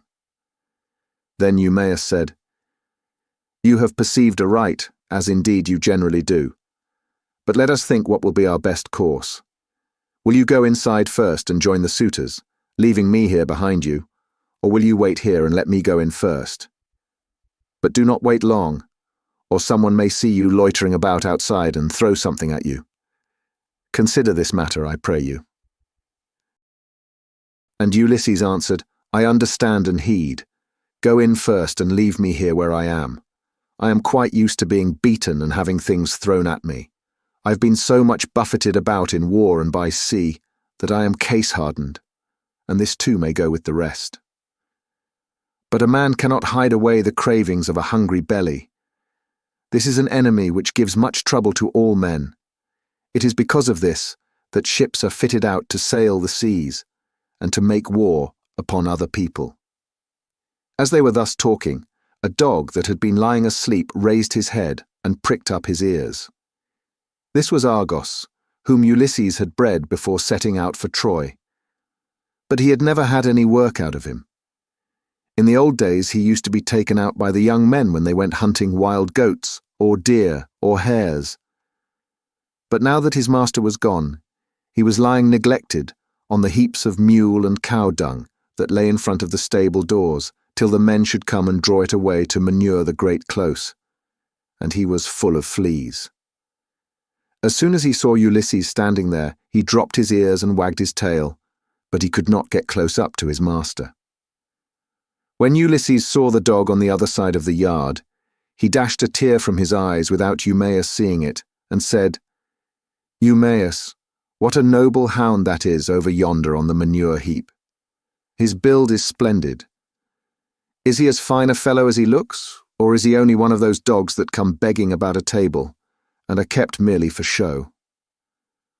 "This hound," answered Eumaeus, "belonged to him who has died in a far country. If he were what he was when Ulysses left for Troy, he would soon show you what he could do. There was not a wild beast in the forest that could get away from him when he was once on its tracks. But now he has fallen on evil times, for his master is dead and gone, and the women take no care of him. Servants never do their work when their master's hand is no longer over them. For Jove takes half the goodness out of a man when he makes a slave of him." As he spoke, he went inside the buildings to the cloister, where the suitors were. But Argos died as soon as he had recognized his master. Telemachus saw Eumaeus long before anyone else did, and beckoned him to come and sit beside him. So he looked about and saw a seat lying near where the carver sat serving out their portions to the suitors. He picked it up, brought it to Telemachus's table, and sat down opposite him. Then the servant brought him his portion, and gave him bread from the bread basket. Immediately afterwards Ulysses came inside, looking like a poor, miserable old beggar, leaning on his staff and with his clothes all in rags. He sat down upon the threshold of ashwood just inside the doors leading from the outer to the inner court, and against a bearing post of cypress wood which the carpenter had skilfully planed, and had made to join truly with rule and line. Telemachus took a whole loaf from the bread basket, with as much meat as he could hold in his 2 hands, and said to Eumaeus, "Take this to the stranger, and tell him to go the round of the suitors, and beg from them. A beggar must not be shamefaced." So Eumaeus went up to him and said, "Stranger, Telemachus sends you this, and says you are to go the round of the suitors begging, for beggars must not be shamefaced." Ulysses answered, "May King Jove grant all happiness to Telemachus, and fulfill the desire of his heart." Then with both hands he took what Telemachus had sent him, and laid it on the dirty old wallet at his feet. He went on eating it while the bard was singing, and had just finished his dinner as he left off. The suitors applauded the bard, whereon Minerva went up to Ulysses and prompted him to beg pieces of bread from each one of the suitors, that he might see what kind of people they were, and tell the good from the bad. But come what might, she was not going to save a single one of them. Ulysses therefore went on his round, going from left to right, and stretched out his hands to beg as though he were a real beggar. Some of them pitied him, and were curious about him, asking one another who he was and where he came from, whereon the goatherd Melanthius said, "Suitors of my noble mistress, I can tell you something about him, for I have seen him before. The swineherd brought him here, but I know nothing about the man himself, nor where he comes from." On this, Antinous began to abuse the swineherd. "You precious idiot," he cried. "What have you brought this man to town for? Have we not tramps and beggars enough already to pester us as we sit at meat? Do you think it a small thing that such people gather here to waste your master's property? And must you needs bring this man as well?" And Eumaeus answered, "Antinous, your birth is good, but your words evil. It was no doing of mine that he came here. Who is likely to invite a stranger from a foreign country, unless it be one of those who can do public service as a seer, a healer of hurts, a carpenter, or a bard who can charm us with his singing? Such men are welcome all the world over, but no one is likely to ask a beggar who will only worry him. You are always harder on Ulysses' servants than any of the other suitors are, and above all on me. But I do not care so long as Telemachus and Penelope are alive and here." But Telemachus said, "Hush, do not answer him. Antinous has the bitterest tongue of all the suitors, and he makes the others worse." Then turning to Antinous, he said, "Antinous, you take as much care of my interests as though I were your son. Why should you want to see this stranger turned out of the house? Heaven forbid. Take something and give it to him yourself. I do not grudge it. I bid you take it. Never mind my mother, nor any of the other servants in the house. But I know you will not do what I say, for you are more fond of eating things yourself than of giving them to other people." "What do you mean, Telemachus?" replied Antinous. "By this swaggering talk. If all the suitors were to give him as much as I will, he would not come here again for another 3 months." As he spoke, he drew the stool on which he rested his dainty feet from under the table, and made as though he would throw it at Ulysses. But the other suitors all gave him something, and filled his wallet with bread and meat. He was about, therefore, to go back to the threshold and eat what the suitors had given him. But he first went up to Antinous and said, "Sir, give me something. You are not surely the poorest man here. You seem to be a chief, foremost among them all. Therefore you should be the better giver, and I will tell far and wide of your bounty. I too was a rich man once, and had a fine house of my own.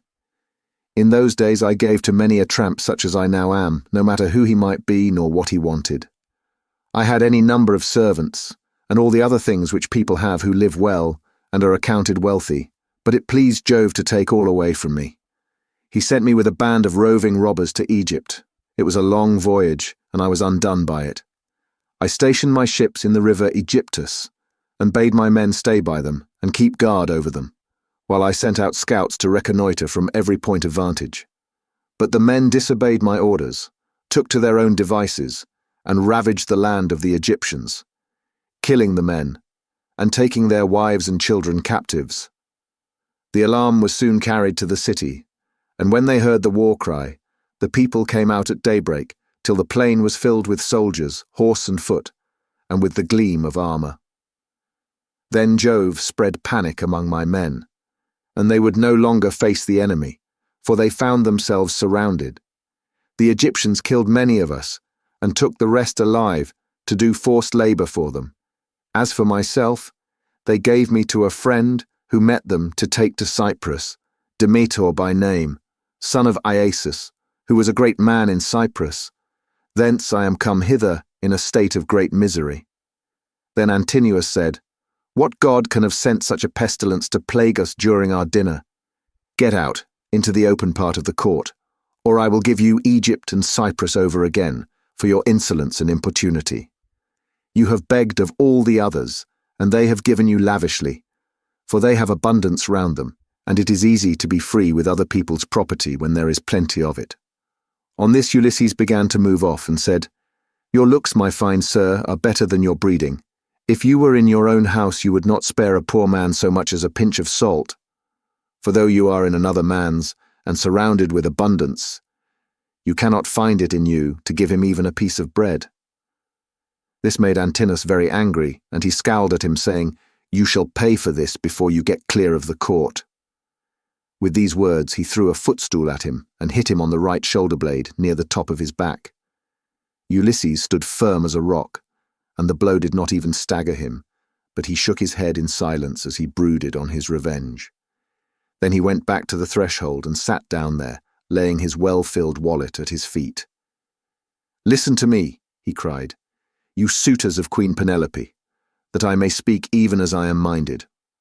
A man knows neither ache nor pain if he gets hit while fighting for his money or for his sheep or his cattle, and even so Antinous has hit me while in the service of my miserable belly, which is always getting people into trouble. Still, if the poor have gods and avenging deities at all, I pray them that Antinous may come to a bad end before his marriage." "Sit where you are, and eat your victuals in silence, or be off elsewhere," shouted Antinous. If you say more, I will have you dragged hand and foot through the courts, and the servants shall flay you alive." The other suitors were much displeased at this, and one of the young men said, "Antinous, you did ill in striking that poor wretch of a tramp. It will be worse for you if he should turn out to be some god. And we know the gods go about disguised in all sorts of ways as people from foreign countries, and travel about the world to see who do amiss and who righteously." Thus said the suitors, but Antinous paid them no heed. Meanwhile Telemachus was furious about the blow that had been given to his father, and though no tear fell from him, he shook his head in silence and brooded on his revenge. Now when Penelope heard that the beggar had been struck in the banqueting cloister, she said before her maids, "Would that Apollo would so strike you, Antinous." And her waiting woman, Eurynome, answered, "If our prayers were answered, not one of the suitors would ever again see the sun rise." Then Penelope said, "Nurse, I hate every single one of them, for they mean nothing but mischief. But I hate Antinous like the darkness of death itself. A poor unfortunate tramp has come begging about the house for sheer want. Everyone else has given him something to put in his wallet, but Antinous has hit him on the right shoulder blade with a footstool." Thus did she talk with her maids as she sat in her own room, and in the meantime Ulysses was getting his dinner. Then she called for the swineherd and said, "Eumaeus, go and tell the stranger to come here. I want to see him and ask him some questions. He seems to have travelled much, and he may have seen or heard something of my unhappy husband." To this you answered, "O swineherd Eumaeus, if these Achaeans, madam, would only keep quiet, you would be charmed with the history of his adventures. I had him 3 days and 3 nights with me in my hut, which was the first place he reached after running away from his ship, and he has not yet completed the story of his misfortunes. If he had been the most heaven-taught minstrel in the whole world, on whose lips all hearers hang entranced, I could not have been more charmed as I sat in my hut and listened to him. He says there is an old friendship between his house and that of Ulysses, and that he comes from Crete, where the descendants of Minos live, after having been driven hither and thither by every kind of misfortune. He also declares that he has heard of Ulysses as being alive and near at hand among the Thesprotians, and that he is bringing great wealth home with him." "Call him here, then," said Penelope, "that I too may hear his story. As for the suitors, let them take their pleasure indoors or out as they will, for they have nothing to fret about. Their corn and wine remain unwasted in their houses with none but servants to consume them, while they keep hanging about our house day after day, sacrificing our oxen, sheep, and fat goats for their banquets, and never giving so much as a thought to the quantity of wine they drink. No estate can stand such recklessness, for we have now no Ulysses to protect us. If he were to come again, he and his son would soon have their revenge." As she spoke, Telemachus sneezed so loudly that the whole house resounded with it. Penelope laughed when she heard this, and said to Eumaeus, "Go and call the stranger. Did you not hear how my son sneezed, just as I was speaking? This can only mean that all the suitors are going to be killed, and that not one of them shall escape. Furthermore, I say, and lay my saying to your heart, if I am satisfied that the stranger is speaking the truth, I shall give him a shirt and cloak of good wear." When Eumaeus heard this, he went straight to Ulysses and said, "Father stranger, my mistress Penelope, mother of Telemachus, has sent for you. She is in great grief, but she wishes to hear anything you can tell her about her husband, and if she is satisfied that you are speaking the truth, she will give you a shirt and cloak, which are the very things that you are most in want of. As for bread, you can get enough of that to fill your belly by begging about the town and letting those give that will." "I will tell Penelope," answered Ulysses, "nothing but what is strictly true. I know all about her husband, and have been partner with him in affliction. But I am afraid of passing through this crowd of cruel suitors, for their pride and insolence reach heaven. Just now, moreover, as I was going about the house without doing any harm, a man gave me a blow that hurt me very much. but neither Telemachus nor anyone else defended me. Tell Penelope, therefore, to be patient and wait till sundown. Let her give me a seat close up to the fire, for my clothes are worn very thin. You know they are, for you have seen them ever since I first asked you to help me. She can then ask me about the return of her husband." The swineherd went back when he heard this. And Penelope said as she saw him cross the threshold, "Why do you not bring him here, Eumaeus? Is he afraid that someone will ill-treat him, or is he shy of coming inside the house at all? Beggars should not be shamefaced." To this you answered, "O swineherd Eumaeus, the stranger is quite reasonable. He is avoiding the suitors, and is only doing what anyone else would do. He asks you to wait till sundown, and it will be much better, madam, that you should have him all to yourself, when you can hear him and talk to him as you will." "The man is no fool," answered Penelope. "It would very likely be as he says, for there are no such abominable people in the whole world as these men are." When she had done speaking, Eumaeus went back to the suitors, for he had explained everything. Then he went up to Telemachus and said in his ear, so that none could overhear him, "My dear sir, I will now go back to the pigs to see after your property and my own business. You will look to what is going on here, but above all be careful to keep out of danger, for there are many who bear you ill will. May Jove bring them to a bad end before they do us a mischief." "Very well," replied Telemachus. "Go home when you have had your dinner, and in the morning come here with the victims we are to sacrifice for the day. Leave the rest to heaven and me." On this, Eumaeus took his seat again, and when he had finished his dinner, he left the courts and the cloister with the men at table, and went back to his pigs. As for the suitors, they presently began to amuse themselves with singing and dancing, for it was now getting on towards evening. Book 18. Now there came a certain common tramp who used to go begging all over the city of Ithaca, and was notorious as an incorrigible glutton and drunkard. This man had no strength nor stay in him, but he was a great hulking fellow to look at. His real name, the one his mother gave him, was Arnius, but the young men of the place called him Iris, because he used to run errands for anyone who would send him. As soon as he came, he began to insult Ulysses, and to try and drive him out of his own house. "Be off, old man," he cried, "from the doorway, or you shall be dragged out neck and heels. Do you not see that they are all giving me the wink, and wanting me to turn you out by force, only I do not like to do so? Get up then, and go of yourself, or we shall come to blows." Ulysses frowned on him and said, "My friend, I do you no manner of harm. People give you a great deal, but I am not jealous. There is room enough in this doorway for the pair of us, and you need not grudge me things that are not yours to give. You seem to be just such another tramp as myself, but perhaps the gods will give us better luck by and by. Do not, however, talk too much about fighting, or you will incense me, and old though I am, I shall cover your mouth and chest with blood. I shall have more peace tomorrow if I do, for you will not come to the house of Ulysses any more." Iris was very angry and answered, "You filthy glutton, you run on trippingly like an old fish fag. I have a good mind to lay both hands about you and knock your teeth out of your head like so many boars' tusks. Get ready, therefore, and let these people here stand by and look on. You will never be able to fight one who is so much younger than yourself." Thus roundly did they rate one another on the smooth pavement in front of the doorway. And when Antinous saw what was going on, he laughed heartily and said to the others, "This is the finest sport that you ever saw.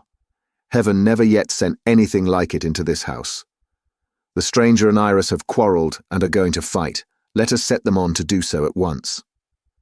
The suitors all came up laughing and gathered round the two ragged tramps. "Listen to me," said Antinous. "There are some goats' paunches down at the fire, which we have filled with blood and fat, and set aside for supper. He who is victorious and proves himself to be the better man shall have his pick of the lot. He shall be free of our table, and we will not allow any other beggar about the house at all."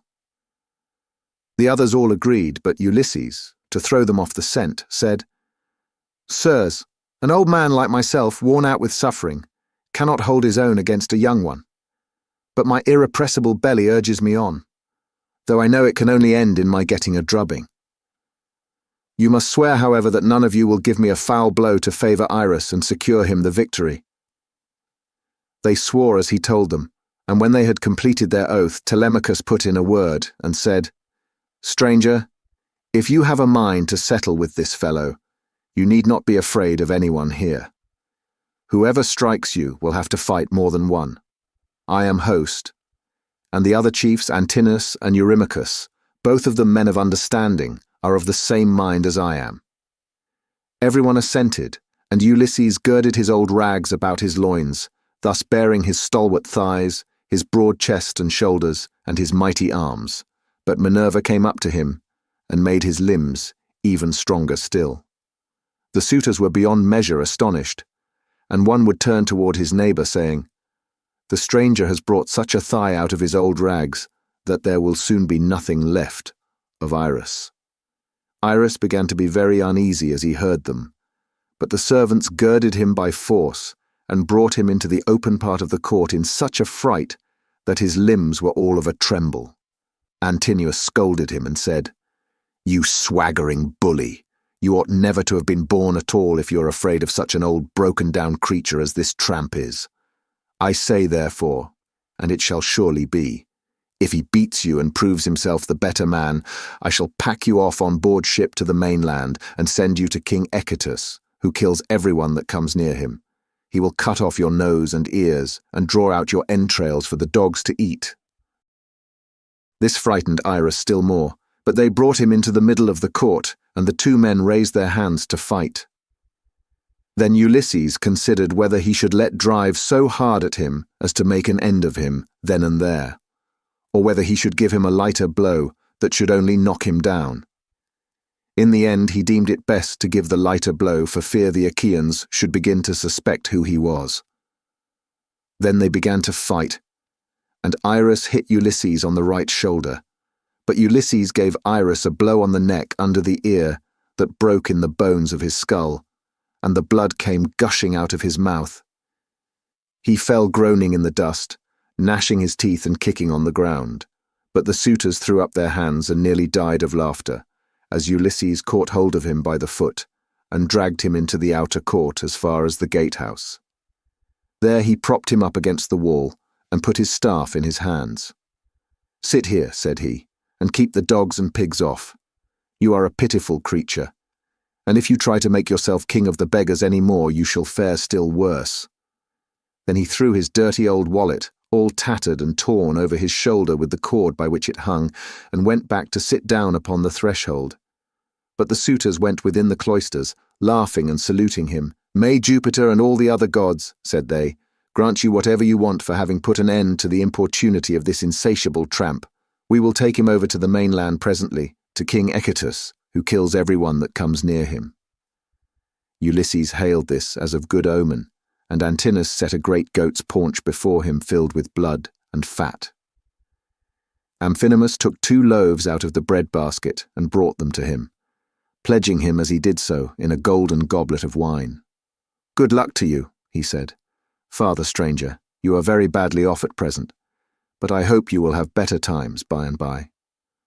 To this Ulysses answered, "Amphinomus, you seem to be a man of good understanding, as indeed you may well be, seeing whose son you are.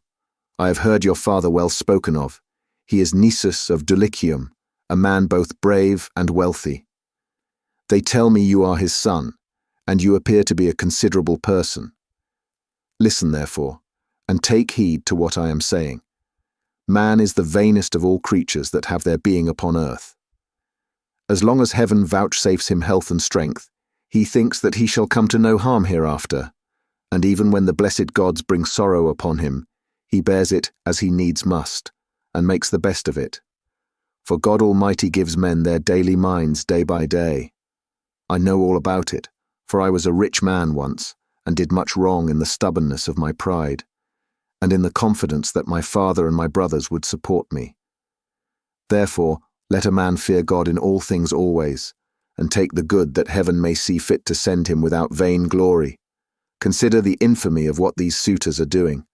See how they are wasting the estate, and doing dishonor to the wife, of one who is certain to return some day, and that too not long hence. Nay, he will be here soon. May heaven send you home quietly first, that you may not meet with him in the day of his coming. For once he is here, the suitors, and he will not part bloodlessly." With these words he made a drink offering, and when he had drunk, he put the gold cup again into the hands of Amphinomus, who walked away serious and bowing his head, for he foreboded evil. But even so he did not escape destruction, for Minerva had doomed him to fall by the hand of Telemachus. So he took his seat again, at the place from which he had come. Then Minerva put it into the mind of Penelope to show herself to the suitors, that she might make them still more enamored of her, and win still further honor from her son and husband. So she feigned a mocking laugh and said, "Eurynome, I've changed my mind, and have a fancy to show myself to the suitors, although I detest them. I should like also to give my son a hint that he had better not have anything more to do with them. They speak fairly enough, but they mean mischief." "My dear child," answered Eurynome, "all that you have said is true. Go and tell your son about it, but first wash yourself and anoint your face. Do not go about with your cheeks all covered with tears. It is not right that you should grieve so incessantly. For Telemachus, whom you always prayed that you might live to see with a beard, is already grown up."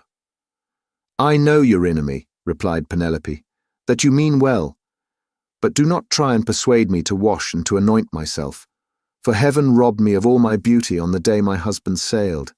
Nevertheless, tell Autono and Hippodamia that I want them. They must be with me when I am in the cloister. I am not going among the men alone. It would not be proper for me to do so." On this, the old woman went out of the room to bid the maids go to their mistress. In the meantime, Minerva bethought her of another matter, and sent Penelope off into a sweet slumber. So she lay down on her couch, and her limbs became heavy with sleep. Then the goddess shed grace and beauty over her, that all the Achaeans might admire her. She washed her face with the ambrosial loveliness that Venus wears when she goes dancing with the Graces. She made her taller and of a more commanding figure, while as for her complexion, it was whiter than sawn ivory. When Minerva had done all this, she went away, whereon the maids came in from the women's room and woke Penelope with the sound of their talking. "What an exquisitely delicious sleep I have been having," said she as she passed her hands over her face, "in spite of all my misery. I wish Diana would let me die so sweetly now, at this very moment, that I might no longer waste in despair for the loss of my dear husband, who possessed every kind of good quality and was the most distinguished man among the Achaeans." With these words, she came down from her upper room, not alone but attended by two of her maidens, and when she reached the suitors, she stood by one of the bearing posts, supporting the roof of the cloister, holding a veil before her face, and with a staid maidservant on either side of her. As they beheld her, the suitors were so overpowered and became so desperately enamored of her, that each one prayed he might win her for his own bedfellow. "Telemachus," said she, addressing her son, "I fear you are no longer so discreet and well-conducted as you used to be. When you were younger, you had a greater sense of propriety. Now, however, that you are grown up, though a stranger to look at you would take you for the son of a well-to-do father as far as size and good looks go, your conduct is by no means what it should be. What is all this disturbance that has been going on? And how came you to allow a stranger to be so disgracefully ill-treated? What would have happened if he had suffered serious injury while a suppliant in our house? Surely this would have been very discreditable to you." "I am not surprised, my dear mother, at your displeasure," replied Telemachus. "I understand all about it, and know when things are not as they should be, which I could not do when I was younger. I cannot, however, behave with perfect propriety at all times. First one and then another of these wicked people here keeps driving me out of my mind, and I have no one to stand by me. After all, however, this fight between Iris and the stranger did not turn out as the suitors meant it to do, for the stranger got the best of it. I wish Father Jupiter, Minerva, and Apollo would break the neck of every one of these wooers of yours.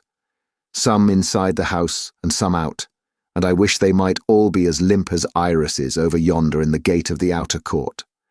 See how he nods his head like a drunken man. He has had such a thrashing that he cannot stand on his feet nor get back to his home, wherever that may be, for he has no strength left in him." Thus did they converse. Eurymachus then came up and said, "Queen Penelope, daughter of Icarius, if all the Achaeans in Iassian Argos could see you at this moment, you would have still more suitors in your house by tomorrow morning, for you are the most admirable woman in the whole world, both as regards personal beauty and strength of understanding." To this Penelope replied, "Eurymachus, heaven robbed me of all my beauty, whether of face or figure, when the Argives set sail for Troy and my dear husband with them. If he were to return and look after my affairs, I should both be more respected and show a better presence to the world. As it is, I am oppressed with care, and with the afflictions which heaven has seen fit to heap upon me. My husband foresaw it all, and when he was leaving home he took my right wrist in his hand. 'Wife,' he said, 'we shall not all of us come safe home from Troy, for the Trojans fight well both with bow and spear. They are excellent also at fighting from chariots, and nothing decides the issue of a fight sooner than this. I know not, therefore, whether heaven will send me back to you, or whether I may not fall over there at Troy. In the meantime, do you look after things here. Take care of my father and mother, as at present, and even more so during my absence, but when you see our son growing a beard, then marry whom you will, and leave this, your present home.' This is what he said, and now it is all coming true. A night will come when I shall have to yield myself to a marriage which I detest, for Jove has taken from me all hope of happiness. This further grief, moreover, cuts me to the very heart. You suitors are not wooing me after the custom of my country. When men are courting a woman who they think will be a good wife to them, and who is of noble birth, and when they are each trying to win her for himself, they usually bring oxen and sheep to feast the friends of the lady, and they make her magnificent presents, instead of eating up other people's property without paying for it." This was what she said, and Ulysses was glad when he heard her trying to get presents out of the suitors, and flattering them with fair words which he knew she did not mean. Then Antinous said, "Queen Penelope, daughter of Icarius, take as many presents as you please from anyone who will give them to you. It is not well to refuse a present, but we will not go about our business, nor stir from where we are, till you have married the best man among us, whoever he may be." The others applauded what Antinous had said, and each one sent his servant to bring his present. Antinous' man returned with a large and lovely dress, most exquisitely embroidered. It had 12 beautifully made brooch pins of pure gold, with which to fasten it. Eurymachus immediately brought her a magnificent chain of gold and amber beads that gleamed like sunlight. Eurydamas's 2 men returned with some earrings fashioned into 3 brilliant pendants which glistened most beautifully, while King Pisander, son of Polyctor, gave her a necklace of the rarest workmanship, and everyone else brought her a beautiful present of some kind. Then the queen went back to her room upstairs, and her maids brought the presents after her. Meanwhile the suitors took to singing and dancing, and stayed till evening came. They danced and sang till it grew dark. They then brought in 3 braziers to give light, and piled them up with chopped firewood very old and dry, and they lit torches from them, which the maids held up turn and turn about. Then Ulysses said, "Maids, servants of Ulysses who has so long been absent, go to the queen inside the house, sit with her and amuse her, or spin and pick wool. I will hold the light for all these people. They may stay till morning, but shall not beat me, for I can stand a great deal." The maids looked at one another and laughed, while pretty Melantho began to gibe at him contemptuously. She was daughter to Dolius, but had been brought up by Penelope, who used to give her toys to play with, and looked after her when she was a child. But in spite of all this, she showed no consideration for the sorrows of her mistress, and used to misconduct herself with Eurymachus, with whom she was in love. "Poor wretch," said she, "are you gone clean out of your mind? Go and sleep in some smithy or place of public gossips instead of chattering here. Are you not ashamed of opening your mouth before your betters, so many of them too? Has the wine been getting into your head, or do you always babble in this way? You seem to have lost your wits because you beat the tramp Iris. Take care that a better man than he does not come and cudgel you about the head till he pack you bleeding out of the house." "Vixen," replied Ulysses, scowling at her, "I will go and tell Telemachus what you have been saying, and he will have you torn limb from limb." With these words he scared the women, and they went off into the body of the house. They trembled all over, for they thought he would do as he said. But Ulysses took his stand near the burning braziers, holding up torches and looking at the people, brooding the while on things that should surely come to pass. But Minerva would not let the suitors for one moment cease their insolence, for she wanted Ulysses to become even more bitter against them. She therefore set Eurymachus, son of Polybus, on to jibe at him, which made the others laugh. "Listen to me," said he, "you suitors of Queen Penelope, that I may speak even as I am minded. It is not for nothing that this man has come to the house of Ulysses. I believe the light has not been coming from the torches but from his own head, for his hair is all gone, every bit of it." Then turning to Ulysses he said, "Stranger, will you work as a servant, if I send you to the wolds, and see that you are well paid? Can you build a stone fence or plant trees? I will have you fed all the year round, and will find you in shoes and clothing. Will you go then? Not you, for you have got into bad ways and do not want to work. You would rather fill your belly by going round the country begging." "Eurymachus," answered Ulysses, "if you and I were to work one against the other in early summer, when the days are at their longest, give me a good scythe and take another yourself, and let us see which will last the longer, or mow the stronger, from dawn till dark when the mowing grass is about. Or if you will plough against me, let us each take a yoke of tawny oxen, well mated, and of great strength and endurance. Turn me into a 4-acre field, and see whether you or I can drive the straighter furrow.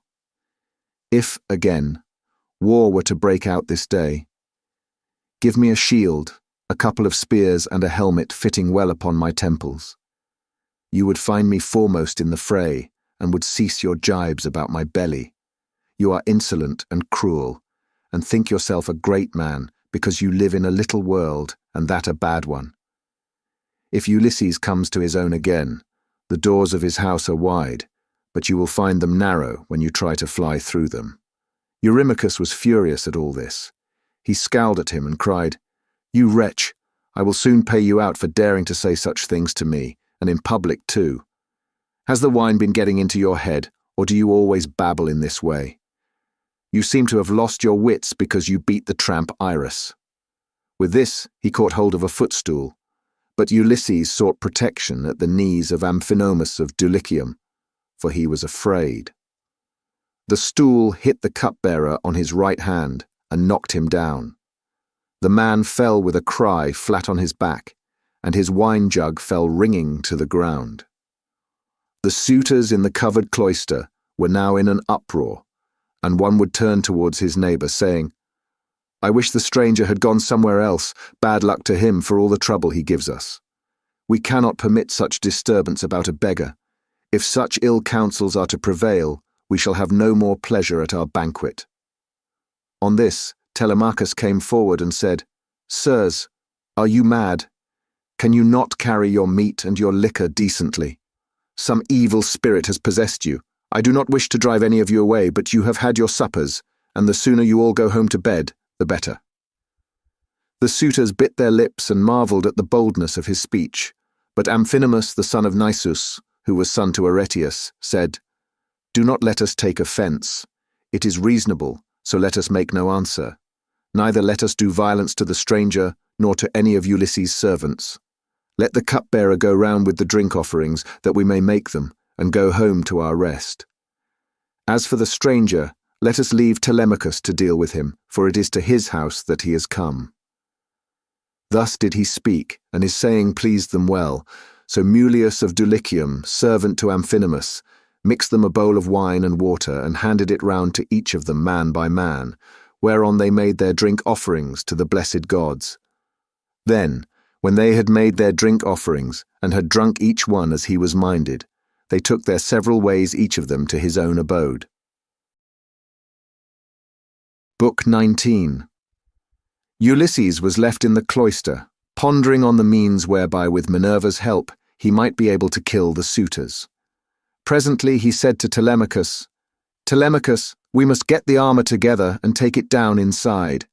Make some excuse when the suitors ask you why you have removed it. Say that you have taken it to be out of the way of the smoke, inasmuch as it is no longer what it was when Ulysses went away, but has become soiled and begrimed with soot. Add to this more particularly that you are afraid Jupiter may set them on to quarrel over their wine, and that they may do each other some harm which may disgrace both banquet and wooing, for the sight of arms sometimes tempts people to use them." Telemachus approved of what his father had said, so he called nurse Euryclea and said, "Nurse, shut the women up in their room, while I take the armor that my father left behind him down into the storeroom. No one looks after it now my father is gone, and it has got all smirched with soot during my own boyhood.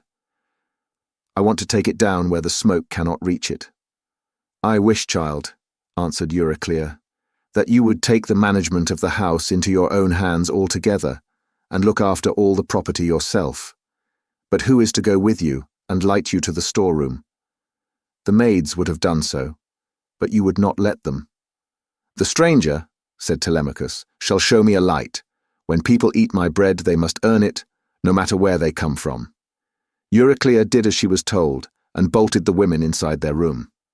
Then Ulysses and his son made all haste to take the helmets, shields, and spears inside, and Minerva went before them with a gold lamp in her hand that shed a soft and brilliant radiance, whereon Telemachus said, "Father, my eyes behold a great marvel.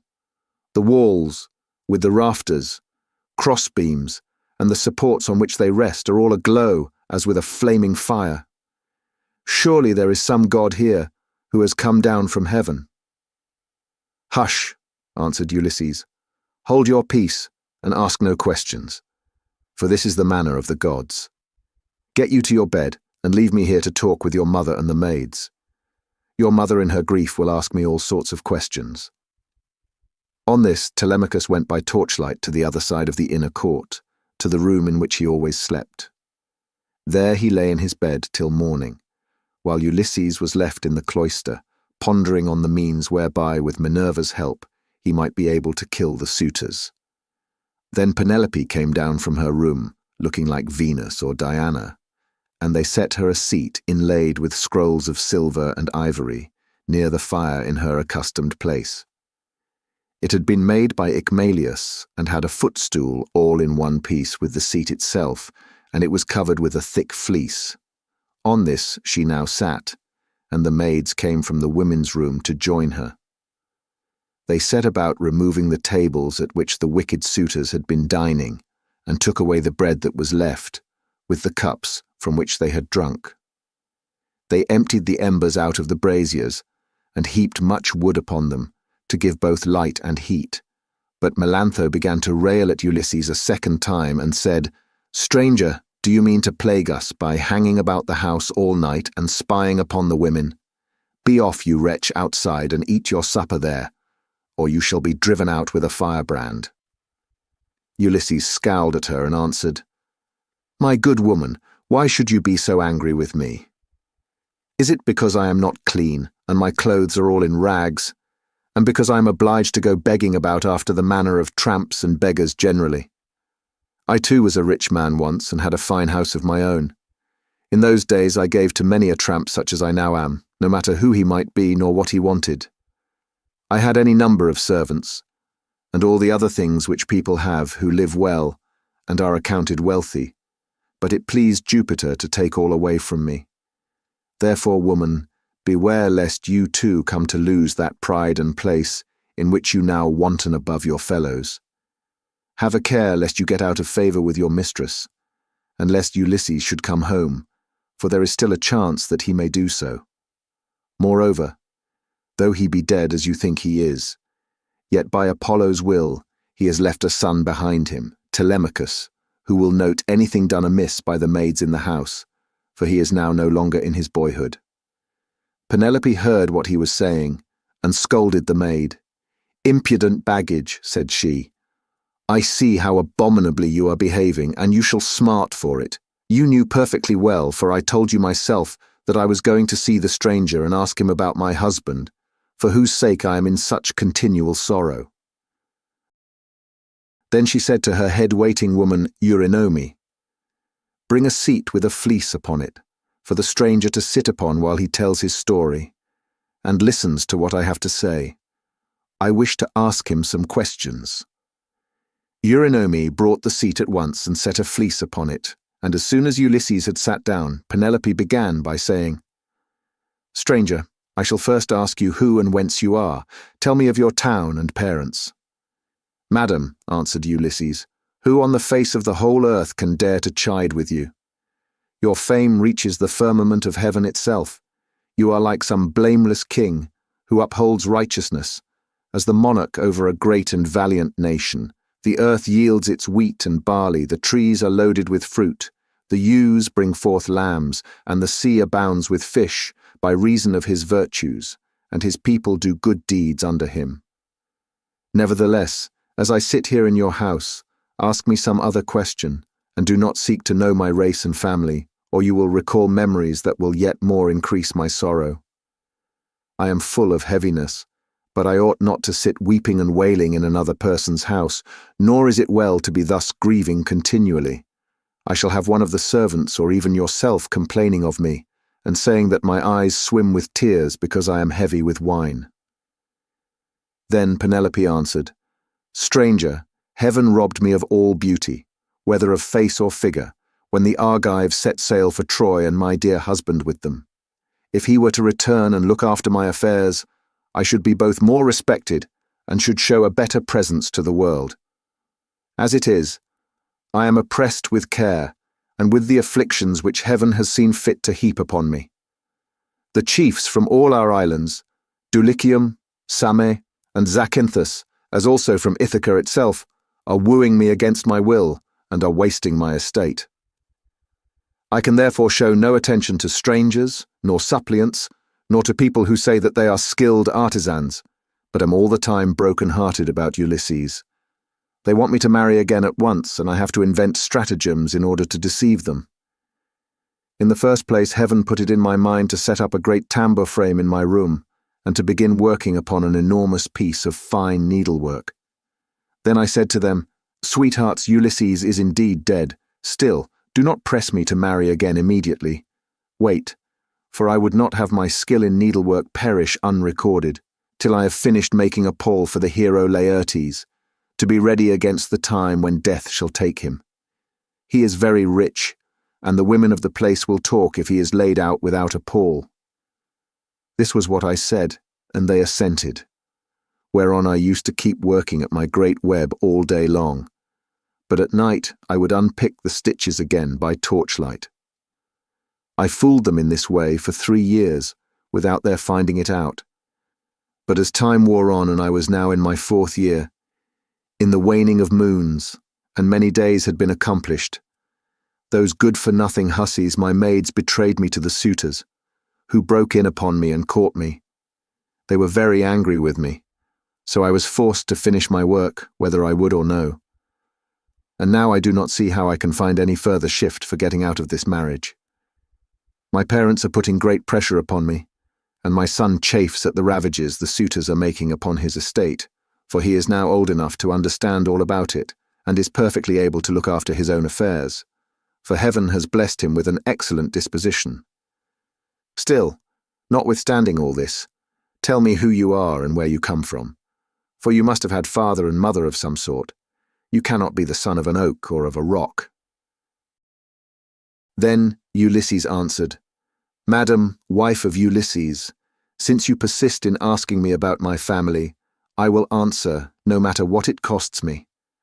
People must expect to be pained when they have been exiles as long as I have, and suffered as much among as many peoples. Nevertheless, as regards your question, I will tell you all you ask. There is a fair and fruitful island in mid-ocean called Crete. It is thickly peopled, and there are 90 cities in it.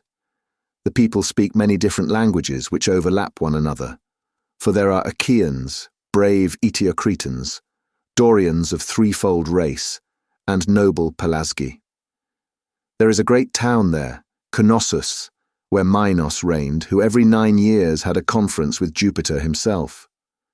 Minos was father to Deucalion, whose son I am, for Deucalion had 2 sons, Idomeneus and myself. Idomeneus sailed for Troy, and I, who am the younger, am called Aethon. My brother, however, was at once the older and the more valiant of the 2. Hence it was in Crete that I saw Ulysses and showed him hospitality, for the winds took him there as he was on his way to Troy, carrying him out of his course from Cape Malea and leaving him in Amnisus off the cave of Ilithuia, where the harbours are difficult to enter, and he could hardly find shelter from the winds that were then raging. As soon as he got there, he went into the town and asked for Idomeneus, claiming to be his old and valued friend. But Idomeneus had already set sail for Troy some 10 or 12 days earlier, so I took him to my own house and showed him every kind of hospitality, for I had abundance of everything. Moreover, I fed the men who were with him with barley meal from the public store, and got subscriptions of wine and oxen for them to sacrifice to their heart's content. They stayed with me 12 days, for there was a gale blowing from the north so strong that one could hardly keep one's feet on land. I suppose some unfriendly god had raised it for them. But on the 13th day, the wind dropped, and they got away. Many a plausible tale did Ulysses further tell her, and Penelope wept as she listened, for her heart was melted. As the snow wastes upon the mountain tops, when the winds from southeast and west have breathed upon it and thawed it till the rivers run bank full with water, even so did her cheeks overflow with tears for the husband who was all the time sitting by her side. Ulysses felt for her and was sorry for her, but he kept his eyes as hard as horn or iron without letting them so much as quiver, so cunningly did he restrain his tears. Then, when she had relieved herself by weeping, she turned to him again and said, "Now, stranger, I shall put you to the test and see whether or not you really did entertain my husband and his men, as you say you did. Tell me then how he was dressed, what kind of a man he was to look at, and so also with his companions." "Madam," answered Ulysses, "it is such a long time ago that I can hardly say. 20 years are come and gone since he left my home and went elsewhither. But I will tell you as well as I can recollect. Ulysses wore a mantle of purple wool, double-lined, and it was fastened by a gold brooch with 2 catches for the pin. On the face of this, there was a device that showed a dog holding a spotted fawn between his forepaws, and watching it as it lay panting upon the ground. Everyone marvelled at the way in which these things had been done in gold, the dog looking at the fawn and strangling it, while the fawn was struggling convulsively to escape. As for the shirt that he wore next his skin, it was so soft that it fitted him like the skin of an onion, and glistened in the sunlight to the admiration of all the women who beheld it. Furthermore, I say, and lay my saying to your heart, that I do not know whether Ulysses wore these clothes when he left home, or whether one of his companions had given them to him while he was on his voyage. Or possibly someone at whose house he was staying made him a present of them, for he was a man of many friends and had few equals among the Achaeans. I myself gave him a sword of bronze and a beautiful purple mantle, double-lined, with a shirt that went down to his feet, and I sent him on board his ship with every mark of honour. He had a servant with him, a little older than himself, and I can tell you what he was like. His shoulders were hunched, he was dark, and he had thick curly hair.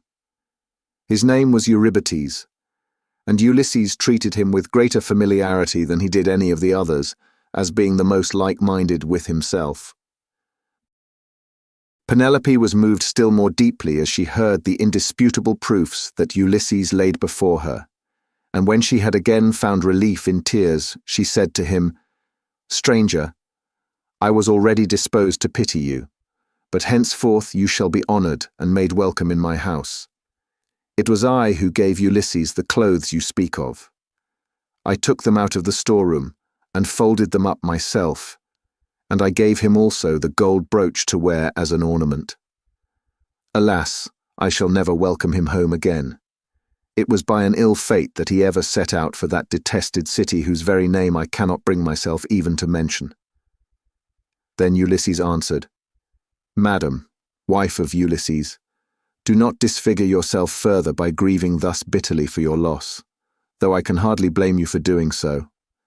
A woman who has loved her husband and borne him children would naturally be grieved at losing him, even though he were a worse man than Ulysses, who they say was like a god. Still, cease your tears and listen to what I can tell you. I will hide nothing from you and can say with perfect truth that I have lately heard of Ulysses as being alive and on his way home.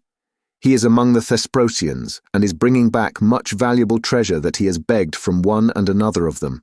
But his ship and all his crew were lost as they were leaving the Thrinacian island, for Jupiter and the sun god were angry with him, because his men had slaughtered the sun god's cattle, and they were all drowned to a man.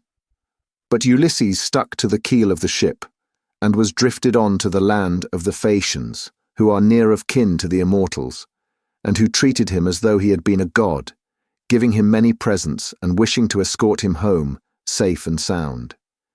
In fact, Ulysses would have been here long ago, had he not thought better to go from land to land gathering wealth, for there is no man living who is so wily as he is. There is no one can compare with him. Poseidon, king of the Thesprotians, told me all this, and he swore to me, making drink offerings in his house as he did so, that the ship was by the waterside, and the crew found who would take Ulysses to his own country. He sent me off first, for there happened to be a Thesprotian ship sailing for the wheat-growing island of Dulichium. But he showed me all the treasure Ulysses had got together, and he had enough lying in the house of King Poseidon to keep his family for 10 generations. But the king said Ulysses had gone to Dodona that he might learn Jupiter's mind from the high oak tree, and know whether after so long an absence he should return to Ithaca openly or in secret. So you may know he is safe, and will be here shortly. He is close at hand, and cannot remain away from home much longer. Nevertheless, I will confirm my words with an oath, and call Jupiter, who is the first and mightiest of all gods, to witness, as also that hearth of Ulysses to which I have now come, that all I have spoken shall surely come to pass. Ulysses will return in this selfsame year. With the end of this moon and the beginning of the next, he will be here." "May it be even so," answered Penelope. "If your words come true, you shall have such gifts and such goodwill from me that all who see you shall congratulate you. But I know very well how it will be. Ulysses will not return, neither will you get your escort hence, for so surely as that Ulysses ever was, there are now no longer any such masters in the house as he was, to receive honourable strangers or to further them on their way home. And now, you maids, wash his feet for him, and make him a bed on a couch with rugs and blankets, that he may be warm and quiet till morning. Then at daybreak wash him and anoint him again, that he may sit in the cloister and take his meals with Telemachus. It shall be the worse for any one of these hateful people who is uncivil to him. Like it or not, he shall have no more to do in this house. For how, sir, shall you be able to learn whether or not I am superior to others of my sex, both in goodness of heart and understanding, if I let you dine in my cloisters squalid and ill-clad? Men live but for a little season. If they are hard and deal hardly, people wish them ill so long as they are alive, and speak contemptuously of them when they are dead. But he that is righteous and deals righteously, the people tell of his praise among all lands, and many shall call him blessed. Ulysses answered, "Madam, I have forsworn rugs and blankets from the day that I left the snowy ranges of Crete to go on shipboard. I will lie as I have lain on many a sleepless night hitherto. Night after night have I passed in any rough sleeping place, and waited for morning. Nor, again, do I like having my feet washed. I shall not let any of the young hussies about your house touch my feet, but if you have any old and respectable woman who has gone through as much trouble as I have, I will allow her to wash them." To this, Penelope said, "My dear sir, of all the guests who ever yet came to my house, there never was one who spoke in all things with such admirable propriety as you do. There happens to be in the house a most respectable old woman, the same who received my poor dear husband in her arms the night he was born, and nursed him in infancy. She is very feeble now, but she shall wash your feet. Come here," said she, "Euryclea, and wash your master's age mate. I suppose Ulysses' hands and feet are very much the same now as his are, for trouble ages all of us dreadfully fast." On these words the old woman covered her face with her hands. She began to weep, and made lamentation, saying, "My dear child, I cannot think whatever I am to do with you. I am certain no one was ever more God-fearing than yourself, and yet Jupiter hates you. No one in the whole world ever burned him more thigh bones, nor gave him finer hecatombs when you prayed you might come to a green old age yourself, and see your son grow up to take after you. Yet see how he has prevented you alone from ever getting back to your own home. I have no doubt the women in some foreign palace which Ulysses has got to are jibing at him as all these sluts here have been jibing at you. I do not wonder at your not choosing to let them wash you after the manner in which they have insulted you. I will wash your feet myself gladly enough, as Penelope has said that I am to do so. I will wash them both for Penelope's sake and for your own, for you have raised the most lively feelings of compassion in my mind. And let me say this moreover, which pray attend to. We have had all kinds of strangers in distress come here before now, but I make bold to say that no one ever yet came who was so like Ulysses in figure, voice, and feet as you are. Those who have seen us both, answered Ulysses, have always said we were wonderfully like each other, and now you have noticed it too." Then the old woman took the cauldron in which she was going to wash his feet, and poured plenty of cold water into it, adding hot till the bath was warm enough. Ulysses sat by the fire, but ere long he turned away from the light, for it occurred to him that when the old woman had hold of his leg, she would recognize a certain scar which it bore, whereon the whole truth would come out. And indeed, as soon as she began washing her master, she at once knew the scar as one that had been given him by a wild boar when he was hunting on Mount Parnassus with his excellent grandfather Autolycus, who was the most accomplished thief and perjurer in the whole world, and with the sons of Autolycus. Mercury himself had endowed him with this gift, for he used to burn the thigh bones of goats and kids to him, so he took pleasure in his companionship. It happened once that Autolycus had gone to Ithaca, and had found the child of his daughter just born. As soon as he had done supper, Euryclea set the infant upon his knees, and said, "Autolycus, you must find a name for your grandson.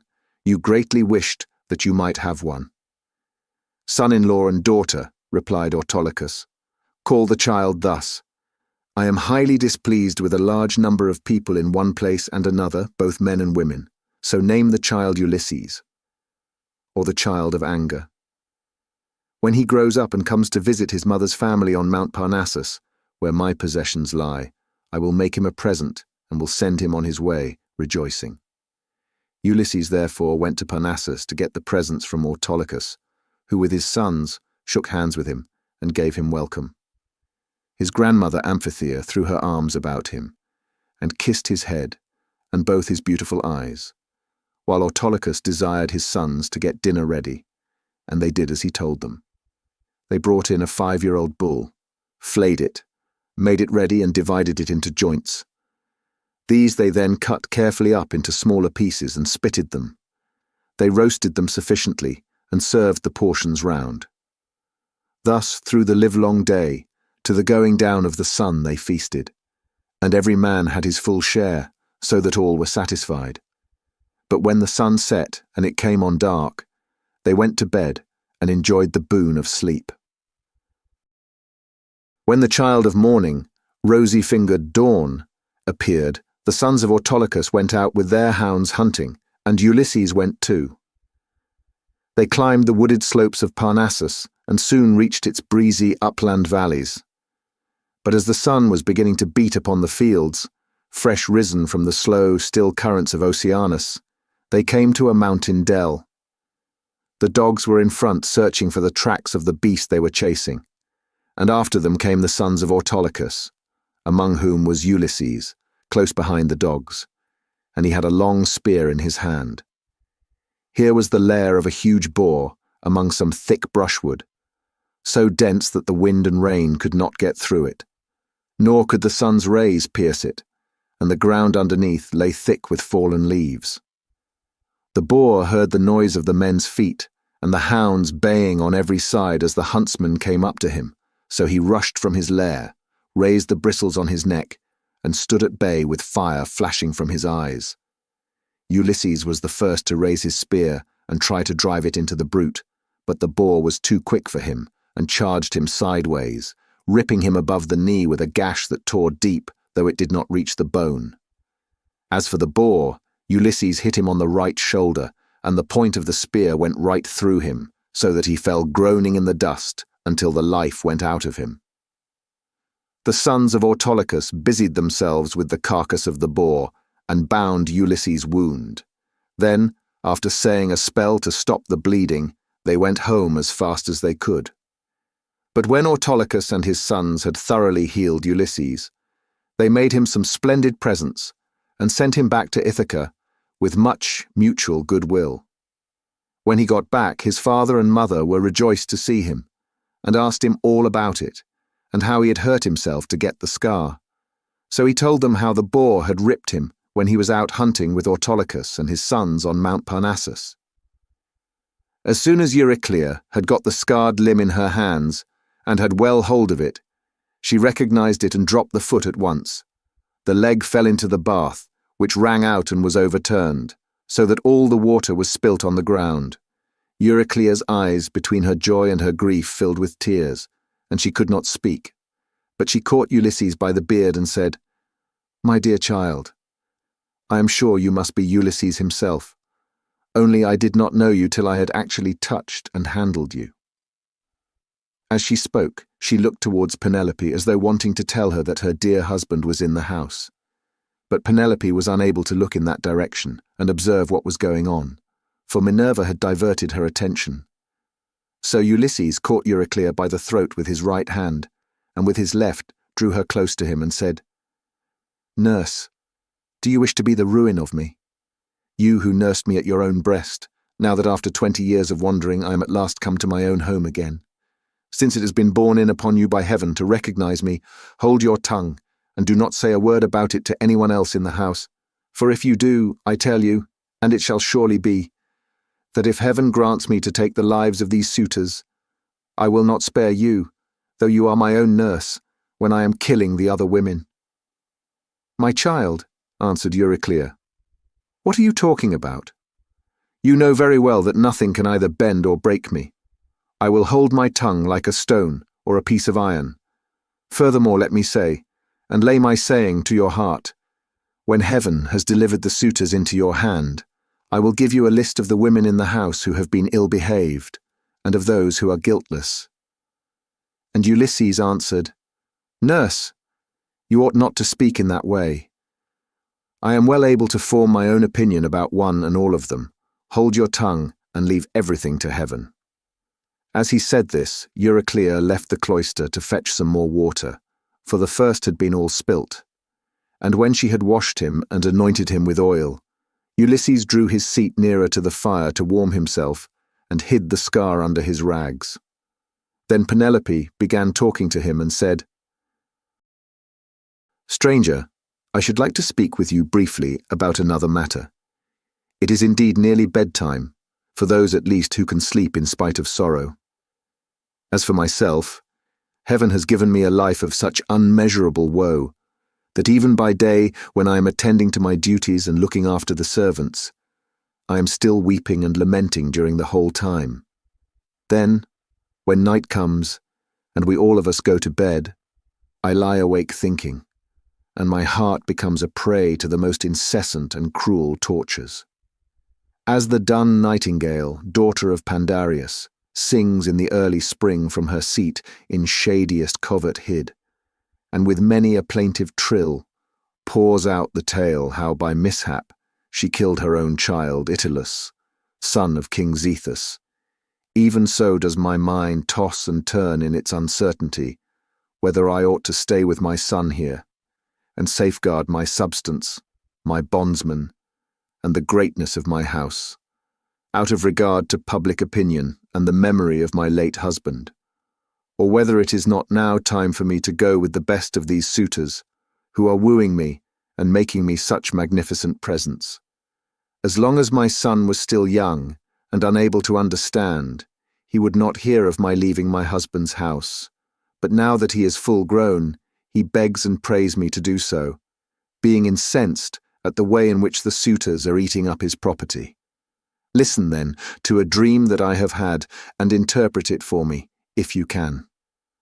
I have 20 geese about the house that eat mash out of a trough, and of which I am exceedingly fond. I dreamed that a great eagle came swooping down from a mountain and dug his curved beak into the neck of each of them, till he had killed them all. Presently he soared off into the sky, and left them lying dead about the yard, whereon I wept in my dream till all my maids gathered round me, so piteously was I grieving because the eagle had killed my geese. Then he came back again, and perching on a projecting rafter, spoke to me with human voice, and told me to leave off crying. "Be of good courage," he said, "daughter of Icarius. This is no dream, but a vision of good omen that shall surely come to pass. The geese are the suitors, and I am no longer an eagle, but your own husband, who am come back to you, and who will bring these suitors to a disgraceful end." On this I woke, and when I looked out I saw my geese at the trough eating their mash as usual. "This dream, madam," replied Ulysses, "can admit but of one interpretation. For had not Ulysses himself told you how it shall be fulfilled? The death of the suitors is portended, and not one single one of them will escape." And Penelope answered, "Stranger, dreams are very curious and unaccountable things, and they do not by any means invariably come true. There are 2 gates through which these unsubstantial fancies proceed. The one is of horn, and the other ivory. Those that come through the gate of ivory are fatuous, but those from the gate of horn mean something to those that see them. I do not think, however, that my own dream came through the gate of horn, though I and my son should be most thankful if it proves to have done so. Furthermore, I say, and lay my saying to your heart, the coming dawn will usher in the ill-omened day that is to sever me from the house of Ulysses, for I am about to hold a tournament of axes. My husband used to set up 12 axes in the court, one in front of the other, like the stays upon which a ship is built. He would then go back from them and shoot an arrow through the whole 12. I shall make the suitors try to do the same thing, and whichever of them can string the bow most easily, and send his arrow through all the 12 axes, him will I follow and quit this house of my lawful husband, so goodly and so abounding in wealth. But even so, I doubt not that I shall remember it in my dreams." Then Ulysses answered, "Madam, wife of Ulysses, you need not defer your tournament, for Ulysses will return, ere ever they can string the bow, handle it how they will, and send their arrows through the iron." To this Penelope said, "As long, sir, as you will sit here and talk to me, I can have no desire to go to bed. Still, people cannot do permanently without sleep, and heaven has appointed us dwellers on earth a time for all things.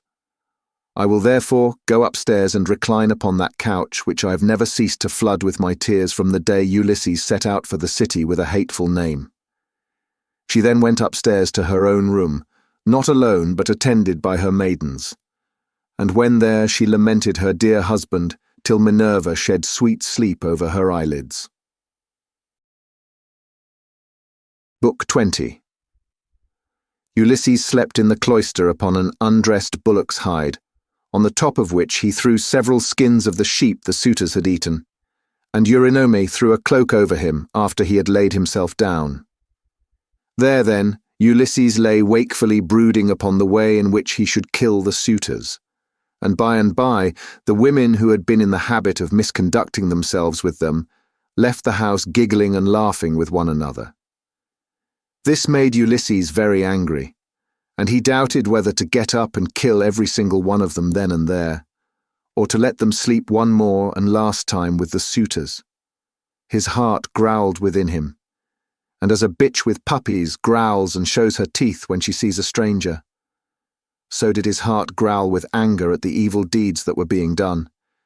But he beat his breast and said, "Heart, be still. You had worse than this to bear on the day when the terrible Cyclops ate your brave companions. Yet you bore it in silence till your cunning got you safe out of the cave, though you made sure of being killed."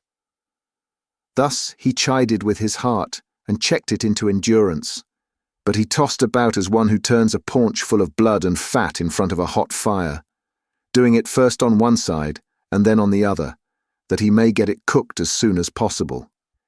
Even so did he turn himself about from side to side, thinking all the time how, single-handed as he was, he should contrive to kill so large a body of men as the wicked suitors. But by and by Minerva came down from heaven in the likeness of a woman, and hovered over his head, saying, "My poor unhappy man, why do you lie awake in this way?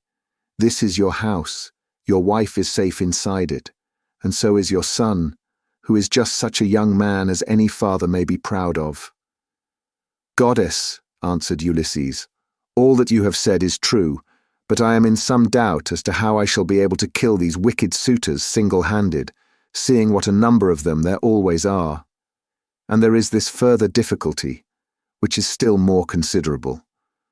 Supposing that with Jupiter's and your assistance I succeed in killing them, I must ask you to consider where I am to escape to from their avengers when it is all over." "For shame," replied Minerva. "Why, anyone else would trust a worse ally than myself, even though that ally were only a mortal and less wise than I am. Am I not a goddess, and have I not protected you throughout in all your troubles?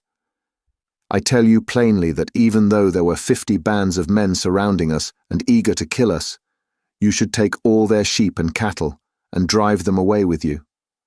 But go to sleep. It is a very bad thing to lie awake all night, and you shall be out of your troubles before long." As she spoke, she shed sleep over his eyes, and then went back to Olympus. While Ulysses was thus yielding himself to a very deep slumber that eased the burden of his sorrows, his admirable wife awoke, and sitting up in her bed, began to cry. When she had relieved herself by weeping, she prayed to Diana, saying, "Great goddess Diana, daughter of Jupiter, drive an arrow into my heart and slay me, or let some whirlwind snatch me up and bear me through paths of darkness, till it drop me into the mouths of overflowing Oceanus, as it did the daughters of Pandareus. The daughters of Pandareus lost their father and mother, for the gods killed them, so they were left orphans. But Venus took care of them and fed them on cheese, honey, and sweet wine. Juno taught them to excel all women in beauty of form and understanding. Diana gave them an imposing presence, and Minerva endowed them with every kind of accomplishment. But one day, when Venus had gone up to Olympus to see Jove about getting them married, for well does he know both what shall happen and what not happen to everyone, the storm winds came and spirited them away to become handmaids to the dread Erinyes. Even so I wish that the gods who live in heaven would hide me from mortal sight, or that fair Diana might strike me, for I would fain go even beneath the sad earth, if I might do so still looking towards Ulysses only, and without having to yield myself to a worse man than he was. Besides, no matter how much people may grieve by day, they can put up with it so long as they can sleep at night, for when the eyes are closed in slumber, people forget good and ill alike. whereas my misery haunts me even in my dreams. This very night, methought there was one lying by my side who was like Ulysses as he was when he went away with his host, and I rejoiced, for I believed that it was no dream, but the very truth itself. On this the day broke, but Ulysses heard the sound of her weeping, and it puzzled him, for it seemed as though she already knew him and was by his side. Then he gathered up the cloak and the fleeces on which he had lain, and set them on a seat in the cloister, but he took the bullock's hide out into the open. He lifted up his hands to heaven and prayed, saying, "Father Jove, since you have seen fit to bring me over land and sea to my own home after all the afflictions you have laid upon me, give me a sign out of the mouth of someone or other of those who are now waking within the house, and let me have another sign of some kind from outside." Thus did he pray. Jove heard his prayer and forthwith thundered high up among the clouds from the splendor of Olympus, and Ulysses was glad when he heard it. At the same time within the house, a miller woman from hard by in the mill room lifted up her voice and gave him another sign. There were 12 miller women, whose business it was to grind wheat and barley, which are the staff of life. The others had ground their task and had gone to take their rest, but this one had not yet finished, for she was not so strong as they were, and when she heard the thunder she stopped grinding and gave the sign to her master. "Father Jove," said she, "you, who rule over heaven and earth, you have thundered from a clear sky without so much as a cloud in it. And this means something for somebody. Grant the prayer, then, of me, your poor servant, who calls upon you. And let this be the very last day that the suitors dine in the house of Ulysses. They have worn me out with labor of grinding meal for them, and I hope they may never have another dinner anywhere at all." Ulysses was glad when he heard the omens conveyed to him by the woman's speech, and by the thunder, for he knew they meant that he should avenge himself on the suitors. Then the other maids in the house rose and lit the fire on the hearth. Telemachus also rose and put on his clothes. He girded his sword about his shoulder, bound his sandals onto his comely feet, and took a doughty spear with a point of sharpened bronze. Then he went to the threshold of the cloister and said to Euryclea, "Nurse, did you make the stranger comfortable, both as regards bed and board, or did you let him shift for himself? For my mother, good woman though she is, has a way of paying great attention to second-rate people, and of neglecting others, who are in reality much better men." "Do not find fault, child," said Euryclea, "when there is no one to find fault with." The stranger sat and drank his wine as long as he liked. Your mother did ask him if he would take any more bread, and he said he would not. When he wanted to go to bed, she told the servants to make one for him, but he said he was such a wretched outcast that he would not sleep on a bed and under blankets. He insisted on having an undressed bullock's hide and some sheepskins put for him in the cloister, and I threw a cloak over him myself. Then Telemachus went out of the court to the place where the Achaeans were meeting in assembly. He had his spear in his hand, and he was not alone, for his 2 dogs went with him. But Euryclea called the maids and said, "Come, wake up, set about sweeping the cloisters and sprinkling them with water to lay the dust. Put the covers on the seats, wipe down the tables, some of you, with a wet sponge. Clean out the mixing jugs and the cups, and go for water from the fountain at once. The suitors will be here directly. They will be here early, for it is a feast day." Thus did she speak, and they did even as she had said. 20 of them went to the fountain for water, and the others set themselves busily to work about the house. The men who were in attendance on the suitors also came up and began chopping firewood. By and by the women returned from the fountain, and the swineherd came after them with the 3 best pigs he could pick out. These he let feed about the premises, and then he said good-humouredly to Ulysses, "Stranger, are the suitors treating you any better now, or are they as insolent as ever?" "May heaven," answered Ulysses, "requite to them the wickedness with which they deal high-handedly in another man's house, without any sense of shame." Thus did they converse. Meanwhile Melanthius the goatherd came up, for he too was bringing in his best goats for the suitors' dinner, and he had 2 shepherds with him. They tied the goats up under the gatehouse, and then Melanthius began gibing at Ulysses. "Are you still here, stranger," said he, "to pester people by begging about the house? Why can you not go elsewhere? You and I shall not come to an understanding before we have given each other a taste of our fists. You beg without any sense of decency.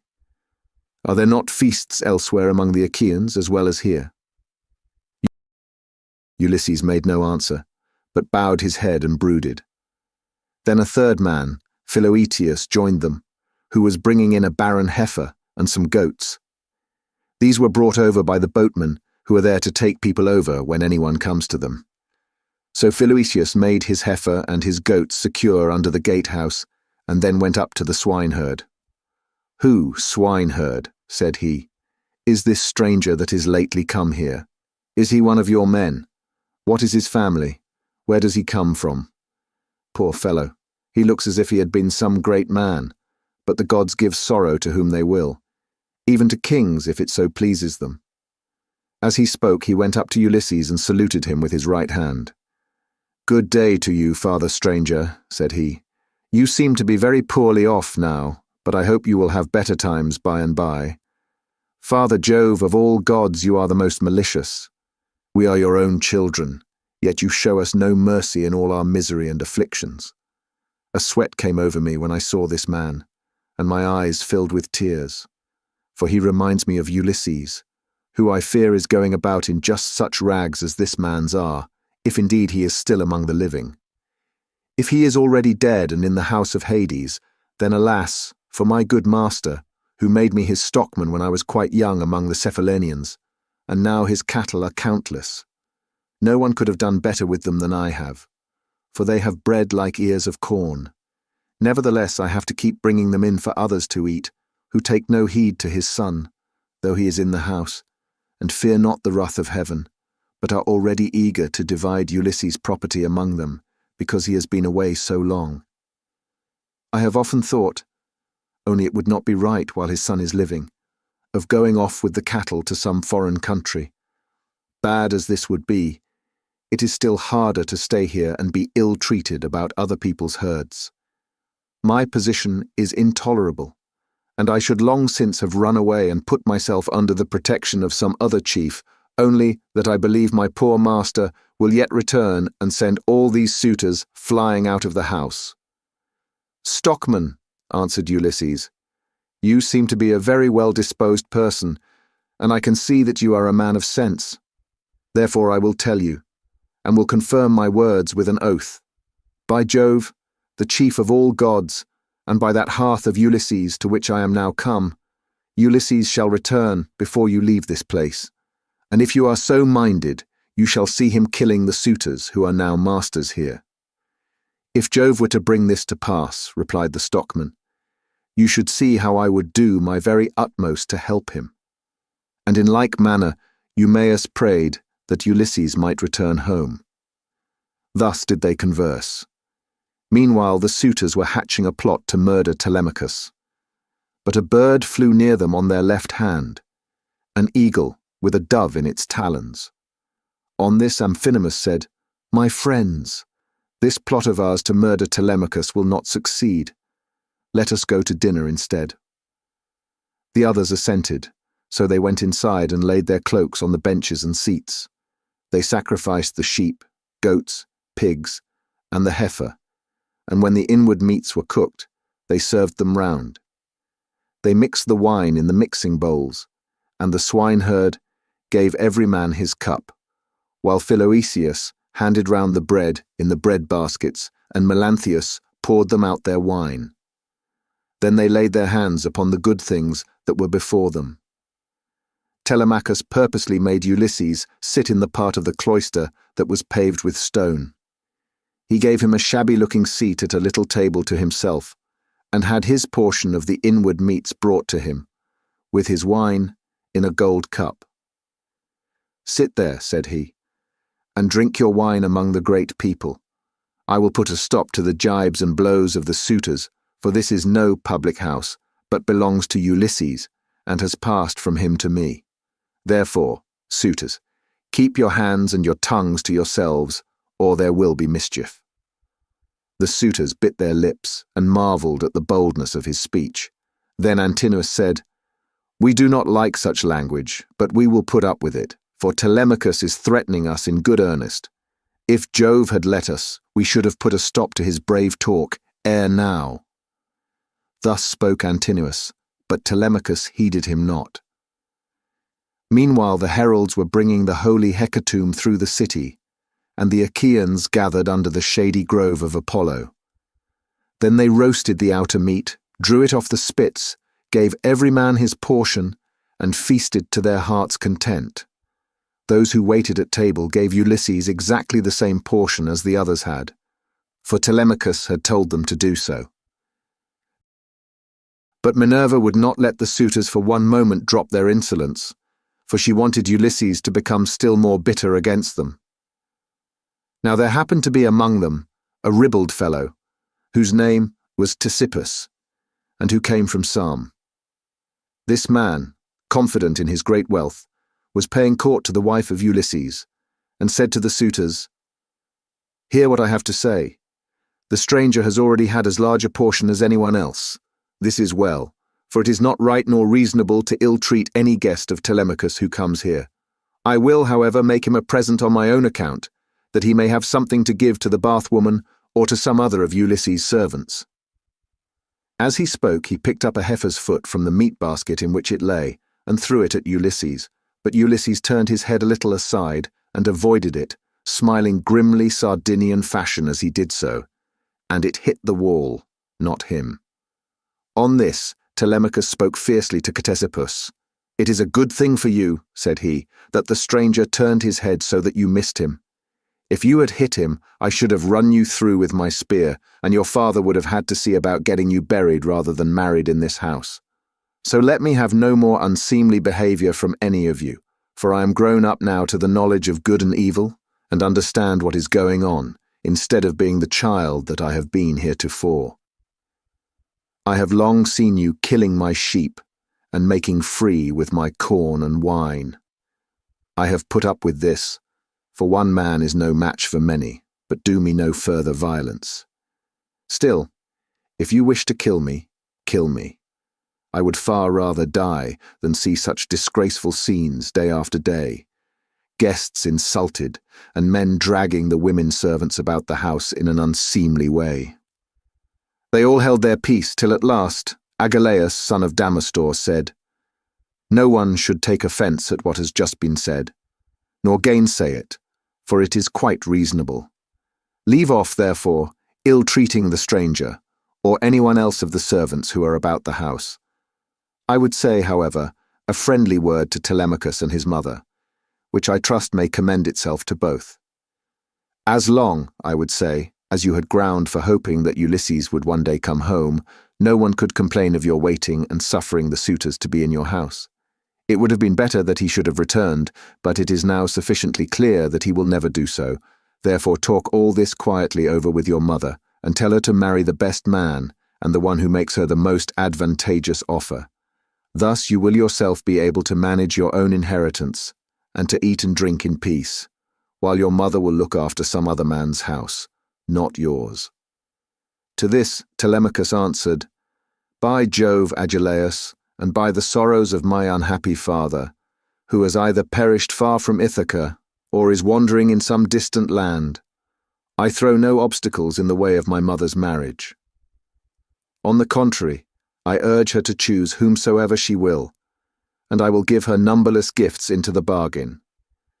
But I dare not insist, point blank, that she shall leave the house against her own wishes. Heaven forbid that I should do this."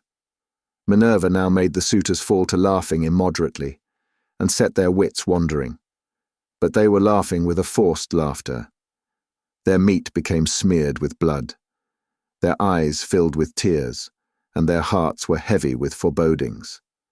Theoclymenus saw this and said, "Unhappy men, what is it that ails you? There is a shroud of darkness drawn over you from head to foot. Your cheeks are wet with tears. The air is alive with wailing voices. The walls and roof beams drip blood. The gate of the cloisters and the court beyond them are full of ghosts trooping down into the night of hell. The sun is blotted out of heaven, and a blighting gloom is over all the land. Thus did he speak, and they all of them laughed heartily. Eurymachus then said, "This stranger, who has lately come here, has lost his senses. Servants, turn him out into the streets, since he finds it so dark here." But Theoclymenus said, "Eurymachus, you need not send anyone with me. I have eyes, ears, and a pair of feet of my own, to say nothing of an understanding mind. I will take these out of the house with me, for I see mischief overhanging you, from which not one of you men, who are insulting people and plotting ill deeds in the house of Ulysses, will be able to escape."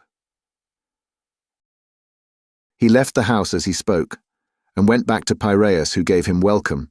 But the suitors kept looking at one another and provoking Telemachus by laughing at the strangers. One insolent fellow said to him, "Telemachus, you are not happy in your guests. First you have this importunate tramp, who comes begging bread and wine and has no skill for work or for hard fighting, but is perfectly useless. And now here is another fellow who is setting himself up as a prophet.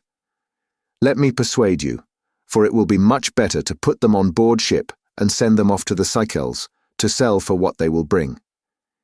Telemachus gave him no heed, but sat silently watching his father, expecting every moment that he would begin his attack upon the suitors.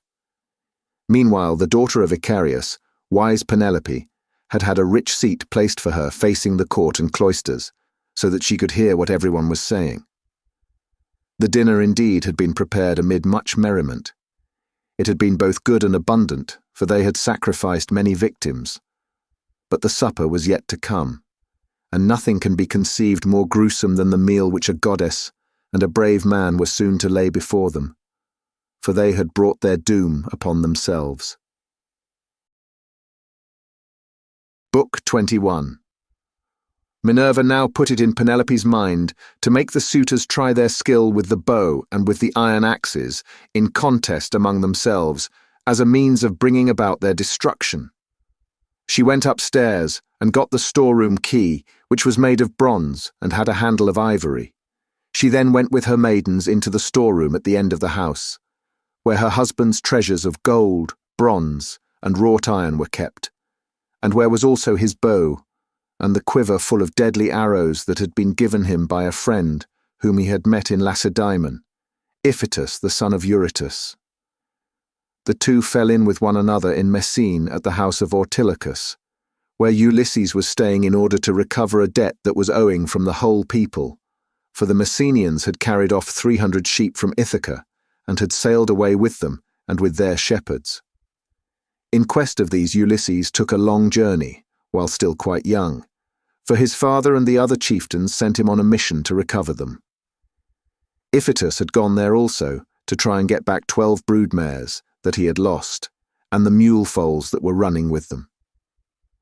These mares were the death of him in the end, for when he went to the house of Jupiter's son, mighty Hercules, who performed such prodigies of valor, Hercules to his shame killed him, though he was his guest, for he feared not heaven's vengeance, nor yet respected his own table which he had set before Iphitus, but killed him in spite of everything, and kept the mares himself. It was when claiming these that Iphitus met Ulysses, and gave him the bow which mighty Eurytus had been used to carry, and which on his death had been left by him to his son. Ulysses gave him in return a sword and a spear, and this was the beginning of a fast friendship, although they never visited at one another's houses, for Jupiter's son Hercules killed Iphitus ere they could do so. This bow, then, given him by Iphitus, had not been taken with him by Ulysses when he sailed for Troy. He had used it so long as he had been at home, but had left it behind as having been a keepsake from a valued friend. Penelope presently reached the oak threshold of the storeroom. The carpenter had planed this duly, and had drawn a line on it so as to get it quite straight. He had then set the doorposts into it and hung the doors. She loosed the strap from the handle of the door, put in the key, and drove it straight home to shoot back the bolts that held the doors. These flew open with a noise like a bull bellowing in a meadow, and Penelope stepped upon the raised platform, where the chest stood in which the fair linen and clothes were laid by, along with fragrant herbs. Reaching thence, she took down the bow with its bow case from the peg on which it hung. She sat down with it on her knees, weeping bitterly as she took the bow out of its case. And when her tears had relieved her, she went to the cloister where the suitors were, carrying the bow and the quiver with the many deadly arrows that were inside it. Along with her came her maidens, bearing a chest that contained much iron and bronze, which her husband had won as prizes.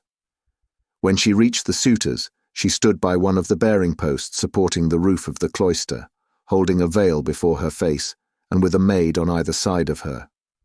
Then she said, "Listen to me, you suitors, who persist in abusing the hospitality of this house because its owner has been long absent, and without other pretext than that you want to marry me. This, then, being the prize that you are contending for, I will bring out the mighty bow of Ulysses, and whomsoever of you shall string it most easily and send his arrow through each one of 12 axes, him will I follow and quit this house of my lawful husband, so goodly and so abounding in wealth. But even so I doubt not that I shall remember it in my dreams." As she spoke, she told Eumaeus to set the bow and the pieces of iron before the suitors, and Eumaeus wept as he took them to do as she had bidden him. Hard by, the stockman wept also when he saw his master's bow, but Antinous scolded them. "You country louts," said he, "silly simpletons, why should you add to the sorrows of your mistress by crying in this way? She has enough to grieve her in the loss of her husband. Sit still, therefore, and eat your dinners in silence, or go outside if you want to cry, and leave the bow behind you. We suitors shall have to contend for it with might and main, for we shall find it no light matter to string such a bow as this is. There is not a man of us all who is such another as Ulysses, for I have seen him and remember him, though I was then only a child." This was what he said, but all the time he was expecting to be able to string the bow and shoot through the iron, whereas in fact he was to be the first that should taste of the arrows from the hands of Ulysses, whom he was dishonoring in his own house, egging the others on to do so also. Then Telemachus spoke. "Great heavens," he exclaimed, "Jove must have robbed me of my senses. Here is my dear and excellent mother saying she will quit this house and marry again, yet I'm laughing and enjoying myself as though there were nothing happening. But suitors, as the contest has been agreed upon, let it go forward. It is for a woman whose peer is not to be found in Pylos, Argos, or Mycenae, nor yet in Ithaca nor on the mainland. You know this as well as I do. What need have I to speak in praise of my mother? Come on then, make no excuses for delay, but let us see whether you can string the bow or no. I too will make trial of it, for if I can string it and shoot through the iron, I shall not suffer my mother to quit this house with a stranger, not if I can win the prizes which my father won before me." As he spoke, he sprang from his seat, threw his crimson cloak from him, and took his sword from his shoulder. First he set the axes in a row, in a long groove which he had dug for them, and had made straight by line. Then he stamped the earth tight round them, and everyone was surprised when they saw him set them up so orderly, though he had never seen anything of the kind before. This done, he went on to the pavement to make trial of the bow. Thrice did he tug at it, trying with all his might to draw the string, and thrice he had to leave off, though he had hoped to string the bow and shoot through the iron. He was trying for the 4th time, and would have strung it had not Ulysses made a sign to check him, in spite of all his eagerness. So he said, "Alas, I shall either be always feeble and of no prowess, or I am too young, and have not yet reached my full strength so as to be able to hold my own, if anyone attacks me. You others, therefore, who are stronger than I, make trial of the bow, and get this contest settled." On this, he put the bow down, letting it lean against the door that led into the house, with the arrow standing against the top of the bow. Then he sat down on the seat from which he had risen, and Antinous said, "Come on, each of you in his turn, going towards the right, from the place at which the cupbearer begins when he is handing round the wine." The rest agreed, and Laertes, son of Enops, was the first to rise. He was sacrificial priest to the suitors, and sat in the corner near the mixing bowl. He was the only man who hated their evil deeds, and was indignant with the others.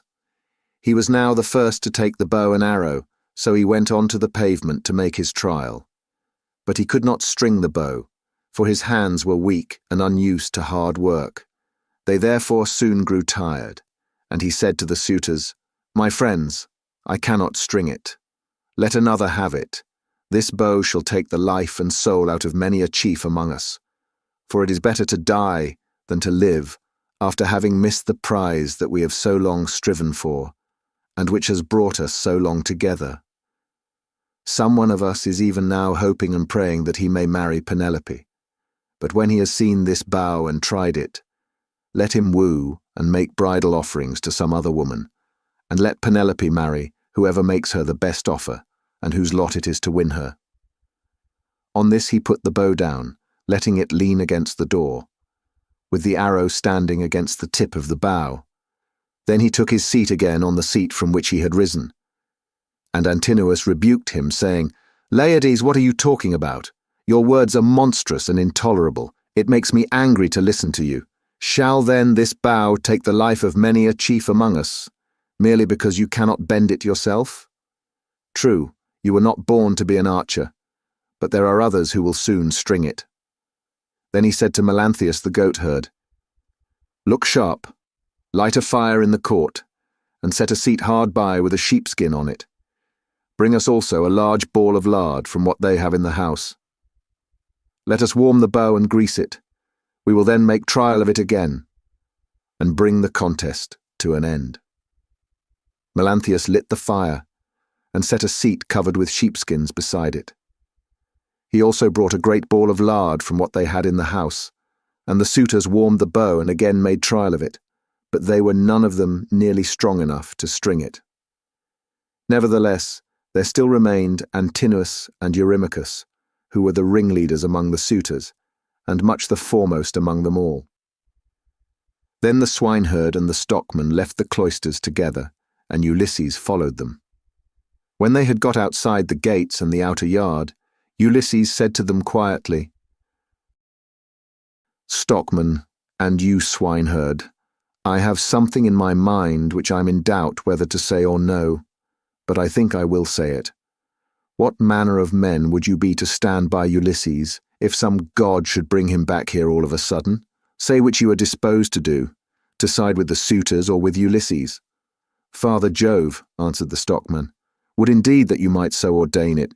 If some god were but to bring Ulysses back, you should see with what might and main I would fight for him."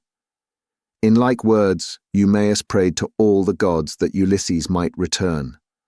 When, therefore, he saw for certain what mind they were of, Ulysses said, "It is I, Ulysses, who am here. I have suffered much, but at last, in the 20th year, I am come back to my own country. I find that you two alone of all my servants are glad that I should do so, for I have not heard any of the others praying for my return. To you two, therefore, will I unfold the truth, as it shall be. If heaven shall deliver the suitors into my hands, I will find wives for both of you, will give you house and holding close to my own, and you shall be to me as though you were brothers and friends of Telemachus. I will now give you convincing proofs that you may know me and be assured. See, here is the scar from the boar's tooth that ripped me when I was out hunting on Mount Parnassus with the sons of Autolycus." As he spoke, he drew his rags aside from the great scar, and when they had examined it thoroughly, they both of them wept about Ulysses, threw their arms round him, and kissed his head and shoulders, while Ulysses kissed their hands and faces in return. The sun would have gone down upon their mourning if Ulysses had not checked them and said, "Cease your weeping, lest someone should come outside and see us and tell those who are within. When you go in, do so separately, not both together. I will go first, and do you follow afterwards, Let this, moreover, be the token between us. The suitors will all of them try to prevent me from getting hold of the bow and quiver. Do you, therefore, Eumaeus, place it in my hands when you are carrying it about, and tell the women to close the doors of their apartment. If they hear any groaning or uproar, as of men fighting about the house, they must not come out. They must keep quiet, and stay where they are at their work. And I charge you, Philoethius, to make fast the doors of the outer court, and to bind them securely at once. When he had thus spoken, he went back to the house, and took the seat that he had left. Presently, his 2 servants followed him inside. At this moment the bow was in the hands of Eurymachus, who was warming it by the fire. But even so he could not string it, and he was greatly grieved. He heaved a deep sigh and said, I grieve for myself and for us all. I grieve that I shall have to forego the marriage, but I do not care nearly so much about this, for there are plenty of other women in Ithaca and elsewhere. What I feel most is the fact of our being so inferior to Ulysses in strength that we cannot string his bow. This will disgrace us in the eyes of those who are yet unborn. It shall not be so, Eurymachus, said Antinous, and you know it yourself. Today is the feast of Apollo throughout all the land. Who can string a bow on such a day as this? Put it on one side. As for the axes, they can stay where they are, for no one is likely to come to the house and take them away. Let the cupbearer go round with his cups, that we may make our drink offerings and drop this matter of the bow. We will tell Melanthius to bring us in some goats tomorrow, the best he has.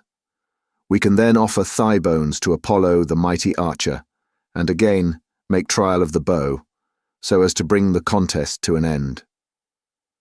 The rest approved his words, and thereon men-servants poured water over the hands of the guests, while pages filled the mixing bowls with wine and water, and handed it round after giving every man his drink offering. Then, when they had made their offerings and had drunk each as much as he desired, Ulysses craftily said, Suitors of the illustrious queen, listen that I may speak even as I am minded. I appeal more especially to Eurymachus and to Antinous, who has just spoken with so much reason. Cease shooting for the present and leave the matter to the gods. But in the morning, let heaven give victory to whom it will. For the moment, however, give me the bow that I may prove the power of my hands among you all, and see whether I still have as much strength as I used to have, or whether travel and neglect have made an end of it. This made them all very angry, for they feared he might string the bow. Antinous therefore rebuked him fiercely, saying, Wretched creature, you have not so much as a grain of sense in your whole body. You ought to think yourself lucky in being allowed to dine unharmed among your betters, without having any smaller portions served you than we others have had, and in being allowed to hear our conversation. No other beggar or stranger has been allowed to hear what we say among ourselves. The wine must have been doing you a mischief, as it does with all those who drink immoderately. It was wine that inflamed the centaur Eurytion when he was staying with Peirithous among the Lapithae. When the wine had got into his head, he went mad and did ill deeds about the house of Peirithous. This angered the heroes who were there assembled, so they rushed at him and cut off his ears and nostrils. Then they dragged him through the doorway out of the house, so he went away crazed and bore the burden of his crime, bereft of understanding. Henceforth, therefore, there was war between mankind and the centaurs, but he brought it upon himself through his own drunkenness. In like manner I can tell you that it will go hardly with you if you string the bow. You will find no mercy from anyone here, for we shall at once ship you off to King Echetus, who kills everyone that comes near him. You will never get away alive, so drink and keep quiet without getting into a quarrel with men younger than yourself. Penelope then spoke to him. Antinous, said she, it is not right that you should ill-treat any guest of Telemachus who comes to this house. If the stranger should prove strong enough to string the mighty bow of Ulysses, can you suppose that he would take me home with him and make me his wife? Even the man himself can have no such idea in his mind. None of you need let that disturb his feasting. It would be out of all reason. Queen Penelope, answered Eurymachus, we do not suppose that this man will take you away with him, It is impossible, but we are afraid lest some of the baser sort, men or women among the Achaeans, should go gossiping about and say, 'These suitors are a feeble folk. They are paying court to the wife of a brave man, whose bow not one of them was able to string, and yet a beggarly tramp who came to the house strung it at once and sent an arrow through the iron.' This is what will be said, and it will be a scandal against us." "Eurymachus," Penelope answered, "people who persist in eating up the estate of a great chieftain and dishonoring his house must not expect others to think well of them. Why then should you mind if men talk as you think they will? This stranger is strong and well built. He says, moreover, that he is of noble birth. Give him the bow, and let us see whether he can string it or not. I say, and it shall surely be, that if Apollo vouchsafes him the glory of stringing it, I will give him a cloak and shirt of good wear, with a javelin to keep off dogs and robbers, and a sharp sword. I will also give him sandals, and will see him sent safely wherever he wants to go." Then Telemachus said, "Mother, I am the only man either in Ithaca or in the islands that are over against Elis, who has the right to let anyone have the bow or to refuse it. No one shall force me one way or the other, not even though I choose to make the stranger a present of the bow outright and let him take it away with him. Go then, within the house, and busy yourself with your daily duties, your loom, your distaff, and the ordering of your servants. This bow is a man's matter, and mine above all others, for it is I who am master here."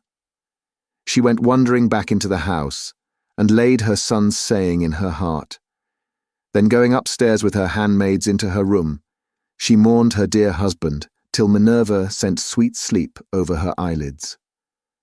The swineherd now took up the bow, and was for taking it to Ulysses. But the suitors clamoured at him from all parts of the cloisters, and one of them said, "You idiot! Where are you taking the bow to? Are you out of your wits? If Apollo and the other gods will grant our prayer, your own boarhounds shall get you into some quiet little place, and worry you to death."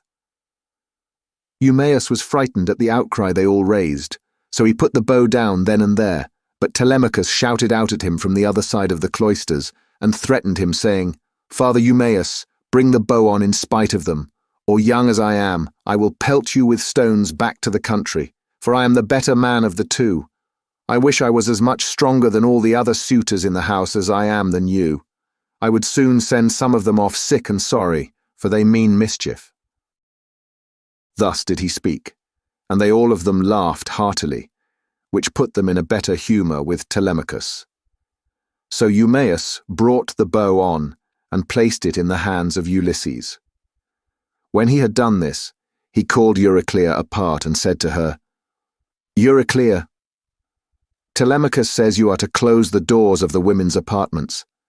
If they hear any groaning or uproar, as of men fighting about the house, they are not to come out, but are to keep quiet and stay where they are at their work." Euryclea did as she was told and closed the doors of the women's apartments. Meanwhile, Philoetius slipped quietly out and made fast the gates of the outer court. There was a ship's cable of bibelous fibre lying in the gatehouse, so he made the gates fast with it, and then came in again, resuming the seat that he had left, and keeping an eye on Ulysses, who had now got the bow in his hands, and was turning it every way about and proving it all over to see whether the worms had been eating into its two horns during his absence. Then would one turn towards his neighbour, saying, "This is some tricky old bow fancier. Either he has got one like it at home, or he wants to make one, in such workmanlike style. Does the old vagabond handle it?" Another said, "I hope he may be no more successful in other things than he is likely to be in stringing this bow." But Ulysses, when he had taken it up and examined it all over, strung it as easily as a skilled bard strings a new peg of his lyre, and makes the twisted gut fast at both ends. Then he took it in his right hand to prove the string, and it sang sweetly under his touch like the twittering of a swallow. The suitors were dismayed, and turned colour as they heard it. At that moment, moreover, Jove thundered loudly as a sign, and the heart of Ulysses rejoiced as he heard the omen that the son of scheming Saturn had sent him.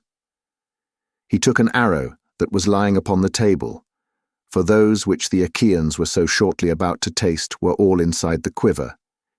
He laid it on the centerpiece of the bow and drew the notch of the arrow and the string toward him, still seated on his seat.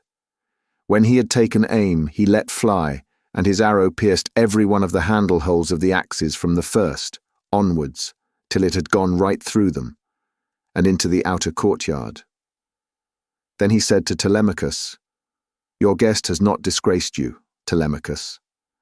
I did not miss what I aimed at, and I was not long in stringing my bow. I am still strong, and not as the suitors twit me with being. Now, however, it is time for the Achaeans to prepare supper, while there is still daylight, and then otherwise to disport themselves with song and dance, which are the crowning ornaments of a banquet." As he spoke, he made a sign with his eyebrows, and Telemachus girded on his sword, grasped his spear, and stood armed beside his father's seat. Book 22.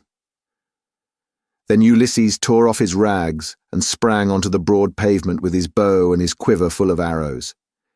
He shed the arrows onto the ground at his feet and said, "The mighty contest is at an end. I will now see whether Apollo will vouchsafe it to me to hit another mark which no man has yet hit." On this he aimed a deadly arrow at Antinous, who was about to take up a two-handled gold cup to drink his wine, and already had it in his hands. He had no thought of death. Who amongst all the revellers would think that one man, however brave, would stand alone among so many and kill him? The arrow struck Antinous in the throat, and the point went clean through his neck, so that he fell over and the cup dropped from his hand, while a thick stream of blood gushed from his nostrils. He kicked the table from him and upset the things on it, so that the bread and roasted meats were all soiled as they fell over onto the ground. The suitors were in an uproar when they saw that a man had been hit. They sprang in dismay, one and all of them from their seats, and looked everywhere towards the walls, but there was neither shield nor spear, and they rebuked Ulysses very angrily. "Stranger," said they, "you shall pay for shooting people in this way. You shall see no other contest. You are a doomed man. He whom you have slain was the foremost youth in Ithaca, and the vultures shall devour you for having killed him." Thus they spoke, for they thought that he had killed Antinous by mistake, and did not perceive that death was hanging over the head of every one of them. But Ulysses glared at them and said, "Dogs, did you think that I should not come back from Troy? You have wasted my substance, have forced my women servants to lie with you, and have wooed my wife while I was still living. You have feared neither God nor man, and now you shall die." They turned pale with fear as he spoke, and every man looked round about to see whither he might fly for safety. But Eurymachus alone spoke. "If you are Ulysses," said he, "then what you have said is just. We have done much wrong on your lands and in your house, but Antinous, who was the head and front of the offending, lies low already. It was all his doing. It was not that he wanted to marry Penelope. He did not so much care about that. What he wanted was something quite different, and Jupiter has not vouchsafed it to him. He wanted to kill your son and to be chief man in Ithaca. Now, therefore, that he has met the death which was his due, spare the lives of your people. We will make everything good among ourselves, and pay you in full for all that we have eaten and drunk. Each one of us shall pay you a fine worth 20 oxen, and we will keep on giving you gold and bronze till your heart is softened. Until we have done this, no one can complain of your being enraged against us." Ulysses again glared at him and said, "Though you should give me all that you have in the world, both now and all that you ever shall have, I will not stay my hand till I have paid all of you in full.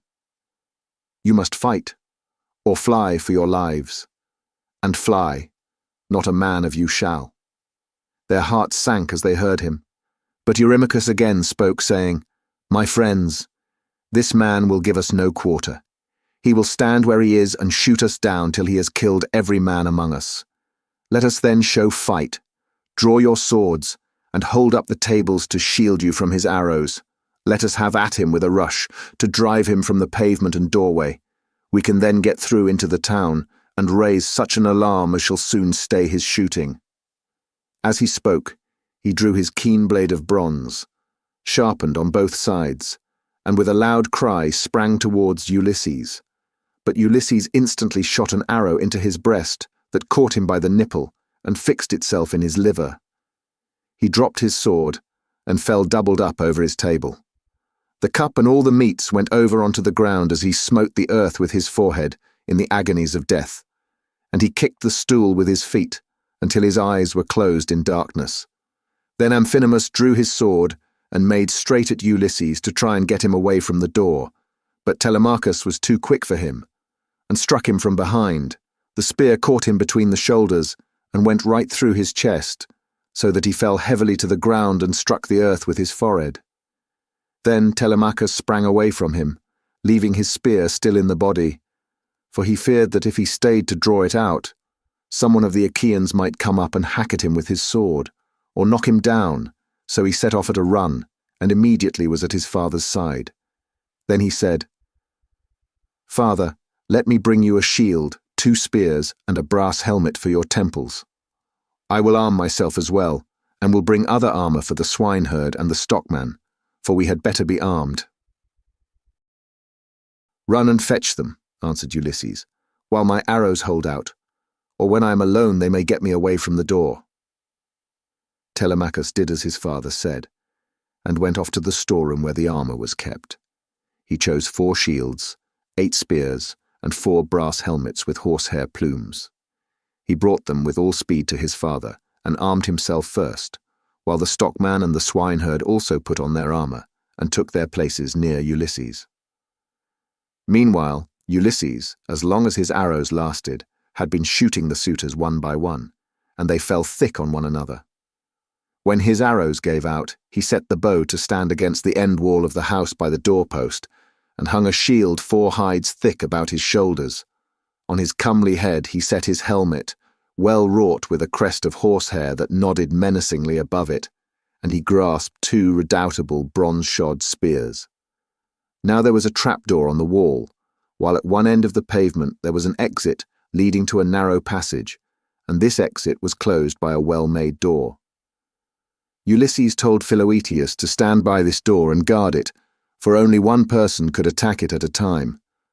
But Agelaus shouted out, "Cannot someone go up to the trapdoor and tell the people what is going on? Help would come at once, and we should soon make an end of this man and his shooting." "This may not be, Agelaus," answered Melanthius.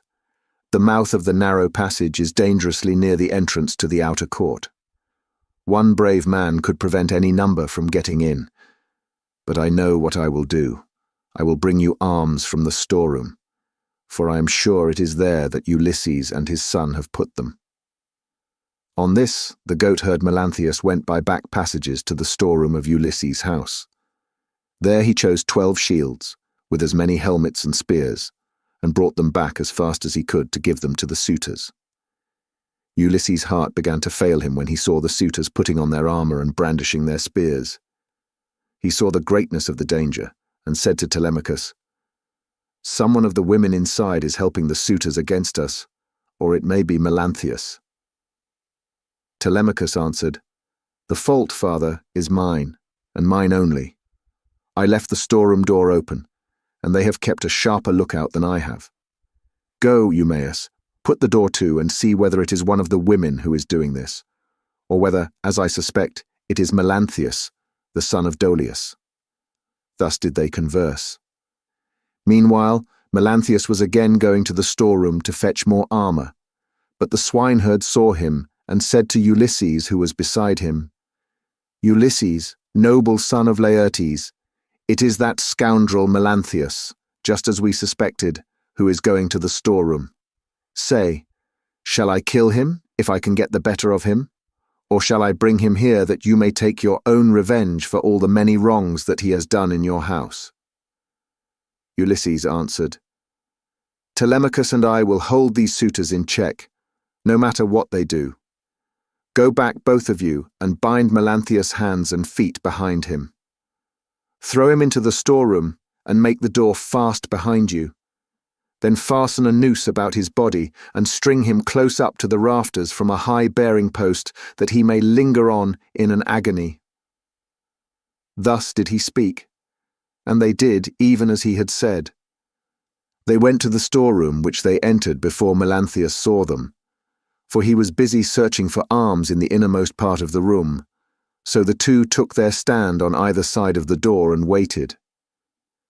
By and by Melanthius came out with a helmet in one hand and an old dry-rotted shield in the other, which had been borne by Laertes when he was young, but which had been long since thrown aside, and the straps had become unsewn. On this the two seized him, dragged him back by the hair, and threw him struggling to the ground. They bent his hands and feet well behind his back, and bound them tight with a painful bond, as Ulysses had told them. Then they fastened a noose about his body, and strung him up from a high pillar till he was close up to the rafters. And over him did you then vaunt, O swineherd Eumaeus, saying, "Melanthius, you will pass the night on a soft bed as you deserve. You will know very well when morning comes from the streams of Oceanus, and it is time for you to be driving in your goats for the suitors to feast on." There then they left him in very cruel bondage, and having put on their armour, they closed the door behind them and went back to take their places by the side of Ulysses, whereon the 4 men stood in the cloister, fierce and full of fury. Nevertheless, those who were in the body of the court were still both brave and many. Then Jupiter's daughter Minerva came up to them, having assumed the voice and form of Mentor. Ulysses was glad when he saw her and said, "Mentor, lend me your help, and forget not your old comrade, nor the many good turns he has done you. Besides, you are my age-mate." But all the time he felt sure it was Minerva, and the suitors from the other side raised an uproar when they saw her. Agelaus was the first to reproach her. "Mentor," he cried, "do not let Ulysses beguile you into siding with him and fighting the suitors. This is what we will do. When we have killed these people, father and son, we will kill you too. You shall pay for it with your head, and when we have killed you, we will take all you have, indoors or out, and bring it into hotchpotch with Ulysses' property. We will not let your sons live in your house, nor your daughters, nor shall your widow continue to live in the city of Ithaca." This made Minerva still more furious, so she scolded Ulysses very angrily. "Ulysses," said she, "your strength and prowess are no longer what they were when you fought for 9 long years among the Trojans about the noble lady Helen. You killed many a man in those days, and it was through your stratagem that Priam's city was taken. How comes it that you are so lamentably less valiant now that you are on your own ground, face to face with the suitors in your own house? Come on, my good fellow, stand by my side and see how Mentor, son of Alcimus, shall fight your foes and requite your kindnesses conferred upon him." But she would not give him full victory as yet, for she wished still further to prove his own prowess and that of his brave son. So she flew up to one of the rafters in the roof of the cloister and sat upon it in the form of a swallow. Meanwhile Agelaus, son of Damastor, Eurynomus, Amphimedon, Demoptolemus, Pisander, and Polybus, son of Polyctor, bore the brunt of the fight upon the suitors' side. Of all those who were still fighting for their lives, they were by far the most valiant, for the others had already fallen under the arrows of Ulysses. Agelaus shouted to them and said, "My friends, he will soon have to leave off, for Mentor has gone away after having done nothing for him but brag. They are standing at the doors unsupported. Do not aim at him all at once, but 6 of you throw your spears first, and see if you cannot cover yourselves with glory by killing him. When he has fallen, we need not be uneasy about the others." They threw their spears as he bade them, but Minerva made them all of no effect. One hit the doorpost, another went against the door.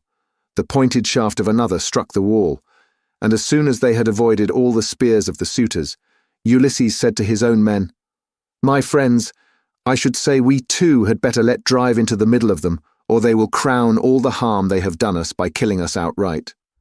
They therefore aimed straight in front of them and threw their spears. Ulysses killed Demoptolemus, Telemachus, Euryades, Eumaeus Elatus, while the stockman killed Pisander. These all bit the dust, and as the others drew back into a corner, Ulysses and his men rushed forward and regained their spears by drawing them from the bodies of the dead. The suitors now aimed a second time, but again Minerva made their weapons for the most part without effect. One hit a bearing post of the cloister, another went against the door, while the pointed shaft of another struck the wall. Still, Amphimedon just took a piece of the top skin from off Telemachus's wrist, and Ctesippus managed to graze Eumaeus's shoulder above his shield, but the spear went on and fell to the ground. Then Ulysses and his men let drive into the crowd of suitors. Ulysses hit Eurydamas, Telemachus Amphimedon, and Eumaeus Polybus. After this, the stockman hit Ctesippus in the breast, and taunted him, saying, "Foul-mouthed son of Polytherses, do not be so foolish as to talk wickedly another time. But let heaven direct your speech, for the gods are far stronger than men. I make you a present of this advice, to repay you for the foot which you gave Ulysses when he was begging about in his own house." Thus spoke the stockman, and Ulysses struck the son of Damastor with a spear in close fight, while Telemachus hit Leocritus son of Evenor in the belly, and the dart went clean through him, so that he fell forward full on his face upon the ground. Then Minerva from her seat on the rafter held up her deadly aegis, and the hearts of the suitors quailed. They fled to the other end of the court like a herd of cattle maddened by the gadfly in early summer when the days are at their longest. As eagle-beaked, crook-taloned vultures from the mountains swoop down on the smaller birds that cower in flocks upon the ground, and kill them, for they cannot either fight or fly, and lookers-on enjoy the sport. Even so did Ulysses and his men fall upon the suitors and smite them on every side. They made a horrible groaning as their brains were being battered in, and the ground seethed with their blood. Leiades then caught the knees of Ulysses and said, "Ulysses, I beseech you, have mercy upon me and spare me. I never wronged any of the women in your house, either in word or deed, and I tried to stop the others. I saw them, but they would not listen, and now they are paying for their folly. I was their sacrificing priest. If you kill me, I shall die without having done anything to deserve it, and shall have got no thanks for all the good that I did." Ulysses looked sternly at him and answered, "If you were their sacrificing priest, you must have prayed many a time that it might be long before I got home again, and that you might marry my wife and have children by her. Therefore, you shall die." With these words he picked up the sword that Agelaus had dropped when he was being killed, and which was lying upon the ground. Then he struck Leiades on the back of his neck, so that his head fell rolling in the dust, while he was yet speaking. The minstrel, Phemius son of Terpis, he who had been forced by the suitors to sing to them, now tried to save his life. He was standing near towards the trap-door, and held his lyre in his hand. He did not know whether to fly out of the cloister and sit down by the altar of Jupiter that was in the outer court, and on which both Laertes and Ulysses had offered up the thigh bones of many an ox, or whether to go straight up to Ulysses and embrace his knees. But in the end he deemed it best to embrace Ulysses' knees. So he laid his lyre on the ground between the mixing bowl and the silver-studded seat. Then going up to Ulysses, he caught hold of his knees and said, "Ulysses, I beseech you have mercy on me and spare me. You will be sorry for it afterwards if you kill a bard who can sing both for gods and men as I can. I make all my lays myself, and heaven visits me with every kind of inspiration. I would sing to you as though you were a god. Do not therefore be in such a hurry to cut my head off. Your own son Telemachus will tell you that I did not want to frequent your house and sing to the suitors after their meals, but they were too many and too strong for me, so they made me." Telemachus heard him and at once went up to his father. "Hold," he cried.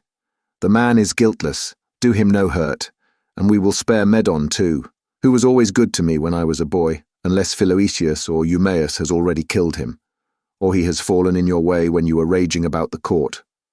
Medon caught these words of Telemachus, for he was crouching under a seat beneath which he had hidden by covering himself up with a freshly flayed heifer's hide, so he threw off the hide, went up to Telemachus and laid hold of his knees.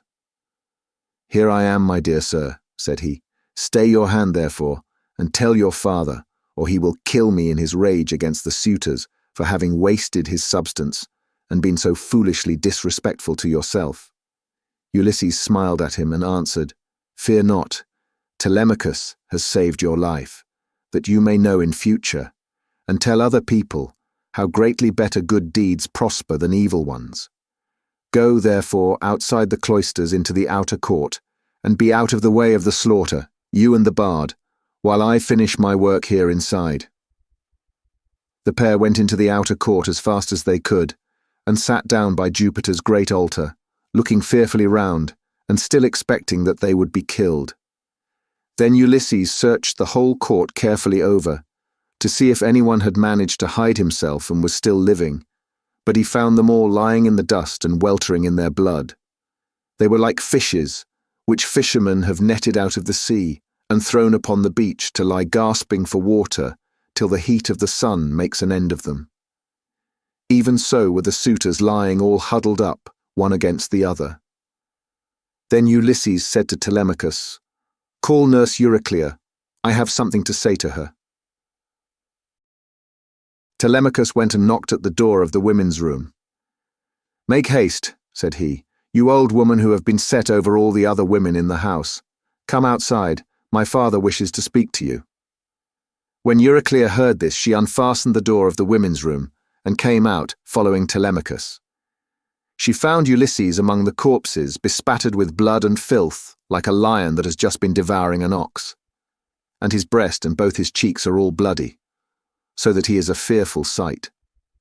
Even so was Ulysses besmirched from head to foot with gore. When she saw all the corpses and such a quantity of blood, she was beginning to cry out for joy, for she saw that a great deed had been done. But Ulysses checked her. "Old woman," said he, "rejoice in silence, restrain yourself, and do not make any noise about it. It is an unholy thing to vaunt over dead men. Heaven's doom and their own evil deeds have brought these men to destruction, for they respected no man in the whole world, neither rich nor poor, who came near them, and they have come to a bad end as a punishment for their wickedness and folly. Now, however, tell me which of the women in the house have misconducted themselves, and who are innocent." "I will tell you the truth, my son," answered Euryclea. "There are 50 women in the house whom we teach to do things, such as carding wool and all kinds of household work. Of these, 12 in all have misbehaved and have been wanting in respect to me and also to Penelope. They showed no disrespect to Telemachus, for he is only lately grown and his mother never permitted him to give orders to the female servants. But let me go upstairs and tell your wife all that has happened, for some god has been sending her to sleep." "Do not wake her yet," answered Ulysses, "but tell the women who have misconducted themselves to come to me." Euryclea left the cloister to tell the women and make them come to Ulysses. In the meantime he called Telemachus the stockman and the swineherd. "Begin," said he, "to remove the dead and make the women help you. Then get sponges and clean water to swill down the tables and seats. When you have thoroughly cleansed the whole cloisters, take the women into the space between the domed room and the wall of the outer court, and run them through with your swords till they are quite dead, and have forgotten all about love and the way in which they used to lie in secret with the suitors."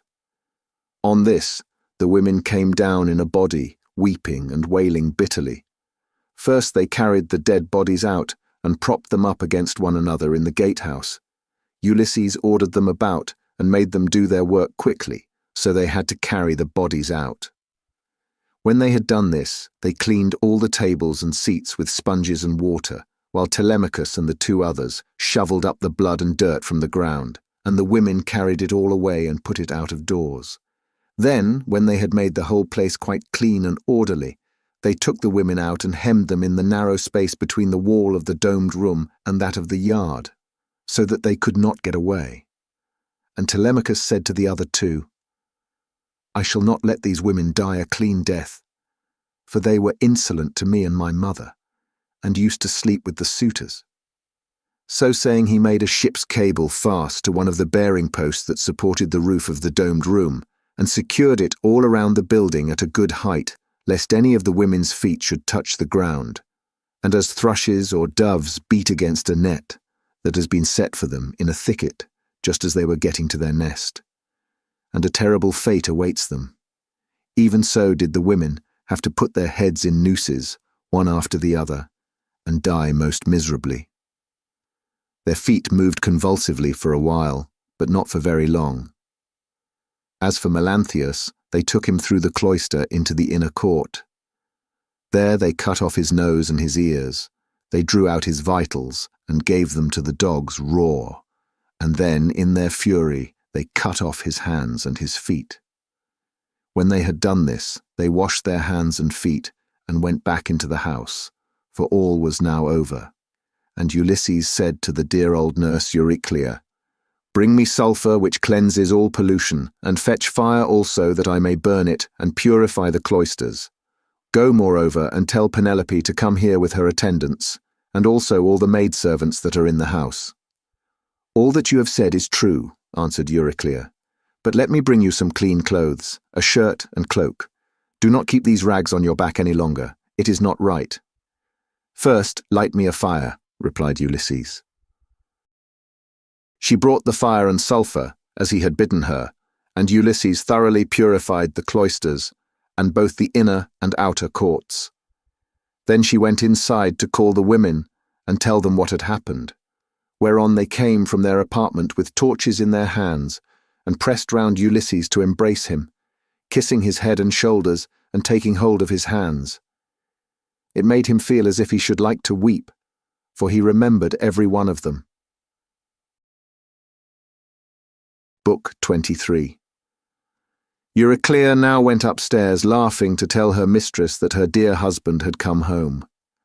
Her aged knees became young again, and her feet were nimble for joy as she went up to her mistress and bent over her head to speak to her. "Wake up, Penelope, my dear child," she exclaimed, "and see with your own eyes something that you have been wanting this long time past. Ulysses has at last indeed come home again, and has killed the suitors who were giving so much trouble in his house, eating up his estate and ill-treating his son." "My good nurse," answered Penelope, "you must be mad. The gods sometimes send some very sensible people out of their minds and make foolish people become sensible. This is what they must have been doing to you. For you always used to be a reasonable person. Why should you thus mock me when I have trouble enough already, talking such nonsense, and waking me up out of a sweet sleep that had taken possession of my eyes and closed them? I have never slept so soundly from the day my poor husband went to that city with the ill-omened name. Go back again into the women's room. If it had been anyone else who had woke me up to bring me such absurd news, I should have sent her away with a severe scolding. As it is, your age shall protect you." "My dear child," answered Euryclea, "I am not mocking you. It is quite true as I tell you that Ulysses has come home again. He was the stranger whom they all kept on treating so badly in the cloister. Telemachus knew all the time that he had come back, but kept his father's secret, that he might have his revenge on all these wicked people." Then Penelope sprang up from her couch, threw her arms round Euryclea, and wept for joy. "But my dear nurse," said she, "explain this to me.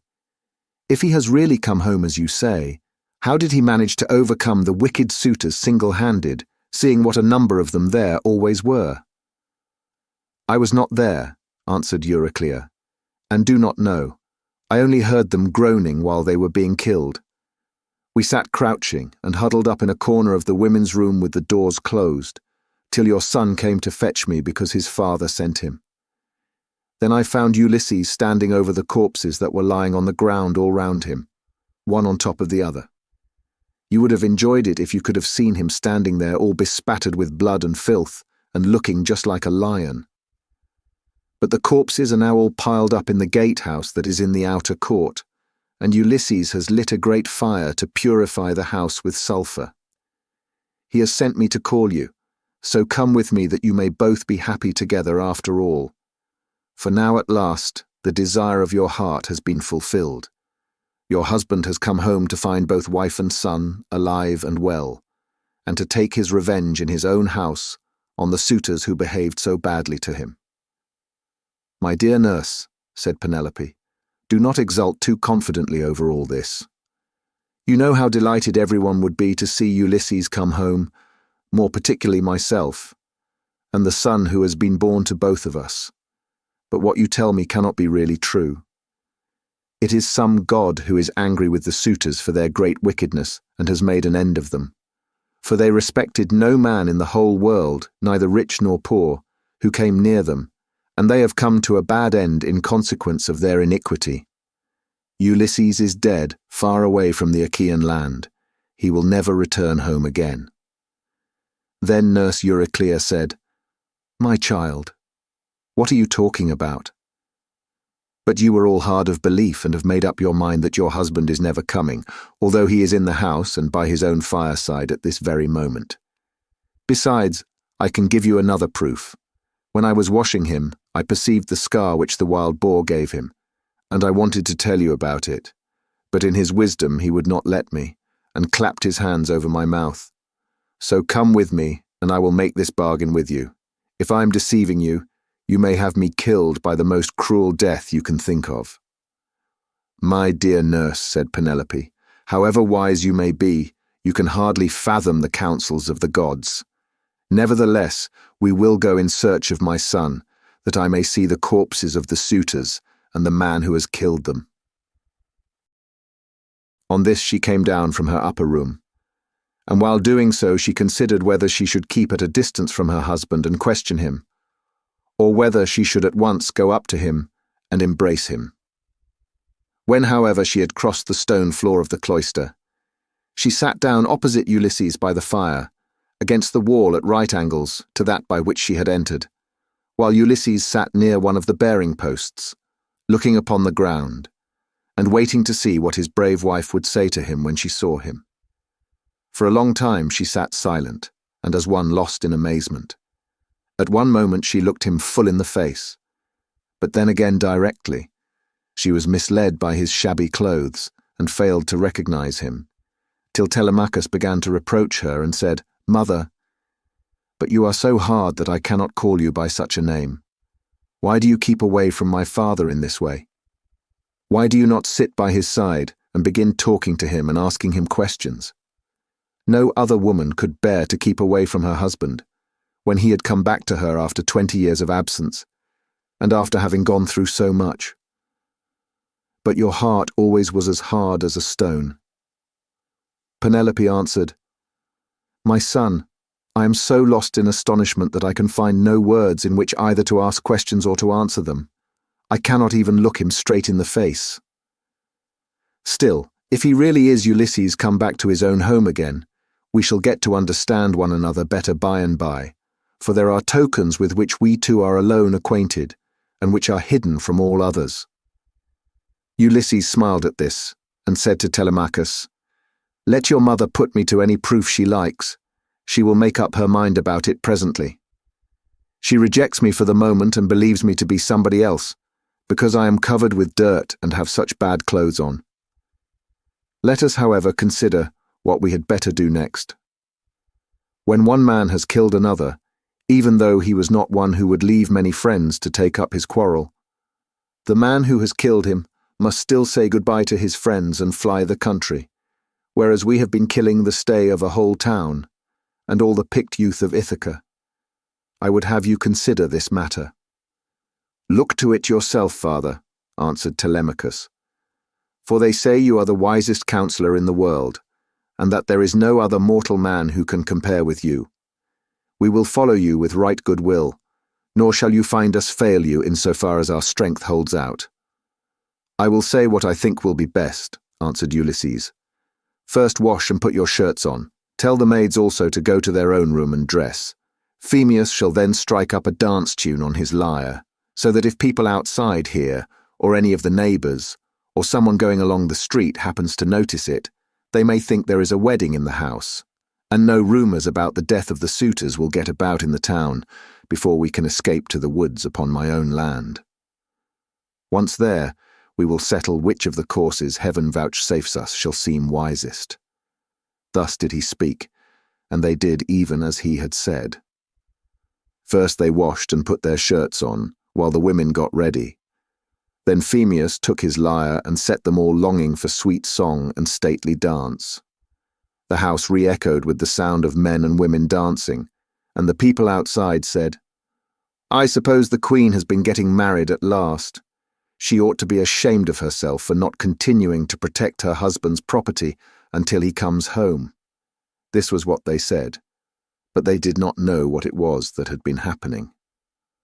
The upper servant Eurynome washed and anointed Ulysses in his own house and gave him a shirt and cloak, while Minerva made him look taller and stronger than before. She also made the hair grow thick on the top of his head and flow down in curls like hyacinth blossoms. She glorified him about the head and shoulders, just as a skillful workman who has studied the art of all kinds under Vulcan or Minerva, and his work is full of beauty, enriches a piece of silver plate by gilding it. He came from the bath, looking like one of the immortals, and sat down opposite his wife on the seat he had left. "My dear," said he, "heaven has endowed you with a heart more unyielding than woman ever yet had. No other woman could bear to keep away from her husband when he had come back to her after 20 years of absence, and after having gone through so much. But come, nurse, get a bed ready for me. I will sleep alone, for this woman has a heart as hard as iron." "My dear," answered Penelope, "I have no wish to set myself up, nor to depreciate you, but I am not struck by your appearance, for I very well remember what kind of a man you were when you set sail from Ithaca. Nevertheless, Euryclea, take his bed outside the bedchamber that he himself built. Bring the bed outside this room, and put bedding upon it with fleeces, good coverlets and blankets." She said this to try him, but Ulysses was very angry and said, "Wife, I am much displeased at what you have just been saying. Who has been taking my bed from the place in which I left it? He must have found it a hard task, no matter how skilled a workman he was, unless some god came and helped him to shift it. There is no man living, however strong and in his prime, who could move it from its place, for it is a marvelous curiosity which I made with my very own hands." There was a young olive growing within the precincts of the house, in full vigour, and about as thick as a bearing post. I built my room round this with strong walls of stone and a roof to cover them, and I made the doors strong and well-fitting. Then I cut off the top boughs of the olive tree and left the stump standing. This I dressed roughly from the root upwards, and then worked with carpenter's tools well and skillfully, straightening my work by drawing a line on the wood and making it into a bed prop. I then bored a hole down the middle and made it the centre post of my bed, at which I worked till I had finished it, inlaying it with gold and silver. After this I stretched a hide of crimson leather from one side of it to the other. So you see I know all about it, and I desire to learn whether it is still there, or whether anyone has been removing it by cutting down the olive tree at its roots." When she heard the sure proofs Ulysses now gave her, she fairly broke down.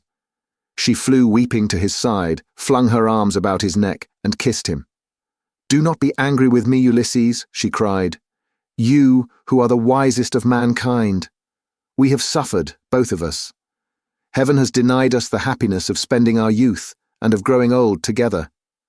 Do not then be aggrieved, or take it amiss that I did not embrace you thus as soon as I saw you.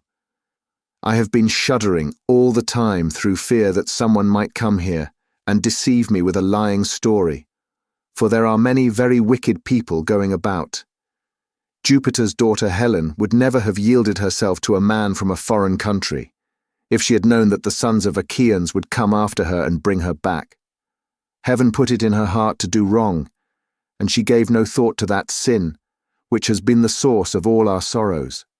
Now, however, that you have convinced me by showing that you know all about our bed, which no human being has ever seen but you and I and a single maidservant, the daughter of Actor, who was given me by my father on my marriage, and who keeps the doors of our room. Hard of belief though I have been, I can mistrust no longer." Then Ulysses in his turn melted, and wept as he clasped his dear and faithful wife to his bosom. As the sight of land is welcome to men who are swimming towards the shore, when Neptune has wrecked their ship with the fury of his winds and waves. A few alone reach the land, and these, covered with brine, are thankful when they find themselves on firm ground and out of danger.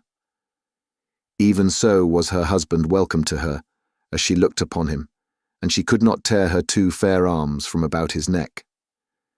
Indeed, they would have gone on indulging their sorrow till rosy-fingered morn appeared, had not Minerva determined otherwise, and held night back in the far west, while she would not suffer dawn to leave Oceanus, nor to yoke the two steeds Lampus and Phaethon that bear her onward to break the day upon mankind. At last, however, Ulysses said, "Wife, we have not yet reached the end of our troubles. I have an unknown amount of toil still to undergo. It is long and difficult, but I must go through with it. For thus the shade of Tiresias prophesied concerning me, on the day when I went down into Hades, to ask about my return and that of my companions. But now let us go to bed, that we may lie down and enjoy the blessed boon of sleep." "You shall go to bed as soon as you please," replied Penelope, "now that the gods have sent you home to your own good house and to your country. But as heaven has put it in your mind to speak of it, tell me about the task that lies before you. I shall have to hear about it later, so it is better that I should be told at once." "My dear," answered Ulysses, "why should you press me to tell you? Still, I will not conceal it from you, though you will not like it. I do not like it myself, for Tiresias bade me travel far and wide, carrying an oar, till I came to a country where the people have never heard of the sea, and do not even mix salt with their food. They know nothing about ships, nor oars that are as the wings of a ship. He gave me this certain token, which I will not hide from you. He said that a wayfarer should meet me and ask me whether it was a winnowing shovel that I had on my shoulder. On this, I was to fix my oar in the ground and sacrifice a ram, a bull, and a boar to Neptune, after which I was to go home and offer hecatombs to all the gods in heaven, one after the other. As for myself, he said that death should come to me from the sea, and that my life should ebb away very gently when I was full of years and peace of mind, and my people should bless me. All this, he said, should surely come to pass. And Penelope said, "If the gods are going to vouchsafe you a happier time in your old age, you may hope then to have some respite from misfortune." Thus did they converse.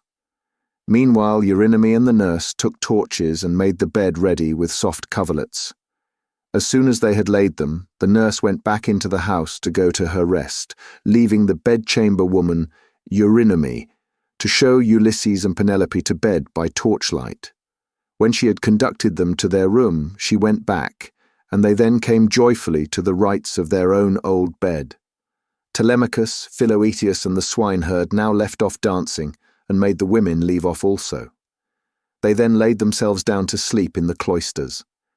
When Ulysses and Penelope had had their fill of love, they fell talking with one another. She told him how much she had had to bear in seeing the house filled with a crowd of wicked suitors who had killed so many sheep and oxen on her account, and had drunk so many casks of wine. Ulysses in his turn told her what he had suffered, and how much trouble he had himself given to other people. He told her everything, and she was so delighted to listen that she never went to sleep till he had ended his whole story. He began with his victory over the Cicones, and how he thence reached the fertile land of the lotus eaters. He told her all about the Cyclops and how he had punished him for having so ruthlessly eaten his brave comrades, how he then went on to Iolus, who received him hospitably and furthered him on his way. But even so he was not to reach home, for to his great grief a hurricane carried him out to sea again, how he went on to the Laestrygonian city Telepillos, where the people destroyed all his ships with their crews, save himself and his own ship only. Then he told of cunning Circe and her craft, and how he sailed to the chill house of Hades to consult the ghost of the Theban prophet Tiresias, and how he saw his old comrades in arms, and his mother who bore him and brought him up when he was a child, how he then heard the wondrous singing of the Sirens, and went on to the wandering rocks and terrible Charybdis, and to Scylla, whom no man had ever yet passed in safety, how his men then ate the cattle of the sun god, and how Jupiter therefore struck the ship with his thunderbolts, so that all his men perished together, himself alone being left alive, how at last he reached the Ogygian island, and the nymph Calypso, who kept him there in a cave, and fed him, and wanted him to marry her, in which case she intended making him immortal, so that he should never grow old, but she could not persuade him to let her do so, and how after much suffering he had found his way to the Phaeacians, who had treated him as though he had been a god, and sent him back in a ship to his own country, after having given him gold, bronze, and raiment in great abundance. This was the last thing about which he told her, for here a deep sleep took hold upon him, and eased the burden of his sorrows. Then Minerva bethought her of another matter. When she deemed that Ulysses had had both his wife and repose, she bade golden-throned Dawn rise out of Oceanus, that she might shed light upon mankind. On this, Ulysses rose from his comfortable bed and said to Penelope, "Wife, we have both had our full share of troubles, you here, in lamenting my absence, and I in being prevented from getting home, though I was longing all the time to do so. Now, however, that we have at last come together, take care of the property that is in the house. As for the sheep and goats which the wicked suitors have eaten, I will take many myself by force from other people, and will compel the Achaeans to make good the rest, till they shall have filled all my yards. I am now going to the wooded lands out in the country to see my father, who has so long been grieved on my account, and to yourself I will give these instructions, though you have little need of them. At sunrise it will at once get abroad that I have been killing the suitors. Go upstairs, therefore, and stay there with your women. See nobody, and ask no questions." As he spoke, he girded on his armour. Then he roused Telemachus, Philoetius, and Eumaeus, and told them all to put on their armour also. This they did, and armed themselves. When they had done so, they opened the gates and sallied forth, Ulysses leading the way. It was now daylight, but Minerva nevertheless concealed them in darkness, and led them quickly out of the town. Book 24. Then Mercury of Cyllene summoned the ghosts of the suitors, and in his hand he held the fair golden wand, with which he seals men's eyes in sleep, or wakes them just as he pleases. With this he roused the ghosts and led them, while they followed whining and gibbering behind him.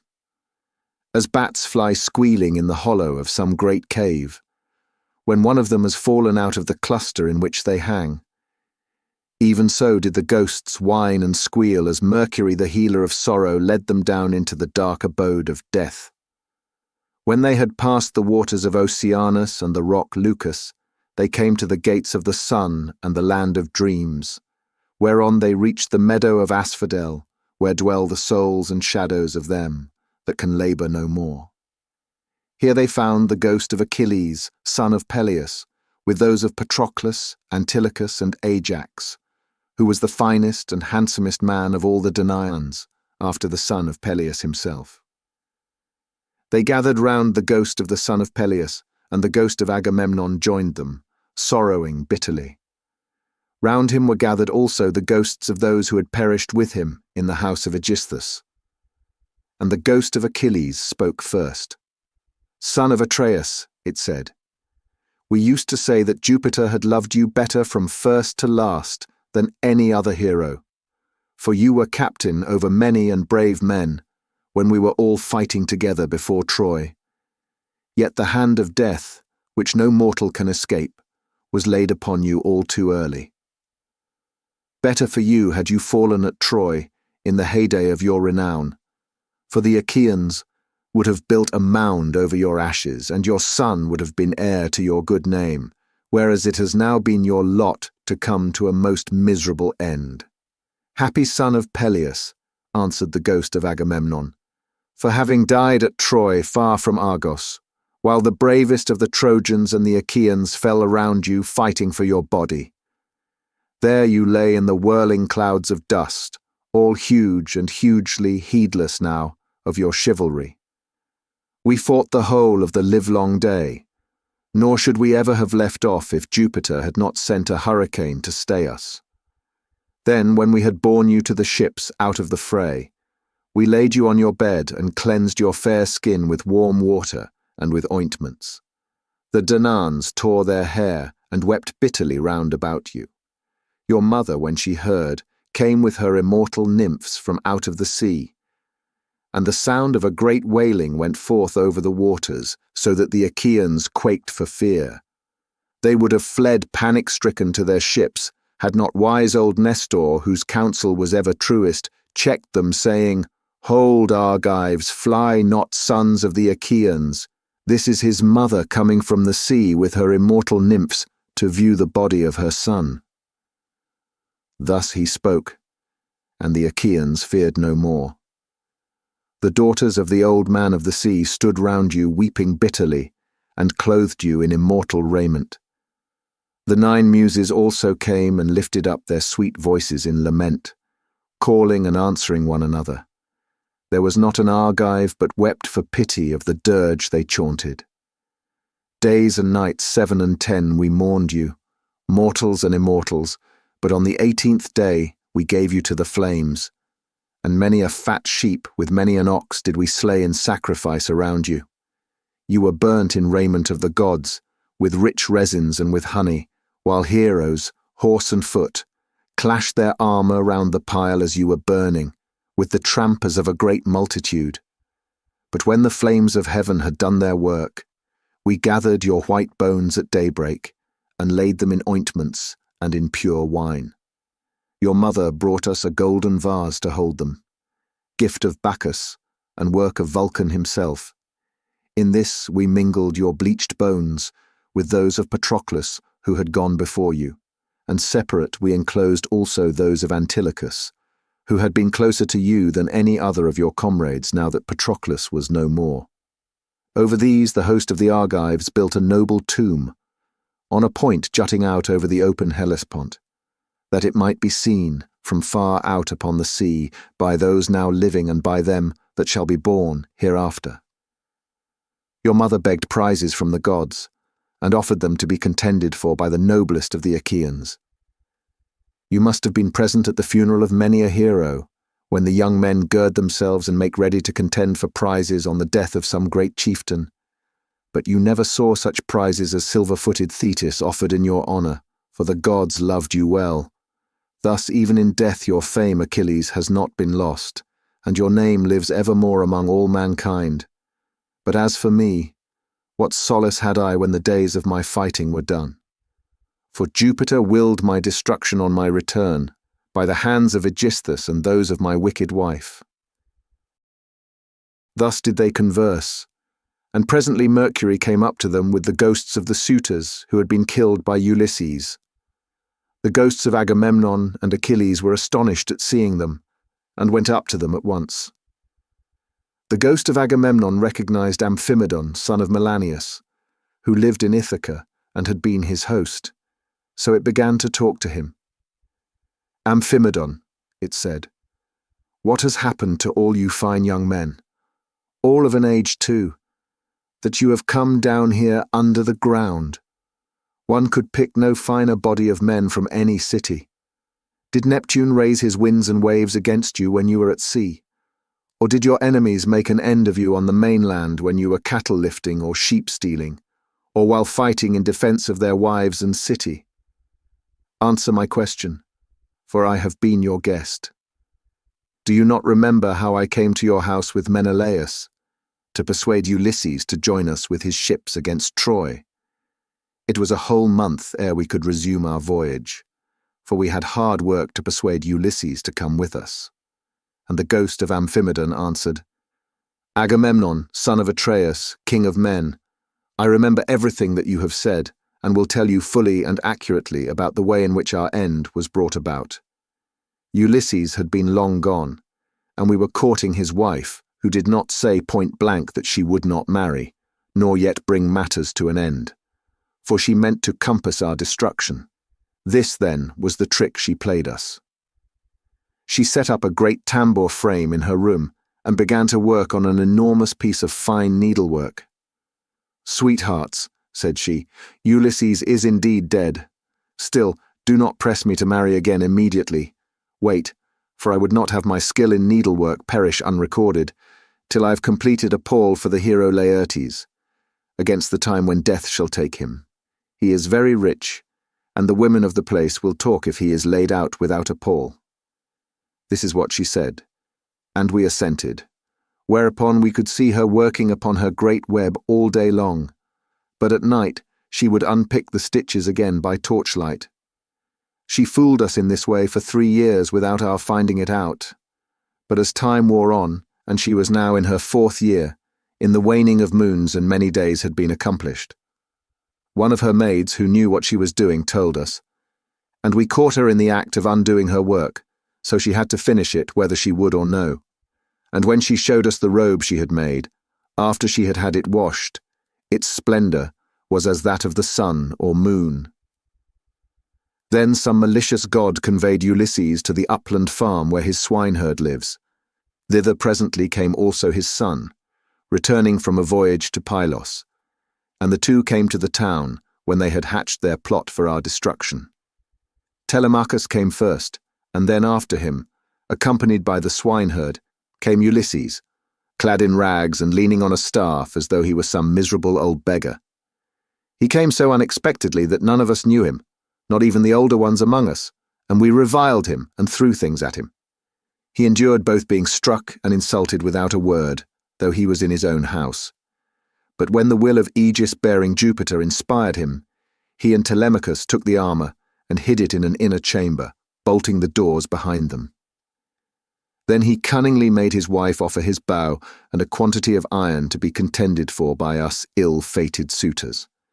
And this was the beginning of our end, for not one of us could string the bow, nor nearly do so. When it was about to reach the hands of Ulysses, we all shouted out that it should not be given him, no matter what he might say, but Telemachus insisted on his having it. When he had got it in his hands, he strung it with ease, and sent his arrow through the iron. Then he stood on the floor of the cloister and poured his arrows on the ground, glaring fiercely about him. First he killed Antinous, and then, aiming straight before him, he let fly his deadly darts, and they fell thick on one another. It was plain that someone of the gods was helping them, for they fell upon us with might and main throughout the cloisters, and there was a hideous sound of groaning as our brains were being battered in, and the ground seethed with our blood. This, Agamemnon, is how we came by our end, and our bodies are lying still uncared for in the house of Ulysses, for our friends at home do not yet know what has happened, so that they cannot lay us out and wash the black blood from our wounds, making moan over us according to the offices due to the departed. "Happy Ulysses, son of Laertes," replied the ghost of Agamemnon. "You are indeed blessed in the possession of a wife endowed with such rare excellence of understanding, and so faithful to her wedded lord as Penelope the daughter of Icarius. The fame, therefore, of her virtue shall never die, and the immortals shall compose a song that shall be welcome to all mankind in honor of the constancy of Penelope. How far otherwise was the wickedness of the daughter of Tyndareus who killed her lawful husband? Her song shall be hateful among men, for she has brought disgrace on all womankind, even on the good ones." Thus did they converse in the house of Hades deep down within the bowels of the earth. Meanwhile Ulysses and the others passed out of the town and soon reached the fair and well-tilled farm of Laertes, which he had reclaimed with infinite labour. Here was his house, with a lean-to running all round it, where the slaves who worked for him slept and sat and ate, while inside the house there was an old Sicel woman, who looked after him in this his country farm. When Ulysses got there, he said to his son and to the other two, "Go to the house and kill the best pig that you can find for dinner, Meanwhile, I want to see whether my father will know me, or fail to recognize me after so long an absence." He then took off his armor and gave it to Eumaeus and Philoetius, who went straight on to the house, while he turned off into the vineyard to make trial of his father. As he went down into the great orchard, he did not see Dolius, nor any of his sons, nor of the other bondsmen, for they were all gathering thorns to make a fence for the vineyard, at the place where the old man had told them. He therefore found his father alone, hoeing a vine. He had on a dirty old shirt, patched and very shabby. His legs were bound round with thongs of oxhide to save him from the brambles, and he also wore sleeves of leather. He had a goatskin cap on his head, and was looking very woebegone. When Ulysses saw him so worn, so old and full of sorrow, he stood still under a tall pear tree, and began to weep. He doubted whether to embrace him, kiss him, and tell him all about his having come home, or whether he should first question him, and see what he would say. In the end, he deemed it best to be crafty with him, so in this mind he went up to his father, who was bending down and digging about a plant. "I see, sir," said Ulysses, "that you are an excellent gardener. What pains you take with it, to be sure. There is not a single plant, not a fig tree, vine, olive, pear, nor flower bed, but bears the trace of your attention.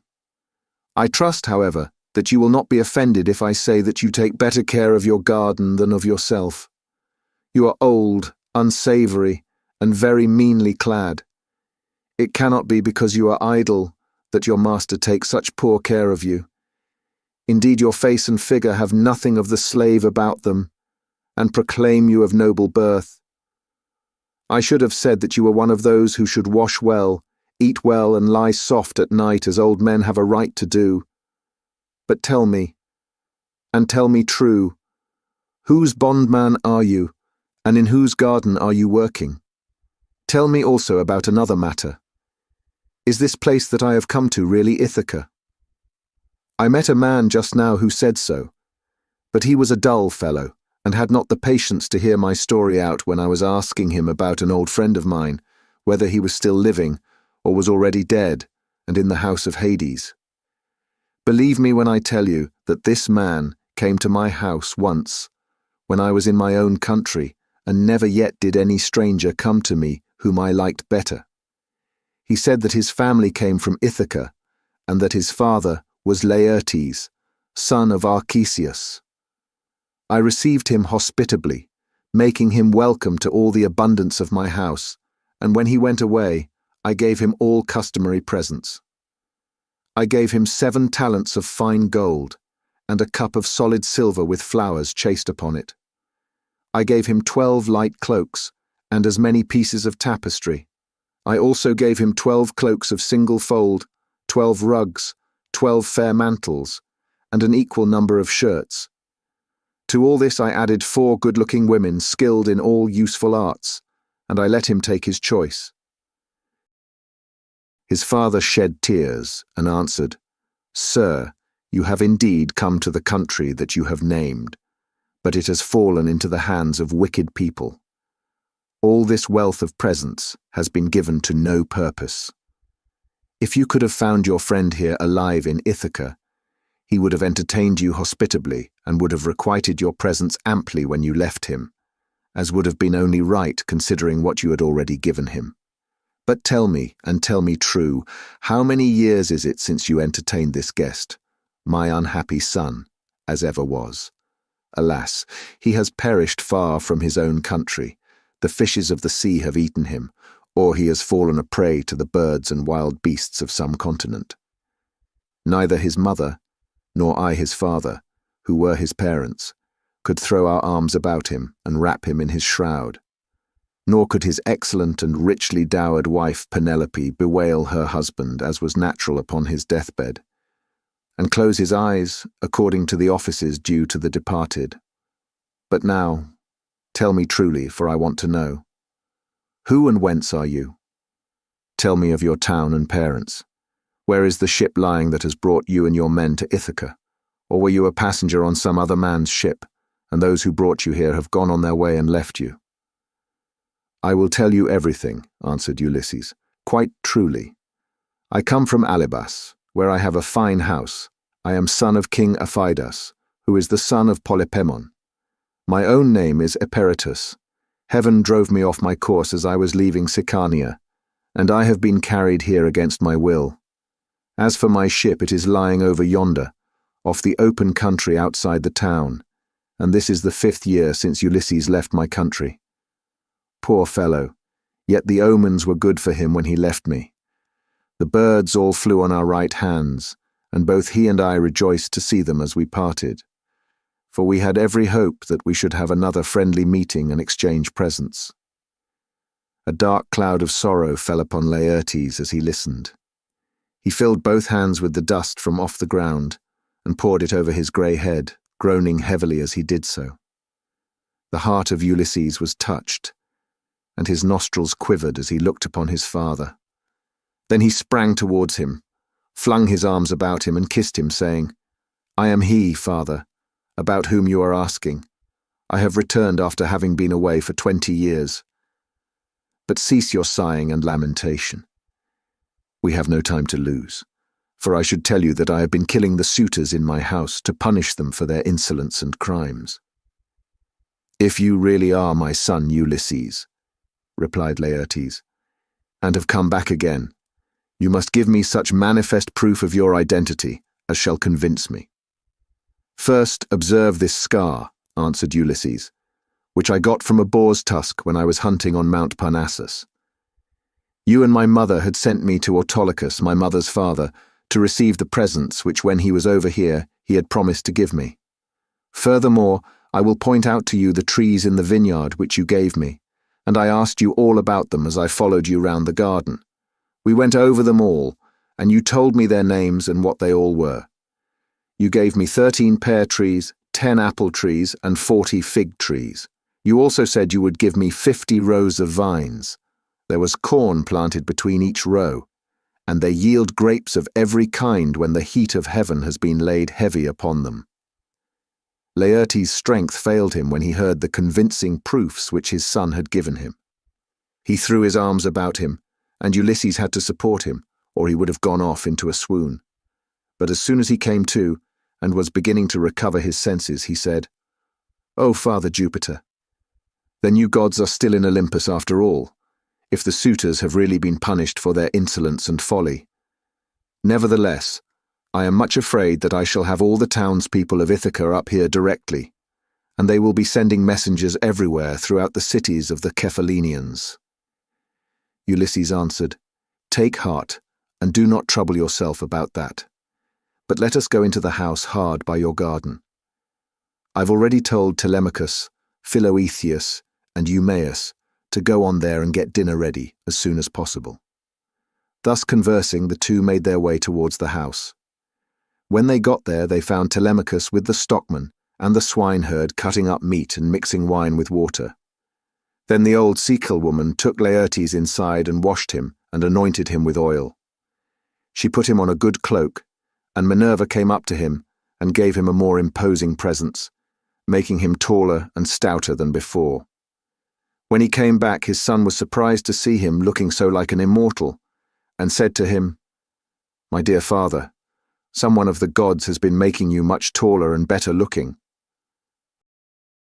Laertes answered, "Would, by Father Jove, Minerva, and Apollo, that I were the man I was when I ruled among the Cephallenians, and took Nericum, that strong fortress on the foreland.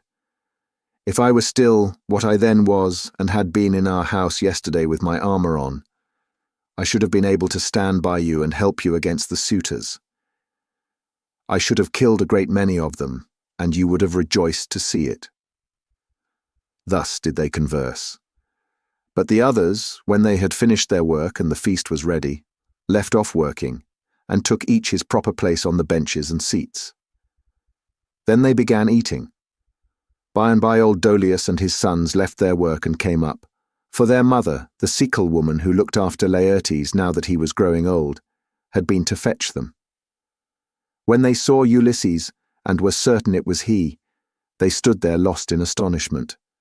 But Ulysses scolded them good-naturedly and said, "Sit down to your dinner, old man, and never mind about your surprise.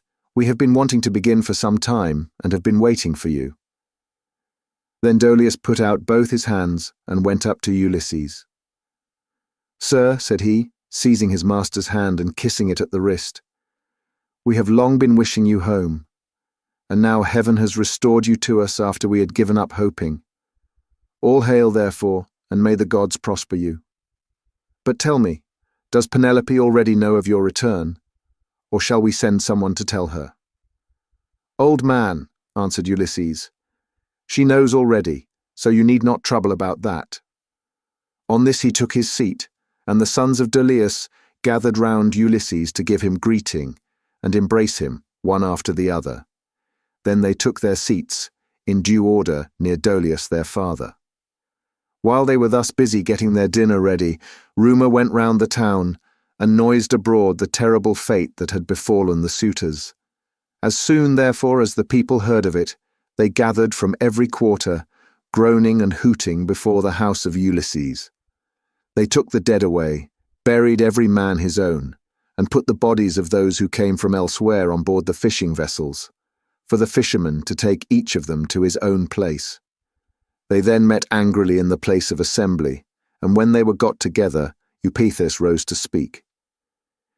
He was overwhelmed with grief for the death of his son Antinous, who had been the first man killed by Ulysses, so he said, weeping bitterly, "My friends, this man has done the Achaeans great wrong.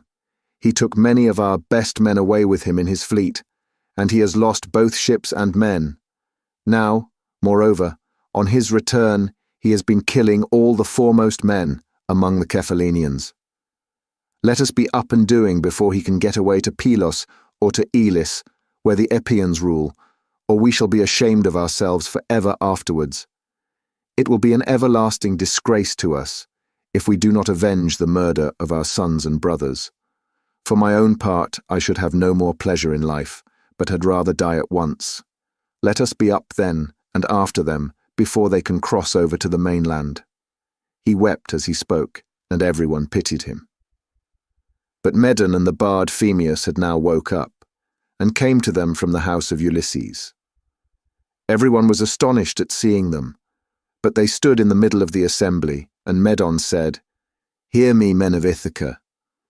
Ulysses did not do these things against the will of heaven. I myself saw an immortal god take the form of Mentor and stand beside him. This god appeared, now in front of him, encouraging him, and now going furiously about the court and attacking the suitors, whereon they fell thick on one another. On this pale fear laid hold of them, and old Halitherses, son of Master, rose to speak, for he was the only man among them who knew both past and future. So he spoke to them plainly and in all honesty, saying, "Men of Ithaca, it is all your own fault that things have turned out as they have. You would not listen to me, nor yet to Mentor, when we bade you check the folly of your sons, who were doing much wrong in the wantonness of their hearts, wasting the substance and dishonouring the wife of a chieftain who they thought would not return.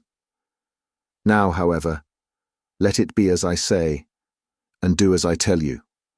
Do not go out against Ulysses, or you may find that you have been drawing down evil on your own heads." This was what he said, and more than half raised a loud shout and at once left the assembly. But the rest stayed where they were, for the speech of Halitherses displeased them, and they sided with Eupeithes. They therefore hurried off for their armour, and when they had armed themselves, they met together in front of the city, and Eupeithes led them on in their folly.